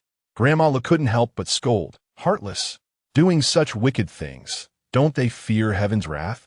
In front of the door of Le Laosan's house, Le Laosan was accompanying the widow Lu, who had just married into the family for 2 days, to thresh sorghum. This was a task arranged by Grandma Lu. Widow Lu was unhappy, but didn't dare say anything. At this moment, she gave Lu Laosan a look. "Aren't you going to persuade your mother?" The division of the Lu family later was all caused by the Mi family, and in the end, it only separated their family. Grandma Lu was determined to follow her youngest son. She initially wanted to separate the third son, but Le Laosi said that with the third brother and 2 sisters-in-law doing the farm work, he could have the time to go to town to buy braised meat. Therefore, at this time, the families of the third and fourth brothers were living together as one. Le Laosan wanted to benefit from his father's and mother's favor and completely didn't understand widow Lu's sarcastic remarks. He stood up and genuinely went to persuade his mother not to be angry. Grandma Lu impatiently listened to a couple of sentences and waved her hand, sending her third son to the mountains to chop wood, so he wouldn't be loitering around helping that widow. Le Laosan then called his son, who was shoveling chicken manure in the backyard, to go chop wood with him, hoping to chop more while it was still light. It sounded good, but he really just didn't want to work. Lu Wei returned with Li Shi from her mother's house, appearing even more taciturn and silent. He came out from the backyard and directly took up an axe to follow Le Laosan out. Lu Qingyou felt unhappy in this time and space. There was no patent protection. With her pent-up frustration, she had no place to vent. Seeing Lu Wei reminded her of Lu Qingyou, whom they encountered on the road. Buying so many things, she must be so happy. In contrast, she and her father had been exposed to the wind and sun all day. Even lunch was just a makeshift meal, making her feel even more downcast. Lu Qingyou absolutely wouldn't allow the female protagonist to enjoy herself while she was in a state of decline, so she immediately spoke up, "Second brother. I met third brother and Qingqing on the road. They bought a cart full of things, all blankets and winter clothes. You've always been good to them, so they must have brought something for you. You can go to their house and take a look." Lu Wei glanced back at her and said nothing. Lu Lao San hurriedly agreed, saying that yesterday Li Shi asked for money to buy winter clothes for her son, as the winter clothes he had were indeed too short, making it not presentable to go out like that. However, it was a pity that Yin'er quietly married him. He still wanted to save money to take her to the town to buy some things. Originally, he felt sorry for the child, but now with this good thing happening, borrowing a set of clothes from Xiao Jun would be nice, since the two kids were about the same height anyway. Lu Lao San didn't think his nephew should bring things for his son. He thought it would be good enough to borrow a set. Lu Qingling looked at Lu Wei's silent profile and felt much more at ease. Aren't you good friends with those siblings? Why didn't they take you, their father who is unloved, to the town? Thinking about how they might fall out, Lu Qingling felt her frustration ease a bit. Turning to Lu old lady, she said, "Sanji's family is doing well, and I'm really happy for them. If Erbo were still alive, he would definitely have brought money to show respect to Grandma. With Grandma around, Lu Qingyu would never be able to live better than her, and no heroin halo could change that." Lu old lady smiled and patted Lu Qingling on the back, saying, "None of them can compare to you, my girl, in terms of filial piety. Tomorrow, if that grandson didn't bring something over, she would have to go check on him. Like her precious granddaughter said, with air gone, this grandson and granddaughter must still show respect to Grandma." In the fenced yard at the foot of the mountain, Zhao Laosi brought 2 quilts into the house and said to Lu Jun, "Later, take out 2 boxes of snacks. Your uncle will take you to deliver them to your grandmother while there are many people in the village." Lu Jun looked at the 3 boxes of snacks brought back from the town, intending to save them for his sister. He felt a bit reluctant, but the other things were for them, so it wasn't appropriate to give them to Grandma. Seeing his nephew silent, Zhao Laosi said again, "You are still a junior. We did what we should openly in front of everyone, so you won't be at the mercy of that old woman in the future." "Uncle, I understand." Lu Jun nodded and gently told his sister, who was only focused on her sewing box of fruits and vegetables, "Pick out a box of your favorite snacks. After you finish, I'll go to the town to buy you more." Seeing her brother's guilty expression, Lu Qingyu put down her sewing box and hurriedly picked out a box. "I like this sesame candy. The rest can go to Grandma for some peace." "You." Lu Jun couldn't help but affectionately flick her little braid by her ear. Lu Qingyu shook her little head, hugging the snack box, and asked, "When are you going to plant vegetables with me?" Fong Yin happened to come out after putting things away in the room and said, "I'll take you there first." The hay followed beside him, wagging its tail and showing a vigilant stance when it saw Guang Hai coming over. Guang Hai ignored the dog and picked up a hoe from the wall, saying, "Young master, young lady, we need to prepare the land before planting. I'll help you." Fong Yin nodded in agreement. Lu Qingyu knew they had to prepare the land first. She didn't bring radish seeds, but took the 2 peach trees that were gifted when they bought peonies, saying to Guang Hai, "Let's go to the backyard." Chapter 048. Weakness. This piece of land by the mountain is 2 acres, which the 5 Zhao brothers purchased with pooled money. Since it is located outside the village and near this sparsely productive small mountain, the price was not expensive, considering that their nephew would settle down here in the future. The Zhao brothers gritted their teeth and managed to gather 10 taels of silver to buy this much land, so the house they currently live in was built rather hastily.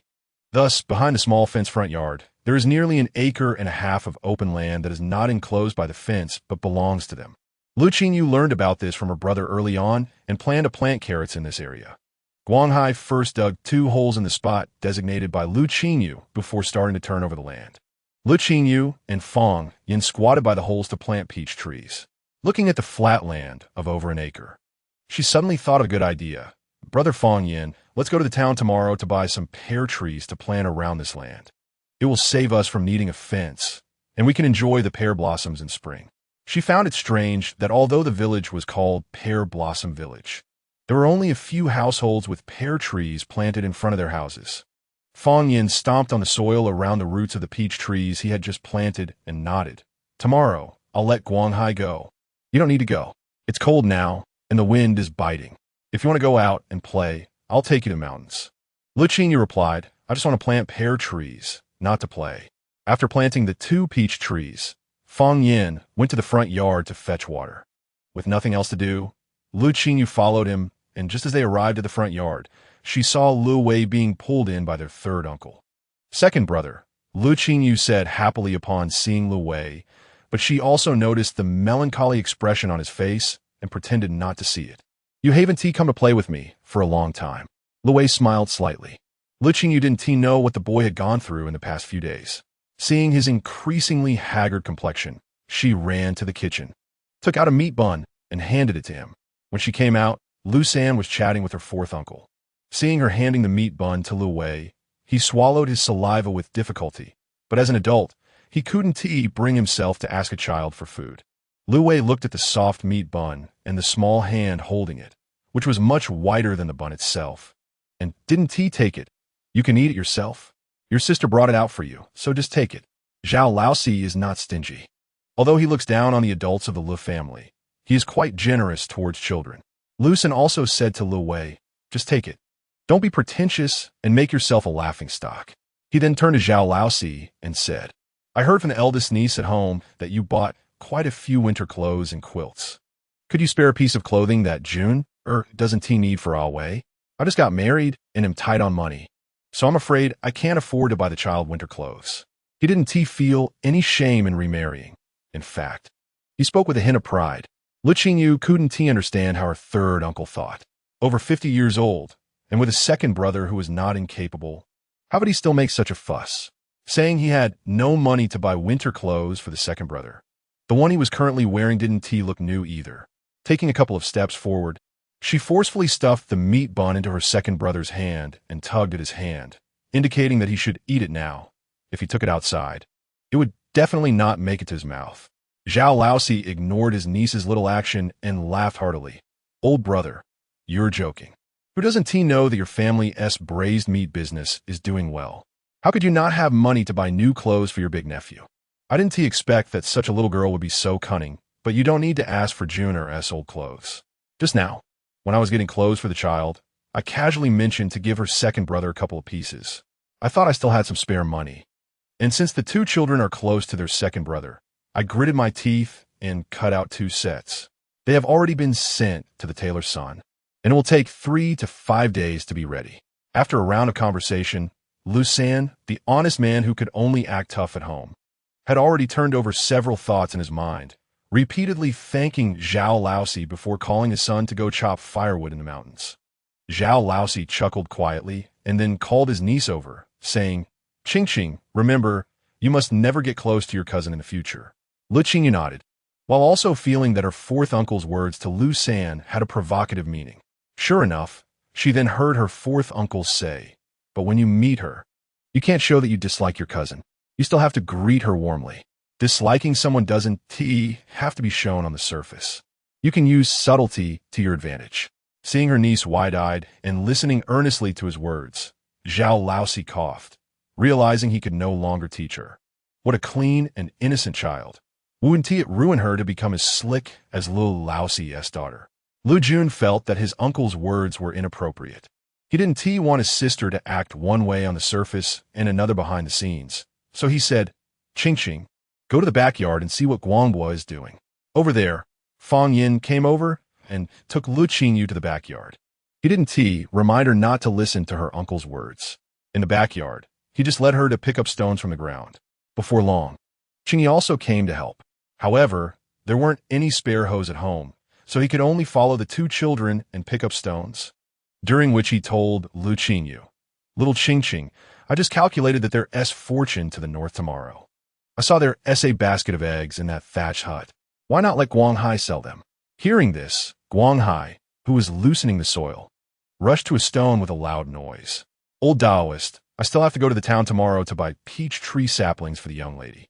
You can calculate well, so you must know where the best fortune is. Why not take that basket of eggs to sell yourself? Qingyi was rendered speechless for a moment before saying, I'm losing my Taoist identity.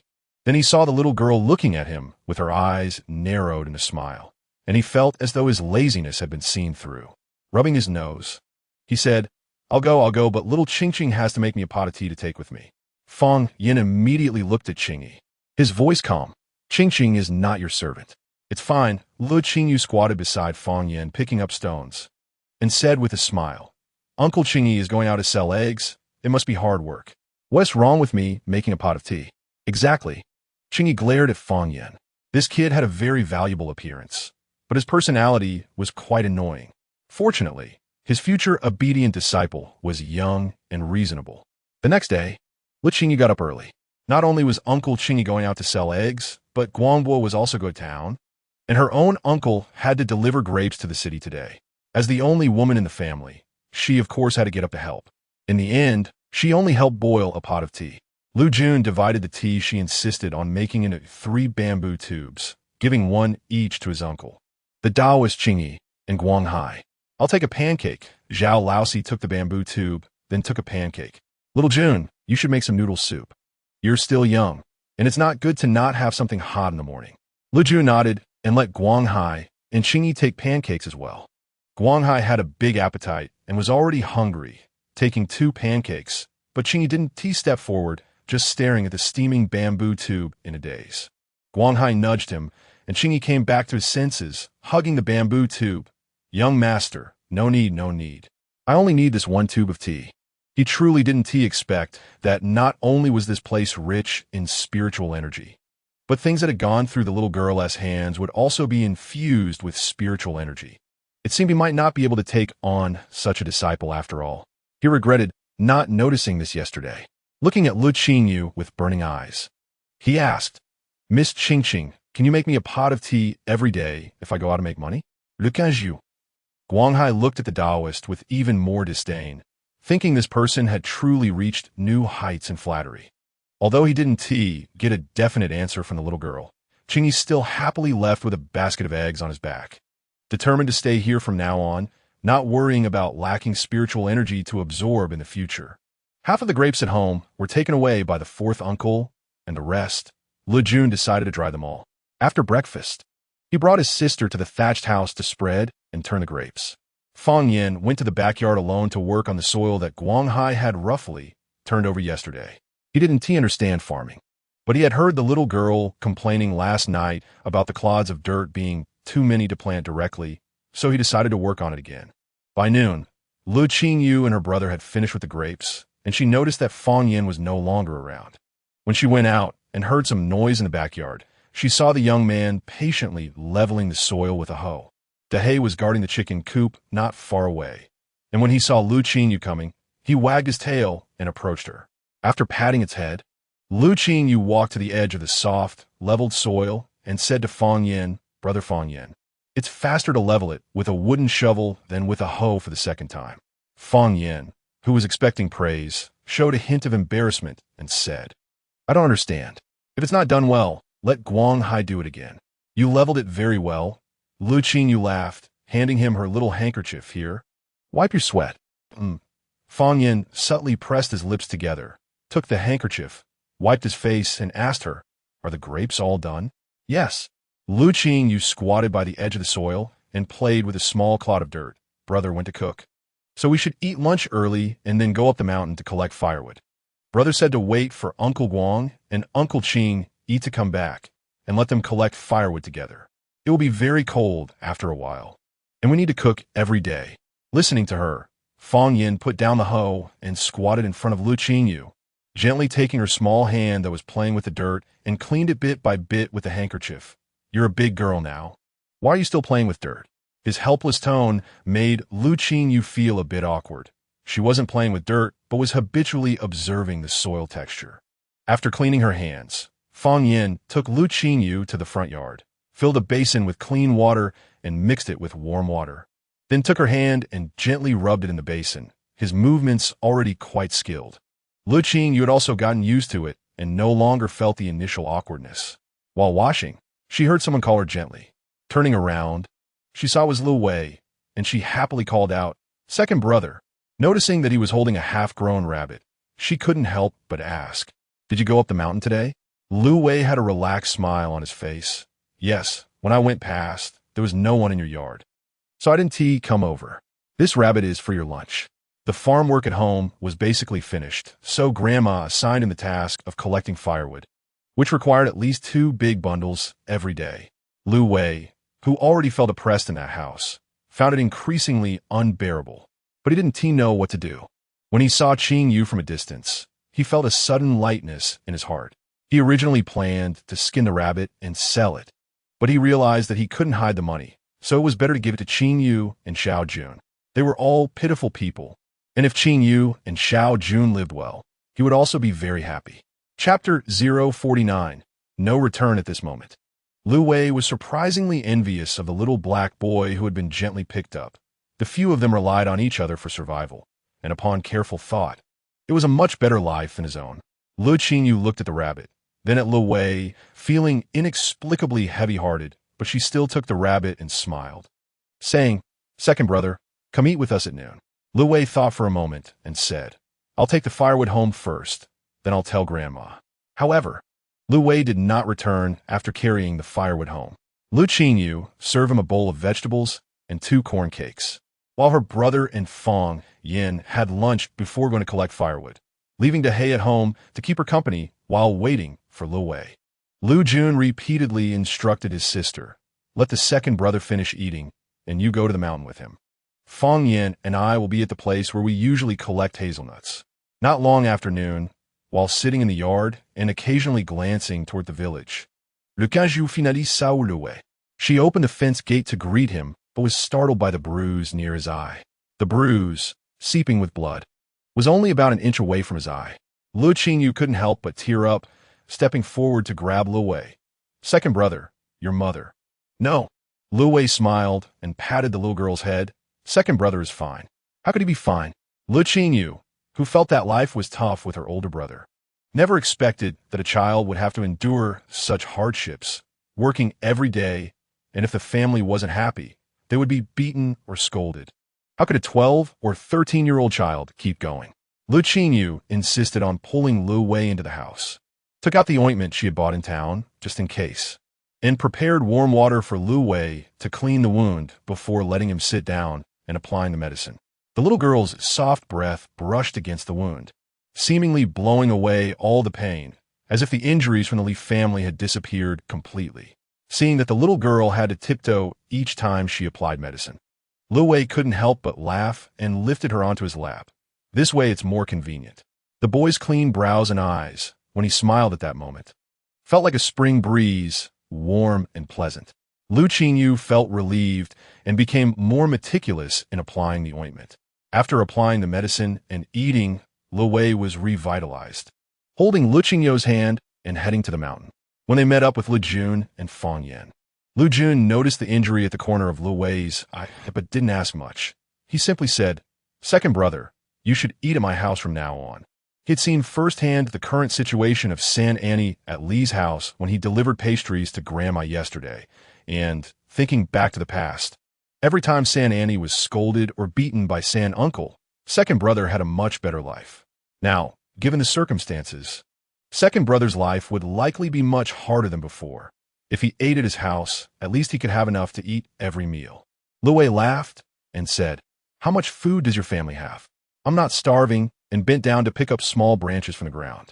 Hearing this, Lu Jun felt it wasn't appropriate to say how much money he had on hand. As his uncle said, he was now the head of the family and needed to be more cautious. He sighed and joined in picking up firewood. Meanwhile, Fang Yin had Lu Qingyou follow him and asked, "Did you apply the medicine on your second brother's wound?" "Yeah," Le Qingyou nodded, thinking there was definitely nothing wrong with that. Unexpectedly, Fang Yin took her hand and sniffed it under his nose, frowning. "Why didn't you wash your hands? If the medicine gets on your hands and you eat something, what will happen?" Lu Qingyou looked at her clean fingers, wondering how he was so sure she hadn't washed her hands. "I wiped them with a handkerchief," she said, "and I always remember to wash my hands before eating." Fang Yin raised the corners of his lips non-committally, then turned around to take out a bamboo tube from his backpack to wash her hands. In front of them, Lu Wei inadvertently turned his head and noticed this scene, saying to Lu Jun, "I didn't expect you to take such good care of this person, treating Qingqing so attentively." Lu Jun also glanced back and nodded. This person is very trustworthy. In the late afternoon, Qing Yi and Guang Hai returned one after the other. They met at the village entrance and exchanged information. The bundle of peach trees Guang Hai carried cost 2 taels of silver, while Qing Yi bought about 200 eggs for nearly 1 tael of silver. Qingyi clicked his tongue at the 100 peach saplings Guang Hai was carrying, complaining. You only bought this little seedling for 2 taels of silver? Little Qingqing wants to see peach blossoms next spring. Will these even bloom? Guang Hai casually replied. I tried to save money for the young lady and the young masters. But you? How did you sell so many eggs for nearly 1 tael of silver? That means 1 egg is 51. I want to ask, which family is so generous to spend 50 on 1 egg? He turned his head and glared at Qingyi. Who exactly are you? And what is your purpose for being here? I said there's wealth in the north today. Selling so many eggs for 1 tael isn't surprising, Qingyi replied calmly. Sizing Guang Hai up, I still want to ask, looking at you, you seem especially loyal to that young man named Fang Yan. If I didn't know better, I would think you two were master and servant. Guang Hai's expression changed slightly, and he calmly said, I am now a servant of the Le family. How could I not be loyal to the young lady and young masters? In short, you are an outsider to that family, and I will be watching your actions closely. You better not cause any trouble. The two were in a tense conversation when they saw Lu Jun carrying a bundle of firewood and leading Le Qingyou out from the mountain, quickly putting on smiles and exchanging glances before approaching them. Since Guang Hai had bought the peach trees after Fang Yan returned, they no longer went to the mountains, but instead dug holes at home to plant the peach trees. Lu Wei continued collecting firewood until dusk, then came down the mountain and stopped by the Lu family to check if they were all right before carrying the firewood home. Seeing the boy carrying a large bundle of firewood that could cover him, Guang Hai couldn't help but shake his head and sigh, thinking how hard it was for the young lady's second cousin. Looking at the 3 children happily planting peach trees nearby, he thought he must support them during this time before his master truly grew up. With this thought, Guang Hai felt the burden on his back increase a bit more. The peach trees weren't finished planting when it was nearly dark. Guang Hai put down the iron shovel and said, Young lady, young masters, let's finish the rest tomorrow. Go rest in your rooms. I will go cook. Lu Jun still felt awkward with the title of young master and didn't act like a master at all. He took his sister to wash their hands in the front yard and then went to the kitchen to cook dinner with Guang Hai. As for Lu Qingyou and Fang Yan, they had nothing to do, so Qingyi took the basket filled with copper coins and asked them to string them. The two kept stringing coins until dinner was ready and still hadn't finished. After dinner, everyone moved to the house, sitting by the oil lamp and continuing to string the coins. After establishing a contract with Guang Hai at the village head's place yesterday, Zhao Laosi first let Guang Hai stay in the thatched hut next to the grape drying area, while Qingyi continued to sleep in a tree hole in the mountain at night. Although it was dark now, with Guang Hai around, there was no need to worry about Qingyi. While stringing the coins, they inevitably talked about how Qingyi had made so much money. Qingyi stroked his beard and spoke with an air of superiority about the divination he had done. Originally wanted to say that he would use this money to build another thatched hut for Qingyi. Lu Jun had to silently close his mouth. After a while, when the coins were strung, Lu Jun wrapped them in a piece of blue cloth, but had no intention of putting them away immediately. Qingyi secretly thought to himself that the clever child must still be on guard. He then stood up to take his leave. Guang Hai also stood up to prepare to leave, but before he left, he said, Young masters, you don't need to take the young lady to the mountains to collect firewood tomorrow. I heard someone say how to make charcoal. After a few days, when the house is busy, I will go to the mountains to dig a kiln. Just burning 1 kiln of charcoal will be enough for us to use all winter. Is charcoal that easy to burn? Lu Jun didn't seem to find it a great deal. If charcoal were as easy to burn as Guangbo said, it wouldn't be sold so expensively. Fang Yan pondered for a moment and said, Let Guangbo try it. The people from Guang Ye's group never speak empty words, and he knows this well. In order to prevent Guang Hai from directly contacting other members of the Guang Ye group and having them take money to the capital to sell coal, the next morning, according to Lu Qingyou's request, they planted the radish seeds. While the siblings went to wash their hands in the front yard and Qingyi was not around, Fang Yan said to Guang Hai, I don't want to have any connection with my previous life. Since you're here, just stay put and don't contact the other members. Guang Hai lowered his head in agreement and added, However, Master, the Emperor's order for you to return has not been revoked. 2 days ago, there was news from Yi that the Guangya Marquis and his wife are still staying in Xianquan County, because the Emperor has repeatedly reprimanded them. saying that if they can't find you, he will strip the Guangya Marquis of his title. They are currently exerting manpower to find you. They have already reached out to the 3 nearby prefectural cities. The implication was that it was not possible for you to simply cut off contact with your past life. It was uncertain how long they could live in this small village. Fang Yin understood, but he never wanted to return to that previous living environment. He did not covet the title of Guangya Marquis. Master, Guanghai hesitated to speak.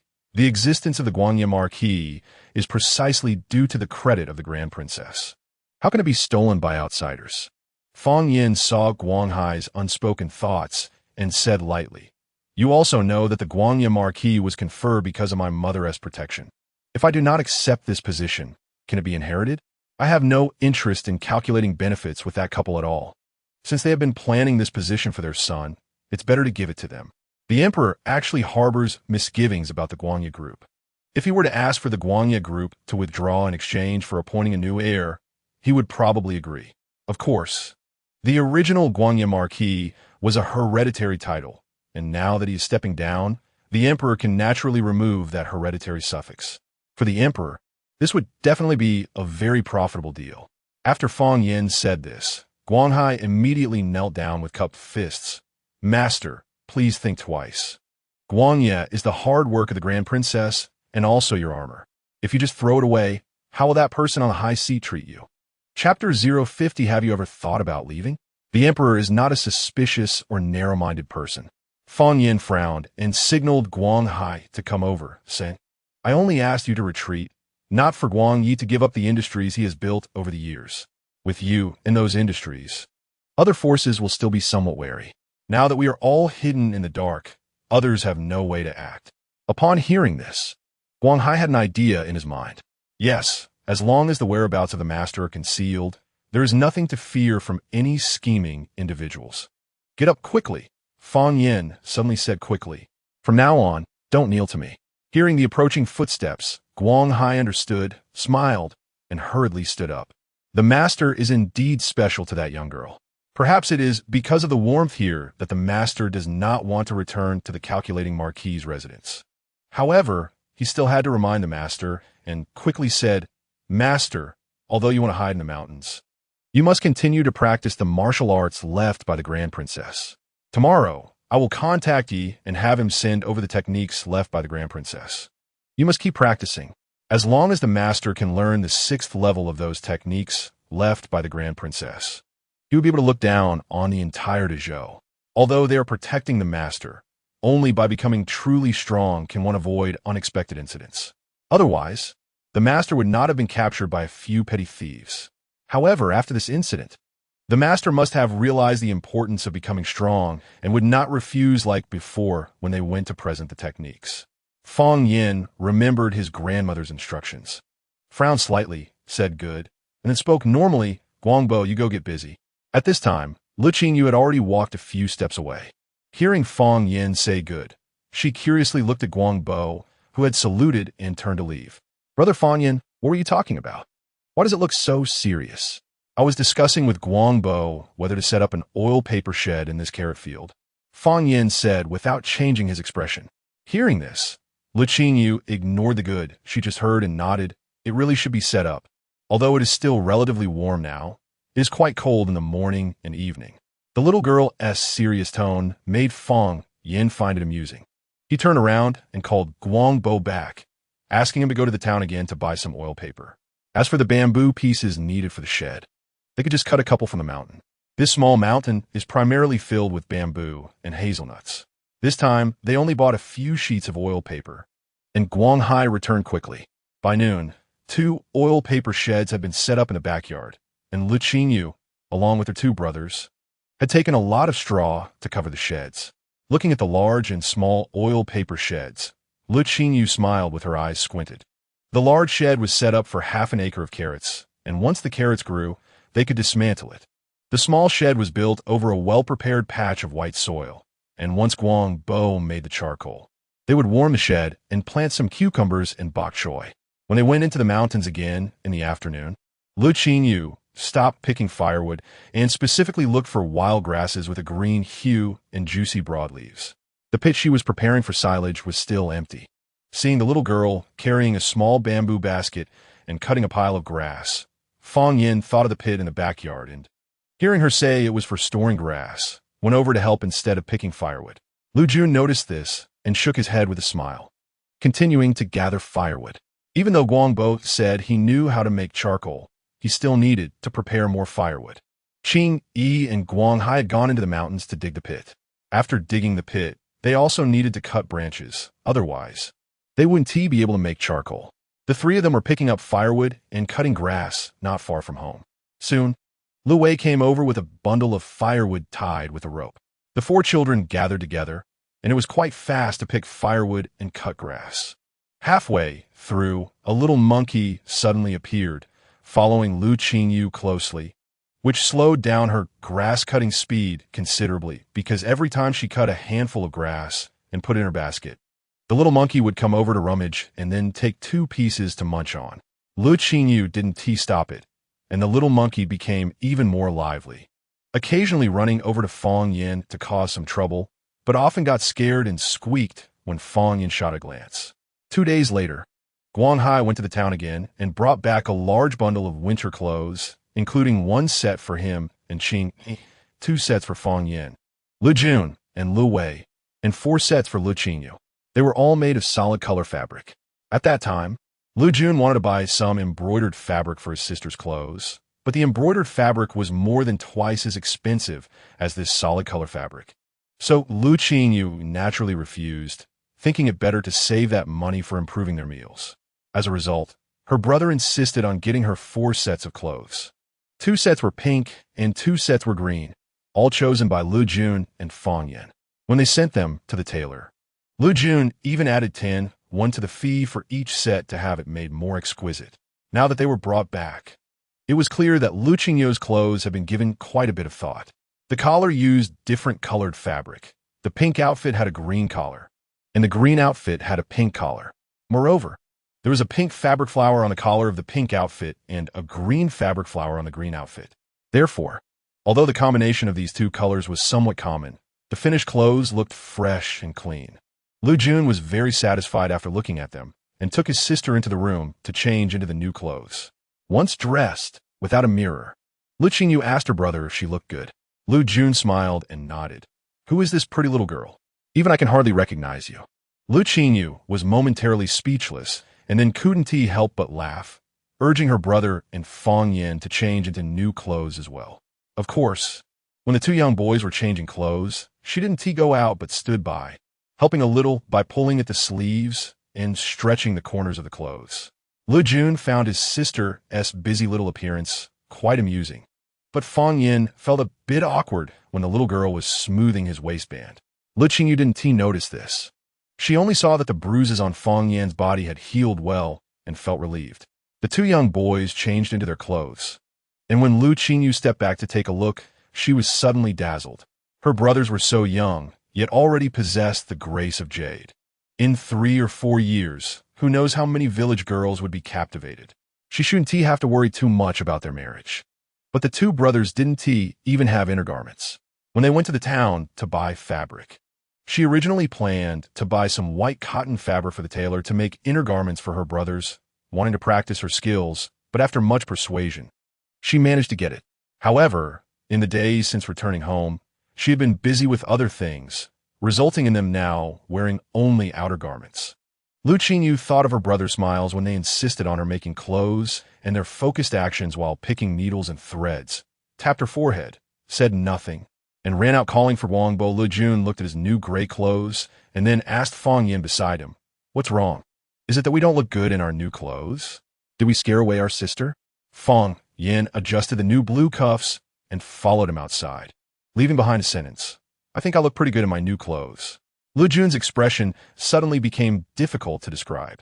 At that moment, he heard his sister say to Guangbo, "Guangbo, when you have time, could you make me a table for making clothes?" Making clothes? Li Yun suddenly left, thinking that Lu Qingyou was actually planning to make them undergarments. He thought she was just being enthusiastic for a moment.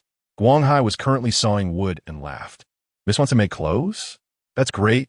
Guangbo will make it for you right away." No, Le Qingyou hurriedly waved her hands. Just finish your bed first. Guangbo has been here for several days and still doesn't have a bed to sleep in. I'm not in a hurry. You can make it when you have time. Qing Yi, who was lying in the sun nearby, came over and said, Little Qing, do you want me to make it for you? Le Qingyou looked at Qing Yi with amusement. Then what do you want me to do in exchange? These past few days, Qing Yi had particularly enjoyed helping her, but each time it was either asking her to make tea or to fry an egg. And even if the egg was burnt, he would eat it with a satisfied face. Qing Yi smiled awkwardly and said, Feel free, feel free. Lao Zhao, I'll make that table for the young lady.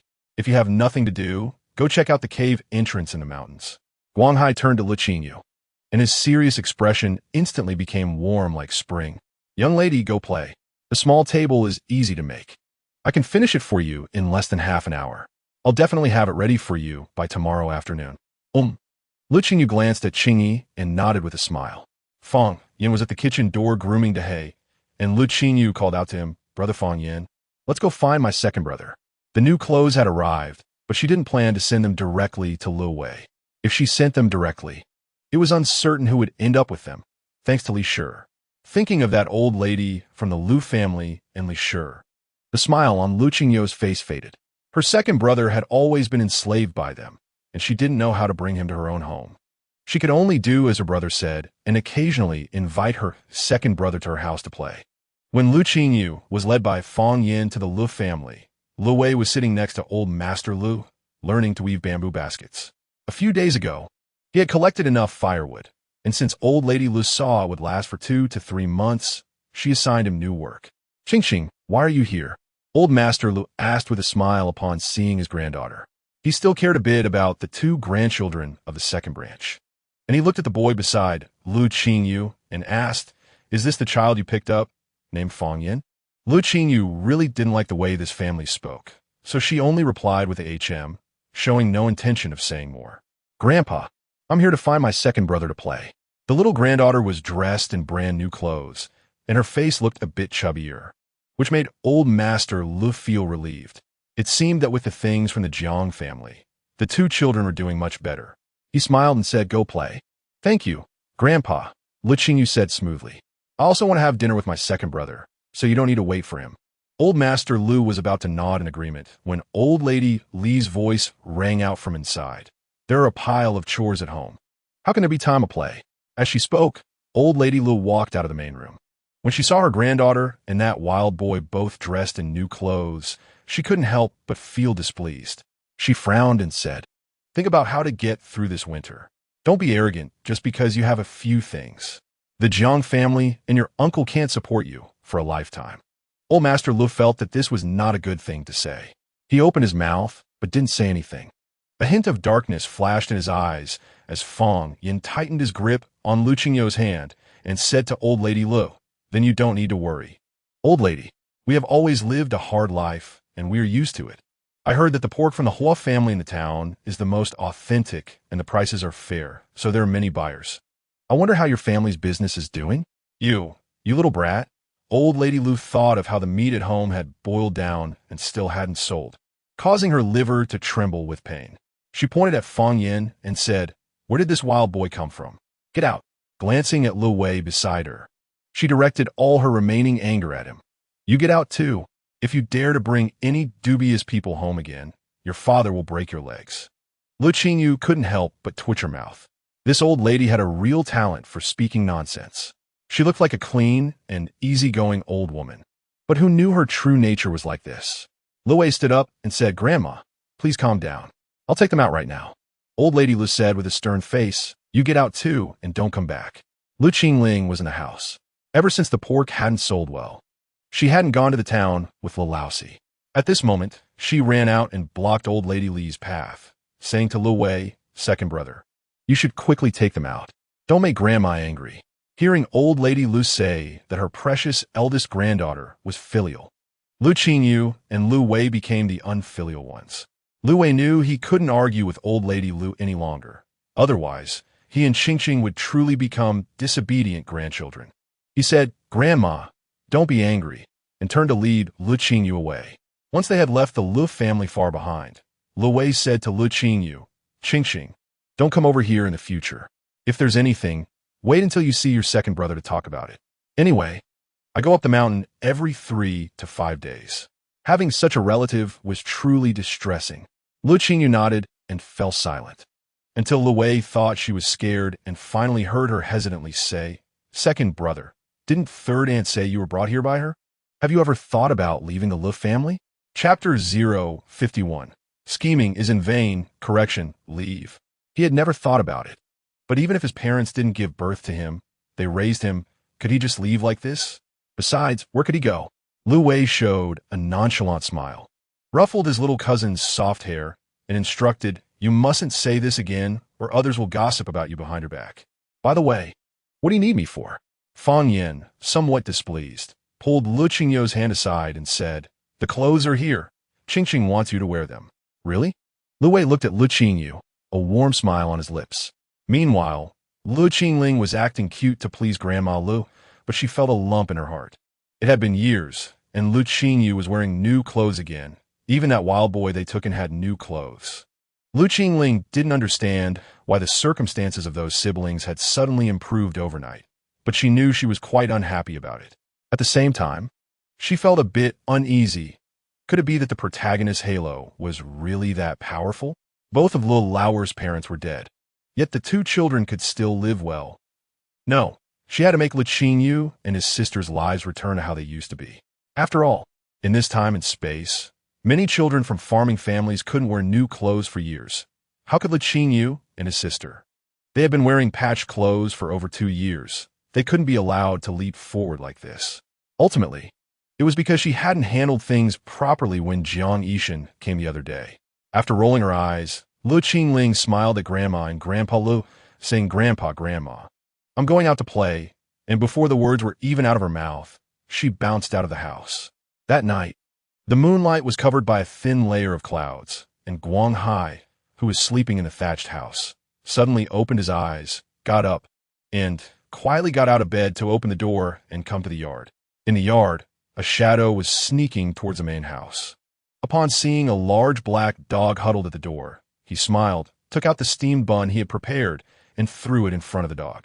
De sniffed, raised his front legs, and slowly stood up.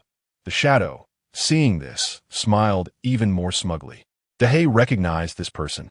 He had come a night after many people visited their home, and at that time, he had bitten his ankle, startling the owners. The owners were kind. The little girl's brother recognized him as someone from the village, so they let him go. Unexpectedly, this person came again today. De moved his ears, sensing there were more people outside the yard. It seemed these people were a group trying to steal from the owners. This time, he had to bite them, so they couldn't get out of bed for half a month. Stretching his front paws, De took a gentle step forward when he suddenly heard a thud outside the yard, and a shadow, staring at him, collapsed to the ground. Was that the person looking for the owners? In the dark, De looked over without obstruction. Guang Hai walked over, patted Dehe's neck, and whispered, "Don't bark. Don't bark. These thieves don't need to disturb the master." De let out a low growl. Guang Hai smiled. "Good dog, keep watch," then stood up, went outside to confirm there were no other people, and tied the 3 unconscious men together with ropes, hoisting them over his shoulder, disappearing into the distance with a few leaps. At dawn, Guang Hai, wearing a benevolent smile, came down from the mountain carrying a bundle of firewood. As for those thieves, they had long been thrown into a desolate mountain over 100 miles away. Why not send them to the county court to catch thieves and recover stolen goods? But those people hadn't stolen anything. Would the county court judge them? Even if he created some dirt, the county court would still investigate the victims of the theft. Moreover, if they inquired about the origins of those people and traced them back to Pear Blossom Village, it would expose the master's whereabouts, which wouldn't be good. Thus, Guang Hai threw those ruffians from Pear Blossom Village into a desolate mountain over 100 miles away, allowing them to make their way back slowly, at least needing to eat along the way. If they dared to come back and steal from their home, he had 100 ways to deal with them waiting. After arriving at the desolate mountain, he woke one of the ruffians and asked for their names and why they wanted to steal from young Master Li's poor family. They informed him that while playing in the village, they had overheard young Master Li's cousin say that their family had a lot of gold and silver sent by the Jiang family. Guanghai looked up at Pear Blossom Village, shrouded in morning mist, his eyes dark and dangerous. Saying that young Master Li's family had gold and silver was like hanging a large knife over the lives of the three children. Guanghai, why are you up the mountain so early? Qingyu's voice suddenly rang out. Guanghai turned to see a head sticking out from a tree hole and said, Old Dao, I'm going home to cook. We can't let a few kids cook for us every day, can we? Qing, he called out a couple of times, jumping out of the warm tree hole. Cooking is fine, but my cooking skills aren't great. I don't know if little Qingqing will be used to it. His sleeping tree hole was at the mountain's entrance, and he could see the fence yard not far away. While talking, he also saw the siblings standing outside the fence yard. Isn't that the daughter of little Qingqing's fourth uncle? And the one beside her is her brother? He seems to be a good person. Guanghai asked. So the old Dao means that the girl is not a good person? Not at all. Qing, he waved his hand, panting heavily. That little girl is not just not a good person. She's slicker than a child should be. But why did they come to our house so early? As he spoke, Qing, he quickened his pace, waving his whisk far away and asking, You too, what do you want? Before he finished speaking, a sharp scream, unique to little girls, rang out. Lu Qingling curled up, hugging her left leg while squatting on the ground, crying tears of pain. Lingling, what happened? Lutzen hurriedly squatted down and saw a pool of red beneath his sister's feet. Without caring that his sister wanted to find Xiao Jun and Qingqing to go pick hazelnuts in the mountains, he quickly picked her up and rushed home. Guanghai wore a naive smile, feeling no guilt for the sharp stone he had thrown at the little girl when she lifted her foot. Oh dear! Qing, he walked to the bloodstain, kicked the surrounding dirt to cover it completely, then shook his head while counting on his fingers, these unlucky ones. Neither of them can get out of bed. At this moment, Guanghai had already approached and asked, Is it really that serious? He knew the force he had used. At most, it would take half a month to recover since he was just a village child. He couldn't have been too harsh. Qing, he smiled and said, Isn't it said that luck is bad? The little stone didn't cut too deep, but couldn't withstand the bad luck. Inside the house, Le Jun, Le Qingyou, and Fong Yin were all awakened by the scream. Lu Jun got dressed the fastest and went downstairs to open the door, just in time to see Guanghai and Qing pushing open the fence gate and walking in. Lu Jun didn't expect Guangbo to have brought back a bundle of firewood, and he paused. Guangbo, Uncle Qing, what happened just now? Who was shouting? Because Lu Qingling was in so much pain that her voice had changed, Lu Jun didn't recognize it. Seeing the child didn't recognize who it was. Guanghai waved his hand and said, I didn't see clearly which child it was. It's still early. Young Master Jun, go back and sleep a bit more. I'll make breakfast with this Taoist. Is it still early? Lu Jun looked at the sky. The east was already bright red with dawn. It was time to get up. Chapter 052. Ask Ji Xuantai's second aunt, who married far away in Cangzhou, went to Jingyang with her husband for an official appointment. Yesterday, they passed through Huzhou and would stay at his home for 2 days. In the morning, he got up early without the maid urging him repeatedly. After washing up and being surrounded by several maids to get dressed, Ji Xuantai habitually reached for a fan, but withdrew his hand upon remembering it was already winter. Just as he was about to leave, the head maid, Riyue, called out to him. Master, take this jade with you, Riyue said, taking out 2 small jade cabbage-like ornaments and putting them into Ji Xuantai's pouch. Yesterday, Auntie came unexpectedly, and you haven't given the young lady her meeting gift yet, right? Ji Xuantai said, patting his forehead with a smile. You're so thoughtful. It should be rewarded. Let Riyun take 2 pieces from the money in the box for you. Riyue couldn't help but cover her mouth and laugh, then curtsied. Thank you for your reward, master. The other maids also struggled to suppress their laughter. Their master was generous with rewards when he was happy, directly giving money instead of gifts, which, though a bit unrefined for a noble family, was quite practical. After weighing the pouch at his waist, Ji Xuantai turned and left. When he reached the second gate, 2 young servants followed him as they headed toward the old lady's Qiming garden. The Ji family was not prominent, but the 3 daughters of old lady Ji married well.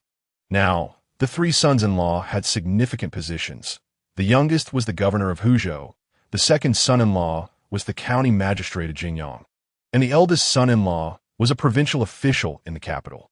Thanks to the support of these 3 sons-in-law, although the Ji family was not wealthy, It had gained a reputation in Huzhou. However, in old lady Ji's heart, relying on others was not as good as relying on oneself. Unfortunately, she had only one son, who had not achieved anything and, nearing 40, still indulged in frivolities. As for her only grandson, she hoped he would succeed, but was reluctant to push him too hard. After several years, her second daughter returned home, and she rambled on, with the main point being, "Your brother is useless, and I'm not counting on him anymore. You all shouldn't help him too much to avoid getting into trouble. But your cousin Xiantai has some talent for studying, although he is still young and a bit playful. Wen Sheng did well in the imperial examination years ago. You should guide Xiantai more." The second son-in-law had the best exam results among the three, but his career advancement had been slow. After 3 years of service, he was only being transferred from a poor county to a prosperous Jingjiang. This was largely thanks to the efforts of the youngest son-in-law. Thus, old lady Ji was very clear. This second son-in-law was good at studying, but not at being an official. However, for her grandson, who didn't study seriously, the most important thing was to qualify for official service. Once he became a scholar, it wouldn't be too late to have his uncle teach him. Jingsu quickly realized her mother's plan and laughed. How could he not succeed? It's just that Xiantai is too playful. You can't control him. So how would Sheng dare to? Old lady Ji pointed at her daughter. I'm leaving it to you. You can manage him as you see fit. Just don't let me see it. If you need to scold him, then scold him. If you need to beat him, then beat him. She sighed. I know that spoiling a child is like killing them. Your brother was the only boy in the family, and I couldn't help but favor him too much. Look at how it is now. Without you three, what is the Ji family in Huzhou? As for Xiantai, he is the only child of his mother. He must work hard. Otherwise, in the future, even having a good meal will be difficult. Ji Ingsu asked, So you mean to let Xiantai go with us to Jingjiang? Old lady Ji nodded. In Huzhou, because your elder sister's family is here, there are too many people to play with him, and he loves to play. I think it would be good for him to go with you to Jingjiang to study for a year or two. As for his food and care, I will arrange everything. I want to make it difficult for you. Mother, look at what you're saying, Jingsu chuckled. Taking care of Xiantai is my duty as his aunt. I'm just worried that the child want to go. Besides, you care for him so much. What if he doesn't want to? Just then, the small maid behind the curtain announced, young master's son has arrived, and Ji Xiantai stepped in, greeting his grandmother and aunt before asking, What are you two talking about? What is it that he doesn't want? You little rascal, old lady Ji laughed, playfully tapping her grandson. I'm asking you if you want to go to Jingjiang to study with your second aunt's family. No, Ji Xiantai immediately waved his hands.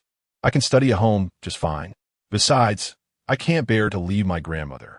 Ji Ingsu laughed and looked at her mother. See, can you bear to part with him?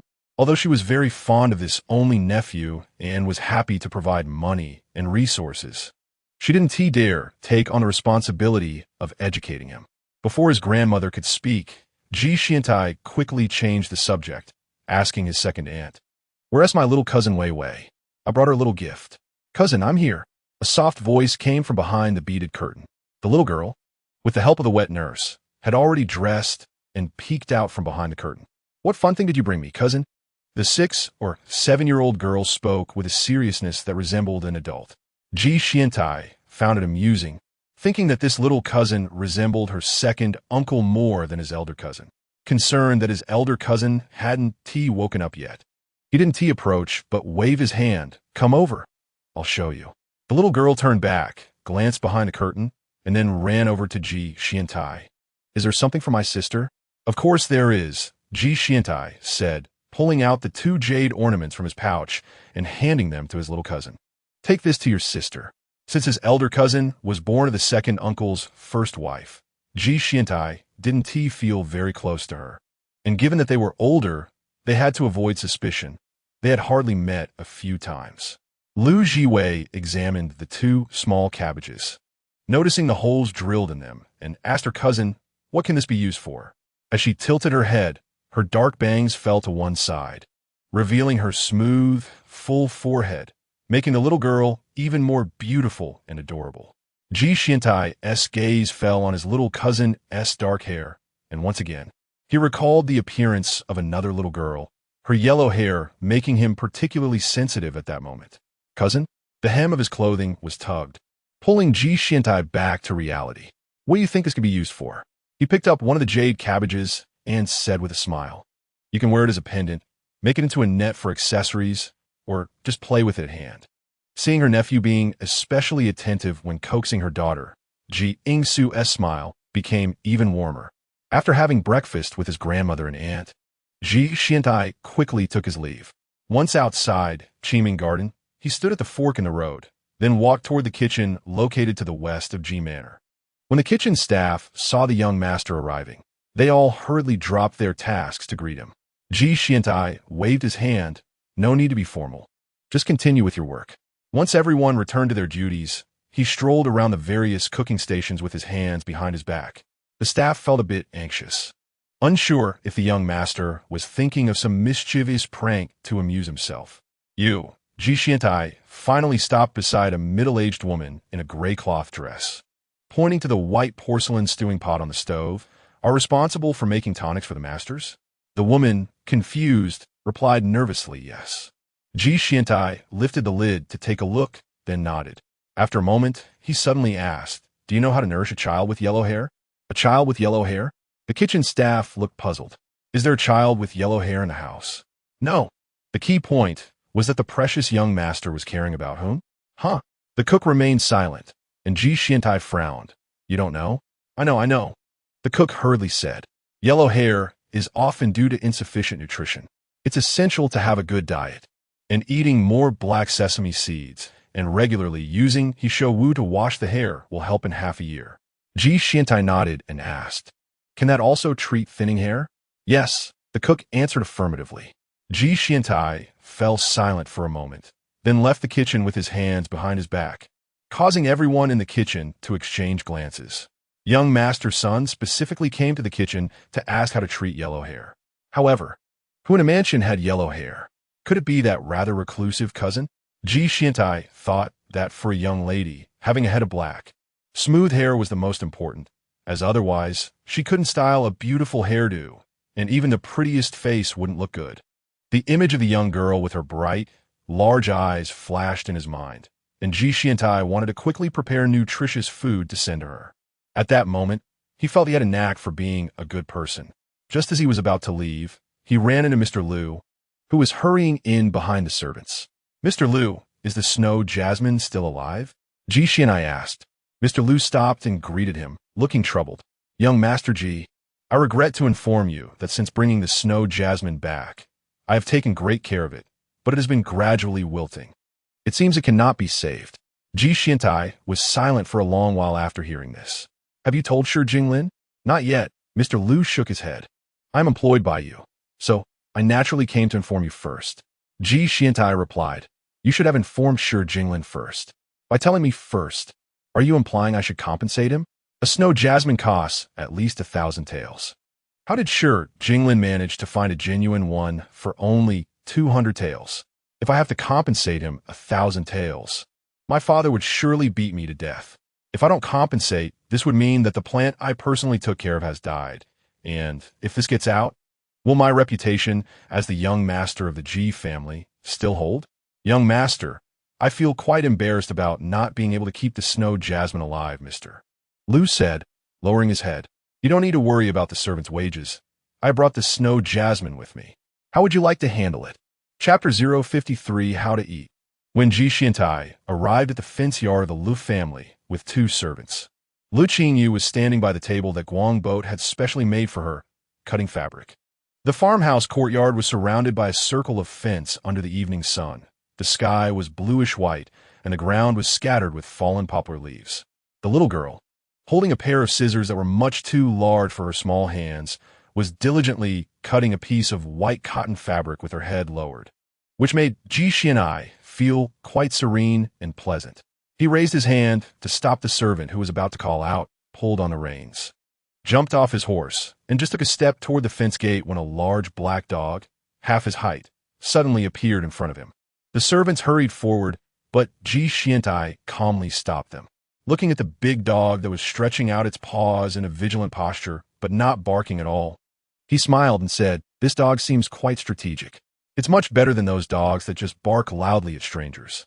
Le Qingyou heard the voice, raised her head, and then saw the 3 people and 3 horses at the gate.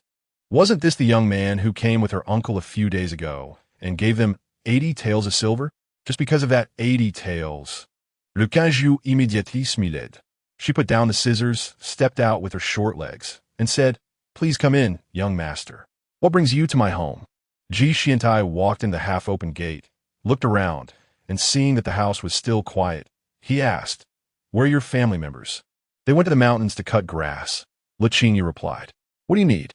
Leaving such a little girl alone at home while the whole family is out working?" Ji Xiantai frowned unconsciously when he saw the cutting tools and cotton fabric on the table, feeling some dissatisfaction toward this family. How can you let such a small child make clothes? Seeing his not-so-good expression and that he wasn't speaking, Le Qingyou felt puzzled and adjusted her attitude, worried that there might be some problem with the flower pot from last time. "Don't worry." Noticing the little girl's cautious expression, Ji Xiantai quickly smiled and said, "I came this time to ask for a favor from you." Le Qingyou was puzzled, as a child from a remote village. What could she help this young master from the capital with? Ji Xiantai extended his hand, and a servant stepped forward, opened a cloth bag he was holding, and presented a flower pot to Ji Xiantai. "This is it." Ji Xiantai looked down at the flower pot in his hand and then looked at Le Qingyou. Seeing the familiar flower pot, Le Qingyou was filled with surprise. "Why is it dying so quickly?" Ji Xiantai raised his hand to cover his mouth, feeling a bit embarrassed. "The gardener we hired at home isn't skilled, and this pot of flowers is very important to me and to that day as Qi Ling. When we took it away, the roots were still green.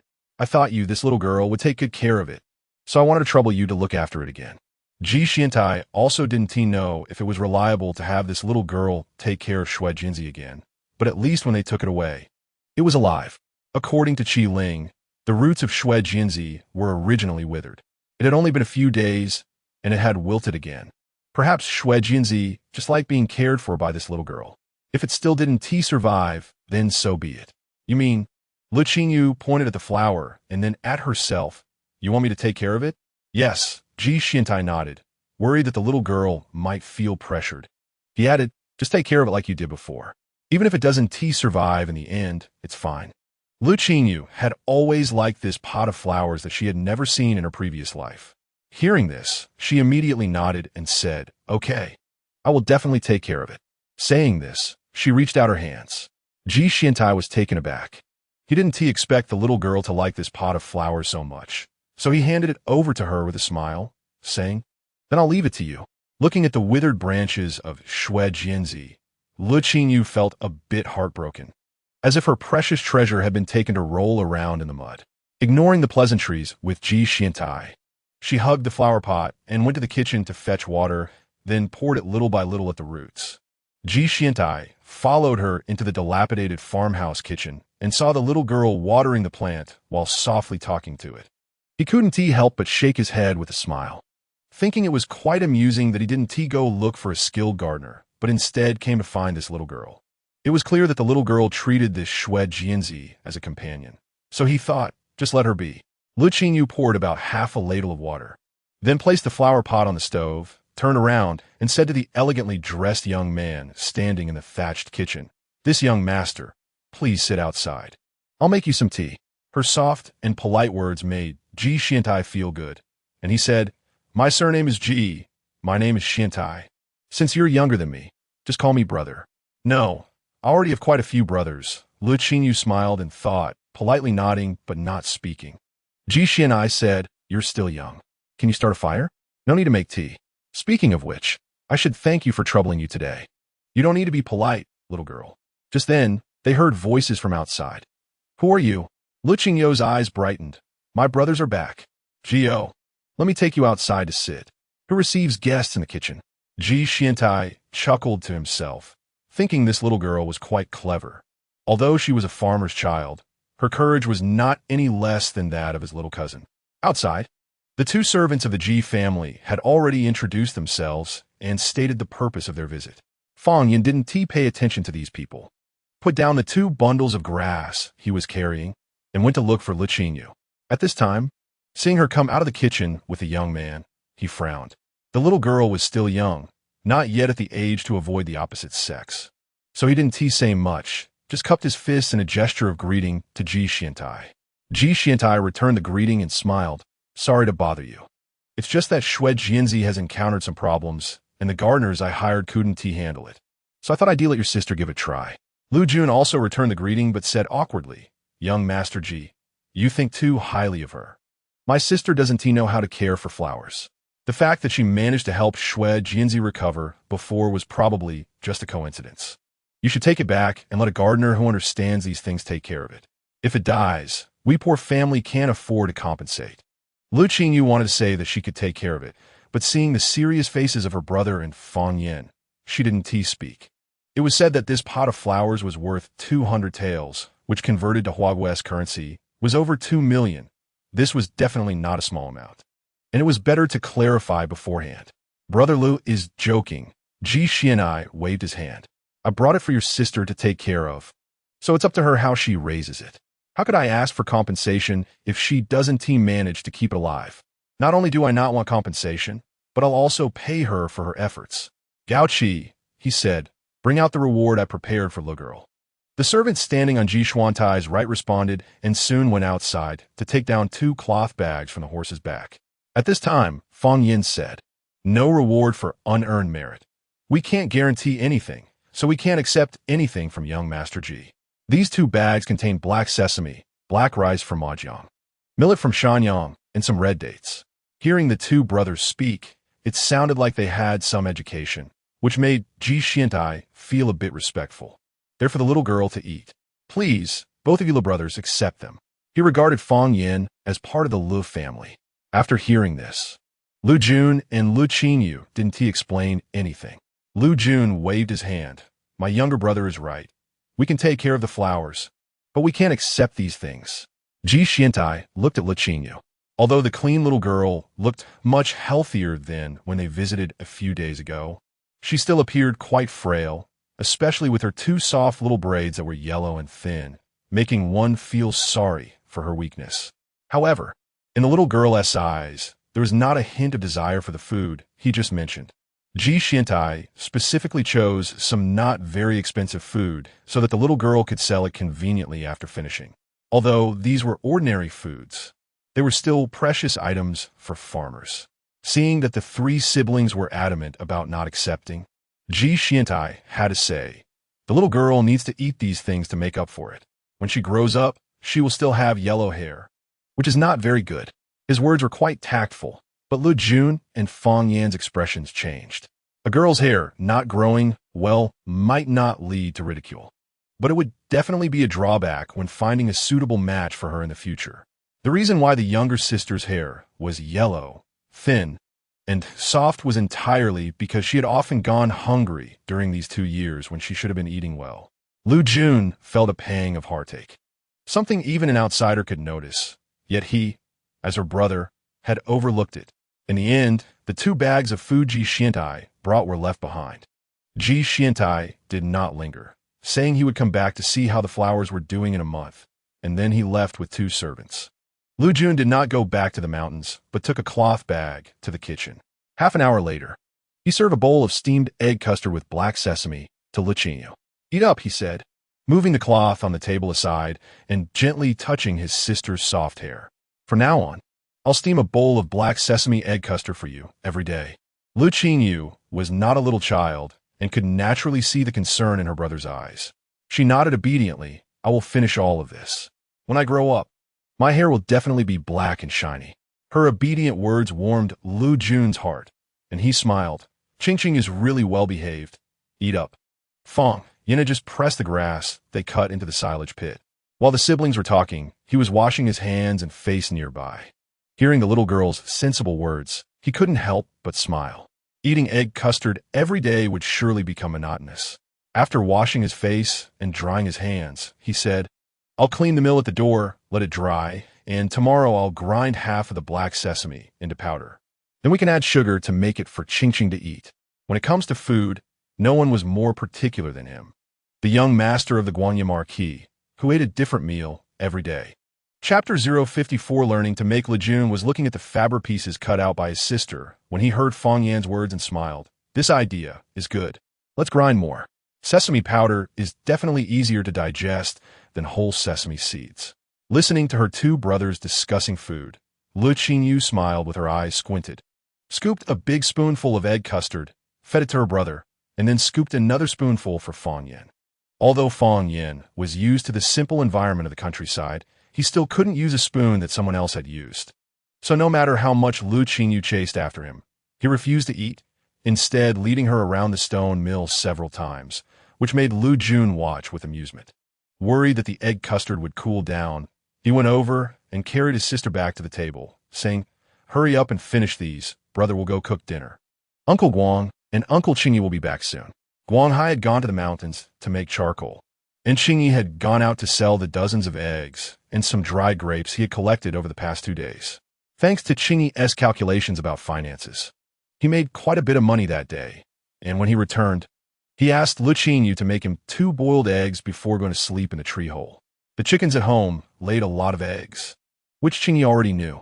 Among the many surprises brought by the little girl, this one did not surprise him. These eggs, in addition to the usual nutrition, also contained a small amount of spiritual energy. After being handled by the little girl, the spiritual energy became more concentrated, even richer than other foods. Therefore, these days, Qingyi's favorite food was eggs. In fact, those chickens that kept getting close to the little girl and were fed by her hand were the ones with rich spiritual energy. As he lay down in the tree hole, Qingyi crossed his arms, thinking that after helping the little girl take her brother to school in the future, he would say he wanted to eat chicken. At home, after putting the money away, Lu Jun took out a book, gave one to Fang Yin, and sat by the oil lamp to read quietly, knowing that his sister really wanted him to study, and influenced by his uncle's words. Lu Jun had been studying diligently these past few days. Fang Yin, however, wasn't paying much attention to the book in his hands. He had read these before, and besides, he only wanted to accompany Qingyu as she grew up. After reading for a while, he would look at Lu Qingyu sitting beside him, watching how her little hands could piece together several fabric scraps. To his surprise, after watching for a while, Fang Yin figured out. Those strange fabric pieces cut out by her, when sewn together with a needle and thread, turned into a sleeveless jacket. Taking a narrow piece of fabric that was wider at the top and had a curve, Fang Yin confidently said, "This is the sleeve." Le Qingyu took a glance, nodded, tied a knot at the sewn spot, cut the thread, and reached for the sleeve in Fang Yin's hand, saying, "Brother Fang Yin, why aren't you reading? Let us sew tomorrow." Fang Yin placed the piece of fabric in a basket and said, "I've memorized it. Are you hungry? Should I bake you a sweet potato? It's not good to eat at night." Le Qingyu shook her head, rubbed her eyes, feeling a bit sore, and didn't want to sew anymore. She thought it was pointless since she didn't have glasses for her nearsightedness. "Then go to sleep," Fang Yin said, gently flicking her forehead and smiling. Le Qingyu looked at the night sky outside, unsure of the time, but feeling it was getting late, so she called out, "Brother, you shouldn't read anymore." Lu Jun agreed, finished the page he was on, put down the book, and took his sister to wash her feet. He also brought her a warm towel to wipe her face, applied a new box of fragrant ointment he had bought, and then blew out the lamp to sleep. Lying at the other end of the bed, Fang Yin felt a bit envious of Lu Jun's role, secretly thinking about when he would be able to wash Qingyou's feet, wipe her face, and hold her to sleep. That guy Lu Jun seemed so engrossed in reading. Yet he was still reluctant to let him take care of Qingyu while she slept. Fang Yin fell asleep like that, and when he got up early the next day, Lu Jun had already gone outside to read. He propped himself up on his arms to look over, and Lu Qingyu was still sleeping soundly, breathing softly with her childish charm. He couldn't help but smile, got out of bed quietly, dressed, and went out. When Lu Qingyu got up, Fang Yin had already ground half a bag of sesame powder and was now grinding black rice flour. After breakfast, the family began another busy day. By the time Lu Qingyu had made a set of inner clothing for each of her 2 brothers, Uncle Guang's charcoal from a mountain was also ready to be taken out. That day, Lu Qingyu, Fang Yin, and Qingyi all followed Guanghai to the mountain to haul charcoal. At home, the hay was left to guard the house. Lu Qingyu, having nothing to do, cut several pieces of leftover fabric from their clothing making and threaded the needle patiently, locking the edges to make handkerchiefs. As for the ancient practice of embroidering flowers on handkerchiefs, she didn't do that, Being able to sew a straight line was already a great skill for her. Chapter 055. Elopement. As the little monkey just jumped over the fence, it was startled back by the sudden appearance of De, squeaking in fright. Le Qingyou placed the cloth and needle into the basket, stood up, and called out to De, quickly going over to comfort the frightened little monkey. "You came to bring me something again, huh?" Le Qingyou smiled as she looked at the little monkey's open paw, holding a ginseng root. "Thank you, little monkey." The little monkey seemed very excited. Offering the ginseng to Le Qingyou, she took it and went back to the kitchen, grabbing an apple that Qing had brought back 2 days ago. Turning around, she saw the little monkey had followed her inside. "Here you go." Le Qingyou handed the apple to the little monkey. Just then, a clamor of footsteps and chaotic voices came from outside. Le Qingyou patted the slightly startled little monkey, signaling it to stay in the kitchen, and stepped out. When Le Qingyou came out, she saw 3 women had entered her yard, 2 of whom she recognized as the wives of her family, whom she called aunts. "Second aunt." "Third aunt." Le Qingyou greeted. "What brings you here?" "Oh, nothing much." The wife of Le Zhongshan, who Le Qingyou called second aunt, waved her hand with a smile, but leaned her head to look towards the living room and asked, "Qing, have you been at home all this time? Have you seen your third aunt come by? Or did she go up the mountain?" The wife of Le Zhongshan added beside her. The 3 women had expressions that seemed both worried and excited. Le Qingyou was puzzled and shook her head, saying, "I haven't seen third aunt. What's wrong with her?"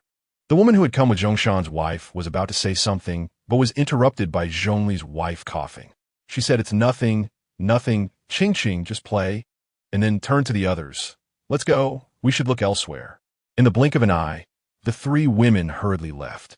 Le Qingyou stood at the door, watching their hurried backs as they headed towards the village, secretly wondering if third aunt was missing. To her surprise, she guessed correctly. Third aunt really was missing, and it was extremely absurd.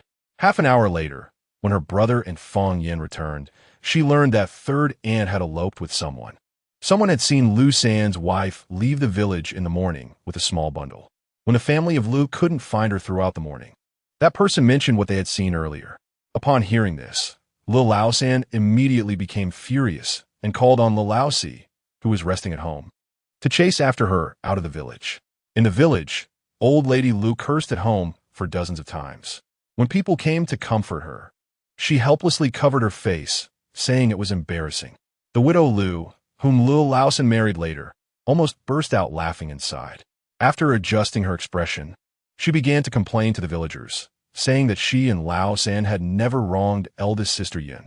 So why did eldest sister have to tarnish Laosan and the children's names like this? After venting her grievances, widow Lu then asked everyone to help look for Li Shi. In no time, the whole village was looking for the suspected runaway Li Shi.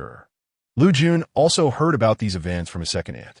When he returned home, he didn't say much to Le Qingyou, leaving Fong Yin to watch over her while he took a load of coal to the village. It wasn't until nightfall that Lu Jun returned, accompanied by Lu Wei. Unlike the usual optimistic smile he wore even in difficult times, Lu Wei today appeared numb. Le Qingyou reached out to hold his hand, but he only glanced at her. Seeing this, Le Qingyou said nothing, just quietly stood beside Lu Wei, letting him know that no matter what happened, someone would be there for him. Lu Jun patted his cousin on the shoulder. "Let us eat. Whatever it is, we can talk about it tomorrow." Lu Jun never really liked third aunt, and now that she had eloped, it only deepened his disgust. No matter what, she was the one who brought his second brother back. Even if his second brother knew that third aunt was not his biological mother, he still said he would take good care of her in the future. What about third aunt? She used to hit his second brother whenever she had a conflict with third uncle, and now she eloped. Didn't she realize that having a runaway mother, even if just a foster mother, would leave an indelible stain on his second brother? Did she ever consider his second brother's future? How could she be so heartless? After dinner, Lu Jun invited Lu Wei to stay at their house to prevent his second brother from thinking about his mother. He even assigned the task of washing Lu Qingyou's feet to him. Lu Wei had calmed down, the corners of his mouth twitching, but he couldn't muster a smile, and simply led Lu Qingyou to the small stool to wash her feet. Lu Qingyou obediently lifted her feet and called for water. In truth, she thought that perhaps Li Shi leaving would be better for her second brother. At least he wouldn't have to suffer her beatings after doing so much work every day. However, looking at the young boy in front of her, Le Qingyou realized she had underestimated the significance of a mother to him. The next morning, Lu didn't eat breakfast and told Lu Jun he was walking to the town. He said he had to make sure his mother was okay. Qing, upon hearing this, secretly shook his head. From his appearance, it seemed like this second cousin of Qingqing would achieve great success and wealth. But his mother was certainly unfortunate. Not only was she unfortunate, but she also lacked discernment. With such a sensible son, she still eloped. Had she been kicked in the head by a donkey? There was still half a pit of coal waiting to be fetched from the mountain. After breakfast, Lu Jun and the others went back up the mountain. Le Qingyou, not in a mood to make cloths today, fed the chickens and then took out Shui Jianzi to sit in the sun and water it. Chapter 056. The method on the night that Ji Xiantai delivered it, the roots of Shui Jianzi began to turn green and regain vitality. At this moment, tender shoots had already emerged from the dry branches, glimmering with a yellow-green hue under the sunlight, looking quite beautiful. Lu Qingyou planned to divide the plants once they sprouted new tops. After watering them, she placed the leftover eggshells from the steamed eggs in a broken porcelain jar with a hole, crushed them into fine eggshell powder with a pestle, and then sprinkled it around the roots of Shui Jianzi. That evening, Lu Jun went to the village to call for Lu Wei. By then, there were quite a few people in the Lu family's courtyard, and everyone's expression was not very good, especially that of Uncle San, who was squatting against the wall. Lu Jun quietly entered through the main door, but Lu Laotai, standing at the entrance of the hall, spotted him immediately. Her already unappealing expression darkened further.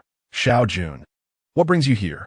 If it weren't for worrying about his second brother's feelings, he wouldn't come to his grandmother's house every other day. So he smiled and said, I came to see if I could help with anything. Several women beside Lu Laotai heard this and praised Lu Jun for being sensible. Urging Lu Laotai, look at this group of filial and understanding grandchildren. You shouldn't be angry about the disgraceful things done by Li Shi. There are plenty of good days waiting for you in the future. Lu Laotai moved her lips, seeming to smile. But deep down she wished she could tear Li Shi into 1,000 pieces. She never expected that the cowardly Li Shi could bring such disgrace to the Lu family. Thinking of Li Shi made her look even more displeased at Lu Wei. Away, Lu Laotai called out. Lu Wei, who was standing in the courtyard, stepped forward to listen to Lu Laotai's instructions. Lu Laotai reluctantly caught her breath and pointed at Lu Jun. Since Xiao Jun is willing, you should go stay at his house for a few days. Lu Wei nodded. Grandma, don't worry. There's nothing much to do now. I'll go with Xiao Jun. Lu Laotai waved her hand, signaling him to hurry up and leave. The neighbors in the courtyard exchanged glances, wondering if Lu Laotai no longer wanted to keep this child. But Lu Laotai had no such intention. After all, Lu Wei was old enough to help with work, so how could she let him go? It was just that seeing him reminded her of his mother, which was frustrating. Lu Jun politely bid farewell to his grandparents and the uncles and aunts in the courtyard. Just as he was about to leave, the injured Lu Qingling limped out from the house, calling for him and Lu Wei. Second brother, third brother, wait. This is my pocket money I've saved. She handed some coins to Lu Jun. Second brother, buy something to eat when you go to find third aunt tomorrow. Someone remarked. Among the younger generation of the Lu family, Lingling is the most sensible. Lu Qingling pursed her lips, and when she looked at Lu Wei, her superior demeanor was even more pronounced than before. With her mother having eloped and bearing such a reputation, it wouldn't be easy for her to do anything in the future.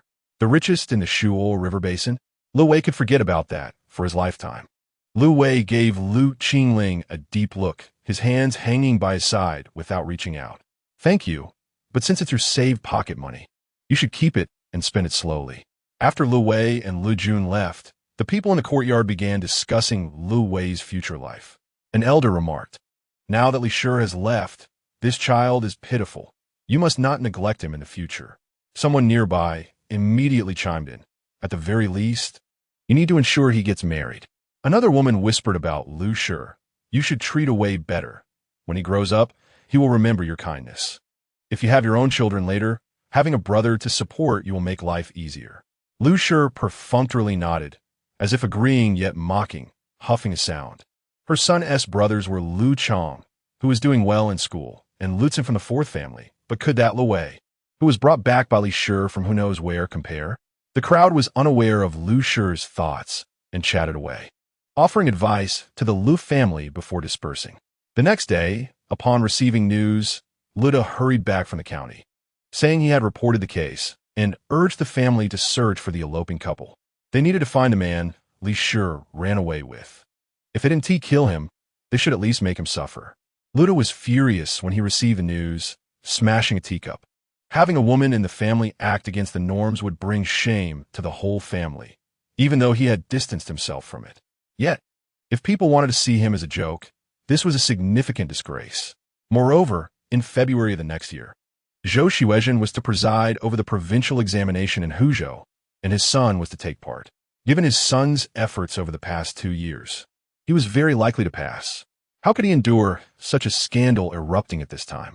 When reporting to the authorities, Luda even painfully slipped some silver coins to Captain Zheng, determined to find Li Shi and deal with the woman who dared to tarnish the Lu family's name.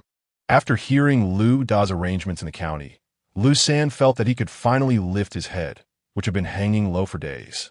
After Luda took a brief rest, the three brothers set out to gather a few nearby brothers and headed to the Li family. The matter of Li Shi's elopement dragged on for nearly a month, but ultimately, it ended without a resolution as they couldn't find her or her lover. The adults consciously avoided mentioning this matter in front of Le Qingyou, who also did not wish to inquire further.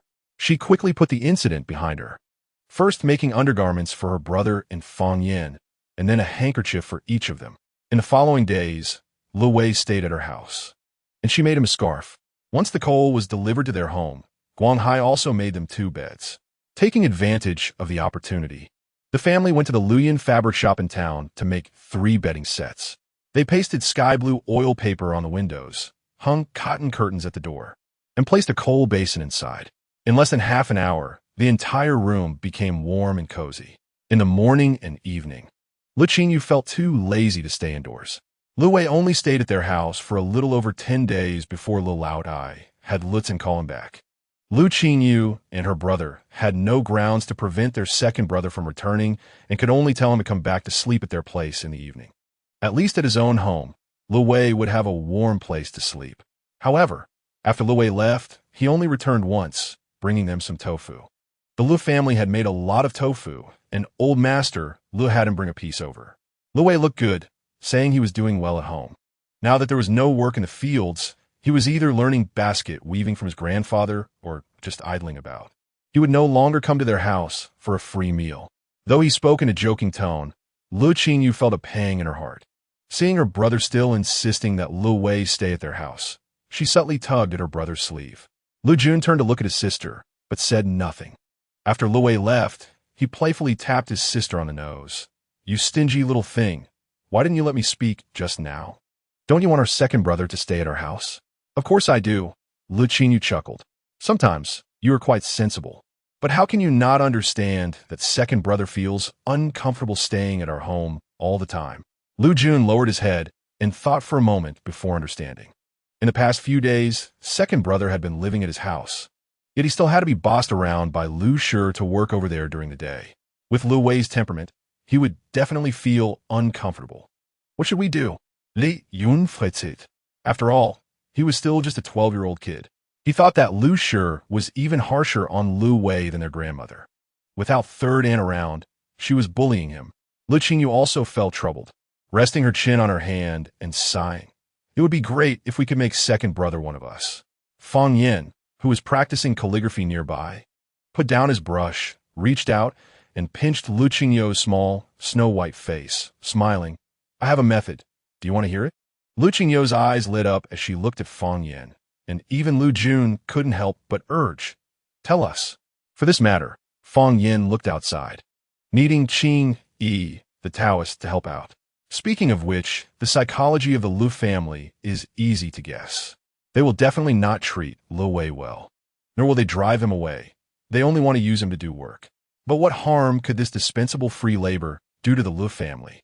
2 days later, as the sun began to rise, Qing Yi, dressed in a new Taoist robe and looking neat and tidy, appeared in Lihua village holding a snow-white whisk, exuding an air of immortality. Even though he often went out to sell goods, he was not recognized by the villagers. As soon as he entered the village, several villagers greeted him with Taoist salutes. "Hello, Taoist." "Good, good." Qingyi smiled and stroked his beard, appearing even more ethereal. "Meeting you is fate. This humble Taoist will offer you in divination." After Qingyi gave out 3 divinations in succession, the villagers learned that a Taoist priest had come to the village, and his divinations were remarkably accurate, even predicting that the pig at the Gao families would give birth at dawn. Moreover, this Taoist priest did not charge money for his divinations. He only asked for some food in return. Suddenly, all the aunts and grandmothers of Lihua village flocked to the village entrance, eager to have their children's fortunes told. Chapter 57. Don Qingyi found Grandma Lu among the group of women gossiping.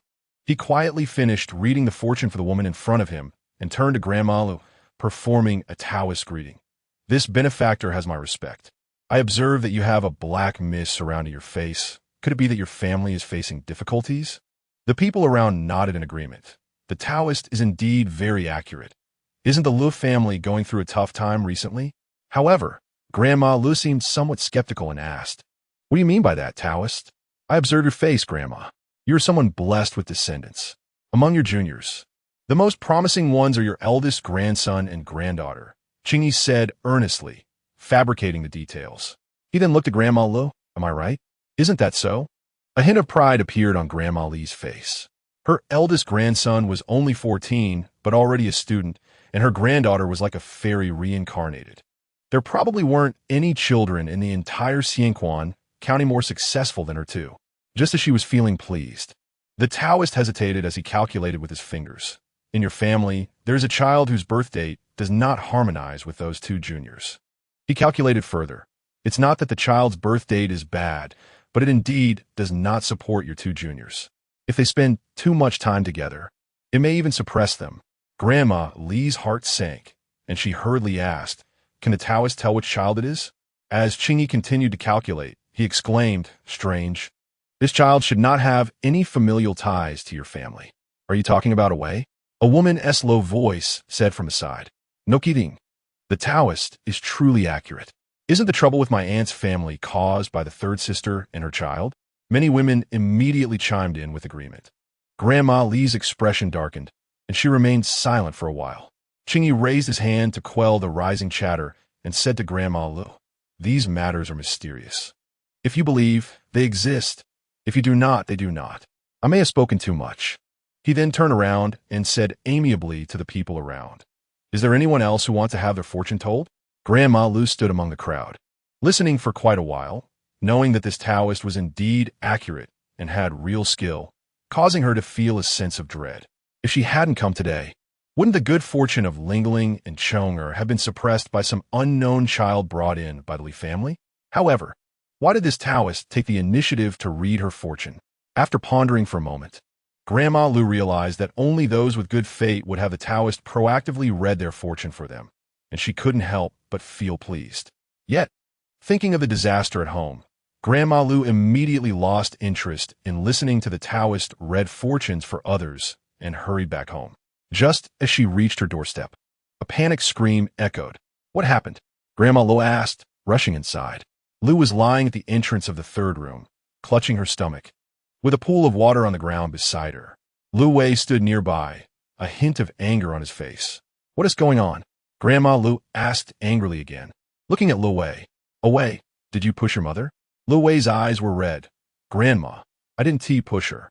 "Enough, mother," Lu said with tears in her eyes. "The child doesn't even want to call me mother. Who knows how deep the rift is in his heart? Now, I'm pregnant with his father's child. It's only right for this child to hold a grudge against me." "What's right about that?" Lil Lao San, who had returned at some point, stood at the courtyard entrance, his face full of anger. "You little brat, you shouldn't be harming your mother like this. Just wait until I beat you to death." Before he finished speaking, he picked up a wooden rod from behind the courtyard door and swung it over. Lu Wei instinctively dodged aside, but this only enraged Lil Laosan further. He grabbed Lu Wei by one arm and began to beat him mercilessly. The dull thuds of the rod hitting his back made Le Qinyou's heart tremble. She rushed in and tried to pull Lil Laosan away. "Easy," Fang Yin almost lost his composure at her sudden appearance, stepping forward to grab her, but missed. Despite her small size, Le Qingyou was quick on her short legs, and in the blink of an eye, she was by Lu Laosan's side, tugging at his hand that was holding Lu Wei's arm. Lu Laosan was in a fit of rage and waved his hand, pushing Le Qingyou far away. Just as her small body was about to hit the ground, Fang Yin caught her in his arms. Holding the small, soft body tightly, Fang Yin felt a jolt of fear, unable to imagine what would happen if this little body fell to the ground. Le jour n'arrivait d'un moment laté. Seeing that his sister was fine, he breathed a sigh of relief and turned to angrily grab Lu Laosan, who was still trying to hit Lu Wei. Third uncle. Are you trying to beat my second brother to death? Are you trying to kill my sister? Let go. Mind your own business. Le Laosan poussait de le jeune Wei, pointing at the silent Lu Wei. Ask him what he has done. You push your third aunt to the ground, and she is pregnant. I wouldn't feel sorry even if I beat him to death. He asked for it.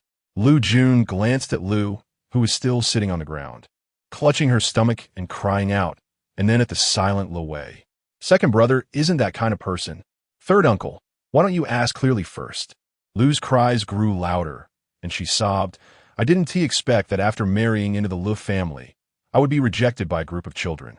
I should just go back to my broken home at the village entrance. Upon hearing this, Lu Laosan couldn't care less about hitting Lu Wei anymore and hurriedly left to help her up. Stop saying foolish things. Get up quickly. I'll go find Grandma Gao to come and take a look. Grandma Gao was a well-known midwife in the surrounding villages. Any woman who was pregnant would seek her help. It was at this moment that Grandma Lu spoke. She glanced at Lu and said slowly, "This matter is not urgent. Old three, go find your two elder brothers. I have something to say." Lu Laosan's wife, who had been hiding inside to watch the commotion, finally came out and asked, "Mother, what is the matter?" Grandma Lu replied, "You'll know soon." After saying that, she glanced at Lu Wei and then sent her granddaughter Lu Qingwen to find old Master Lu. Once everyone had gathered, Grandma Lu finally spoke. This child, Lu Wei, was originally brought here by the Li family. Now that the Li family is gone, we no longer want this child. As soon as these words were spoken, the two elders of the Lu family who had been called over, along with old Master Lu, showed expressions of surprise. Lu Jin from the main family asked, "What do you mean? He's been raised for so many years. How can you just say you don't want him?" The Lu family did not have any formal genealogies, saying they didn't want the child only required informing the family elders, without the need for the troublesome rituals of the ancestral hall. However, the two highest elders of the Lu family still needed to clarify. Grandma Lu took advantage of the moment. You all have seen it. This child has a dark heart, and his mother has brought up the matter of him being adopted. We cannot raise him. She did not mention the fortune that the Taoist had calculated, even though many villagers had heard it. She could not say it was because Lu Wei's fate did not match her grandchildren's. After all, the Taoist also said it was not that Lu Wei's fate was bad, but that the children's fates did not harmonize. If she drove Lu Wei away for this reason, outsiders would think her family was cruel. Now that there was this matter concerning old Three's family, there was no need for her to find any excuse. Upon hearing this, the two highest elders of the Lu family exchanged glances, and the elder of the second branch asked Le Jin, "Jinbao, what do you think? This Wei is after all your grandson, whom you have raised for over 10 years. Are you really going to abandon him over this? Is it easy to raise child? It's not like when the two children of the main family passed away shortly after birth." Old Master Lu sighed, remaining silent for a while. Grandma Lu urged him, and he finally said, "What the old woman says does make sense. This is too pathetic." The two highest elders of the Lu family thought to themselves. Since the old couple had made their decision, they no longer said anything. With his white beard, Lu Jin looked down silently, feeling pity for the child in his heart. He said to Lu Jinbao, "This grandson, if you don't want him, don't regret it later." Before the old man Lu could speak, old lady Lu hurriedly said, "Uncle, we will never regret it." "Oh, why? Come over to great-grandpa." Lu Jin glanced at old lady Lu, ignored her, and waved for Lu Wei to come over. "If you think it's okay, go with great-grandpa first. We'll arrange the details slowly later." "Great-grandpa." A tender and soft voice rang out before Lu Wei could speak, sweet enough to warm one's heart. It was Qingyou. Lu Jin squinted his eyes and looked in the direction of the voice, smiling and saying, "Call great-grandpa." What's the matter? But in his heart, he thought, this Lu Jinbao is really something, allowing the Zhang family to drive away the second daughter-in-law and her children, and now they want to drive away another one. Lu Qingyou patted Fang Yan's hand, signaling him to put her down.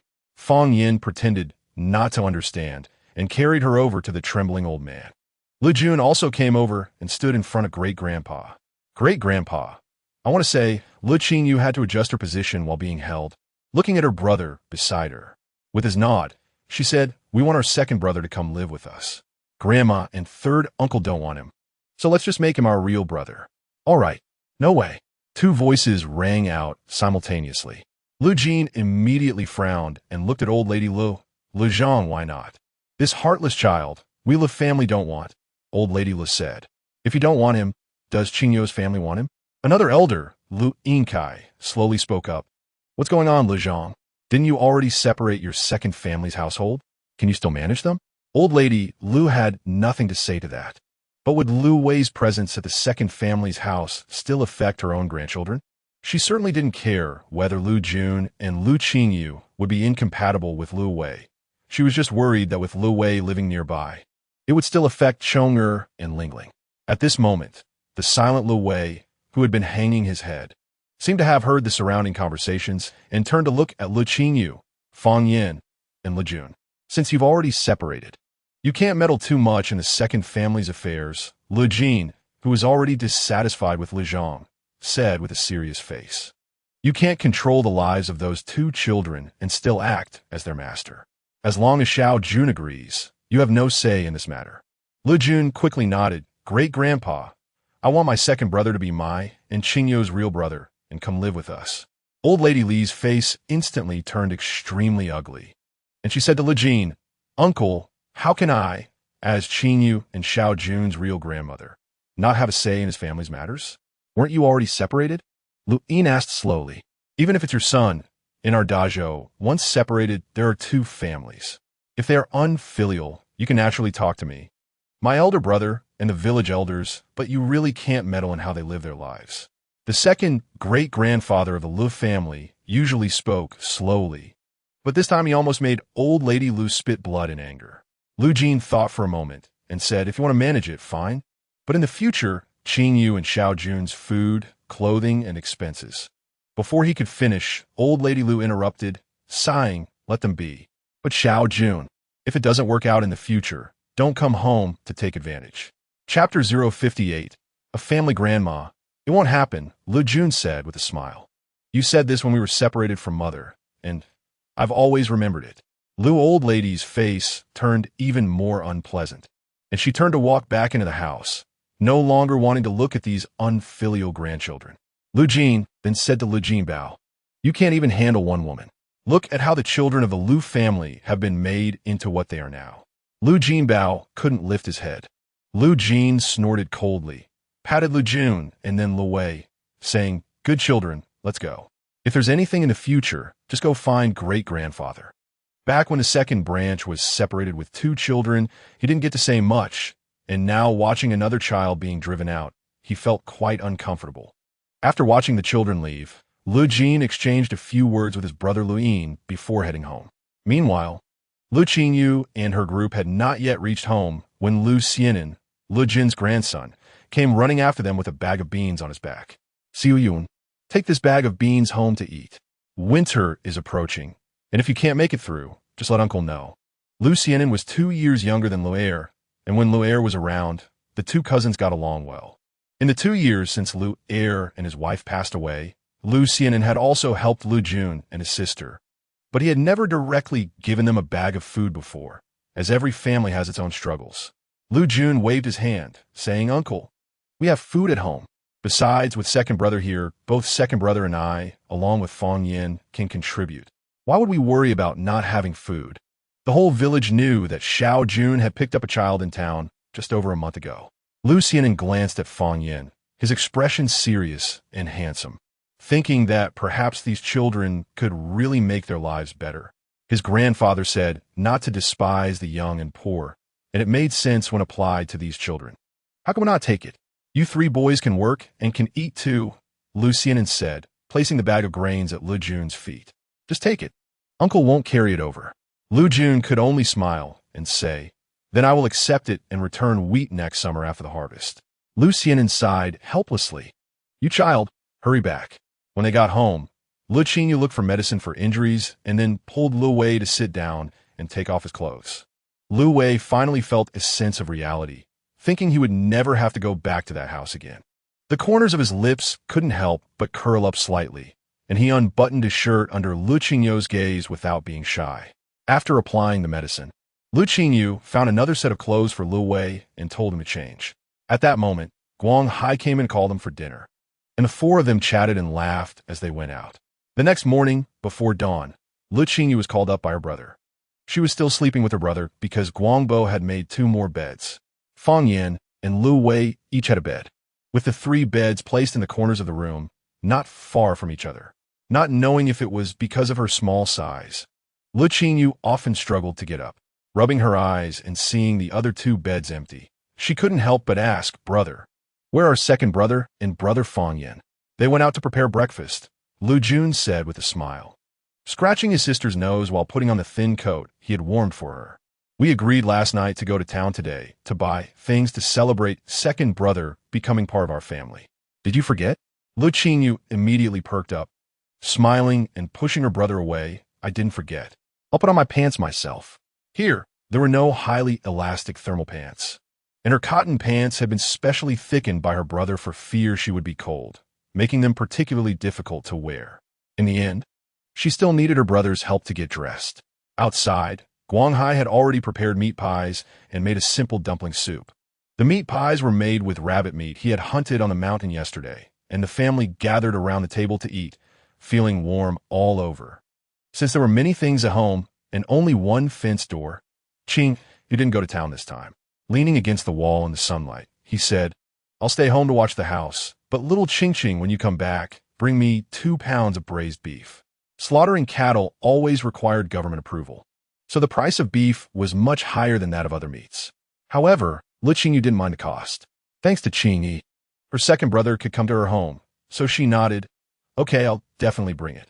Is there anything else you want? Qing smiled and said, just a couple of pounds of wine, then. Although it was early morning, there were quite a few people going to town in pairs along the road, some selling their own goods and others buying things. When they saw Lu Jun's group, they all showed a hint of sympathy, and after they passed, they began to discuss in hushed tones. Lu Qingyou was sharp-eared and clear-eyed, so she heard those words clearly. When she heard someone say that Lu Wei had bad luck, she felt a bit worried. Qing didn't say that second brother had bad luck, but he had used it as an excuse, and she didn't know how it would be spread in the future. Lu Wei had heard from his cousin last night about what they had done to make him leave the Lu family. Seeing Lu Qingyou's head hanging down, he thought that the comments behind them were making her uncomfortable. Although those people were talking about him, Lu Wei didn't feel anything. He took Lu Qingyou's hand and smiled. Qing, don't think too much. Let them say what they want. We just need to live our own lives well. At that moment, Guang Hai turned around and glanced back. The discussions behind them quieted down a bit. He squatted down and said to the little girl, who was walking awkwardly in her cotton clothes, Miss, let me carry you. Let's hurry up. Lu Qingyou, hearing the gossip shift to Guang Hai, who had taken him in, didn't hesitate to walk over and climbed onto his back. Guang Hai found carrying Lu Qingyou easier than carrying anything else, and with the 3 boys taking long strides, they quickly walked far ahead. Fang Yan glanced at Lu Qingyou, who was obediently sitting on Guang Hai's back, and wanted to carry her too. He originally planned to walk for a while and see if she was tired before carrying her, but he didn't expect Guang Hai to beat him to it. Guangbo, you've walked so far, you must be tired, he said, walking close to Guang Hai. Let me carry Qing. The young master was almost as tall as Guang Hai's shoulder and could easily carry the light little girl. But how could a servant let the young master suffer? Guang Hai replied, Young master, you go ahead. I'm not tired. Lu Qingyou glanced at Fang Yan, brother Fang Yan. You definitely won't be as fast as Guangbo if you carry me. Implying, just walk yourself. Fang Yan. Lu Jun and Lu Wei couldn't help but laugh, and in the end, Fang Yan could only look at Guang Hai enviously as he carried Lu Qingyou into the south gate of Xiaoheshui town. Chapter 059. Coincidence. The town was poorly managed, and as soon as they entered through the south gate, stalls selling goods lined both sides of the road. Most of the vendors were farmers from the countryside, squatting by the roadside with their baskets in front of them, filled with either eggs, white radishes, or cabbages that were sun-dried to a yellowish hue on the outside. Cabbage and white radish were the two most common vegetables on the winter dining table. Lu Jun glanced at the stalls in front of him and turned back to ask Le Qingyou, "Do you want to eat cabbage? We could buy some on the way back." At that moment, Lu Qingyou was being led by Fang Yin, and before she could nod in response, an elderly man nearby, rubbing his sleeves in the cold air, chimed in, "Buy some. Our cabbage is cheap and delicious, only 2 per pound." Looking over, Lu Qingyou noticed that the elderly man had a red nose from the cold, and his voice trembled slightly as he spoke. Seeing his bulging hemp clothes, she understood. She remembered learning in agricultural history that in ancient times, before cotton was introduced, the lower-class people relied on reed-filled quilts or clothing for warmth. During particularly cold times, they would stay indoors all day. In this alternate de jour, cotton had already appeared, but due to production and processing techniques, its price was still unaffordable for the poor. Generally, if a farming family could afford to have one set of cotton clothing for each member, they were considered to be doing quite well. In her memories, during the past 2 winters, she and her brother wore reed clothing, which was light and not very warm. Eventually, when it got too cold, her brother found all her clothes and helped her put them on one by one, and he would burn wood in the house every day just to get through it. Reflecting on this, Le Qingyou walked towards the stall and said to her brother, who had come along, "Then let's buy some." Lu Jun smiled at his sister and said to the elderly man, "We still want to browse around inside, and we'll return around noon. Please set aside 10 or so pounds for us." Sure. The elderly man nodded eagerly. "No trouble at all. You two just go browse. I still have to sell these 2 loads of cabbage for a while." Most farming families would set aside a bit of land to grow cabbage and radishes. And the wealthy families don't eat these, so they must sell them for a while, right? However, most families in town were doing quite well, and many people were coming to buy vegetables on this street inside the South Gate.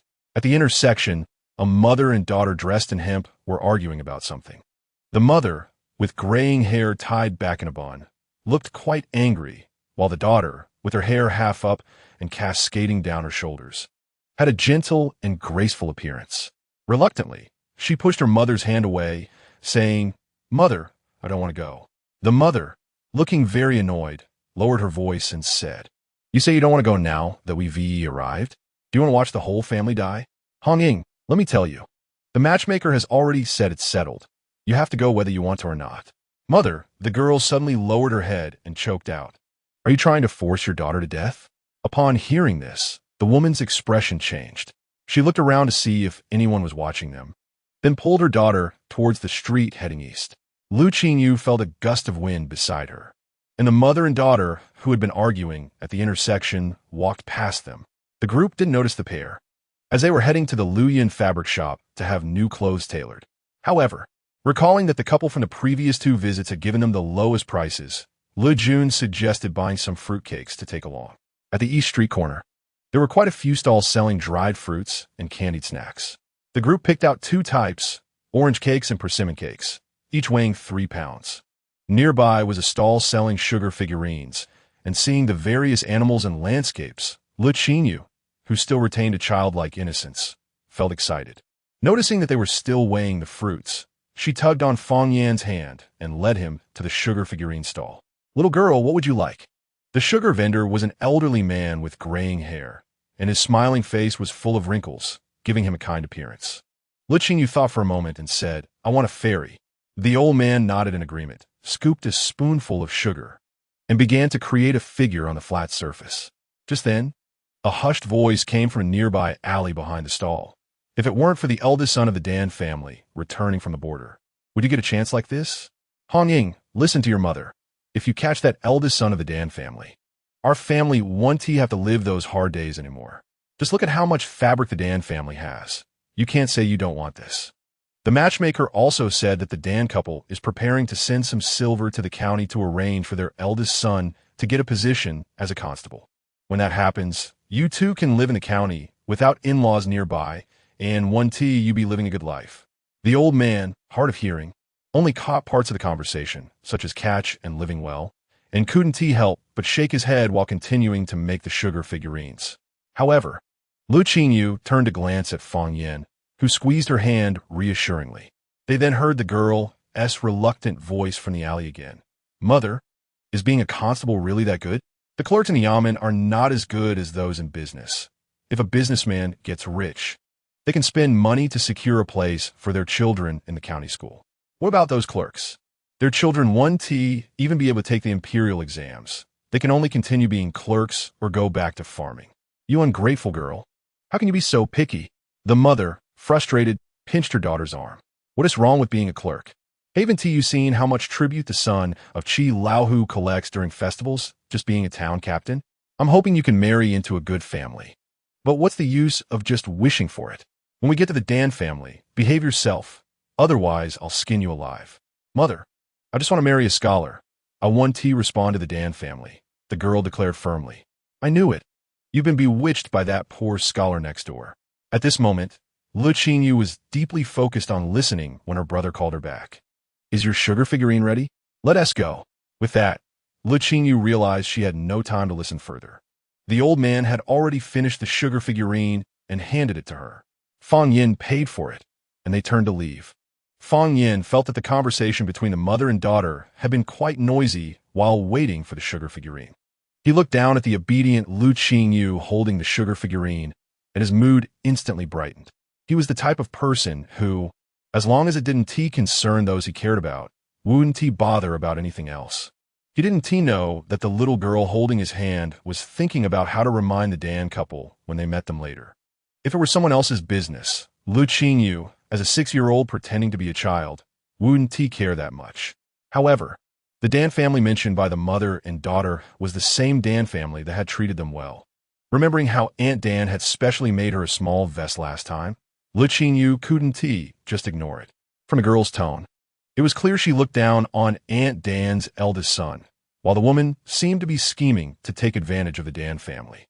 If they truly became relatives, the Dan family's future days would certainly not be peaceful. With this heavy concern, Le Qingyou held the sugar figurine in one hand and was led by Fang Yin with the other, following her brother into the Lu Yin fabric shop. Chapter 060 Reminder Dan Shi was talking to 2 women by the counter who were looking at fabric. They seemed familiar with each other. However, upon seeing Le Qingyou and her group enter, she politely excused herself and walked over with a smile. "Qingqing is here, and so are Junge and Yinge." She looked at Lu Wei beside her and asked, "Is this your brother?" Lu Jun introduced, "This is my second brother, and he'll be part of our family from now on." Dan Shi was taken aback and thought to herself that this was probably a child with a tough life. She didn't say much and led them to the back of the shop. "First, have some hot water. Your uncle Qing Yin went to the capital to get some hemp fabric. It's from a small workshop your 4th uncle found. The fabric is tightly woven and cheap. We brought in over a dozen bolts about 7 or 8 days ago, and they've all sold out in the past few days." Dan Shi chattered on, personally pouring hot jujube tea and handing it to each of the children. As she left, she mentioned a few feet of fabric, saying that this hemp fabric, after several washes, is better for making undergarments than cotton. Le Jun sipped his tea and said, "Thank you, Aunt. You child, why are you so polite?" Dan Shi smiled, as she really liked Le Qingyou. While speaking, she got up to fetch some pastries for Le Qingyou, placing a whole pack of red bean cakes in front of her and urging her to eat. At that moment, she noticed the 2 bags of goods Le Jun brought and couldn't help but say they were being careless with their money. Just as she was speaking, a sound came from the backyard, followed by footsteps, and someone said, "All right, just put it here. Is Jiaxing back?" Dan Shi looked toward the window and asked. Someone outside answered, "Yes," and Dan Shi smiled, saying, "Come over and meet your younger siblings." As she finished speaking, the footsteps came toward the hall, and when a tall figure appeared at the door, Le Jun and his brothers, along with Le Qingyou, all stood up. Dan Jiaxing was already 19. Having served at the border for 3 years, his physique tall and strong, with slightly dark skin and an aura of righteousness about him, making him look very reliable. Upon seeing the room full of little ones, he was slightly taken aback and looked at his mother. "Mother, how come there are so many little children at home?" His mother smiled and said, "They're your Uncle Jie's nephews from Zhao village in the north." Dan Jiaxing nodded and said to the children, "Call me brother, okay? Play nicely And if you need anything, just say it. Le Qingyou looked at Dan Shi, who didn't appear to have such a big son, and thought to herself that they had been calling her the wrong name all this time. They should have called her Dame instead of Aunt. But Dan Shi looked several years younger than Li Shi, likely due to a comfortable life without worries about making a living. Dun Jia-sing, concerned that he might make the younger children uncomfortable, wanted to go out and busy himself. Before leaving, he asked his mother, "Where is third brother?"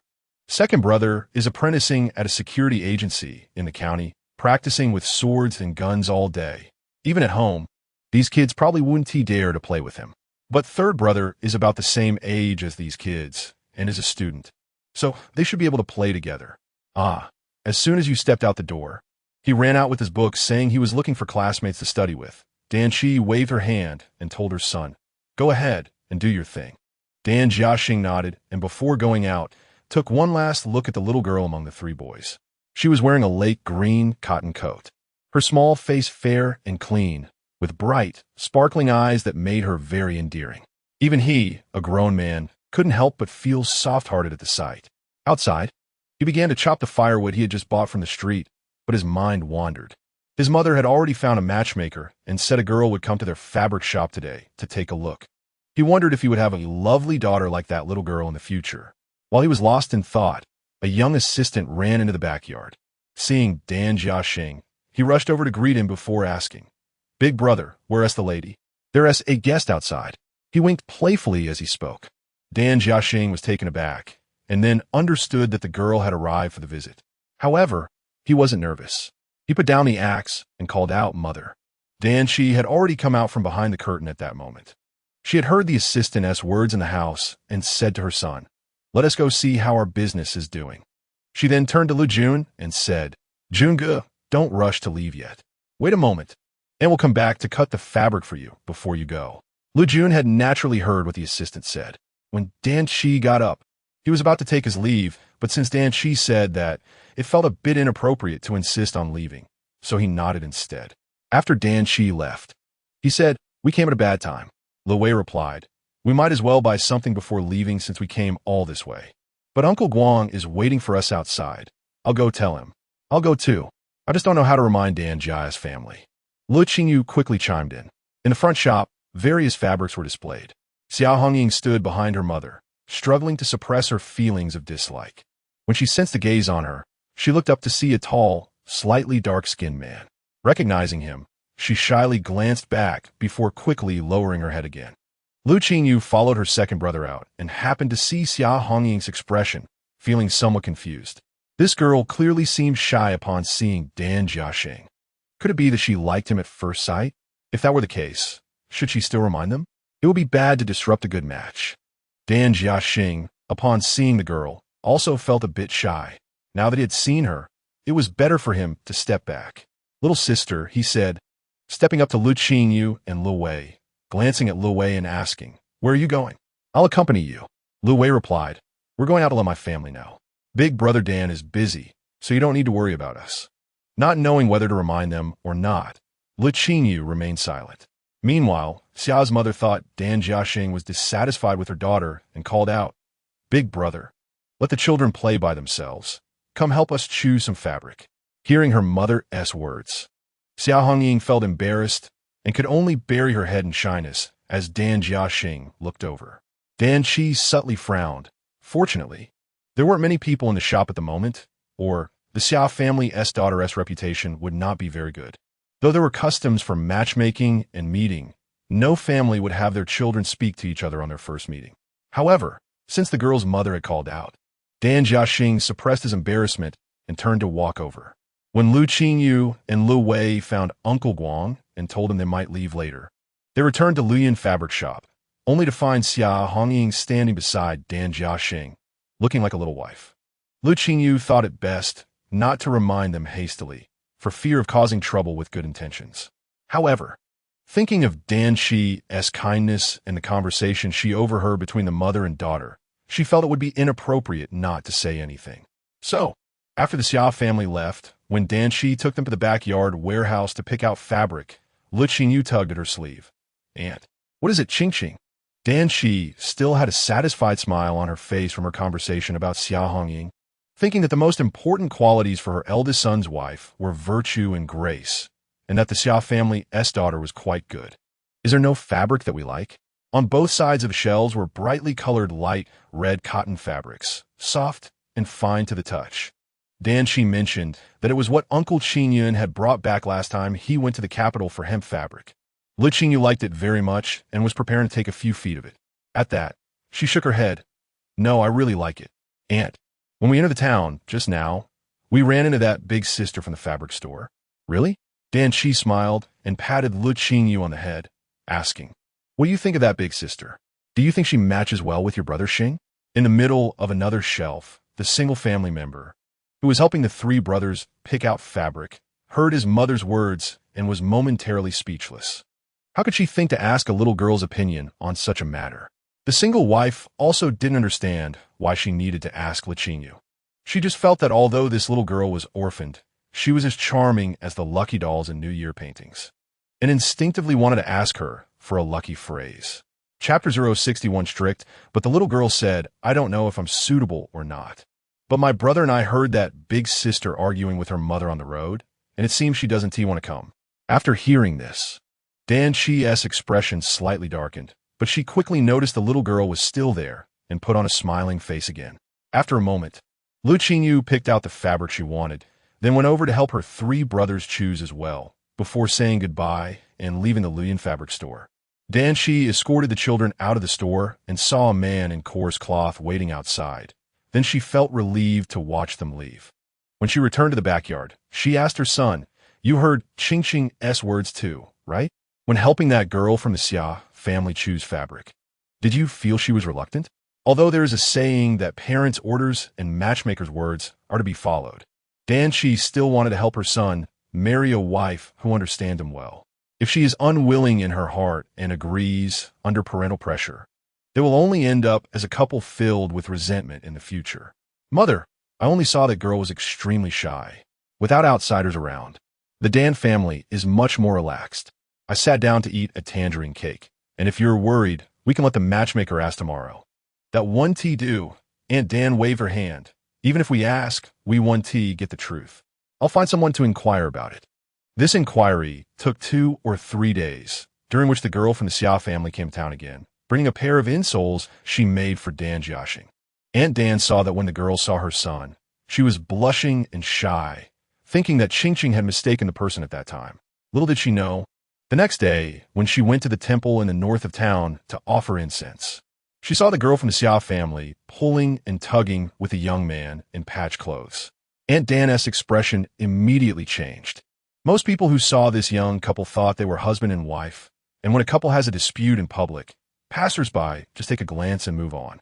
The young man pulled Xia Hongying's hand away and walked towards the back of the temple, and seeing no one was paying attention to them, Xia Hongying hurriedly followed. Aunt Dan, who had sidestepped to avoid them, turned her head and recalled the shy and blushing look on Xia Hongying's face when she delivered the insoles yesterday. Her anger flared up. Are they treating our Dan family like fools? She thought, yet her steps remained steady as she followed them from a distance. Dan Qingyin was organizing fabrics at the counter when he saw his wife walk in with fire in her eyes, striding quickly. Before he could ask what was wrong, his wife hurried past the counter and said, "Come to the back. I have something to say," and went on. Dan Qingyin felt puzzled. He instructed the shop assistant to watch the store carefully, then set down the fabric in his hands and followed her. Who made you angry? Upon reaching the backyard, Dan Qingyin quickly took the cold tea from his wife's hand and declared, "I went to the capital to buy goods honestly. Didn't T look at any young ladies on the road, and didn't T visit any disreputable places in the capital?"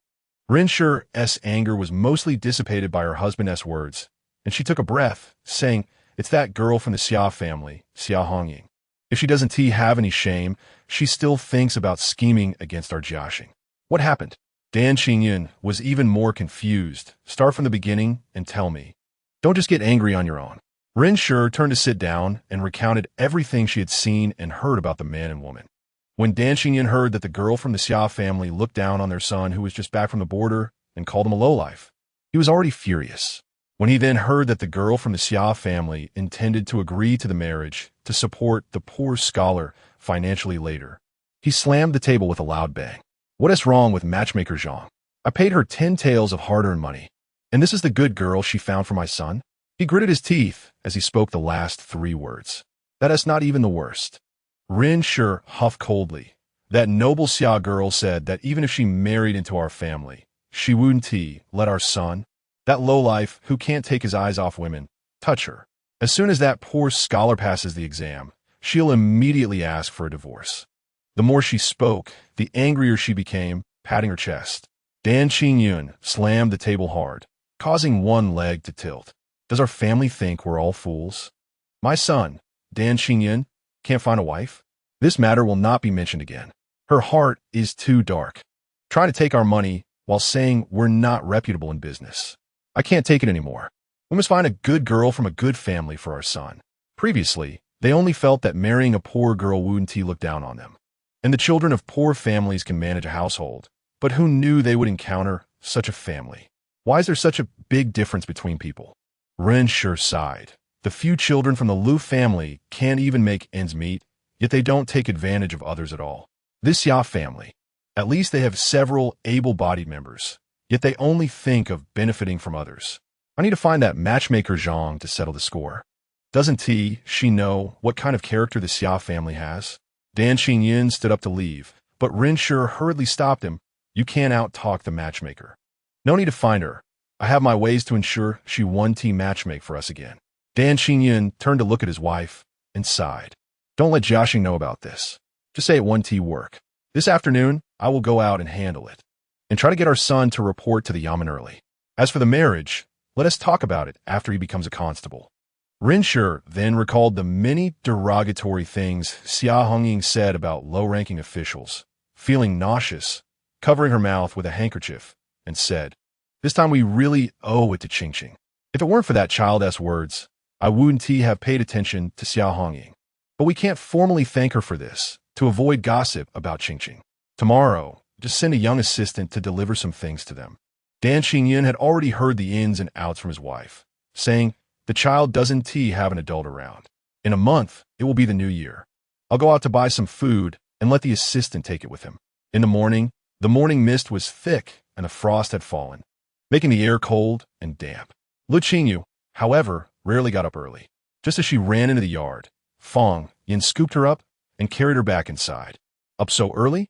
Fang Yin looked sternly at Le Qingyou, tightening her collar with his hand. Wait until the sun comes out before going out. Stay in the house for now. Inside, there was a pot of charcoal that Fang Yin had kindled, glowing warmly, filling the whole thatched house with a cozy warmth. The bamboo charcoal that Guangbo burned was very useful. It burned for a long time without any odor. Just as she was about to be stuffed back into bed, Le Qingyou struggled to get down. I want to go out and see how the radishes are growing, and if the cucumber seeds I planted a few days ago have sprouted. Saying this, she negotiated with Fang Yin. Brother Fang Yin, can I wear another cotton jacket? I definitely want to get cold. Fang Yin wanted to say no, but when he met her hopeful, bright eyes, he couldn't say anything for a while. Finally, he sighed, pinched her nose, and said helplessly, You're really a little pest. Le Qingyou replied, How can you blame me? With another cotton jacket added. Le Qingyou was completely wrapped up like a ball, and on top of that, Fang Yin took out the hat he bought for her last time in town and put on her head. Lu Wei came into the house to get soybeans and said, Fang Yin, make sure to add a cotton scarf for Qingqing. Chapter 062. Hop. By the time Le Qingyou stepped out, it was no longer possible to leave without holding on to Fang Yin. Lu Wei followed behind them carrying yellow beans, and after closing the door, reminded Le Qingyou, Qingqing, just stay outside for a while, and then come back in. Got it. Le Qingyou replied weakly. In the backyard, Lu Jun and Guanghai were clearing and expanding the chicken coop. When they saw their little sister rolling over like a ball, they couldn't help but laugh. Why is Qingqing out here? I'll finish the chicken coop and then go teach you to recognize characters, so hurry back. Lu Qingyou felt that wanting to see something now was harder than Tang Seng's journey to the west. Brother, I want to check on the vegetables in the shed. They won't freeze, she called, adding a hint of childish petulance. Seeing his sister bundled up warmly, Lu Jun felt reassured and stopped teasing her. turning instead to discuss with Guanghai about building another straw hut for Qingyi in the coming days. With snow on the way, they couldn't let Qingyi stay in the mountains any longer. Lu Jun was well aware of Qingyi's care for them and knew it was entirely from a good heart. Guanghai didn't notice anything different about Qingyi either. Hearing Lu Jun say they would build him a house, he agreed after thinking it over and said they would go dig sand and clay by the river on the west side of the village after lunch. Lu Qingyu followed Fang Yin into the half-acre carrot shed. Once inside, her eyes were filled with green leaves, and underneath them were the bright red carrots peeking above the soil. Taking a deep breath, she inhaled the unique fresh scent of carrots in the slightly cold air. Wonderful, Lu Qingyu thought as she took a big step forward and nearly tripped, but thankfully Fang Yin caught her just in time. Still feeling a bit embarrassed, she tugged at her coat, realizing that both Fang Yin and Lu Wei were doing this for her own good, so she didn't say anything. Fang Yin squatted down, letting Lu Qingyu sit on his leg while he adjusted her scarf, saying, "You come to see these carrots every day, yet you still act like it's your first time." "This is my first morning seeing the carrots. The smell is different," Lu Qingyu replied, reaching out to pick up a small carrot. "It's thicker than your finger." "The chicken manure is almost ready. We'll uncover the shed at noon and fertilize them," Fang Yin helplessly replied. "Okay," looking at her fair and delicate face, and said, "My Qingqing should be a fragrant little girl. Why does she like these?" Speaking of which, how to compost that chicken manure was also something she helped with. Lu Qingyu replied, "I'll wash my hands when I go back. They'll still smell good," and only then did she realize how childish that sounded. She quickly jumped off Fang Yin's leg and ran to check on the growth of the carrots. Fang Yin smiled pleasantly, stood up, and followed her. After stumbling through the carrot patch, Lu Qingyu went to check on the vegetables in the adjacent shed. This shed was filled with off-season vegetables, cucumbers, green beans, and a patch of leeks, so 2 charcoal basins were burning in this small one-moo shed. Guanghai had been watching over these charcoal basins, which had been warm from morning till night. The green beans planted more than half a month ago had climbed up the trellis, with some even flowering sporadically, while the leeks were a vibrant green, and the cucumbers had only just sprouted. After observing for a while, Lu Qingyu wanted to dig up some leeks and told Fang Yin, "I want to eat leeks with scrambled eggs."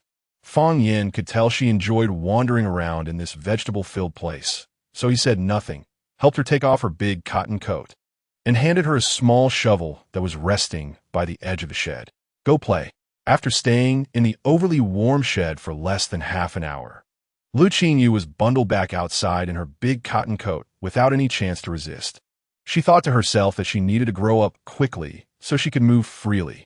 During breakfast, Lu Qingyu directly finished 2 bowls of rice, which made everyone at the table laugh and tease her.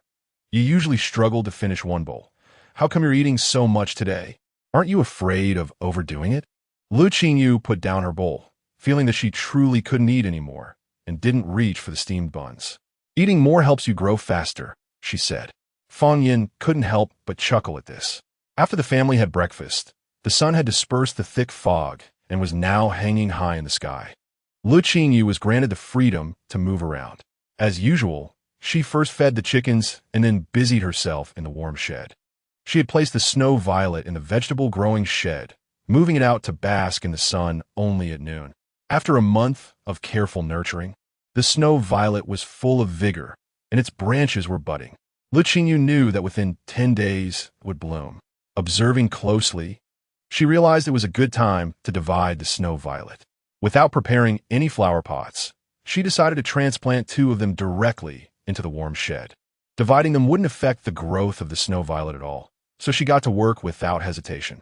After dividing the plants, she was drenched in sweat and was about to take off her fitted vest when Fang Yin approached. "Qingqing," he said, quickly stepping forward to hold her hand. "You can't take off your clothes when you're sweating. Let's go back inside. You can change after you cool down." Lu Qingyu remembered that there were no effective heat-reducing medicines in this era, and even a slight cold was regarded as a serious enemy by ordinary families. She could only endure the discomfort and obediently listen. In the kitchen in the front yard, Lu Wei and Lu Jun were boiling the freshly ground soy milk to make tofu. White steam rose from the kitchen, occasionally accompanied by the chirping of birds from the branches outside, creating a peaceful and lively atmosphere. Lu Qingyu changed her clothes after sweating in the house and then ran to the kitchen. Since her second brother came to their house, he often prepared long-lasting foods. And Le Qingyou enjoyed this busy routine, frequently helping out after finishing her own tasks. Seeing his sister arrive, Lu Jun brought the sesame paste he had just prepared to a small table and also fetched her a small stool. "Qing, you're just in time. Today's sesame paste hasn't been eaten yet," Lu Qingyou replied. "I added some sugar to it," Lu Wei said, noticing that she didn't seem interested. "It should taste good." As a pseudo-child, Le Qingyou didn't really love sugar that much. But since the three boys always found ways to get her to eat these nutritious and easily digestible foods, she obediently sat down to eat. Around noon, a young man, sent by the Dan family, arrived. He didn't stay long, just dropped off the items and mentioned that Boss Dan had sent them, then took his leave. Among the items sent by the Dan family were enough high-quality cotton fabric to make several sets of clothes, along with various food items: a fresh pork leg, 5 or 6 pounds of beef with 2 beef bones, 3 large carp, 2 processed fat chickens, and 3 or 4 bags of snacks. After checking everything, Lu Wei wondered, why did Boss Dan send so many things? Did Qing help them a lot? But a few days ago, when they went to the town, Qing was right in front of them. How could she have helped them that much? Yeah, Lu Jun was also puzzled. This amount is enough to last through the new year. Feng Yin pondered for a moment, recalling what he had heard from the mother and son when he and Qing bought sugar paintings and combined it with what Qing had revealed to Madame Dan. It should be about that matter. I think it must be that Qing told Aunt Dan that their son, the summer girl, doesn't like their family. They checked and found it to be true, and these gifts are out of gratitude, he said. Lu Jun thought about it and couldn't find any other reason. However, the amount of food sent was indeed too much. He couldn't help but pat his sister's head and laughed. Thanks to Qing, we're going to have a very, very plentiful new year this year. That's right, he continued, not to mention these things sent by the Dan family. Just the silver sent by the 2 young masters from the G family back then is enough for us to use for 3 or 4 years. Lu Qingyou looked at the 2 beef bones, her mouth watering. A few days ago, when they went to town, she had dragged her brother to an iron shop because she wanted to eat hot pot. They had someone make a special hot pot for her, made of pure copper for better effect. Yesterday, Uncle Guang went to town to pick it up. It cost them 4 taels of silver, and Lu Qingyou could tell her brother was pained by the expense. However, since she wanted it and her brother had given the money without hesitation, she thought it would be a good idea to make a beef hot pot today to show her brother that it was actually worth the cost. Chapter 063 Discovery Winner is indeed the perfect time for hot pot. Lu Qingyou picked up a beef bone with both hands and said to the 3 boys who were busy putting things away, "Let's have hot pot today." "What hot pot?" The 3 were puzzled. "Using that strange pot that Grandpa Guang brought back yesterday?" "Yes," Lu Qingyou nodded. "Let's make a soup first." She asked Grandpa Guang to chop the big bones into small pieces, put them in the pot, and Lu Qingyou ladled in clear water. Finally, she added star anise and other spices, and Lu Jun came over to start the fire. When the rich aroma filled the air, Lu Jun got up to check the boiling white bone broth in the pot, covered it again, and asked his sister, who was squatting by the basin, insisting on helping wash the vegetables. "Qing, how did you come up with the idea of using bone broth to cook the vegetables? This method of eating is really not elegant. Usually, people just boil a pot of water and blanch the vegetables directly, dipping them in soy sauce when eating. This is how people who are just getting by eat. Any family that has some standards wouldn't eat this way." Lu Qingyou already knew that there was no hot pot in this time and space, but she remembered seeing Lu Qingling wanting to eat this way once. Back when she and her brother were still living in the Lu family, Grandma Lu had always spoiled Lu Qingling.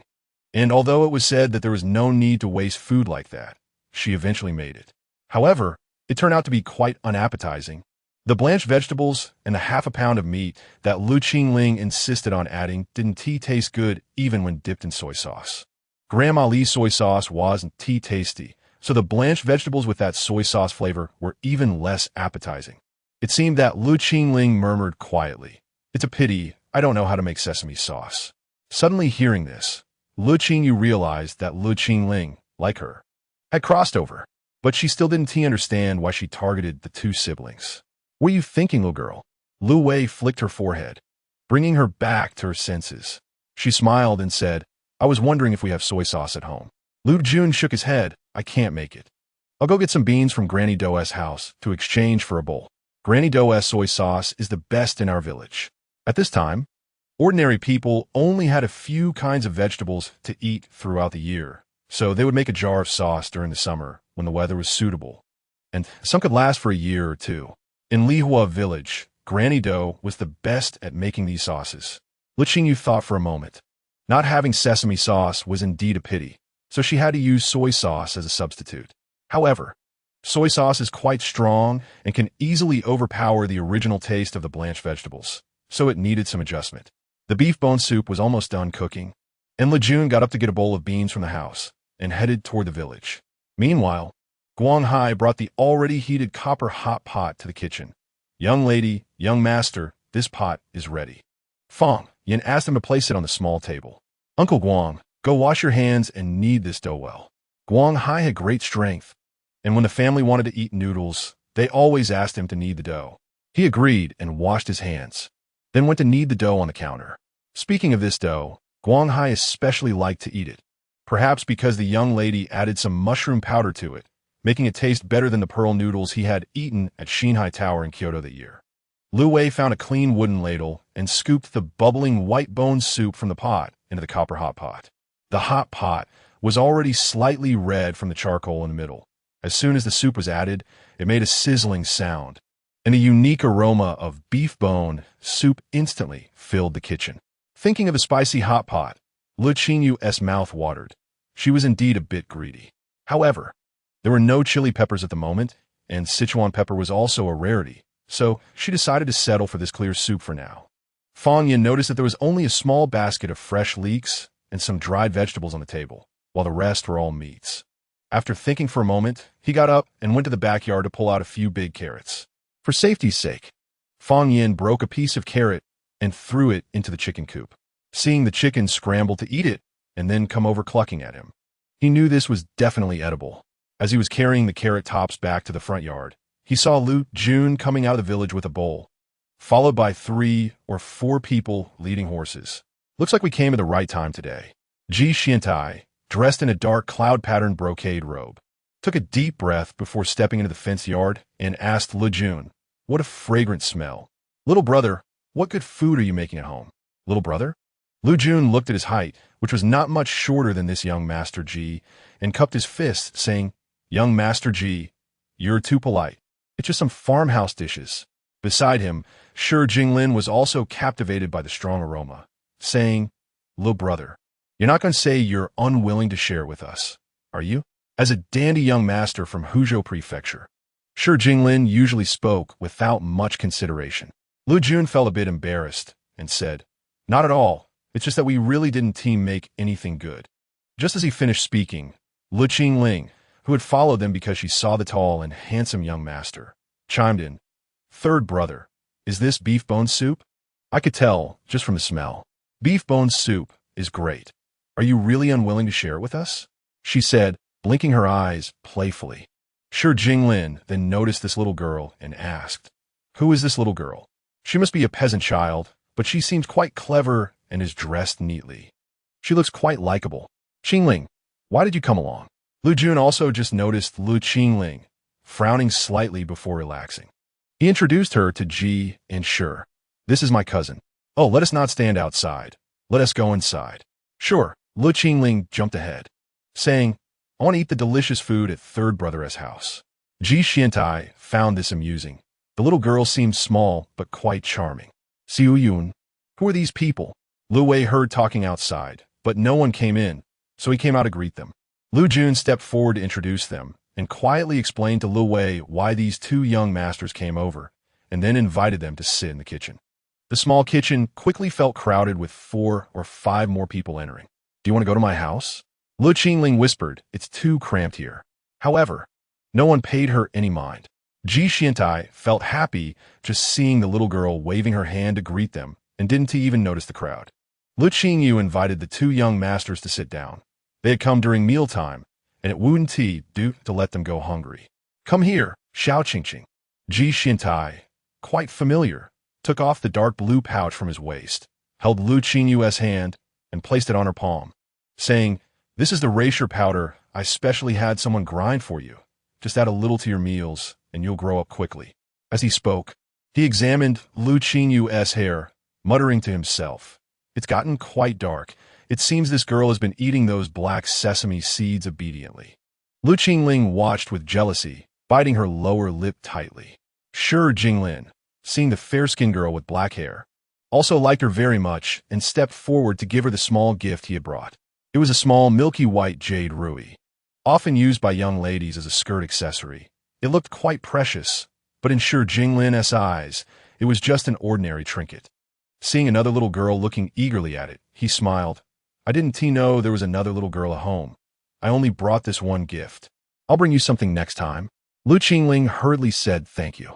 Lu Jun frowned again, then quickly relaxed. "Young Master Sure is too polite. My sister shouldn't accept your gift." Was he saying that as a cousin, she should receive even less? Lu Qingling's smile froze on her face, and then she glared at Lu Jun with resentment, her gaze lingering on the milky white jade piece in Lu Qingyou's hand. What made her even angrier was that Lu Qingyou, who had no parents, had hands that looked even whiter and more delicate than that milky white jade piece. Lu Qingling's resentful gaze was almost tangible, and Lu Qingyou couldn't help but notice it. However, before she could look back, her view was completely filled with Fong Yan's deep blue cotton clothing. He stood in front of Lu Qingyou, wrapping an arm around her shoulder, and said to Ji Xiantai and Sure Jinglin, "Gentlemen, you're too polite. Please take your seats." Since there wasn't enough space for so many people in the room, Guanghai was standing at the door. Seeing his master speak so humbly to two young men of much lower status made him feel uncomfortable. "Guangbo," a voice interrupted Guanghai's gloom. Lu Wei scooped the remaining bone broth from a large pot into a porcelain jar and brought it over to Guanghai. "You and Qing can cook and eat in your room. I'll bring you the meat and vegetables later." "No need, young Master Wei. You go ahead and take your seat. We can wash some vegetables and cut some meat ourselves." Guanghai waved his hand and headed towards the west room with the porcelain jar. Qing Yi, who had gone out to read fortunes, had not returned yet, and he wasn't hungry, so he stayed outside watching the group of young masters and young ladies, ready to respond to any instructions. As Guanghai stepped outside, he noticed that the two young masters each had a servant waiting in the courtyard. Although the sun was shining, it was still very cold. He looked at the steaming bone broth in his hands and said to the two, "Brothers, the young master has asked us three to cook and eat outside. I have a charcoal stove in my room, so we can stay warm while we eat." Inside the room, Sure Jinglin looked at the strange pot boiling with thick soup and smiled. "What kind of feast is this?" "A hot pot feast," Lu Qingyou replied from her seat on the stool, but her peripheral vision was still on Lu Qingling. She noticed that as soon as she said this, Lu Qingling looked over in surprise. Lu Qingyou became more certain that this Lu Qingling was also someone who had crossed over. With this assurance in her heart, she stopped paying attention to her and began to explain to Sure Jinglin and Ji Xiantai how to eat. Chapter 064. Snatching business. The sauce made by Grandma.Do was slightly yellow with a rich aroma. It tasted salty with a hint of sweetness, a flavor that greatly exceeded Lu Qingyou's expectations. She didn't think her brother would say that Grandma.Do's sauce was this good. If it were in her time, it would have swept the nation long ago. Ji Xiantai saw the little girl scoop a spoonful of sauce, taste it, and then pour it into the bowl in front of her. She then scooped out a small half-spoon of milky bone soup from the pot and mixed it with the sauce. Finally, she got up and took 2 jars of something from their cupboard, adding them one by one to the sauce bowl. After stirring it well, Lu Qingyou looked at her brothers and then at the 2 young masters. "Okay, mixing the sauce like this makes it even tastier. You should try it too." Li Yun, Lu Wei, and Fong Yin couldn't help but shake their heads and chuckle, each taking a bowl to mix the sauce as Lu Qingyou had done, while Ji Xiantai and Sure Jinglin remained seated without much movement. Lu Qingyou stared at them. "You guys can't do it?" Sure Jinglin felt a bit embarrassed under her gaze. A little girl could do it herself, yet he was waiting for someone to help him. It was indeed a bit lazy, so he smiled and took a spoon to scoop the sauce. However, once the sauce was in his bowl, he started to doubt if this was edible. It would be better to just drink the soup. Meanwhile, Ji Xiantai still hadn't moved, smiling at Lu Qingyou. "Little girl, I'm really not used to doing these things. Could you please help me?" The young man had a handsome appearance, and when he smiled, he looked even more charming, exuding an unparalleled elegance and nobility that was almost unfair. Even though Lu Qingyou was already used to the good looks of her three brothers, she was still surprised by the beauty of this young man. She actually had a small flaw, even in her previous life, which was a mild obsession with looks. When there were no significant moral dilemmas involved, she was often willing to help beautiful people. She had known that Ji Xiantai was good-looking, but she didn't expect him to be this handsome when he smiled so kindly. "Little girl, are you back to your senses?" Ji Xiantai reached over easily to gently tap her fair forehead with his arm, even though there was Fang Yan sitting between them. Fang Yan's expression darkened slightly, but what made him feel worse was what came next. He saw the little girl break into a sweet smile and get up to stretch her short arm to help Ji Xiantai mix the sauce. "We wouldn't want to trouble you, but you don't mind helping outsiders." After all, he was still a young man and couldn't help but say, looking at Lu Qingyou with a hint of coolness. Lu Qingyou didn't think there was anything wrong with Fang Yan's words. She knew he was definitely concerned for her, so she smiled and said, "It's nothing, brother Fang Yan. I'm not tired at all, and yours isn't mixed well either. I'll help you with it later." Fang Yan felt a surge of frustration in his heart, but the little girl's light words extinguished it, leaving him feeling neither good nor bad. Ji Xiantai was amused, watching the little girl help him mix the sauce. Once it was ready, he took it with both hands and thanked her with a smile. Lu Qingyou looked at the handsome young man smiling at her, feeling very pleased, and quickly waved her hands, saying it was no trouble. Unbeknownst to her, Lu Qingling, who was 3 people away from her, had been eyeing her with a hostile gaze for quite some time. At this moment, her eyes were filled with disgust and disdain. Disgusting, Lu Qingling lowered her head, looking at the empty bowl in front of her, muttering. She was already 80 sure that this little cousin of hers was not the same as before, but was possessed by someone else. Moreover, taking advantage of her young age, she was trying to seduce the young master, which made her feel nauseous just thinking about it. Since Ji Xiantai was seated next to Lu Qingling, he suddenly turned to glance at the little girl beside him. What did she just say? Disgusting? Heart. Ji Xiantai repeated the 2 words he had just vaguely heard in his mind, and a layer of icy coldness quickly formed in his eyes. Was she talking about the little girl? He had forgotten to ask, "What is your name?" Ji Xiantai turned his head to look at Lu Qingling on his right. Huh? Lu Qingling looked at Ji Xiantai in surprise, then felt a bit embarrassed and said, "My name is Lu Qingling. You can call me Lingling. I don't know how to address you either." Although she felt a bit shy, she wasn't coy, quite different from the girls in the capital city who would become shy upon seeing them. However, it was precisely because of this pretense of being bold that Ji Xiantai became more convinced that this little girl was young but not simple-minded. He chuckled, stroking his right index finger against his thumb on his knee, and spoke with an obviously cold tone. "Oh, I see. But Miss Lu is already 8 years old, right? I'm a few years older than you, so I kindly remind you that our family values the separation of men and women at 7 years old. But now we are in a farmhouse, so it doesn't need to be so strict. However, you directly sat between 2 strange young men upon entering, which is a bit inappropriate. Among your family, no one will secretly laugh at you. But if you do this outside, people will openly say you are shameless."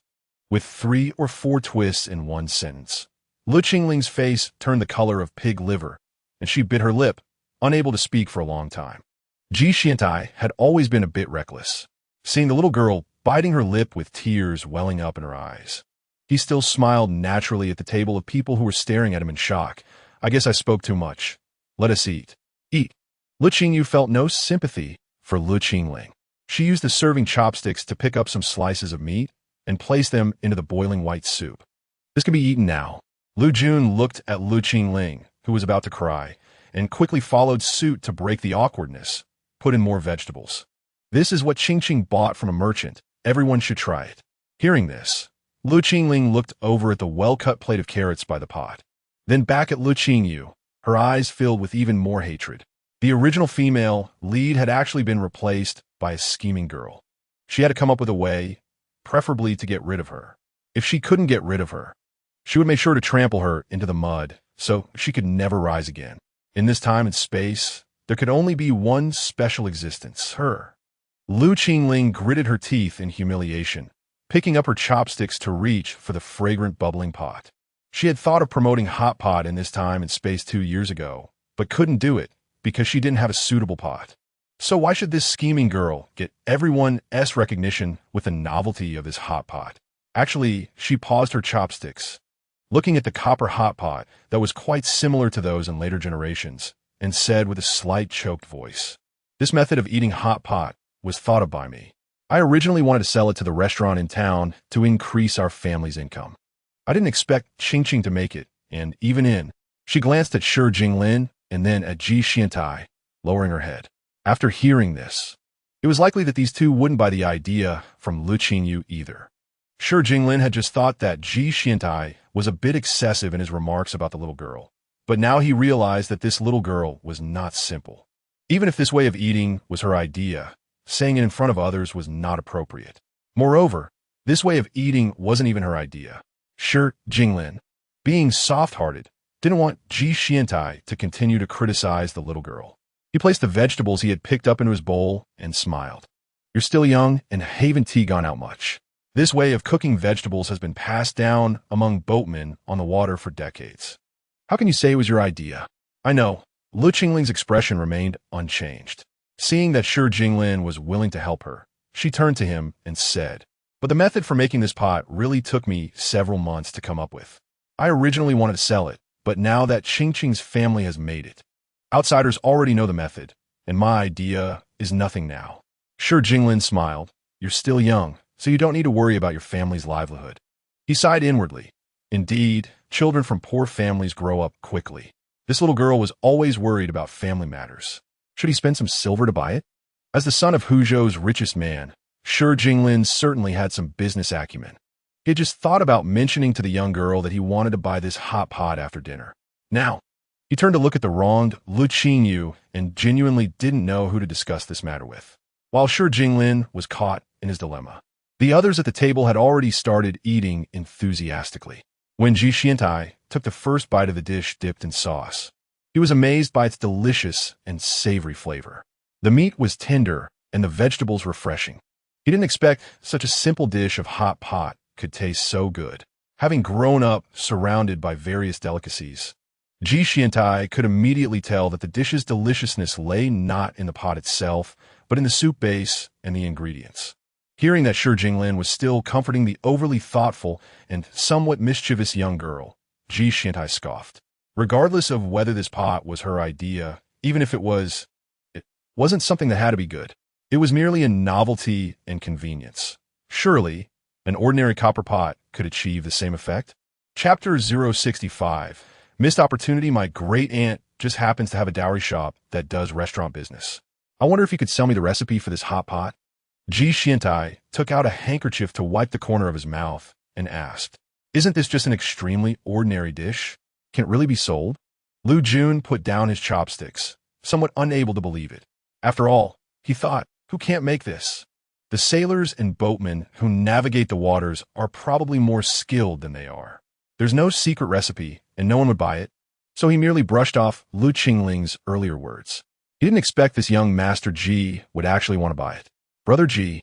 Lu Qingling looked at Ji Xiantai in disbelief. "This pot is my idea."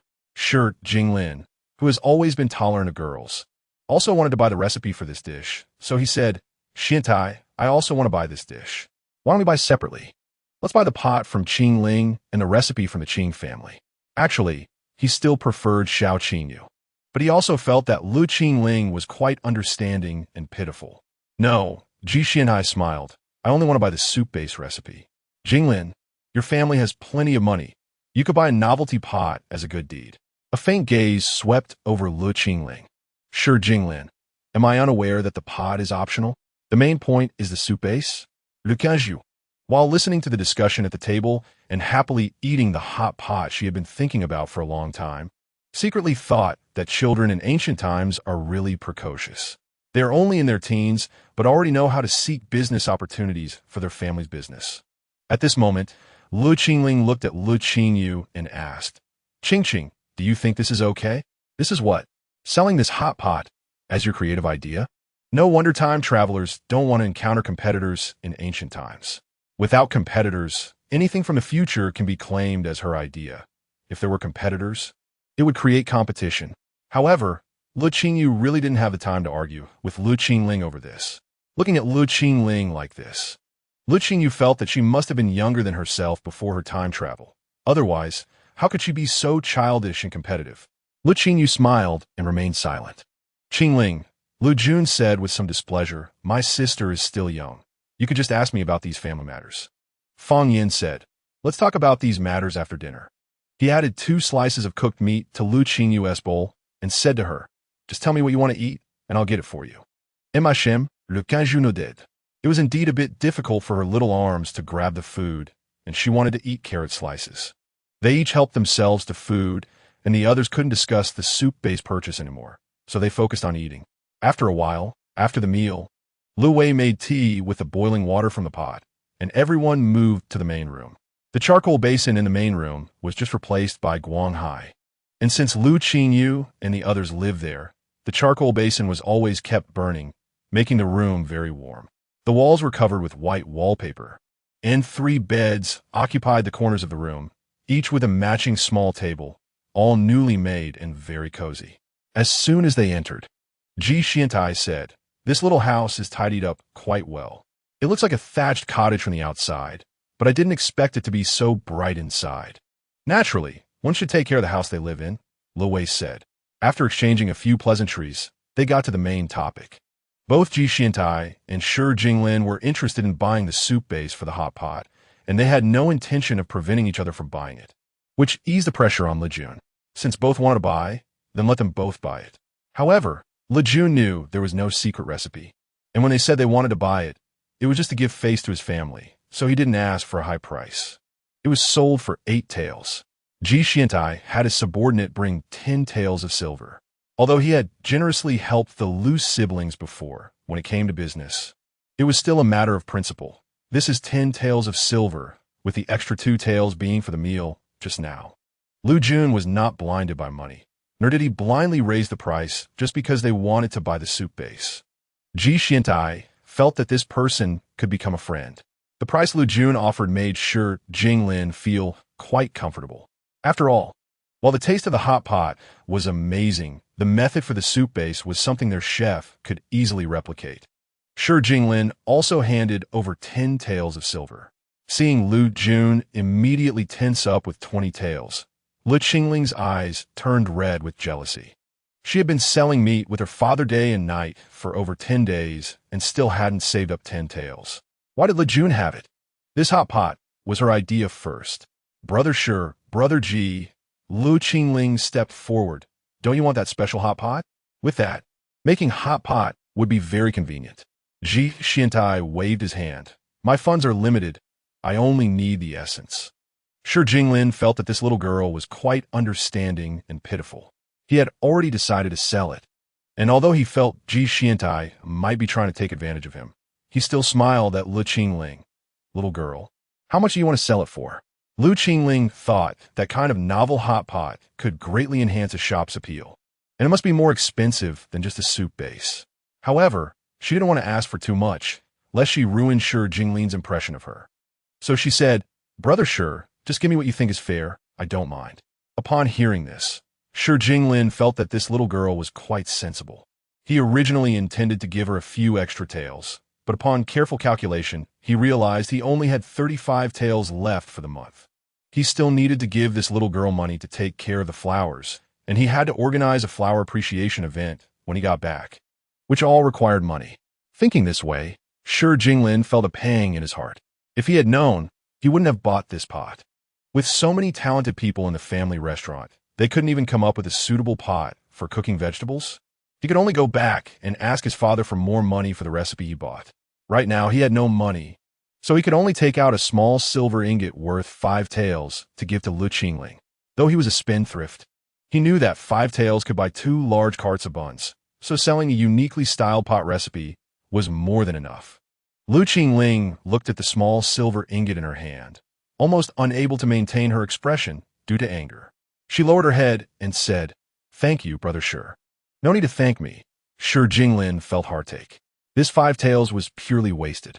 Later, he still needed to give this little girl money for flowers. Since she had taken care of the snow purple, he couldn't show no appreciation. Right. Let's go see the snow purple. I came today just to see this flower. If it's okay, I'll take it away. Le Qingyou, hearing this, hurriedly led them to the radish shed in the backyard. Feeling fortunate that she had separated 2 plants of snow purple earlier in the morning. She also felt a bit embarrassed as she pointed out the snow purple placed in the middle of the shed to Shi Jinglin and Ji Xiantai, explaining, I separated 2 plants this morning. I hope you don't mind. How can we mind? Shi Jinglin was first stunned by the green plants in the shed, and then upon seeing the snow purple that was already budding, he was so happy he didn't know what to say. It's actually going to bloom? Little sister, how did you take care of it? Le Qingyou, I just water it every day and let it get some sunlight. Ji Xiantai looked at her speaking, a thin smile appearing in his eyes, feeling as if a warm stream flowed through him. After confirming that the snow purple had been fully nurtured, Shi Jinglin asked Le Qingyou about the care tips for the future and generously took out 20 taels from the remaining 30 taels to give to her. This is your reward, Shi Jinglin said with a smile. Take it. When these 2 snow purple grow up, brother will introduce people to you to sell them. Seeing this, Lu Jun hurriedly stepped forward to stop. We can't accept any more. Please take it back, young Master Shi. Shi Jinglin looked at Le Qingyou and said, this is for the little girl. She must have worked hard moving the flower pots every day. How can we not give her money? Young Master Shi has already given money. That soup-based recipe isn't worth much. So let's consider it as an additional payment for our Qingqing taking care of the flowers. The previous 10 taels is enough. Lu Wei glanced at Lu Qingling beside him. Feeling alert. There was too much money coming into the house today, all right under her nose. Grandma might come ask for it. Lu Qingling wore an unnatural smile on her face. Seeing that Lu Jun and Lu Wei both declined the money, she cursed them for being hypocritical. She quickly perked up and, taking advantage of the fact that the few boys weren't paying attention, approached Lu Qingyou, pointing at the pile of carrots and asking, Qingqing, what is this? Where did you buy it? Lu Qingling was already certain that Lu Qingyou had traveled here, but she still wanted to see her reveal a flaw. Lu Qingyou glanced at her, puzzled, and said, I bought it in town. How come I've never seen it? How could you buy this? Lu Qingling followed up, her tone casual, but her expression was aggressive. Lu Qingyou frowned, not wanting to engage with her. Lu Qingling smiled and suddenly asked in a tone full of innocent curiosity, Qingqing, do you know what bai qi means? Since she had traveled here, she should be able to understand these 2 words. If she understood, would she hit herself? If she did, they wouldn't be able to keep a single cent of their money, and both Xiao Shi and Xiao Ji would definitely have a much lower opinion of her. Lu Qingyou thought she could rely on these 2 to turn her fortunes around. That was just a dream. And if she only asked her one question and got hit for it, the village would drown these siblings in spit. BT, Lu Qingyou initially didn't understand, but then suddenly realized that it was an insult calling her a whore. How strange. Who was this Lu Qingling to have so much hostility towards her? She immediately smiled and said, I think your 2 eyes look especially like bai qi. Lu Qingyou, Chapter 066. The visit Lu Qingling was almost infuriated to death by this remark. She raised her hand to slap Lu Qingyou's face, but just as her hand was lifted, it was blocked and pushed aside by Fang Yan, who had stepped over in 2 large strides. What do you want to do? Fang Yan's gaze was sharp as a knife, making Lu Qingling involuntarily shrink back. While everyone else was in a daze, Lu Qingling suddenly burst into tears.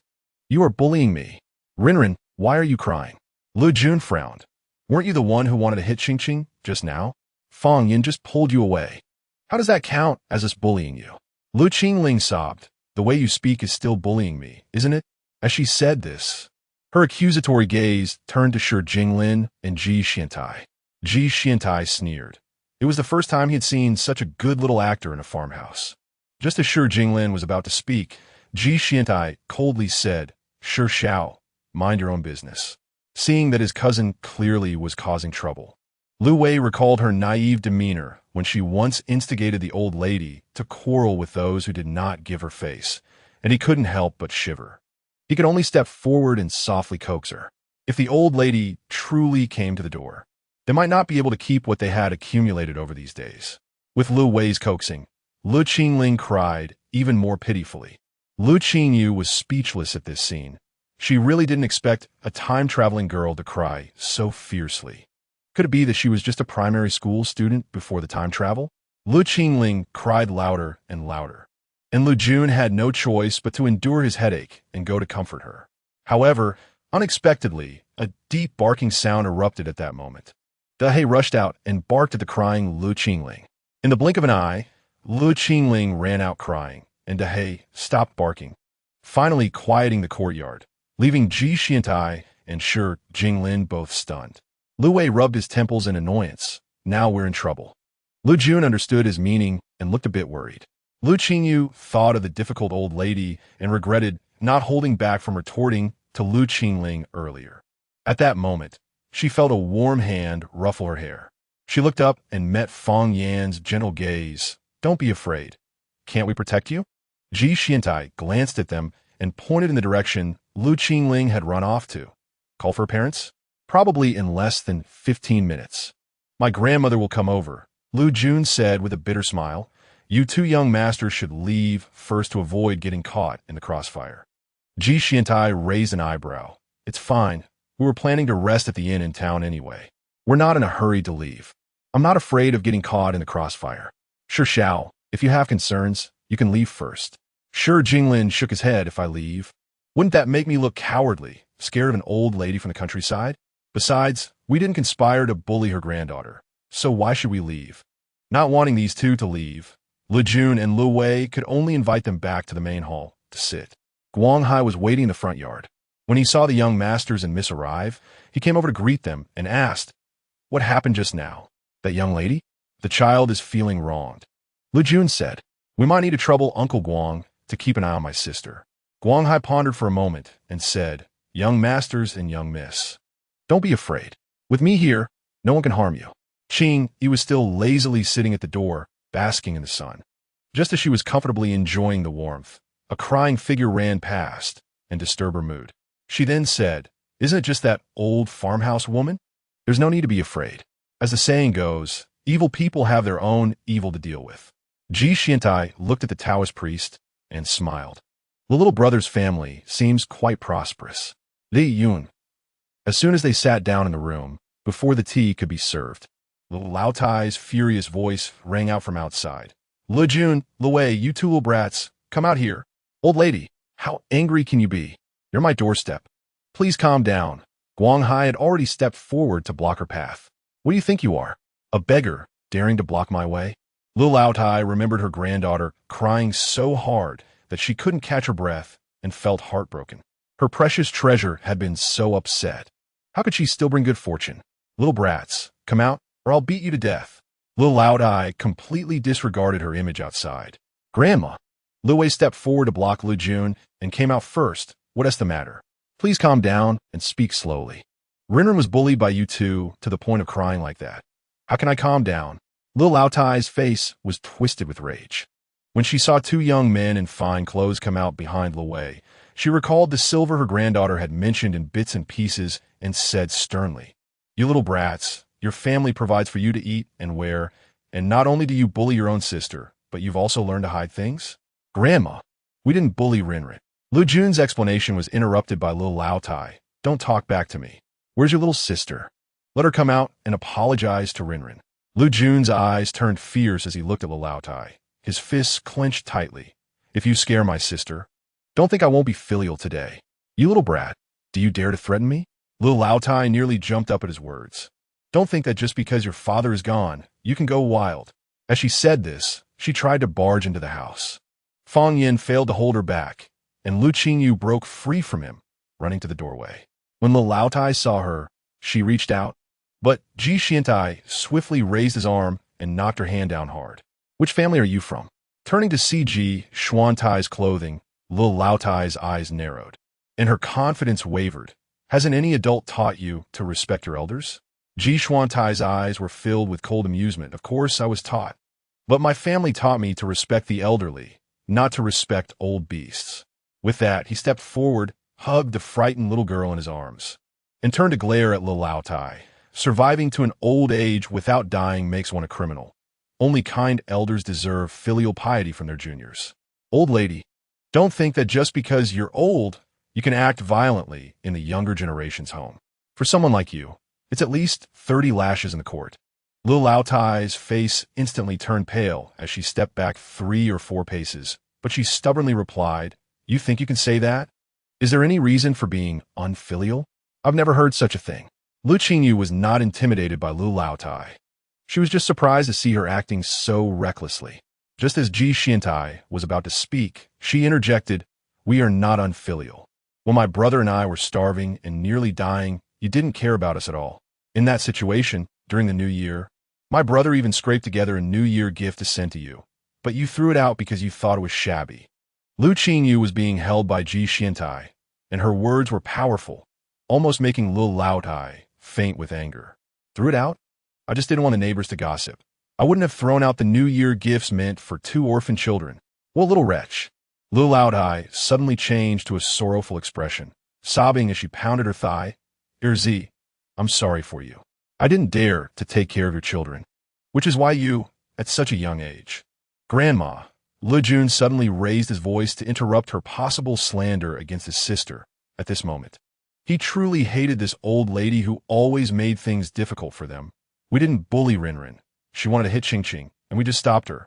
And then she started crying. If you don't believe me, you can call her to clarify." Lu Laotai's words were interrupted, and her bitter expression faltered. She turned to poke Lu Jun's head with her finger. Lu Jun didn't move, thinking that if he let the old lady vent her anger, it would be fine. Lu Qingyou felt anxious, and seeing someone carrying firewood walk out from the mountain entrance, she shouted, "Grandma, don't hit my brother. I didn't bully Sister Rinrin. If you want me to apologize, I'll go apologize. Just don't hit my brother." She could pretend to be pitiful too. The little girl's soft and sticky voice carried a hint of fear, making everyone's hearts ache. Those present were all extremely worried, and Fong Yin hurriedly stepped forward to hug Lu Qingyou, gently patting her back while softly saying, "Don't be afraid, don't be afraid." Carrying firewood, Song Laoqi heard the sound, and, upon seeing the scene in the Lu family's fenced yard, immediately knew that the old lady of the Lu family was causing trouble for those children again. He quickened his pace towards them. Meanwhile, Lu Jun and the others thought that Lu Qingyou was frightened, and their gazes towards the old lady of the Lu family turned unfriendly. Guanghai looked at his master, who was gently coaxing the young lady, then stepped forward with a serious expression and said to the old lady, "Madam, please go back, or we will have to pay a visit to the yamen." "What do you want? What do you want?" The old lady of the Lu family shouted loudly. "You little rascals are causing a ruckus, trying to drive me to my death." Lu Ju no longer had any intention of calming things down. He and Lu Wei surrounded their sister and quietly scolded her. "Why did you come out when we told you to stay inside?" Fang Yin frowned. "Do you really want to scare Qingqing?" Lu Wei reached out to gently pat the top of Lu Qingyou's head, saying, "Qingqing is not afraid. Brother is just worried about you."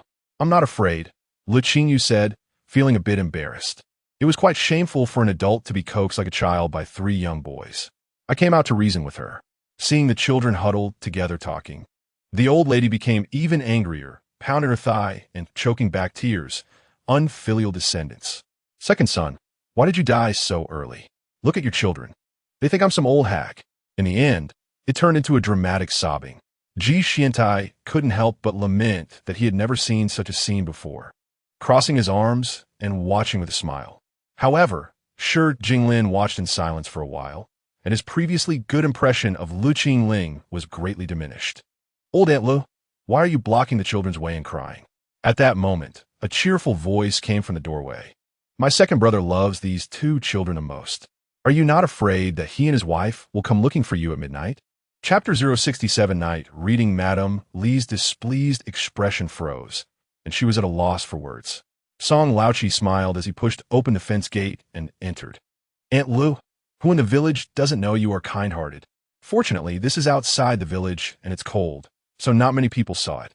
If word got out, your reputation for kindness would be ruined." Madame Lu cared a lot about her reputation and disliked anyone saying anything negative about her. Even though she had done many things, she wanted to appear as if she had done nothing at all. Hearing Song Laoqi's words made her heart skip a beat, and for a moment, there was a flash of resentment in her eyes as she looked at him. Look at Laoqi's words, as if Auntie came here just to bully a few children. Madame Lu forced a helpless smile. These children, without parents to teach them, really were clueless. Not to mention, take our Lingling for instance. Is she the kind of child who doesn't understand? She's such a sensible girl. She came here to play, saying she was worried about them and wanted to help. But in the end, she left crying. Can I not be angry? Furthermore, Lingling told me they even tricked the young master out of money. If that angers the adults, our whole family won't escape unscathed. Upon hearing Madame Li's words, Le Jun's fists clenched unconsciously. Grandma really wouldn't rest until their reputation was completely tarnished. Lu Wei patted Le Jun's shoulder, shook his head to stop him from speaking, and took a few steps forward, saying, when Grandma came over, I thought we had done something extremely wrong. It turns out it's just this.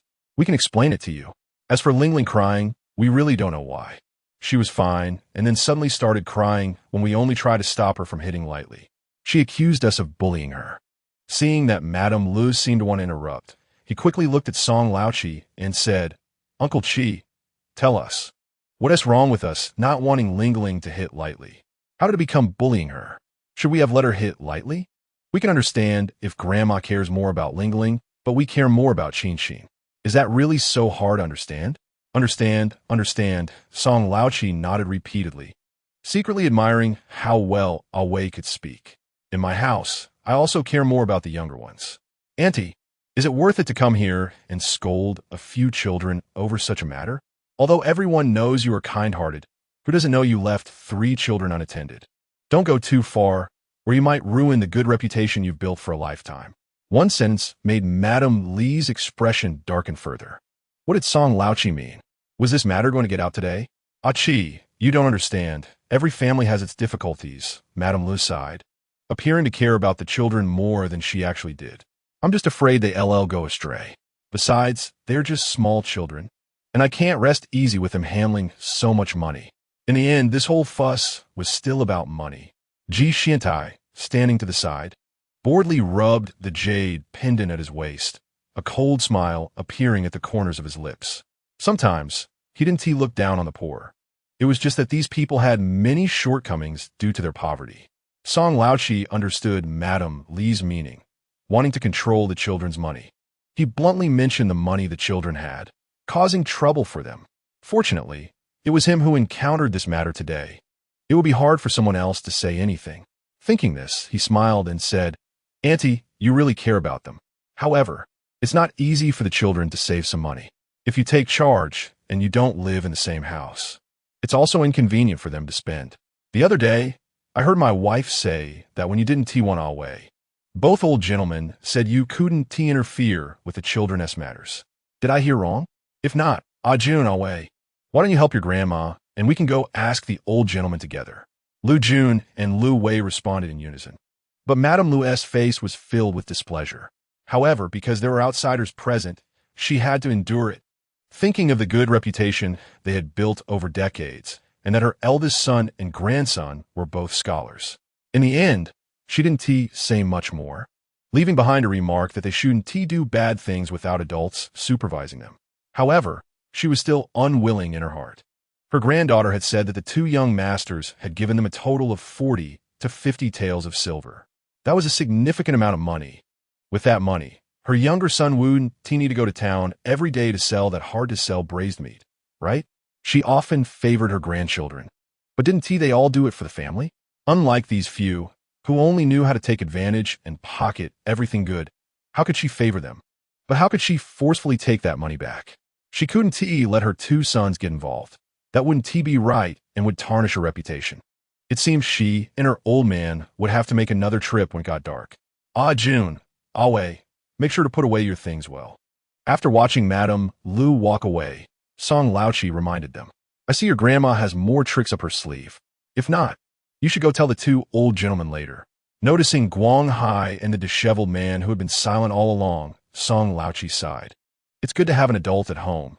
It will be better if anything happens. You 2 should look out for each other.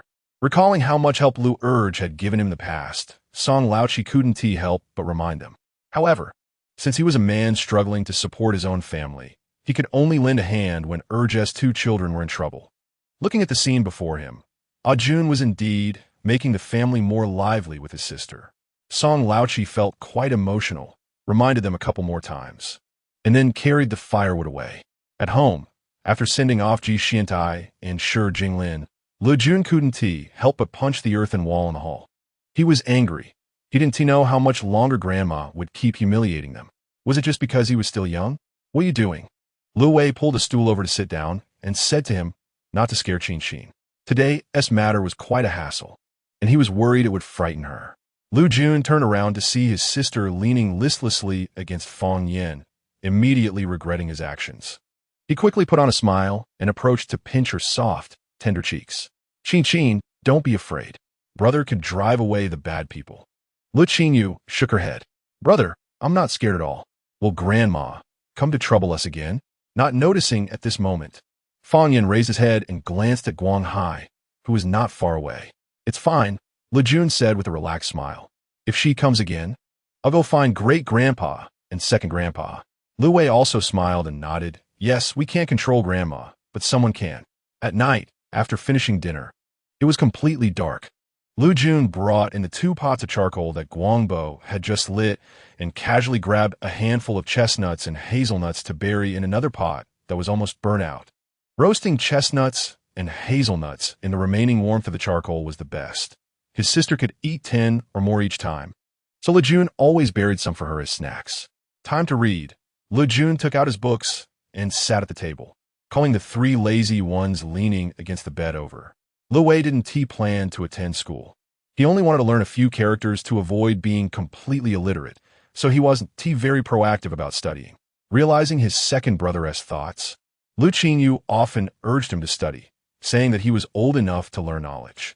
In the future, when she raised chickens, fed ducks, and planted flowers, could she not afford for the 3 of them to go to school and take exams? Chapter 068. Contradiction at this moment. When Lu Qingyou heard her brother calling to study, she hurriedly sat up and pulled Lu Wei and Fang Yin over. Fang Yin said he had studied these before and remembered them well, so occasionally when Fang Yin was not serious, Lu Qingyou did not urge him much. Fang Yin was quite proud, and she worried that if she kept urging him, it might make him lose interest in studying.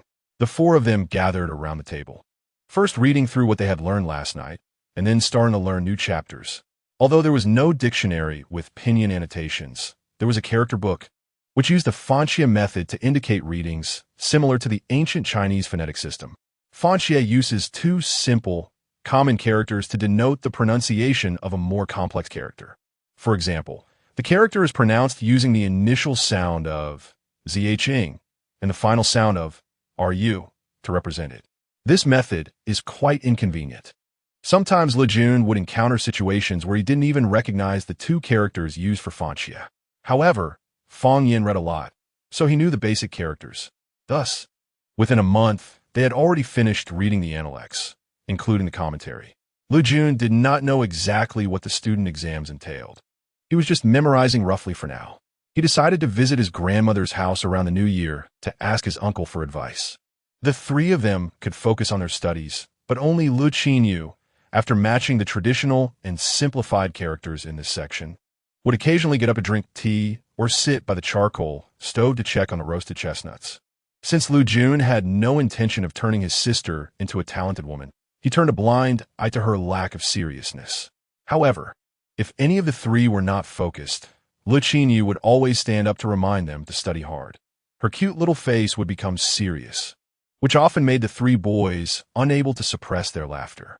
Half an hour later, considering the boys had worked hard studying, Lu Qingyou brought a small pot of tea to the table, then turned around with her little short legs, which couldn't take big steps, to fetch teacups and the freshly roasted chestnuts and hazelnuts. Watching the little girl busying herself for them, although the 3 had different thoughts, their hearts felt warm. After eating and drinking tea, Lu Qingyou insisted on cleaning up the chestnut and hazelnut shells herself, taking the teapot and cups away, and hurriedly reminding her brothers to continue studying. She went to the wash basin by the door to pour out the leftover tea and wash the teapot and cups. When Le Jun thought of his sister again and looked up, he saw that she had already curled up in bed, fast asleep. He got up to check on her, finding she had washed her face by herself and even applied some fragrant ointment. For a moment, Lu Jun felt soft-hearted. He lifted the quilt a little, checked his sister's small feet to confirm they were clean, and then turned back to continue reading. Meanwhile, Fang Yin noticed Lu Jun's series of actions and felt a pang of jealousy again, wishing that it was him who got to cuddle the little girl to sleep every day. However, with her biological brother around, it seemed he had no standing to take care of her. The three of them studied for another half an hour before washing up and going to bed.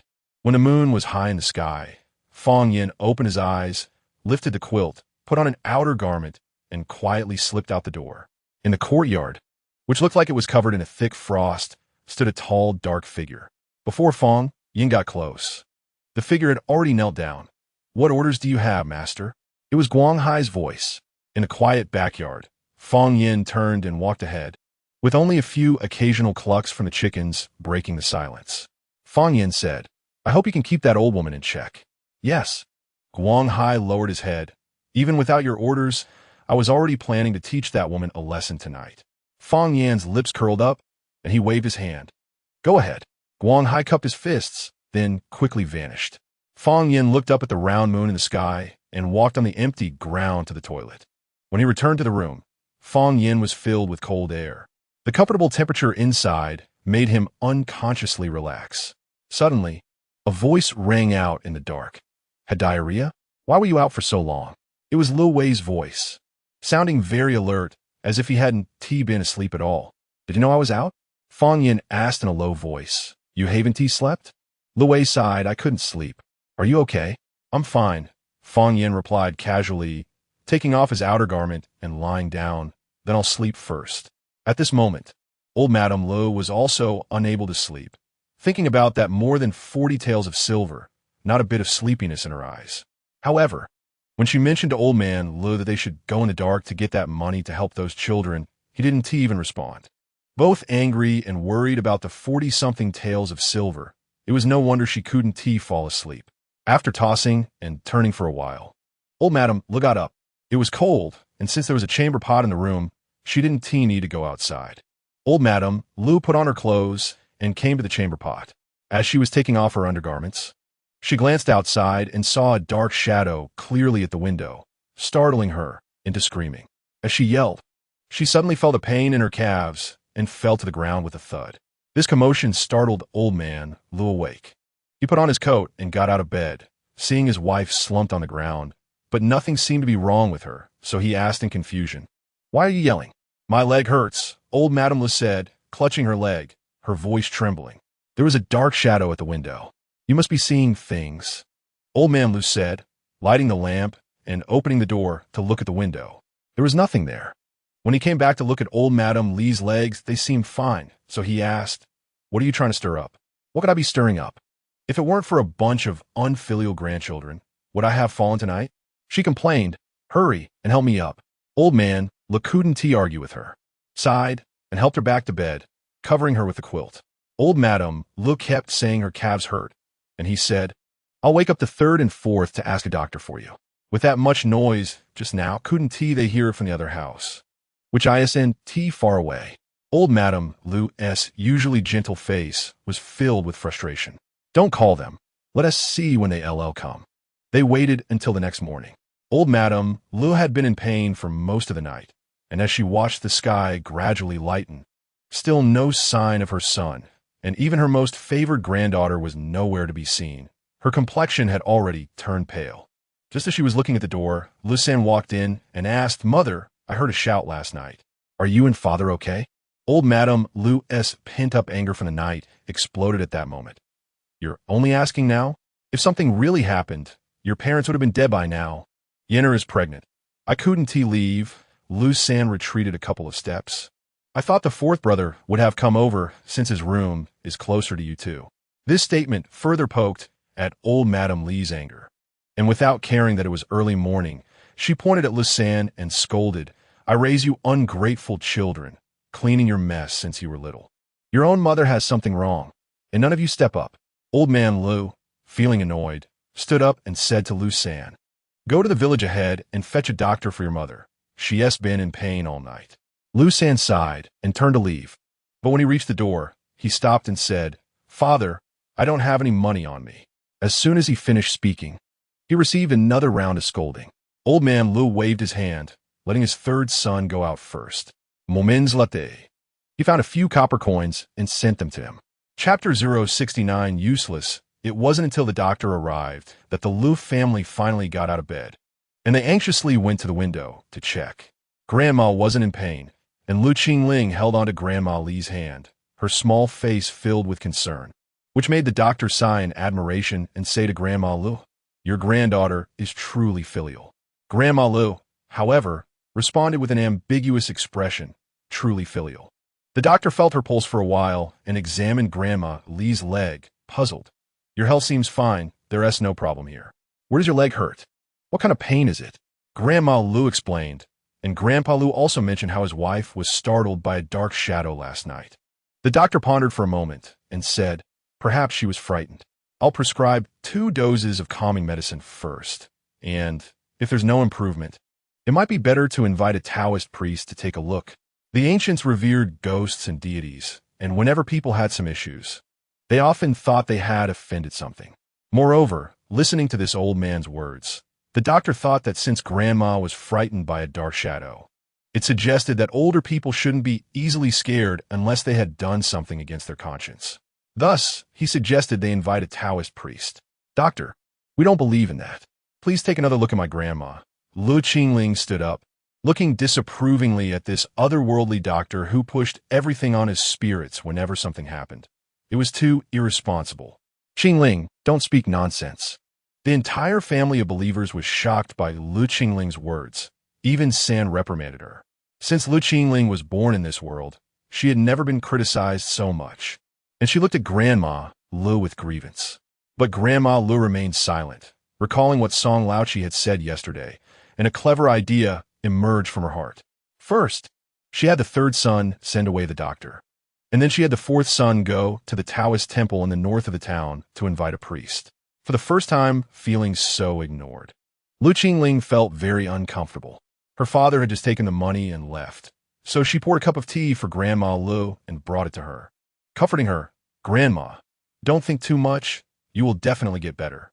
Yesterday, you came back from Sangu's house, and it was only at night that things went wrong. Could be something from their house. Since Grandma wanted to invite a Taoist priest, didn't that mean she could finally figure out how to get rid of Le Qingyou?" People in this time were very superstitious, but in reality, ghosts and deities did not exist. Those priests merely exploited the psychology of the common people to deceive them, with just a little guidance. Wouldn't the priest burn Le Qingyou as a monster? Le Qingyou became excited, her eyes shining. "Grandma is sick, and you're so happy?" Grandma Lu looked at her and asked, "How could that be?" Le Qingyou acted cute next to Grandma Lu. "I just think the priest my dad invites will definitely be able to cure you. By the way, Grandma, you're not feeling well. Do you want me to call Sangu and them over? Having them here would only be an eyesore." Grandma Lu had a knot in her heart and didn't want to see the Lu siblings at all at this moment, but she still remembered their money. So she said, "Tell your mother to go to your Sanji's to get some money. I'm sick, and these 4 sons of mine all have to contribute money. No family can be left out. Money." Lu Jun looked at his fourth aunt with a face full of disdain. "Grandma is sick? How much has Uncle and San Shu contributed? I could just match it."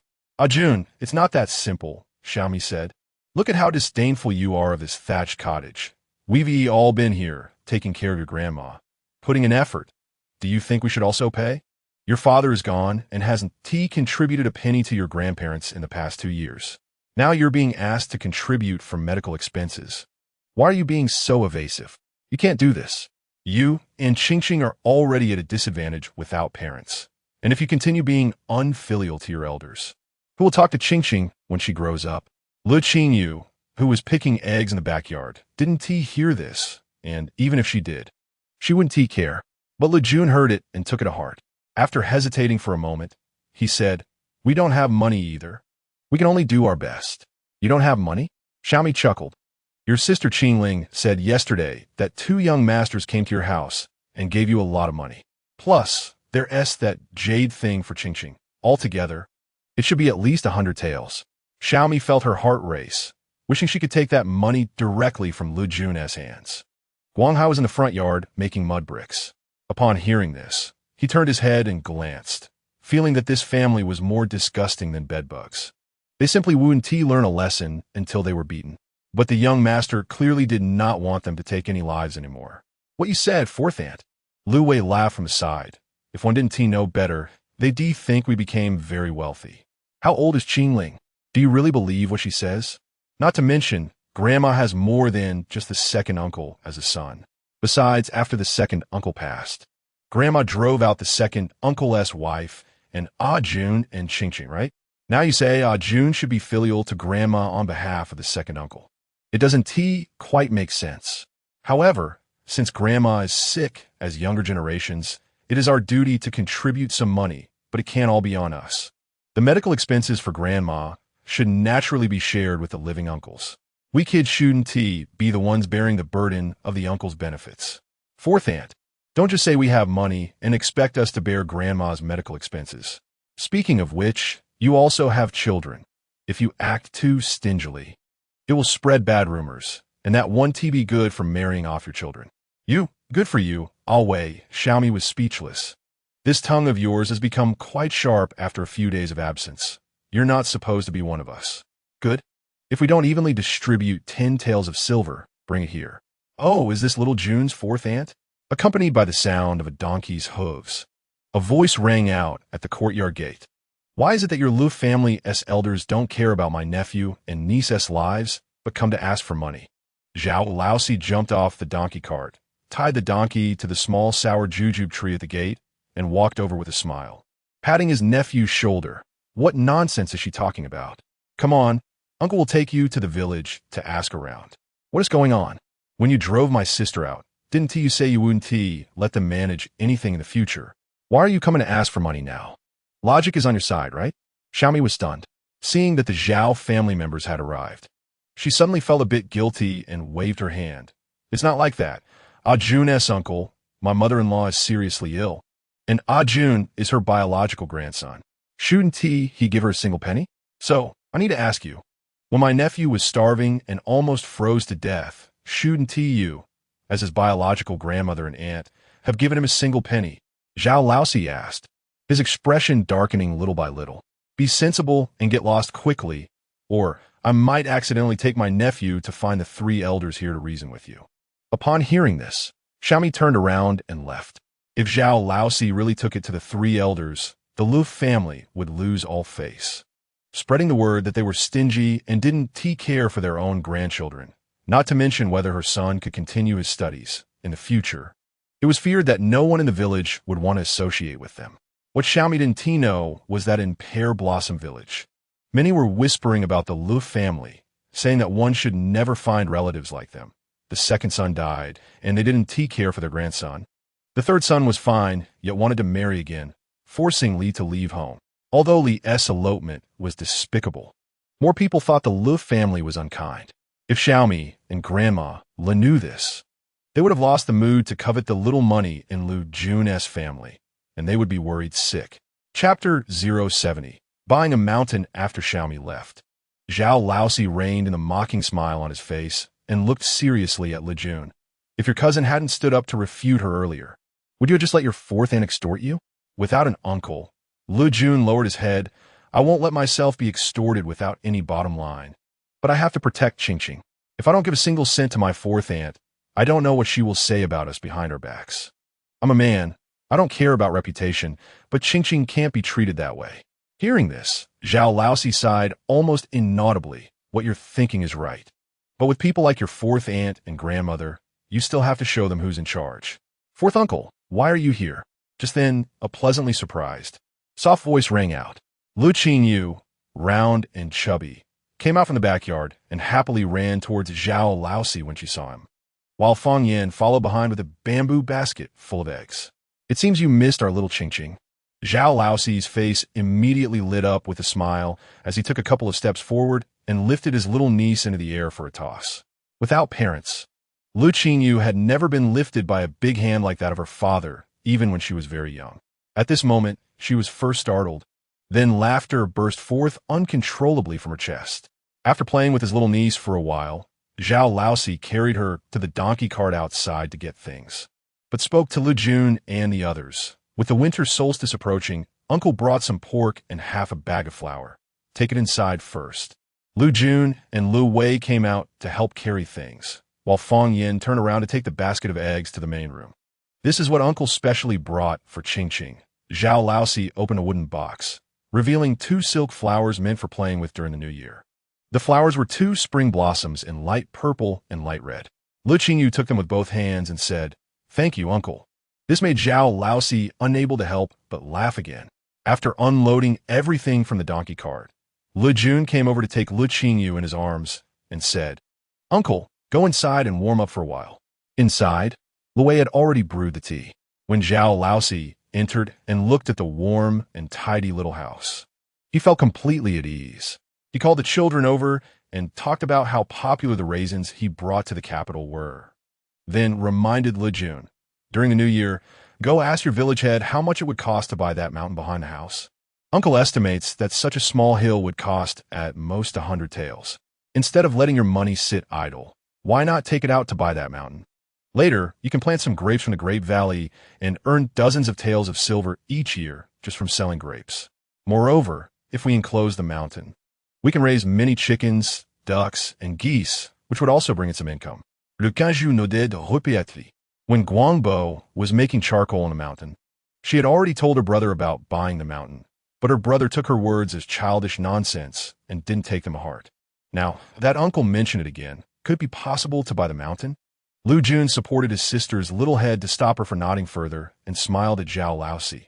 "To be honest, Uncle, Qingqing has long wanted to turn the mountain behind into our own property, and I have considered it too. But the villagers rely on that small mountain.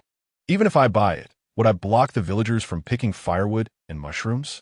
I'm afraid that would cause a lot of unnecessary disputes, and besides, I'm still young and easily bullied.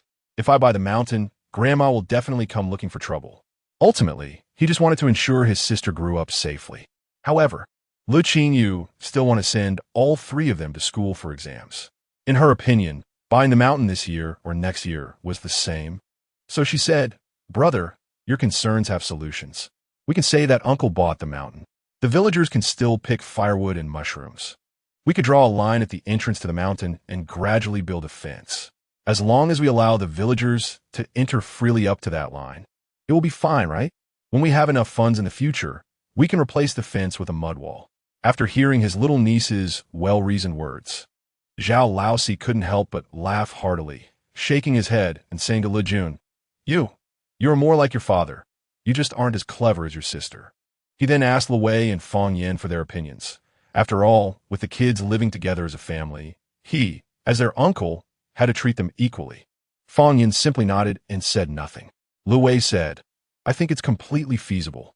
The mountain not only has the Grape Valley, but also hazelnuts and wild fruits. With a little processing, they're quite popular at the market in town." With business acumen, Zhao Laosi smiled and nodded. "I heard Xiao Jun say that turning grapes into raisins is a wise idea. That's good. In the future, you'll certainly do better than me, a small vendor." All right.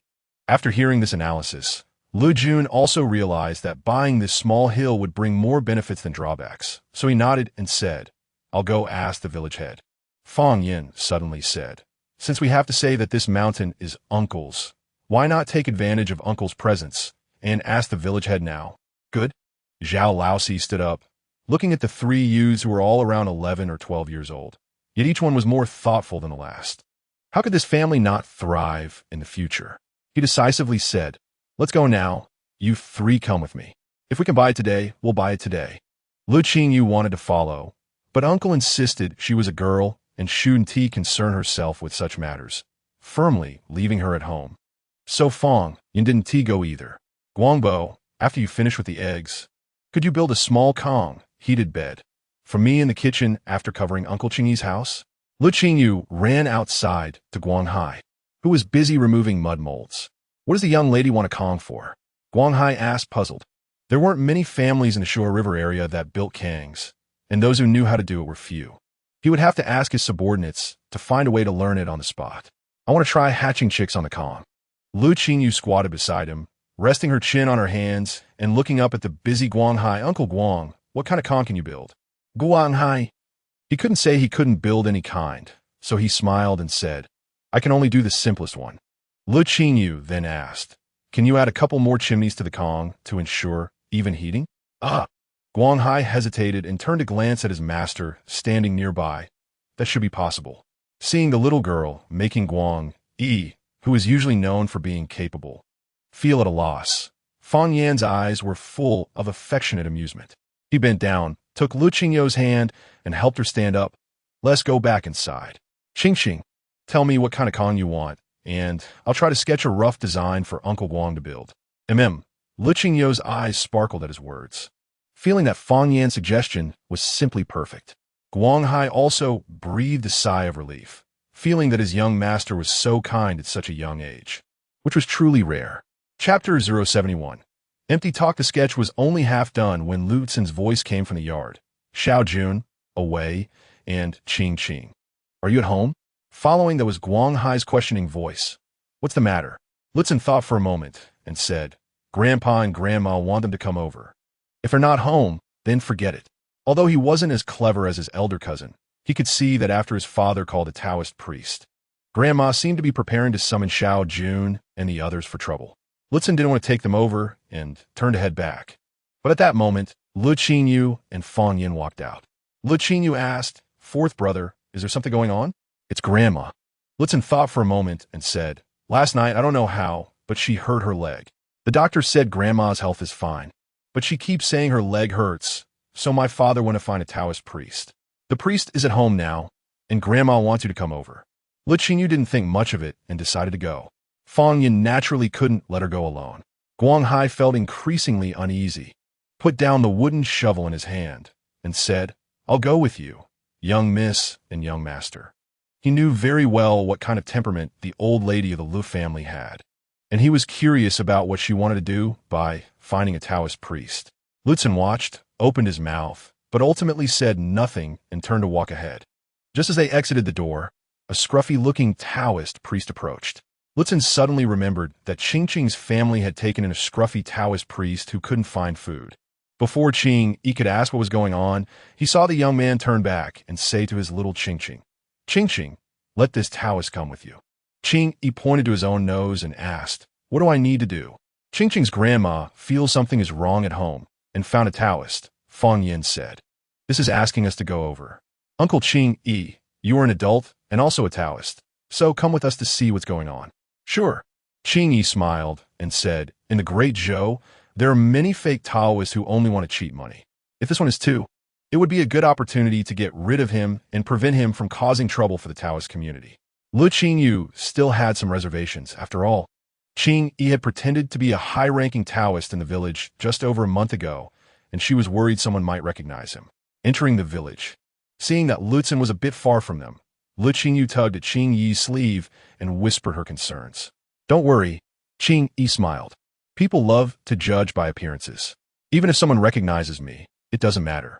I am indeed a high-ranking Taoist, and what I said that day was all true. Don't worry, the old lady of the Lu family won't take your second brother away again."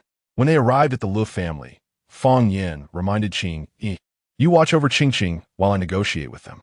Qing nodded and assured him not to worry. As they spoke, they had already reached the entrance of the Lu family. The door was wide open, and outside stood many villagers. When they saw Lu Qingyou approaching, someone asked, "Why did only Qing and you bring that child here? Where's your brother?" Lu Qingyou frowned, tightened her grip on Fang Yan's hand, and replied, "He is my real brother." The little girl's face was pale pink, and her youthful brows were slightly furrowed in anger, which made the crowd at the Lu family's door laugh, thinking that the Lu family's second couple was surprisingly capable of raising such a beautiful girl. Then someone teased her on purpose. "This child isn't from your family. How could he be your real brother? Do you have a household registration?" This was indeed true. When Lu Wei arrived at their home, the three boys had gone to the village chief with gifts to register, and later, when the village chief went to the town, he reported their household registration. However, there was no need to mention this to outsiders. Although she knew these people didn't mean any harm, their constant references to finding her brother made her uncomfortable, so she kept her mouth shut and ignored them. Fang Yan noticed the little girl was angry on his behalf and defending him, and he felt good. So he bent down, picked her up, and said, "Excuse us," as he strode into the Lu family. Qingyi followed behind, looking scruffy, and the crowd at the door parted to let them through. In the yard, the Taoist priest specially invited by Lu family's fourth son was checking the main and side rooms as well as the toilet. The people gathered at the door began to discuss, what is the old lady up to this time? I often hear her say that the fourth family's Ling Ling is very lucky. Not long ago, she chased out the unlucky Wei, and now she is looking for a Taoist again? This morning, I saw the doctor from the front village come by. Someone whispered for clarification. When the third son sent someone out, I asked, and he said it's because his mother has been inexplicably hurting her leg. Ling Ling has been crying since yesterday after coming back from Xiao Jun's house. They're worried she has attracted something unclean. Just as they were talking, the Taoist priest in the yard spoke up, and everyone immediately quieted down. The Taoist said, there is nothing seriously wrong. The layout of the house is also good. If the old lady still has discomfort in her leg, it's best to go to the town to see a doctor. Is everything really okay?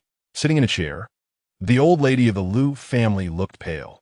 Her leg was cramping and hurting more severely now. The medicine the doctor prescribed had no effect at all. She was already convinced that there was something wrong in the house. Looking at the group of people gathered at the door, she felt she couldn't rest until the issue was resolved. Taoist, that is my granddaughter. Please help take a look. The Taoist turned to glance at Le Qingyou. What was he looking at? A person's face often determines their fate. How could a little girl's face be related to an old lady's leg pain? Taoist, please take a look. Is it her face that is bad and has attracted something unclean? The old lady's daughter-in-law, standing next to her, was pinched by her daughter and hurriedly spoke up. Is this why our family is unsettled? People truly can make far-fetched connections. Do they really think Taoists can catch ghosts just like in storybooks? Moreover, he hadn't even opened his heavenly eye. What was there to see? However, as he was entrusted by others, the Taoist still took a good look at Le Qingyou's face. Just as he was about to speak, he noticed the scruffy Taoist standing next to the little girl.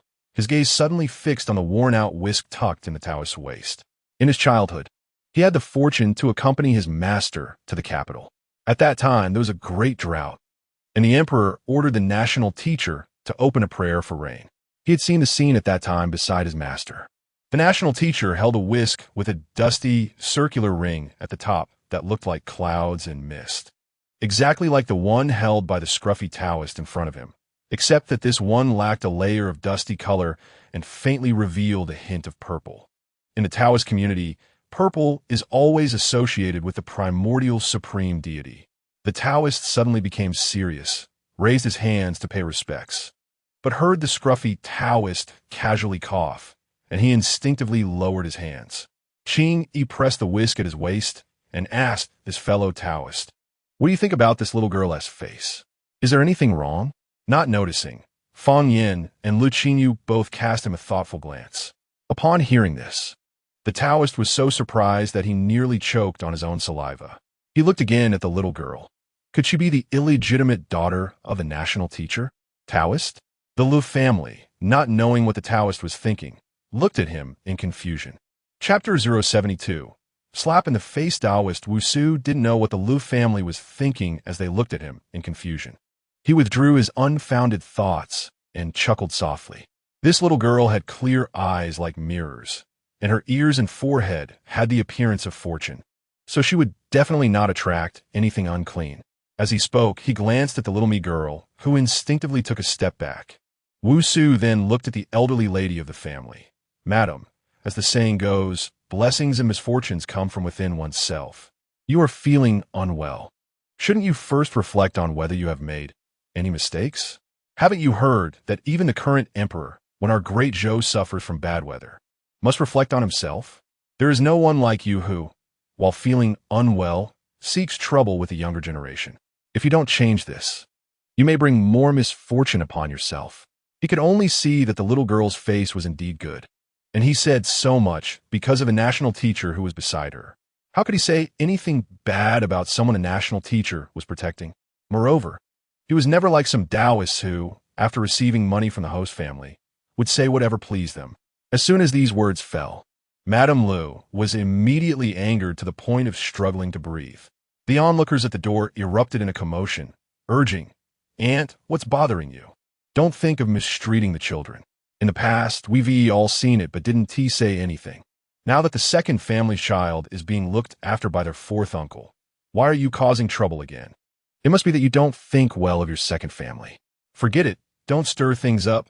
Let the second family rest in peace. The neighbors. Madame Li's complexion turned even paler as she trembled, pointing at the crowd at the door, and fainted from the anger. The scene immediately erupted. Le Qingyou unconsciously tightened her grip on Fang Yan's hand as he led her back a little. Madame Lu was surrounded by her two sons and daughters-in-law, calling her name several times but still did not wake up. Le Qingyou cried out loudly, "You have scared my grandma to death."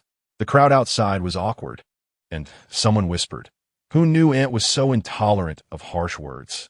Upon hearing this, Le Qingyou's face darkened further, and she looked at Le Qingyou with hatred. "I won't let you off for what happened to Grandma." Le Qingyou replied, "What does this have to do with me?" Fang Yan coldly glanced at Le Qingyou and said lightly, "A disaster begets 1,000 years of trouble." Just then, Wu Su approached and pinched Madame Li's acupoint, and she groaned before waking up. At this moment, many people who were about to leave around the door breathed a sigh of relief, seeing that Madame Lu was fine, so they were not in a hurry to leave. They wanted to see the excitement to the end. "You all," Le Qingyou glared at Le Qingyou and Fang Yan, squeezing past her parents to lean beside Madame Lu, and asked, "Grandma, how are you feeling now?" After drinking a cup of water, slowly brought by old man Lu, Madame Lu sighed. "I'm fine now." She raised her hand to her two sons and said, "Fourth, help me back to the house. Third, go close the door." She secretly cursed her third son for being foolish. When the fourth son led the Taoist over, he didn't know to close the courtyard door in time, letting everyone see the family's commotion. Seeing this, Le Qingyou asked, "Grandma, since it's not my business, can I leave now?" Madame Lu disdainfully did not even turn her head, wanting to say get lost, but considering the many outsiders inside and outside, she just waved her hand weakly and said, "When I die, I will invite you all over." This one sentence placed Le Qingyou in a position of unfiliality. Le Qingyou immediately followed up with a question, "Where are my second brother and third brother?" "Grandma is unwell, and I let my brother go call them." "Why is no one coming? Just you alone?" "My uncle has something to do. He took my brother and second brother out." Le Qingyou stared directly at Le Qingyou, her expression unyielding. "I heard fourth brother say Grandma wanted to find us, so I came right away." "What's wrong with that?" The original Le Qingyou was not this sharp-tongued. Le Qingyou was filled with hatred and anger. Just then, Lutzen scolded her to say less, and tears immediately filled her eyes as she turned to look at Lutzen. "Brother, why are you still helping her? Don't you think it's strange?" The old Qingqing was never this sharp-tongued. Those who heard this could not help but sneer. "No matter how sharp-tongued she is, she can't compare to you. It's only allowed for you to speak while not allowing others to retort." However, fearing that Madame Lu would hear her most beloved granddaughter being blamed and faint again, the onlookers simply crossed their arms and smiled. Lutzen frowned at his sister, feeling that she was increasingly disliked. Qingqing also said nothing. "You should say less." "That old lady, I will take the children back first," Qingyi said, not intending to continue watching this family-s nonsense. "Since the children's uncle is here, let him come to see you later." With this reason, no one could say that little Qingqing and her brother were in the wrong. Qingyi waved for Fang Yan to take Qingqing along with him, but was stopped by Le Qingyou's loud shout. "You can't leave." Le Qingyou turned around. "What else do you want?" She looked at Le Qingyou, wondering what trick she was trying to play, going to such lengths. Madame Lu was pretending to have leg pain and inviting a Taoist. It certainly wouldn't just be to accuse them of having bad fortune. You must know that Madame Li's excuse for not raising her and her brother in Aoi was always that they were disasters or had bad fates. Le Qingyou felt as if she were being seen through, which only intensified her hatred and wariness of Le Qingyou. She wished to be the only special one. Why did heaven let another person cross over too? With an accusatory gaze, Le Qingyou glanced at Le Qingyou and bowed deeply to Wu Su. "Please, Taoist, help me. I feel that this is not my little cousin Qingqing. Qingqing is very dull and would never speak like this. Besides, she suddenly knows how to raise flowers. Today I have seen the Lu family's upbringing, slandering, and framing relatives. Good tactics." As Fang Yan's indifferent voice fell, a reprimand came from the door. "Le Qingyou, don't go too far." Lu Jun, Lu Wei, and Zhao Laosi had arrived at some point and were now standing at the door. Lu Jun clenched his fists, his eyes turning red with anger. Lu Wei's lips curled into a mocking smile. He had known that with Lu Qingling's petty nature, she would definitely target Qingqing later. But he never expected her to say such vicious words in front of everyone. Is this how you Lu family members behave? Zhao Laosi strode into the Lu family's courtyard, pointing at Lu Si, who had not helped his mother into the house due to hearing the words outside, and then at the silent old man Lu. Listen to what your child is saying. Are you forcing my niece to live in despair? Such maliciousness and scheming at such a young age. Who would dare to marry her in the future? As soon as he finished speaking, the faces of the Lu family changed drastically. Little Mi rushed forward to hug her seemingly frightened daughter, raising her voice to argue with Zhao Laosi. Your uncle, Ma Liling, is young, but she wouldn't speak nonsense. Recently, your niece was almost sick to death. Who knows if some wandering ghost possessed her? Lu Qingyou's face turned pale, and Fang Yin thought she was frightened, quickly wrapping his strong arm around her to block the malicious words. Upon hearing this, Zhao Laosi became furious, directly rolling up his sleeves, stepping forward to punch Lu Si hard. Take care of your women. If you continue to slander my niece, don't blame me for being rude. He shouted for Xiao, Jun, and Wei. Zhao Laosi's face was filled with rage. Go to the village chief's house again, invite the village chief, and also the 3 elders from your village, and the elders of the Lu family. Today I must stand up for my niece and nephew and cut off your family ties. Chapter 073. Results upon hearing this. Zhao's 4th son, an old lady Li's expression changed slightly. Although she did not care about a few unworthy descendants, the news would inevitably affect her eldest grandson's reputation, as well as that of her eldest granddaughter. How would they handle the situation after Zhao's 4th son maliciously accused them? You can't just cut off blood ties like that. This is my family's matter. It doesn't concern you. Zhao's 4th son smiled. I am lightly related to Xiao Jun as her maternal uncle. Why can't I speak? Are you going to let this old woman grind my sister to death and then grind 2 more children to death? Old Lady Lu was instantly furious, her face turning red, but she couldn't utter a word. She felt somewhat guilty. At that moment, Lu Qingling seized the opportunity to speak. Timidly peeking out from her mother's embrace, she insisted, Uncle Zhao, you're the one spreading false accusations. Everyone knows how my grandmother treated my second aunt. It was she who insisted on moving out with her 3 cousins. Also, looking towards Wushu, she said, Master, my cousin has really been possessed by a lonely spirit. She spoke many incomprehensible words yesterday. You must burn her to death quickly. Otherwise, my 3rd brother will be in danger. The air fell silent. Only Lu Qingling's shaky and timid voice could be heard. She succeeded. Everyone listened to her words. And from now on, Lu Qingyou would be ostracized by the entire village. Little did they know, the gazes directed at her turned surprised. Unexpectedly, this child was young but had a very venomous mind, someone whispered, breaking the silence. Whether in Buddhism or Taoism, compassion is paramount. Wushu waved his whisk and looked at Lu Qingling, saying, We only confine and handle the spirits that harm others. There's a set of Buddhist and Taoist principles in this. How can it be as you say, to burn someone just because you say so? Moreover, pointing at Lu Qingyu, such a tender and vibrant child, I wouldn't even have the heart to scold her. Unbounded heavenly venerable, Wushu shook his head, reciting a mantra, looking at Lu Qingling with compassion. Little practitioner, although you were young, you seem to understand the ways of ghosts and spirits. Don't you know that our first attitude towards both ghosts and gods is reverence? Moreover, look at her, clearly a lively child with rosy cheeks and full of vitality. How could she possibly have any ghostly traits? You, little practitioner, are clever for your age, but have learned to use the concept of spirits to harm others. As he spoke, he shook his head repeatedly. The Lu family, especially Lu Qingling, felt panic and pallor upon hearing the Taoist words. With these few sentences from the Taoist, Lu Qingling had solidified her reputation for maliciously plotting against her cousin. She was only a few years old. Was her life already ruined before it even began? Xiaomi shirt trembled all over, unsure if it was out of anger or fear. Taoist, Lu Qingling cried, tears streaming down her face. Yet facing this authority on ghosts and spirits, She couldn't come up with a single rebuttal. Sighing deeply, Wushu said, "In life, one must still do good. Old Lady Lu, you should teach your granddaughter well in the future." Old Lady Lu was filled with dread. It was ruined. Today's incident would ruin their family's reputation. The Taoist's words were laden with deep meaning, and her granddaughter's reputation was thoroughly destroyed. At such a young age, she accused her cousin of being possessed and repeatedly insisted on burning her to death. How could that be described as merely malicious? With so many people gathered outside, she feared that by tomorrow, her granddaughter's poisonous reputation would spread to the town.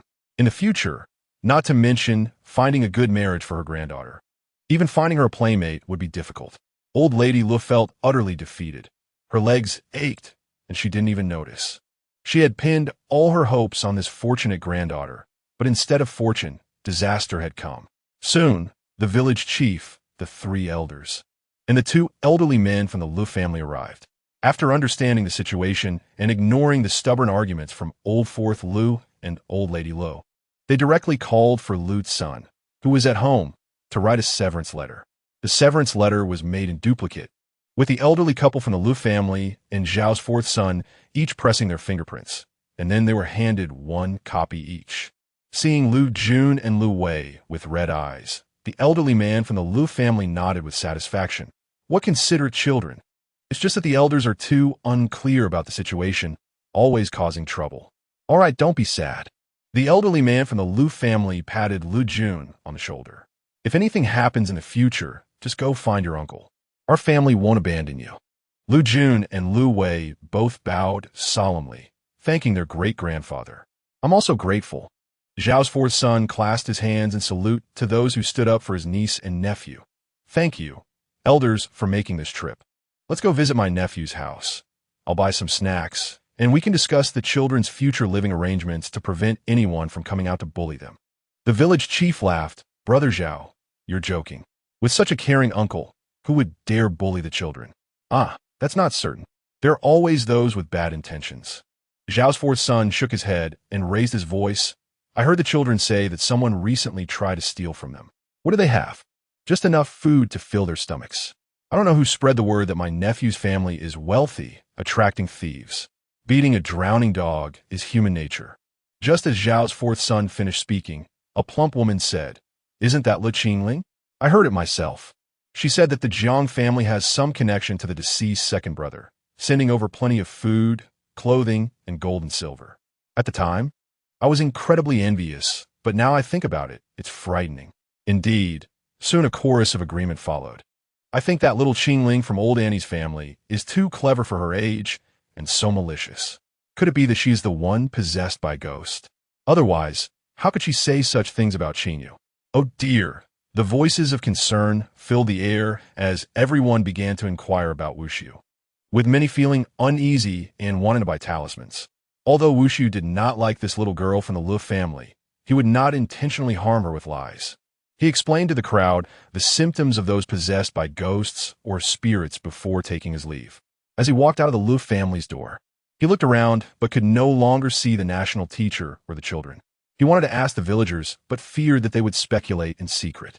He thought that since he knew the national teacher lived in Pear Blossom Village, he would visit at a suitable time in the future. And so he left, with the villagers seeing him off at the village entrance. At this moment, the Lu family was engulfed in gloom.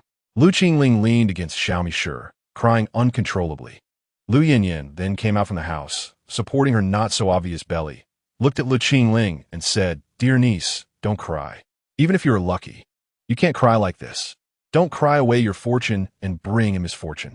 Le Qingyou followed Liu Yanyan closely. She had been scared and had stayed in the house with her 3rd aunt, who had even given her candy, much better than her own mother.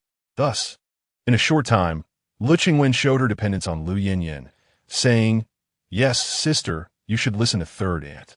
Lu Qingling, filled with anger, clenched her teeth tightly. But she said nothing, pitifully calling out to old Lady Lu. After all, she was a child who had been cherished for nearly 10 years. Old Lady Lu instinctively wanted to scold her 3rd daughter-in-law, but before she could speak, she fainted straight away. Oh dear! Lu Yinyan exclaimed in surprise, covering her mouth with a handkerchief. Is Lu Qingling really lucky or cursed? How could her shout cause her mother to faint? Call Le Lao San quickly. Help her back inside. The Lu family immediately fell into chaos, with old man Lu holding his head in despair, squatting by the wall, showing no intention of helping. Chapter 074 Wu Family at Night. Under the soft yellow light, Lu Jun took out the thin paper he had tucked inside his collar and placed it by the lamp. He read the words on it carefully, feeling both relaxed and somewhat melancholy as he said, from now on, we have no relation to the Lu family in the village at all. Grandfather and grandmother can't control us, and we don't have to be filial to them? Yes, Le Qingyou nodded and looked at him. Brother, don't feel guilty. Grandfather and grandmother never raised us, so we don't have to be filial to them. If we're to be filial, it should be to uncle in the future. Fan Yin smiled and flicked Le Qingyou's forehead.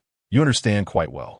Lu Wei, being the oldest among the four, had experienced the most cold shoulders and beatings since childhood, and thus understood human emotions and reason better.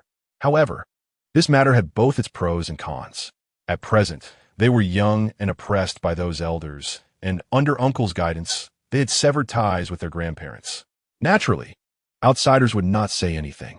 When they grew up and lived well, by then, their grandparents would be too old to move, and the public opinion would likely change. Are you saying that this group of relatives who can't stand to see us do well can't be shaken off? A cold, sharp light flickered in Fan Yan's eyes. Since they were worried about being entangled again in the future, they must become strong enough that they wouldn't dare to speak in front of them, strong enough that all the villagers would need to rely on them to get ahead. By then, even knowing that they were bullied by the Lu family as children, those people who had fallen to the point of begging would not have anyone to speak up for them. Fan Yan's words of strength and coldness shocked Lu Wei and Lu Jun, paving another path that all men yearn for. What man, even in his youth, doesn't have grand ambitions? All right, Lu Jun nodded. Then let's become strong, so that no one dares to bully us casually anymore. No longer will we hide our wealth. Then let us start working hard from today. Lu Wei extended his hand.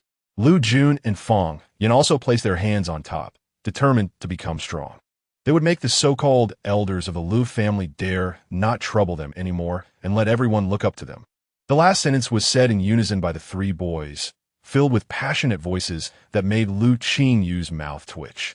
Today she realized that the boys, who had taken care of her maturely in the past, were essentially the same as the overly ambitious boys of her previous life. However, they were not just temporarily passionate. Each of them took the words they spoke today to heart.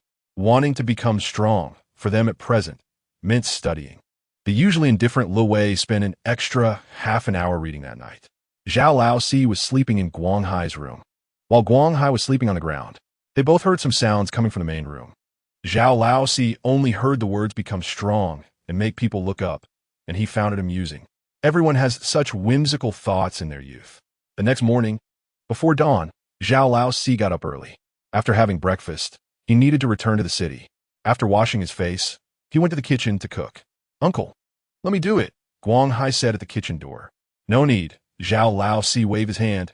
You go start 2 pots of charcoal fire. When the kids wake up, switch them over. It's cold in the morning. We don't want them to catch a cold. Yes. Guanghai nodded and turned to the backyard to bring back 2 pots of charcoal, starting the fire outside. Before long, Qing also arrived. It was very cold at this time, and if it weren't for his protective power, he wouldn't have been able to stay in the mountains. Seeing Guanghai starting the fire, he came over and smiled. Guanghai, when will that house of mine be finished? If you can help. It will take 2 or 3 days. Guanghai fanned the charcoal fire and was quite surprised that Qing could endure until now in the mountains. After that, we can use a few pots of strong charcoal to smoke it for a day, and it will be livable. All right, I want to go out to tell fortunes today. Qing clapped his knee. I'll tidy up my own nest first. To this, Guanghai didn't comment much, only saying, in a little over a month, it will be New Year. In a few days, I will burn a kiln of charcoal, and we can sell it separately. The money we make can be used for the New Year. Qing calculated with his fingers. I reckon the young lady just attracted a wave of fortune yesterday. Plus the money I earned from fortune-telling. Isn't that enough for the New Year? Guanghai had seen Qing Yi's skills before and wasn't surprised. After deducting the money for buying the mountain and the expenses for the 3 young master studies after the spring, there wouldn't be much left. Buying a mountain? Qingyu pointed outside that little mountain. Good idea. While they were talking, the charcoal was ready. In the main room, the three boys had also gotten up. Guanghai carried the charcoal pot inside and quietly reported what needed to be done that day before turning to go out. Zhao Laosi left with the village chief, went to the town to pick up the neighborhood chief, and then directly took a carriage to the county office in Xianquan. He followed the village chief, and the neighborhood chief handled the procedures for buying the mountain. They only left after obtaining the land deed. Before leaving, he naturally handed the land deed to the village chief of Lihua village, asking him to pass it to his nephew, and also treated the county office's clerk and the village and neighborhood chiefs to a meal at a restaurant before heading to the city.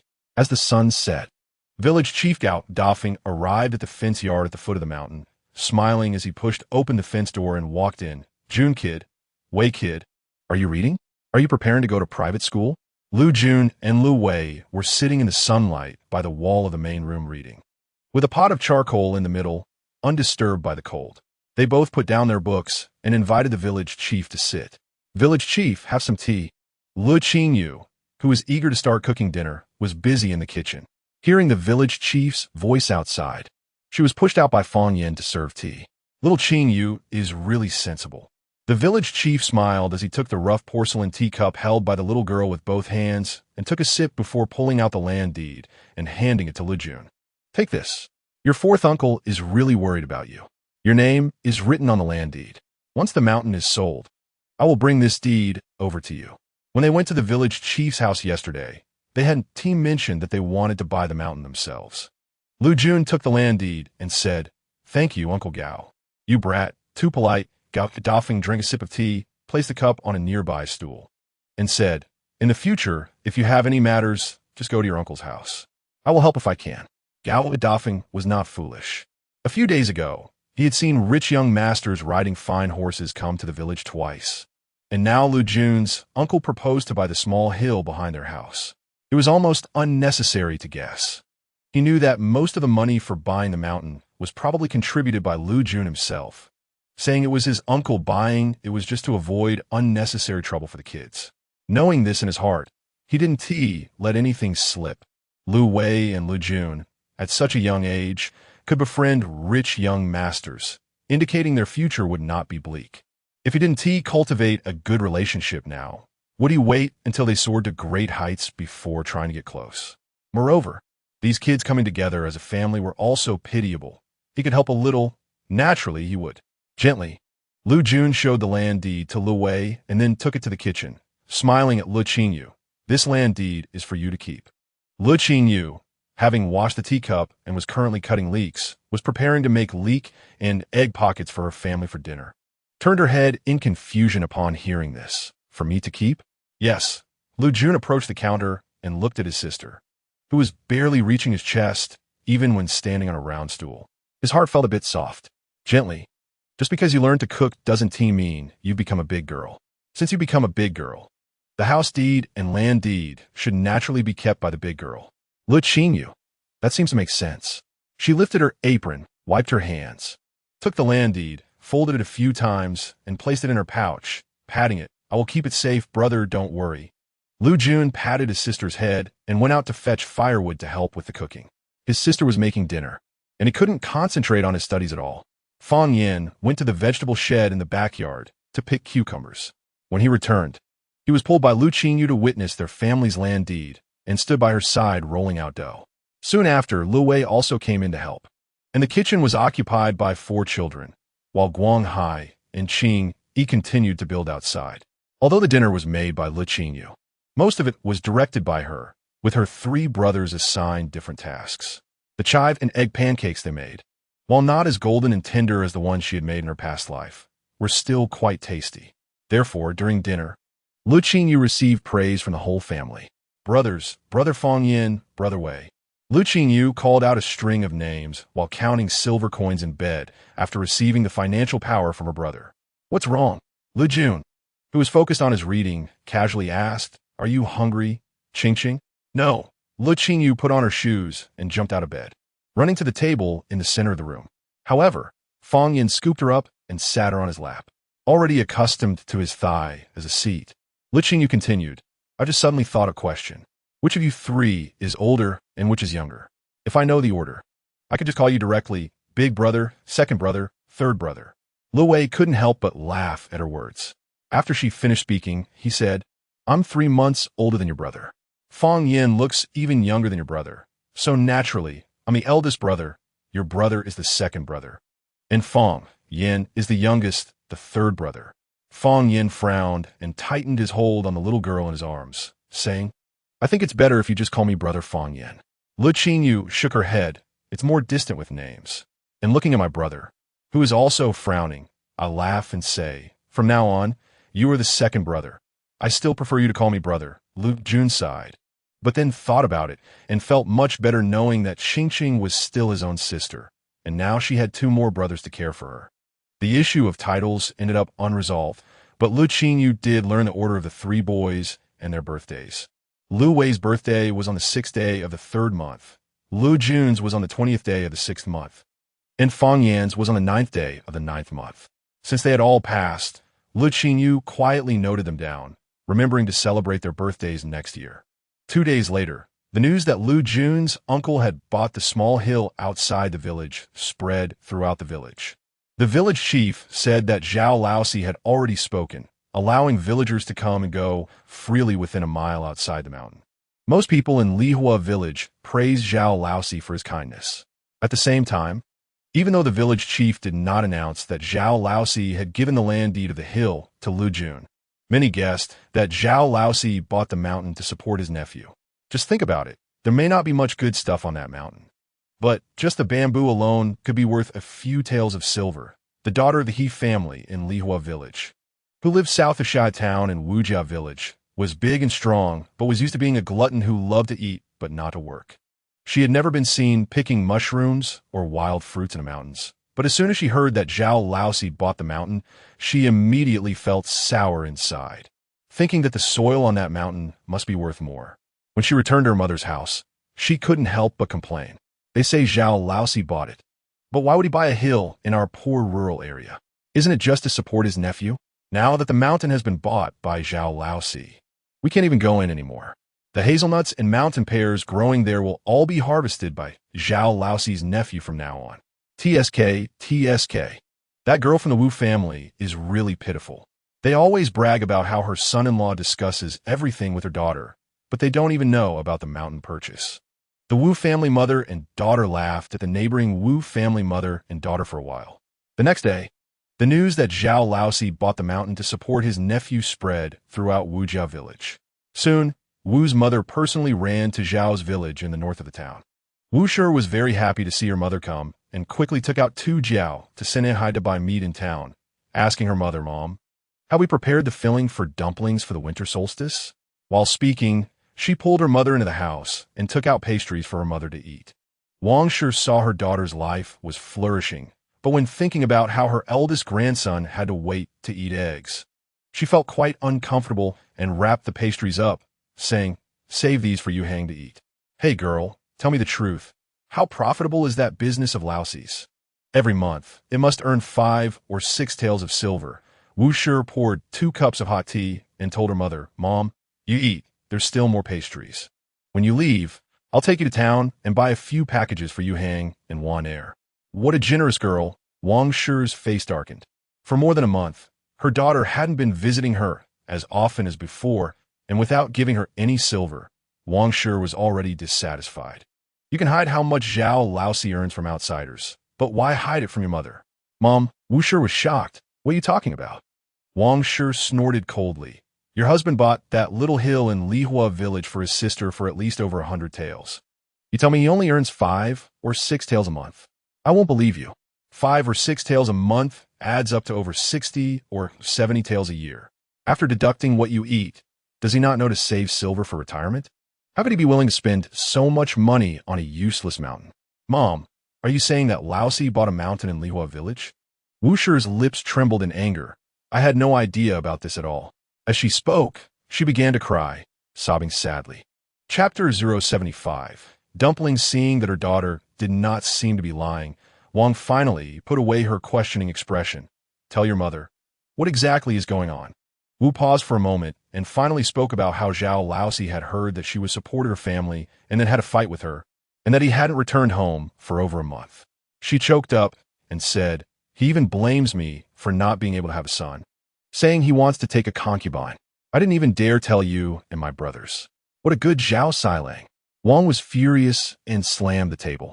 "My beautiful daughter married him, and this is how he treats her. Yunyang, don't worry. Tomorrow I'll send your brother to the capital to bring him back. Just let him try to take a concubine." Wu's heart settled down instantly, and her confidence grew stronger. Wiping her eyes with a handkerchief, she said, "Mother, let my sisters-in-law accompany me to Lejia in Lihua village first. I need to talk to those two kids at his sister's house. Why do they always expect my family to support them?" That afternoon, Le Qingyou, who was practicing calligraphy with her brothers under the sun, saw 5 imposing women rushing into their yard. Aunt Lejun put down the branch and stood up to greet the woman in the middle. "What brings you here? If I didn't make time to come, wouldn't your uncle be coaxed into spending all our family's money on you siblings?" Wu waved her handkerchief in front of her nose, glanced at the book on the bench, and sarcastically said, "Can't even fill your stomach and still thinking about reading." Wu's 4 sisters-in-law chimed in with a few harsh remarks. Lu Wei and Fong Yin both stood up, but since there were no adults in the house, they were not intimidated at all. "I want to ask how much your uncle gave you," Wu said, patting a stool and sitting down. "That mountain behind the house is ours. So don't think about taking advantage of your uncle anymore. The money he earns is barely enough for our family. We don't have spare money to raise your sister's kids." Lu Jun suppressed his indignation and said, "Aunt, you might be misunderstanding. That mountain was bought with our own money. We just borrowed Uncle's name because we were worried outsiders would know it was ours." "Hi, your money?" Wu laughed mockingly. "Where would a little kid like you get that much money? If it was left to you by your parents, how could they both end up dead? One from being beaten and the other from tuberculosis? As your aunt, can't you speak with a bit of affection?" Lu Wei couldn't help but speak up. He was very grateful to his uncle, but didn't expect his wife to be such a person. "Whose child are you?" Wu's eldest sister-in-law sneered, always using her uncle's money and coaxing him into buying a useless mountain. "If my sister hadn't come to visit, it would be out of respect for your deceased sister." Le Qingyou knew that they were just children and couldn't argue with these women. Moreover, those who were set in their misguided beliefs would only become more stubborn. So she said, "Aunt, does Uncle know you're here scolding us?" Wu's expression changed immediately. She stood up and said, "Xiao Jun, remember this. Help those in need, not those in poverty. Don't always think about your uncle's money. And that mountain is ours. Everything on that mountain belongs to us. You better not treat it as your own and come and go as you please." Wu's eldest sister-in-law immediately said to Wu, "Tomorrow, let your elder brother bring people to cut down the big trees on the mountain so that some irrelevant people won't take advantage of it." Le Qingyou was almost laughing in anger at this remark. Lu Jun solemnly emphasized again, "That is our mountain. Are you really going to make us show you the land deed? Aunt, Uncle treats us well. I don't want to disrespect you. Look at what you're saying. You actually have reason." Wu's face turned ugly. "You say the mountain is yours, but I still think you're just coaxing your uncle into spending money to buy it for you. Such a young age, yet so cunning." There was no need for the virtuous brothers and sisters of the Lu family to argue with such a troublesome woman. Just then, a clear voice echoed outside.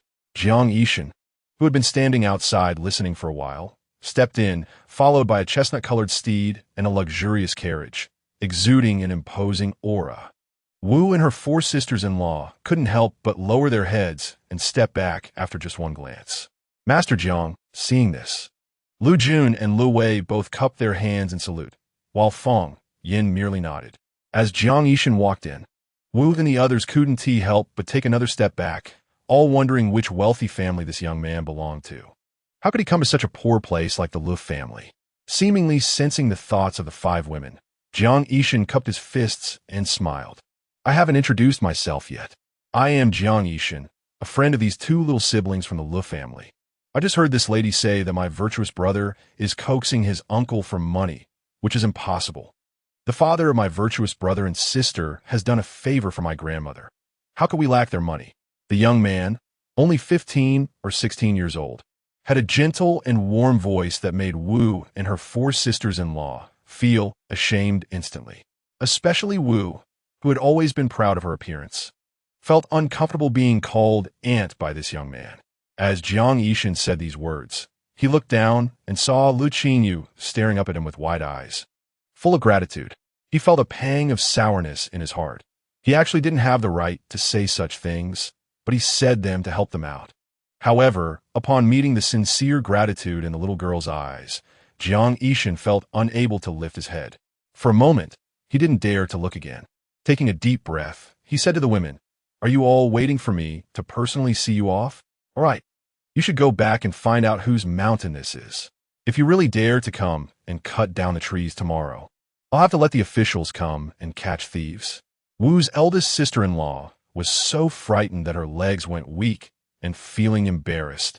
She leaned on her siblings to stand up and forced herself to act tough. "You little brat, your tone is quite big. As if the officials in the government would listen to you. Women, don't speak nonsense," the servant following Jiang Yishan immediately reprimanded. "Our young master is the son of the governor of Luzhou. How could he recklessly command the officials? However, if you dare to come and cut down the trees on someone else's mountain, you are thieves, and of course, Mr. Chief from the county office will come to catch you." Oh my, the women from the Wu family, who were just ordinary village women, were terrified upon hearing that he was the son of the Luzhou governor and immediately knelt down, banging their heads in apology. "We don't dare, we don't dare. It was all my sister who said that mountain was bought by her husband." Wu's face also turned pale. The Jiang family. Was it the most famous Jiang family from Xianquan County? But how could the deceased Lu Laonyo have done a favor for their family? Jiang Yishan, however, was too lazy to listen to them any longer. He waved his hand to the two guards outside and said, "Throw them out," then glanced at the trembling Wu, who was about to kneel, and said, "Aunt, please don't come looking for trouble with my virtuous brother and sister again." Before Wu could even nod, she was pulled by her collar and dragged out. "Thank you, Brother Jiang." Le Jun once again expressed his gratitude sincerely. Jiang Yishan lightly supported him and said, "Xiao Jun, you're being too serious. Speaking of which, our family has considered ourselves to be thanking our benefactor for 2 years, but in reality, we have let others take advantage of it. I feel very ashamed. You and Qingqing really treat me as an older brother. In the future, there is no need to be so polite." Without waiting for him to say anything, he squatted down, pinched Le Qingyou's cheek, and smiled. "Qingqing, do you still remember me?" "I remember." Le Qingyou nodded. "I'm not a child anymore." Jiang Yishan burst into laughter, took off a pouch from his waist, and pulled out a small, intricately designed, 9-linked ring to play with. The servant beside him was astonished. This small 9-linked ring was something the young master bought the day he went to Baihe Academy, and he had kept it close all along. It turned out it was meant for this little girl. Le Qingyou didn't stand on ceremony. After thanking him, she reached out to take it, but she didn't know how to play with it. This kind of ancient toy was something she had never encountered before. Jiang Yishan turned to chat with Le Jun and the others, learning that they were now one family. He didn't ask too many questions about the circumstances. Considering what had just happened, he thought to transfer 2 honest and straightforward guards from the Jiang family, with capable servants, even if they were still young. No one would dare to bully them. Le Jun quickly refused, saying that they had already received a lot of help from the Jiang family and didn't want to be greedy. Additionally, their family already had Guangbo and didn't he need more servants. Seeing his earnest words, Jiang Yishan did not insist further, but instead asked about the origin of Guangbo. After a while, Guanghai, who had gone up the mountain to collect charcoal, returned. Seeing strangers at home from a distance, he quickened his pace and, upon approaching, greeted them with a degree of formality. Jiang Yishan observed Guanghai and recognized him as an honest person with good manners, which reassured him. However, Guanghai, who had never met Jiang Yishan before, was also subtly evaluating him. "Young master, it's almost noon, and we have guests at home. I will go prepare some dishes," Guanghai reported. "There's no need to go to so much trouble," Jiang Yishan said first. "I brought a lot of dumpling filling prepared at home, with beef, pork, venison, and ham, as well as honey fruit. Just help us knead some dough, and we can make dumplings." Guanghai did not respond immediately. Fang Yin said, "Let us do it," as young Master Jiang suggested. Only then did Guanghai turn and head to the kitchen. Jiang Yishan also asked the young servant accompanying him to help out. He felt close to Le Qingyou, so he acted very casually, and his relaxed attitude gradually eased the initial tension of Lu Wei and Lu Jun. "Come here. I'll teach you," Jiang Yishan said, seeing the little girl fiddling for a long time, but only managing to take apart one ring. He extended his hand, pulled her in front of him, and, while explaining the trick, he also chatted with the three brothers. "Are you preparing to read the Analects?" "Yes." Both Lu Jun and Lu Wei nodded, while Fang Yin stared at Jiang Yishan's hand holding Le Qingyou's, wanting to chop it off. He felt that this person was deliberately taking advantage of Qingyou, completely forgetting that Lu Qingyou was just a 6-year-old girl. Once Lu Qingyou grasped the trick to the 9-ring puzzle, Jiang Yishan loosened his hold and let her play by herself, then looked up at the three brothers and said, "I have all the books and commentaries you need to read before entering school at home. I will have someone deliver them to you tomorrow. Study well. If you want to stand firm in society, you cannot be without the imperial examination. Of course, there are many ways for a man to establish himself, not just through the examination, but this route will bring you the highest achievements." "We understand," Lu Wei said. "Once spring starts, we will go to private school. If we need to take the exam later, we will trouble young Master Jiang to vouch for us. To take the scholar's exam, 5 scholars must vouch for you." And Lu Wei had been considering this issue for a long time. Jiang Yishan smiled and nodded, "Of course. Just like Qingyou and Xiao Jun. You can call me Brother Jiang." Lu Wei noticed that this young master was genuinely close to them and didn't look down on them at all. So he sincerely called out, "Brother Jiang." Fang Yin, however, stood there with a frown, saying not a word. Lu Wei took a step back and discreetly poked him. Fang Yin still didn't say anything, but suddenly stepped forward and gently pulled Lu Qingyou from Jiang Yishan's embrace, using just a light touch. Everyone looked at him in shock, and Fang Yin, without a hint of embarrassment, said sternly, "Qingyou's grown up. Boys and girls should not be too close." Jiang Yishan was momentarily taken aback, then laughed. Looking at Lu Qingyou, he said, "Qingyou is so small, and your brother is so protective. When you grow up, won't you be able to go out at all?" Lu Qingyou looked at Fang Yin, then at Jiang Yishan, and finally at the other 2 smiling brothers, and seriously said, "I'm a country girl and don't care about the rules of not sitting together until the age of 7. "Oh." Jiang Yishan's smile widened. "Qingyou even knows about the rule of not sitting together until the age of 7? Lu Jun awkwardly laughed. "My sister is still young," implicitly suggesting that when she grows up, they would still need to observe the customs of keeping distance between boys and girls. As they joked, Guang Hai and the young servant Ching Shan had already prepared the dough and brought it out in a basin. Guang Hai also moved the chopping board into the sun and placed several stools around it before calling them over to make dumplings. The 2 guards and the coachman from the Zhang family had already moved the items from the cart inside, and they were all in the courtyard now. Since the dumpling filling had been personally packed by the young master and placed on the cart by Ching Shan, he knew what was in that bundle. He went to the kitchen to fetch 4 or 5 large bowls. The filling was made with pork and beef combined with white radish, and seasoned with the first soy sauce of the autumn and many spices, which released a rich aroma just sitting in the bowls. The honey fruit filling was colorful, marinated in honey, and under the sunlight, it shimmered with a dark golden sheen. Lu Qingyou looked at the filling in the bowl and almost drooled. She eagerly participated in making dumplings. Lu Jun demonstrated how to roll out 2 dumpling skins and then handed her the small rolling pin. "Qing, help us roll out the skins. Can you manage?" "Yes." Lu Qingyou glanced at Jiang Yishan, who had rolled up his sleeves, and then at her 3 brothers, thinking that they probably wouldn't be able to make dumplings and she might have to save the day in the end. She immediately stretched out her small hand, which had already shown a little roundness from good eating during this time, pressed down on the dough piece, and quickly rolled out a small skin. Not only Jiang Yishan, but even Lu Jun, Lu Wei, and Fang Yin were all surprised. "Our Qing is indeed growing up," Lu Jun said with a smile. "These tasks are easy to learn." Lu Qingyou rolled out 2 more skins. The 4 of them sat down, each took 1, then used chopsticks to pick up filling and place it on the thin dough. Making dumplings. After a quarter of an hour, Lu Qingyou had already piled a stack of dumpling skins in front of her, while the basket in the corner of the chopping board only held a dozen or so irregular dumplings. 1 big boy and 3 little boys were all awkward in their dumpling-making posture, not to mention the dumplings in their hands. Among them, only Lu Wei managed to make dumplings that looked somewhat decent. Fang Yin had never encountered these things before, Until today, he didn't even know how dumplings were made. Le Jun, on the other hand, knew and had made dumplings before, but since his mother passed away, he hadn't eaten dumplings in 2 years.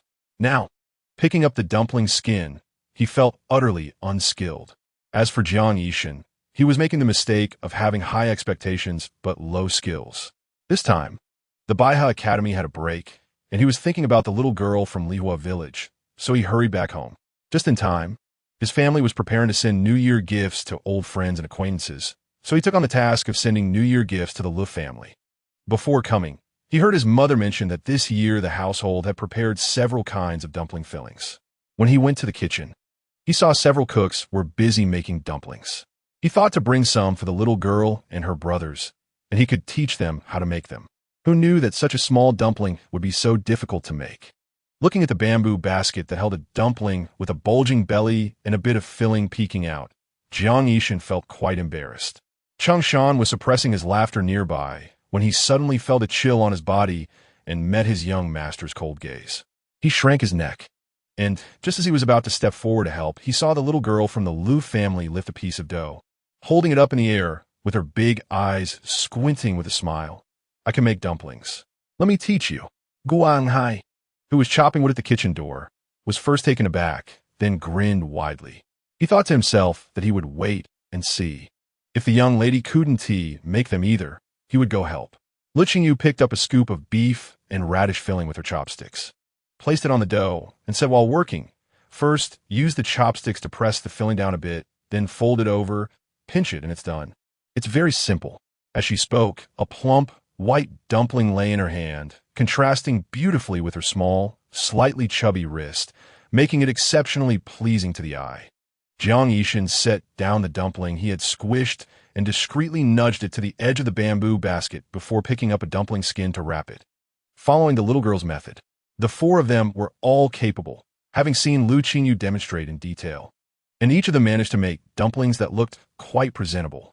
After a while, Le Qingyou's speed in rolling out the dough couldn't keep up with their demand for wrappers, but fortunately, Guanghai had already chopped enough firewood and came over to take over the task of rolling the dough. When the sun reached the center of the sky, they had finished wrapping 2 large baskets of dumplings with 5 different fillings. At Le Qingyou's suggestion, they used a different pinch for each type of filling, and because there were so many types, one of them even had a dumpling edge that resembled 2 rabbit ears. Jiang Yishan had never felt this happy before. He instructed Cheng Shan to help Guanghai cook the dumplings while he took Le Qingyou to wash their hands. A glance revealed that Qin Xing, who had been robbed of Feng Yin, looked quite displeased, but seeing that Lu Wei and Le Jun were not upset, he could only purse his lips and go wash his hands. He thought to himself that it seemed he was the only one who truly cared for Qin Xing. Just as he returned, he entered the house, and at that moment, the kitchen was serving up the first pot of dumplings. He inhaled the fragrant aroma in the air and went straight to the kitchen, rolling up his sleeves with a loud ha. "Dumplings. It's better to come back early than to come back just in time. Guanghai, serve me a big bowl." The smell was unmistakably the result of his little Qin Xing's handiwork. Stepping into the kitchen, he saw that the pot contained several colors: red, yellow, blue, purple, swirling together, and Qingyi couldn't help but swallow his saliva. What a blessing. "All right, this is the money I got from divination today. It's all for you, little Qin Xing." This had always been the case. Le Qingyou accepted it and found there were 2 taels of silver. She couldn't help but smile and said, "Thank you, Uncle Qingyi." The others were used to it. Every day, Qingyi would give them money for Le Qingyou, saying that if they ate well, they should pay more, so as not to leave behind any karmic debts. Qingyi was used to his superstitions, and the family members did not ask too many questions. Chapter 76, A Divination. Le Qingyou felt that Uncle Qingyi was helping them out of pity for their hard life. So she thought about this kindness and realized that taking Uncle Qingyi in was quite a benefit for them. She immediately brought over a big bowl of dumplings that Guanghua had scooped up for him. Qingyi hurriedly took it, smiling so broadly he almost looked like a Mithriya Buddha. As he turned to leave, he glanced at Jiang Yishan and said, "The poor Taoist is in a good mood today, so I'll give you a divination. Don't go far from home before the new year. It will help you avoid a disaster." Jiang Yishan. After Qingyi left, he asked, "Who is this person?" "Uncle Qingyi. He lives with us. Le Qingyou explained. His divinations are very accurate. Brother Jiang, you should remember not to go far from home. Jiang Yishan chuckled. Over there, Guanghai and Changshan were already bringing bowls of dumplings to the table, calling them over to eat. He took the little girl's hand and walked over, saying, I still have to go to the academy to study. How can I not go far? Guanghai and the others served more dumplings and went outside to eat. Meanwhile, the few people gathered around the small table began discussing the divination by the Taoist Qingyi. Lu Jun said, My sister is right. Uncle Qingyi's divinations are indeed very accurate. Brother Jiang, you should listen to him. Brother Jiang, Uncle Qingyi just took one look at you and knew you would go far away, warning you not to. I think even if you don't believe in Taoist mysticism, at this time, it's better to believe in it than not, Lu Wei added. Although Fang Yin was not fond of this person, he nodded, thinking about how sincere the man was in caring for Qingyu and the gifts he brought. That makes sense. The children chimed in one after another. Jiang Yishan, who considered himself an adult, found it somewhat amusing and finally nodded. All right, I'll listen to you. However, after leaving the Lu family in the afternoon, Jiang Yishan said to Qingshan, I'll go directly from the dock in Xianquan County to the academy. You go home and tell Grandma that I want to be back to see her. In half a month, it will be the New Year holiday, and I'll spend time with her then. Young Master, Qingshan, sitting by the carriage, voiced his disapproval. You should at least go home to see the old lady and the madam. Otherwise, I won't dare go back. You have a 3-day winter solstice holiday, but you're only staying for 1 day. The old lady and the madam must be waiting for you at home. Besides that messy Taoist words. I heard them too. Miss Lu and the 3 young masters said not to let you go far, and you agreed. How can you change your mind now? As time went on, Changshan's voice grew quieter. Jiang Yishan's initially somber expression lightened up when he thought of the little girl who had advised him to prioritize safety, and a smile even appeared at the corners of his mouth. Studying is important. How can I just say I want to go? Besides, from here to Luzhou is also a long way. As long as I have enough confidence, those divinations don't matter. Changshan weakly said, then young master, you should go home once. As long as he went home, he could tell the old lady and the madam what the Taoist said, and then young Master Wu Ti be able to go out before the new year. Jiang Yishan glanced at the little servant and flicked his sleeve. Let us go. He could tell what the servant was thinking. However, if he delayed his studies for half a month, so be it. It would prevent the little girl from knowing he didn't listen and running off to the Baihe Academy hundreds of miles away, making her angry again. Jiang Yishan's group stayed overnight at the family home in the county and took a boat back to Luzhou the next morning, arriving in the late afternoon. Even though there was still a month until the new year, the entrance of the Jiang residence was bustling with people coming and going, either delivering or receiving New Year gifts, giving off a festive atmosphere. As Jiang Yishan returned to his own courtyard amidst the servants' greetings, he changed his clothes before heading to the main courtyard located on the central axis of the residence to greet his grandmother. At that time, both his parents were present, along with a few sisters from the family. Jiang Yishan smiled and greeted them all before being pulled down to sit on the couch by his grandmother. Shenya, Changshan just reported that while you were at the Lu family, a Taoist gave you a divination, saying you shouldn't go out before the new year. Is that true? Old Madame Jiang asked anxiously before her grandson was even settled down. You should put off going to the Baihe Academy. After all, the New Year holiday is coming soon. It hadn't been long since they entered the residence, and Changshan had already gone to inform his grandmother. Listening to Grandma, Jiang Yishan replied with a smile, but he was thinking that he needed to reprimand the servants in the courtyard.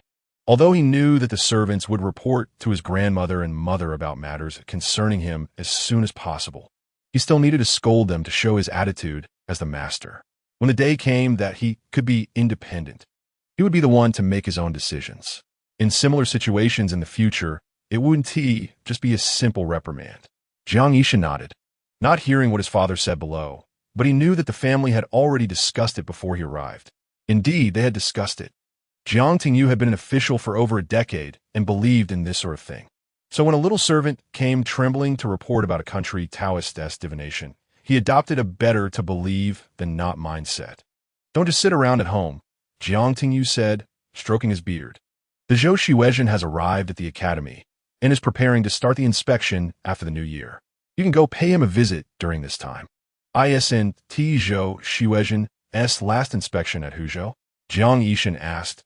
According to convention, he should have come to Luzhou after the new year. Why is he rushing over now?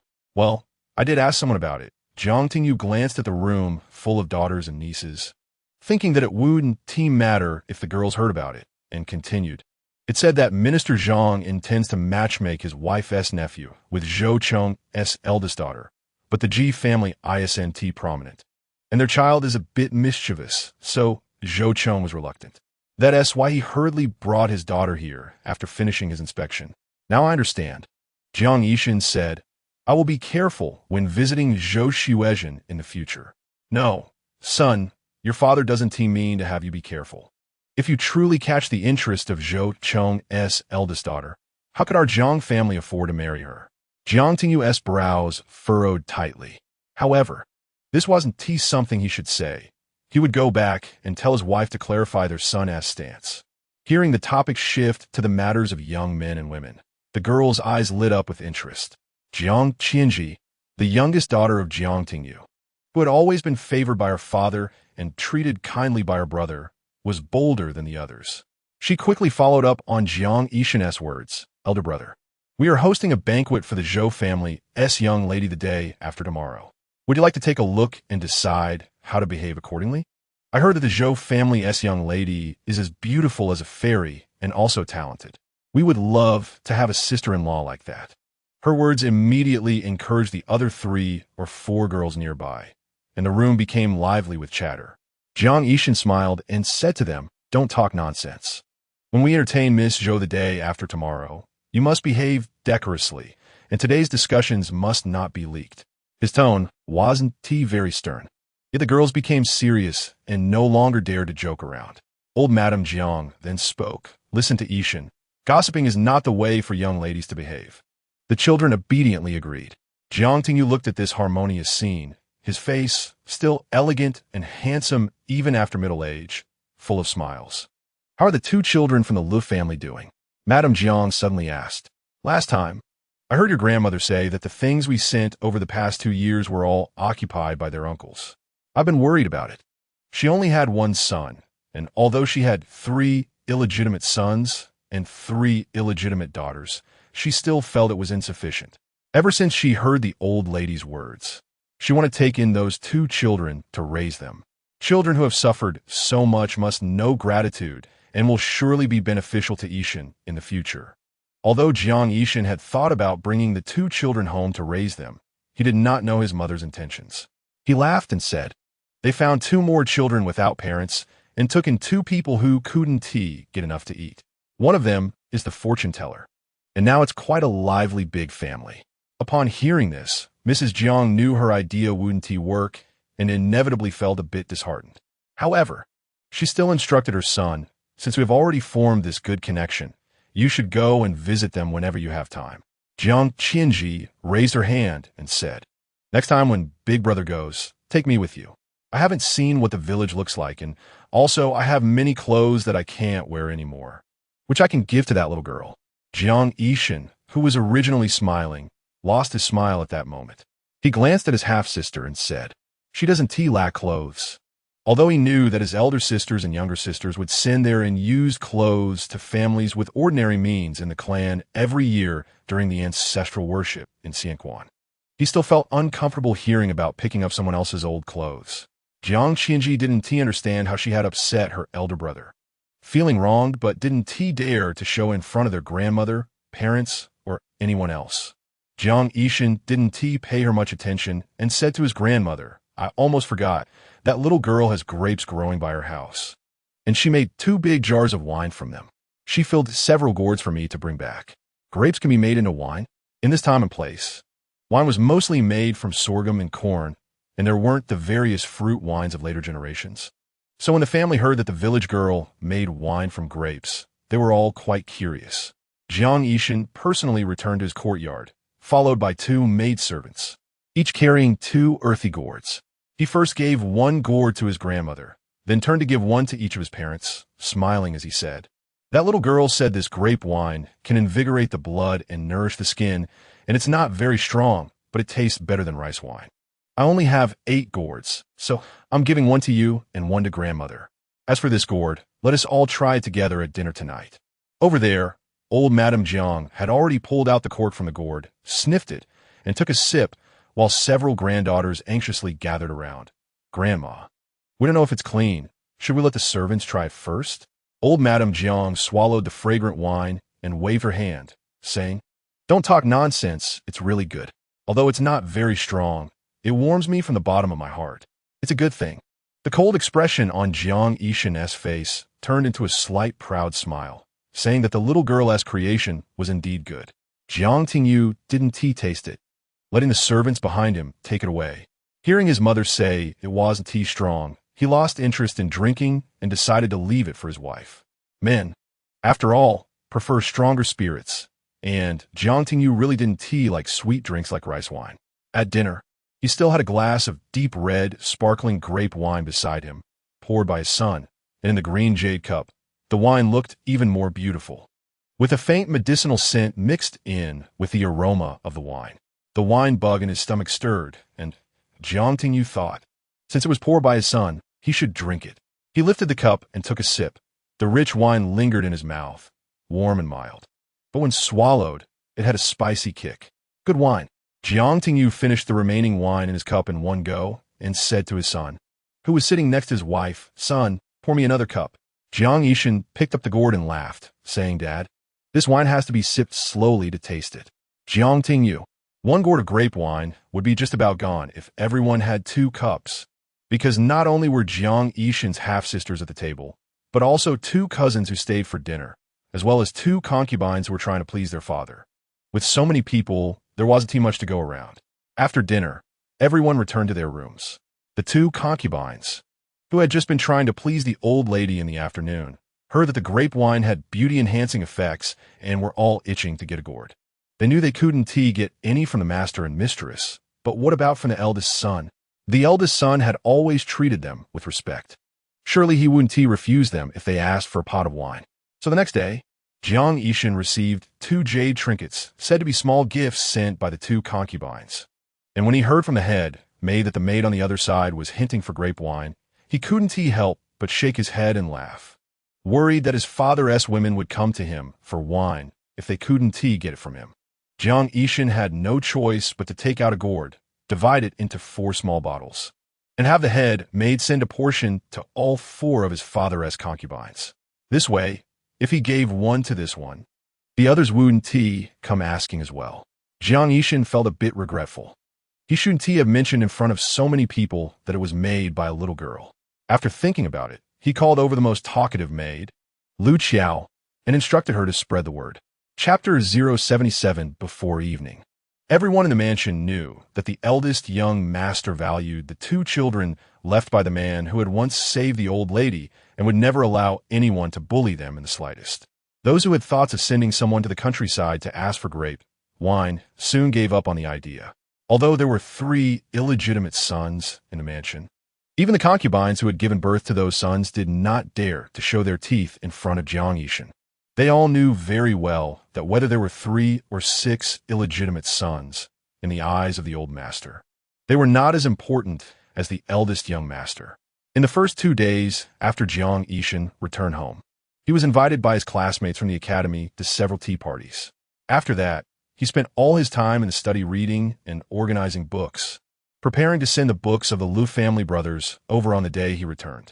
He was currently working on these based on the interpretations of the great scholars, preparing for the upcoming imperial examination in March next year. Seeing that he stayed in the study all day, no one in the family dared to disturb him. However, the old lady remembered the eldest daughter of the Zhou family mentioned that day. Her grandson was already 15 years old, and his marriage had not yet been settled. Although she knew her grandson needed to focus on his studies, this matter could not be delayed. The grape wine that Shun sent over was quite good, and the grandmother had been sleeping soundly for the past few nights. This morning, when Jiang Yishan came to greet the old lady, hearing her say this made him smile. As long as grandmother likes it, I'll bring you another pot when you finish it. The old lady nodded. Her main point was not about the grape wine. It was merely an opening line. She then chuckled and said, among all the grandchildren in our family, you're the most filial, and I worry about you the least. However, There's been a major concern weighing on my heart for the past 2 years. What is it? Jiang Yishan's expression became serious. Without needing his grandmother to say more, he could roughly guess it was about his lifelong matter. He had already agreed several times to focus on his career first before thinking about marriage. So why was she bringing it up again today? Jiang Yishan thought about excusing himself. Grandmother, I'll go ask around. With so many people in the family, is there anything that can't be resolved for you? Stop. Don't be slippery, the old lady chuckled, her face wrinkling with laughter. Isn't it your lifelong matter? My dear grandson, your cousins had their marriages settled long ago when they were your age. No matter how focused you are on your studies, this lifelong matter cannot be delayed. Since he was only 15 after the new year, Jiang Yishan had no choice but to stop and smile. It's not that I don't want to get engaged. I just want to marry a girl with whom I can share mutual understanding. Like my parents, who had several concubines and illegitimate children in between, it would be quite awkward. This reason was something the old lady had never heard before. She was momentarily taken aback, and then shook her head and laughed. Forget it. Forget it, go study. She had initially wanted to urge her grandson to consult Zhou Xuezhing about studying, thinking that if Zhou Xuezhing considered her grandson suitable as a husband, he would likely arrange for his daughter to meet him. However, she overlooked the fact that her grandson had yet to realize that potential. Otherwise, how could he have said something about disliking the many concubines? At this time, when the morning light was just breaking in the courtyard of the Lu family, Lu Jun and Lu Wei were holding the books that Jiang Yishan had sent over to read, while Fang Yin was a bit lazy, glancing at the book for less than a quarter of an hour before going to the backyard to tidy up the chicken coop. He did all the work of cleaning the chicken coop, and then called Le Qingyou to help him collect eggs. A few days ago, Guanghai and Qing Yi had finished building the earthen wall for the thatched house, and then they built a small Kong against the wall in the kitchen. Over the past few days, they had tested to achieve a suitable temperature for the Kong, and Le Qingyou began discreetly selecting eggs that could hatch chicks. She had to pretend to be a child experimenting randomly, but she could not let her family see that she understood these things, as she did not know how to explain to these 3 boys that she was not the original Xiao Qingyou. What's wrong? Fang Yin suddenly turned his head to look at the little girl following him, picking up eggs. Why are you sighing at such a young age? Le Qingyou just realized she had sighed out loud and shook her head, not replying. Fang Yin put down the bamboo basket in his hand, leaned closer to Le Qingyou, and patted her shoulder. Is Qingqing unhappy? Tell brother, Fang Yin. Le Qingyou had no choice but to find an excuse. I'm worried about wasting eggs. You, with so many eggs in our family, what is there to worry about? Fang Yin laughed, pointing to the circle of hens gathered around them. Even if they don't hatch chicks, they one tea get angry. The hen seemed very close to Le Qingyou, clucking nonstop, and even Big Black, who had come in to wander around, did not scare them. Le Qingyou bent down to pat one hen's head, and Big Black immediately came over, extending his head toward her. She had no choice but to ruffle his black head again. After playing for a while, Fang Yin pulled her away. Big Black listened to Fang Yin and stopped bothering Le Qingyou. Le Qingyou continued to follow Fang Yin to collect eggs, looking at Big Black running around outside, glancing at the circle of hens, and then at Fang Yin, who occasionally tugged at her sleeve even while picking up an egg. She felt that her earlier thoughts were really pretentious. When the two finished filling a basket with eggs and returned to the front yard, breakfast was already prepared by Guanghai. Le Jun put down his book and said to them, "Quickly wash your hands. It's time to eat." At the dining table, Lu Wei mentioned the matter of cleaning the chicken coop. From now on, the 3 of us will take turns cleaning the chicken coop, and Fang Yin, you must increase your reading time. Fang Yin was nonchalant, picking up a piece of cabbage that Le Qingyou did not like and adding it to her bowl while saying, "I've remembered all that.